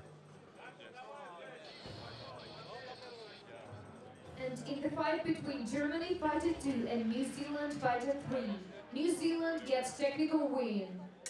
Very, very unfortunate then. There have been a few technical wins, as we've seen already. So we're waiting for Ukraine fighter 1 and Denmark fighter 1. So Denmark already have to be back in the list, but I'm sure they'll get a couple of minutes grace, as they've only just as he's only just finished fighting. Some nice moves here coming from the Latvian, and once again, great defense from this. You can see this American really knows how to use that shield, blocking all these shots coming from the Latvian. If you can block rapid shots, he's left himself open on the helmet there, but I'm not sure the Latvian can quite connect with it. And yes, he does. A great shot to the helmet there. And a massive shot from the Latvian. And it has been broken up there. I'm not sure if that's to check the armor. And then wants to fight again just to get away from the cord.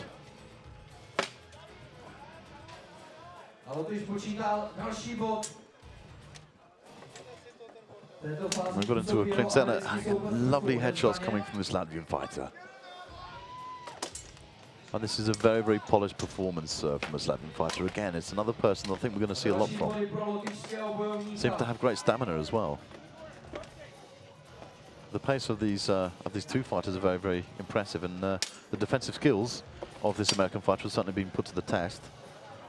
And I'll be interested to see if he can come up with anything else in the last few seconds of this fight. Getting a nice headshot there, the American, alternating his attacks, and you can see actually the Denmark-Ukraine fight is already underway. They were very, very quick to get back. I'm very impressed that the Dane just got straight into it. I get some very, very rapid shots there. And you can see there's a bit of more of a balanced height contest. Again, a slight advantage towards the Danes. Who could be surprised? A nice shot there from the Dane, but there's some great attacking blows there from the Ukrainian.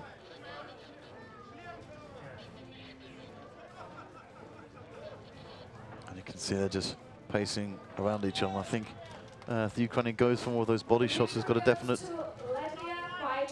And Latvia 1 has won the match against that formidable American fighter. Very, very impressive in terms of defensive skill, because there's some massive blows here from the Ukrainian against the Dane. You can see now that instead of this long sword, it seems that the Ukraine is in control. However, it's early days yet. And a nice headshot there from the Ukrainian.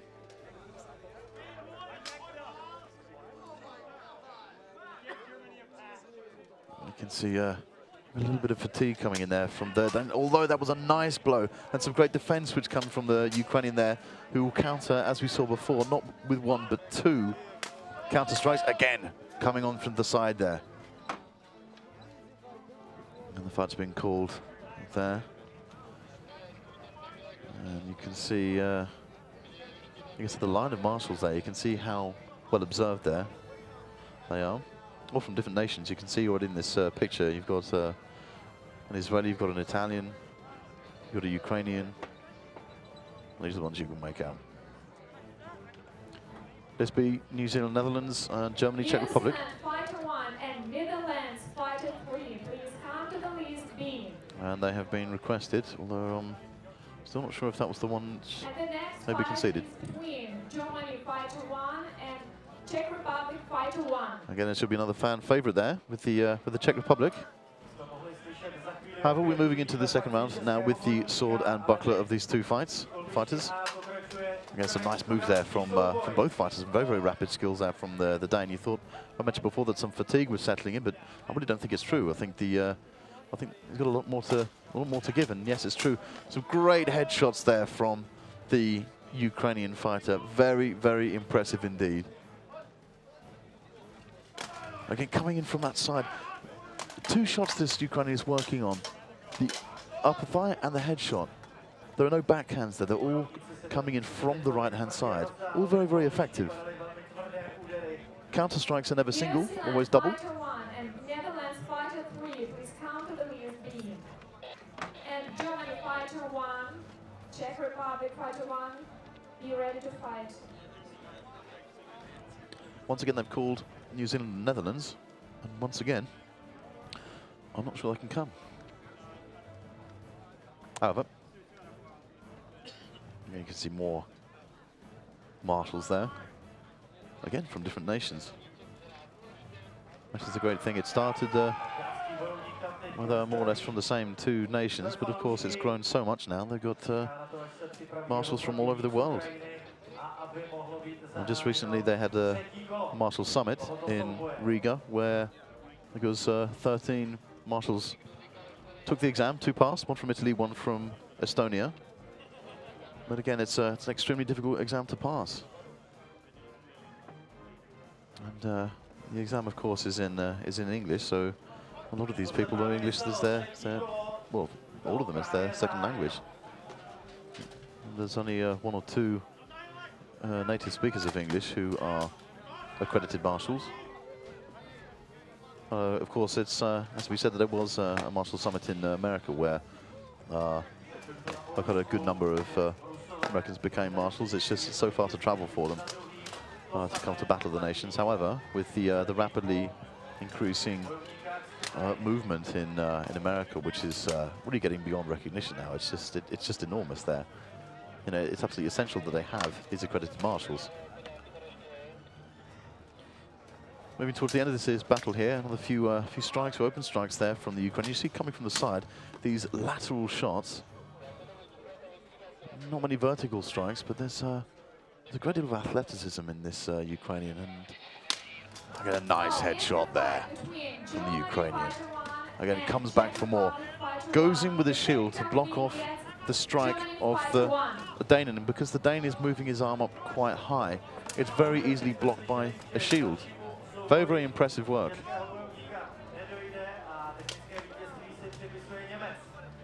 Again, move forward now, an impressive few touches there from Ukraine, who is now stalking the Dane, pushing him away into the corner. And I think the match has been called there. You can see, at this point, you can see the Danish fighter has done very, very well to corner in the Ukrainian. Got a couple of shots in there.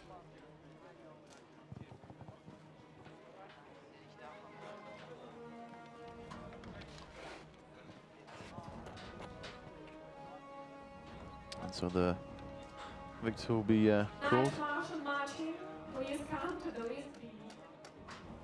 Another call for. The victory goes to Ukraine, Fighter 1. And very impressive there from the Ukraine, as we predicted. Very, very sterling performance there from the Ukrainian. And in fact, all the Ukrainians have had a good, Argentina Fighter 1 versus good Czech fights. Republic Fighter 2. Fighters, please get ready and come to the list.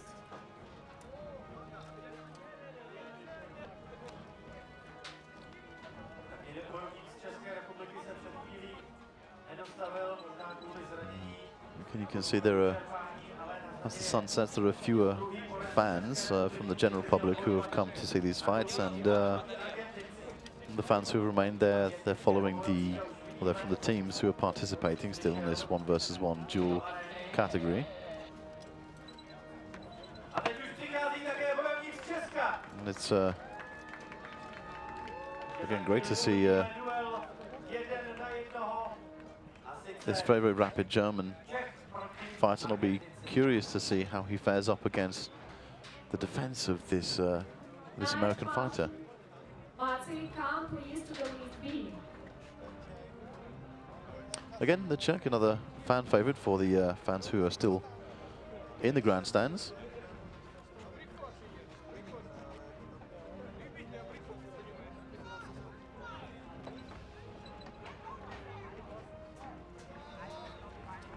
And seen some great work from those fighters. So again, I think we've sort of called it a day on getting the New Zealander. And there's some great blows coming down there from the Americans, some crushing blows coming down where the German works on the side of the American fighter. Great defensive block there from the American. Some lovely rapid blows, good head movement, sparks flying from his helmet. This German is bringing the fight to him, attacking from all sides, but the counter-attack from this American is absolutely formidable. Look at that, some crushing blows there dealt by the American where the German could not respond to a single one. Stunning work there from the American.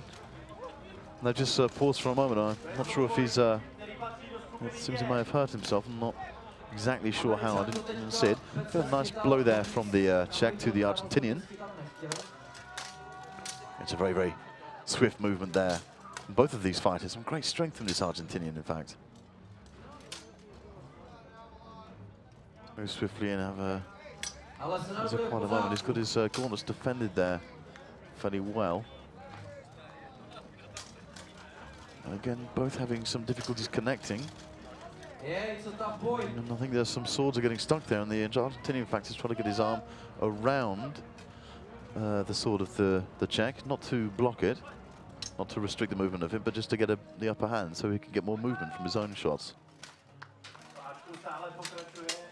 You can see in the background that a very lightning fast fight going on between the German and the American, which is resumed. So that means that the American is okay. I'm not sure what it was before, if he'd been winded or caught somewhere with a shot. It is okay now and continuing. Again, a lovely shot there from the Czech. Good defense, however, from the Argentinian. Nice follow-up blow there.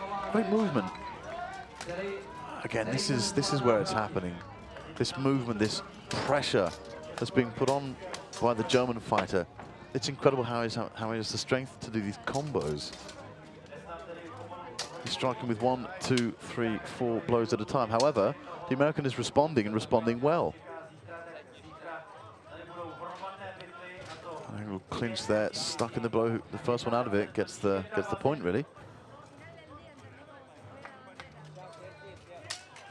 And here we have a nice shot there to the head. So this German fighter's got some really, really rapid attacks. And you can see a little bit of fatigue kicking in with the American fighter there, although I'm sure it is no different for the German fighter.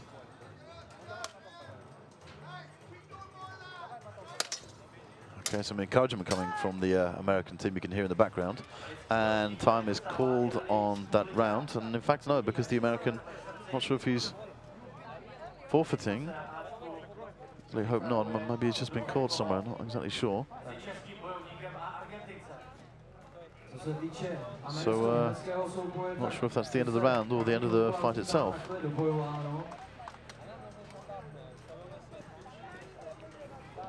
No, that's just the end of the round. Good. So that's good news that the American fighter is okay. Certainly very, very spirited. And he took a barrage of hits there. Somebody he gave a barrage of hits. Let's be quite clear about that. Look at the speed of these two. There's some absolutely stunning blows coming through. Connection's always going to be a little bit of a difficulty, however. Get a nice defense there from the Argentinian. Very, very good with the sword and buckler category. There's some great blows there.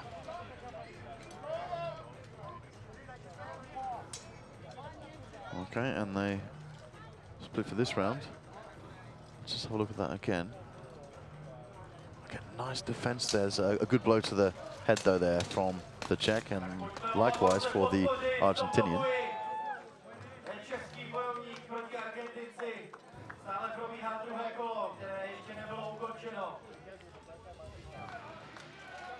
And you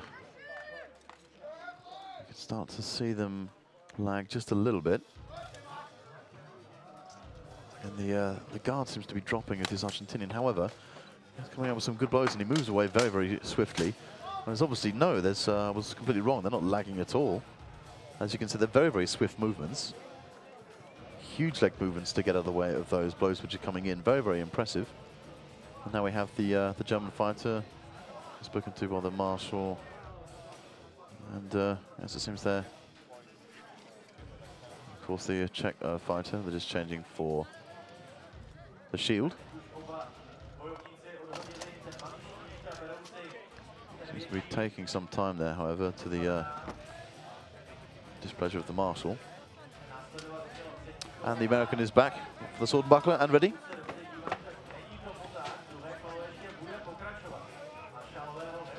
Very, very cautious. Some great defense there from the American. Absolutely great defense. Very, very sharp.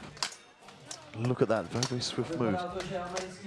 That's like something quite special to block the rapid fire of this German. Some nice blows there being dealt by the American.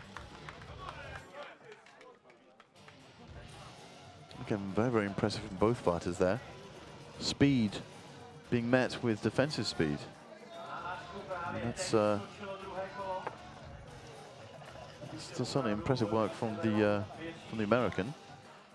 And it makes me wonder how much longer the German can keep it up for. I think it's maybe certainly starting to tire there. As you can see there, those combinations that the German goes for. Always 3 at a time, even in advance there with the buckler. Stunning movement. Of course, the American didn't let up at all. So led him around the list. And he wasn't being pushed by the German, but he was being led there. And that's a stop there. And, it's hard to call this one, to be honest, because they're both very, very even. This is a very, very long contest in the sword and buckler. It's never usually this long, but both of them have got very, very good defense skills. So we'll check on the bracer there of the American. Goes straight in. There's a great headshot that comes there from the American, giving him the upper hand from the start, and it's called. Some nice work there from both fighters. And we go now to sword and shield between Argentina and the Czech Republic. Again, it's so hard to break the lock that they've got there. Locked in together, trying to connect with each blow. So well, it's again another hard one to call. This Argentinian fighter has, well, these luck's not been in, but we've had some great blows, and well, this the Czech fighter has been fairly impressive. Again, some nice blows there. Some low blows from the Czech fighter. Coming through very, very well, very, very strongly.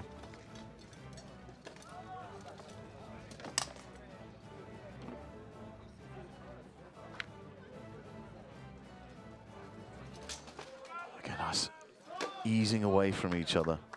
Some very, very quick moves. That was a very real balanced fight. It's so good to see that this is the standard of the fights in 2016, that all these standards, these fights are so close. And it speaks volumes about the competition across nations. And that's a woman. Nice earrings.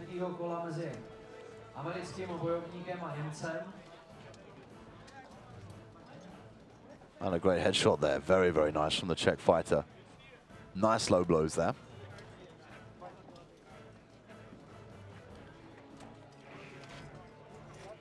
And there seems to be a lot of communication between the American and the German fighter.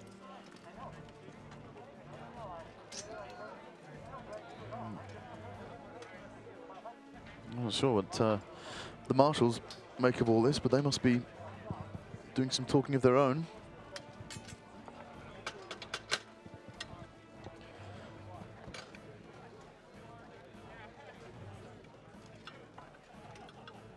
There's just a slight pause there. Not exactly, not entirely sure why.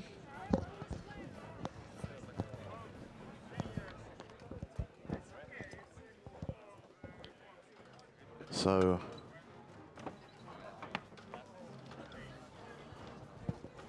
I mean, whatever it is that's taking a long time, it's really dragging this out. However, it's good for the fighters. It gives an opportunity to get the breath back slightly, and you can see that the the American really appreciates that right now. Again, he's just got that one hole in the helmet for air to pass through, but oh no, seems to have some nostril holes there as well. I was about to say that mouthpiece there. Position, it certainly isn't where his mouth is. And he's up again. So we'll be going into the And with the result 2-1, the victory result. goes to Argentina, fighter 1. And Argentina takes a very, very important victory there.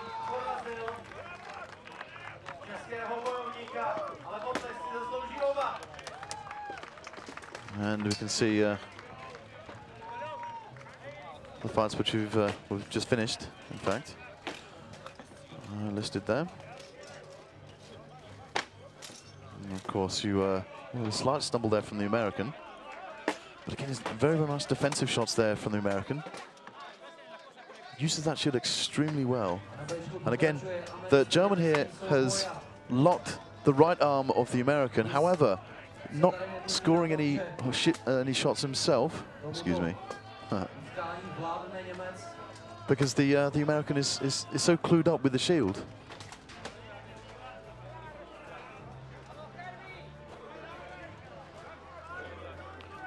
And I think the German keeping the shield out quite wide there is, considering the kind of shots that the American was striking with early on, I think it's going to prove quite problematic to answer to. I mean, usually it's better to keep the shield a little closer in. Maybe a little bit higher than he is now, certainly. However, keeping it closer in gives you a bit more control over it rather than flailing it in the air. And it's called by the marshals. And an embrace there between the two fighters. And as you can see there, yeah, both fighters are absolutely exhausted.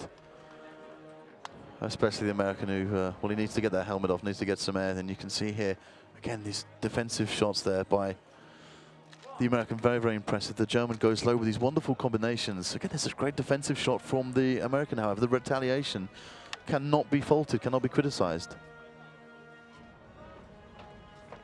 And you can see there, as I was saying before, the striking arm of the American. And yes, the German has taken the victory there against the American. But it really was a very impressive fight from the American, I have to say. Impressive from both fighters. You can see they're just exchanging a few more words there. It went on for a long time, that battle. There were a few breaks in the fighting.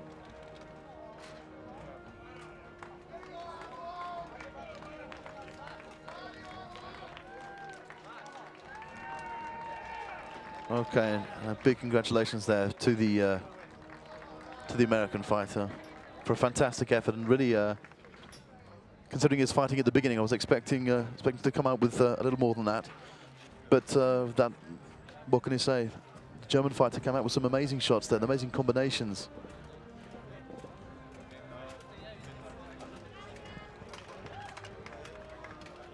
And we have a lull moment here. So we'll be back in. I'll be back in just a minute. Don't go away. We've got plenty more action coming up.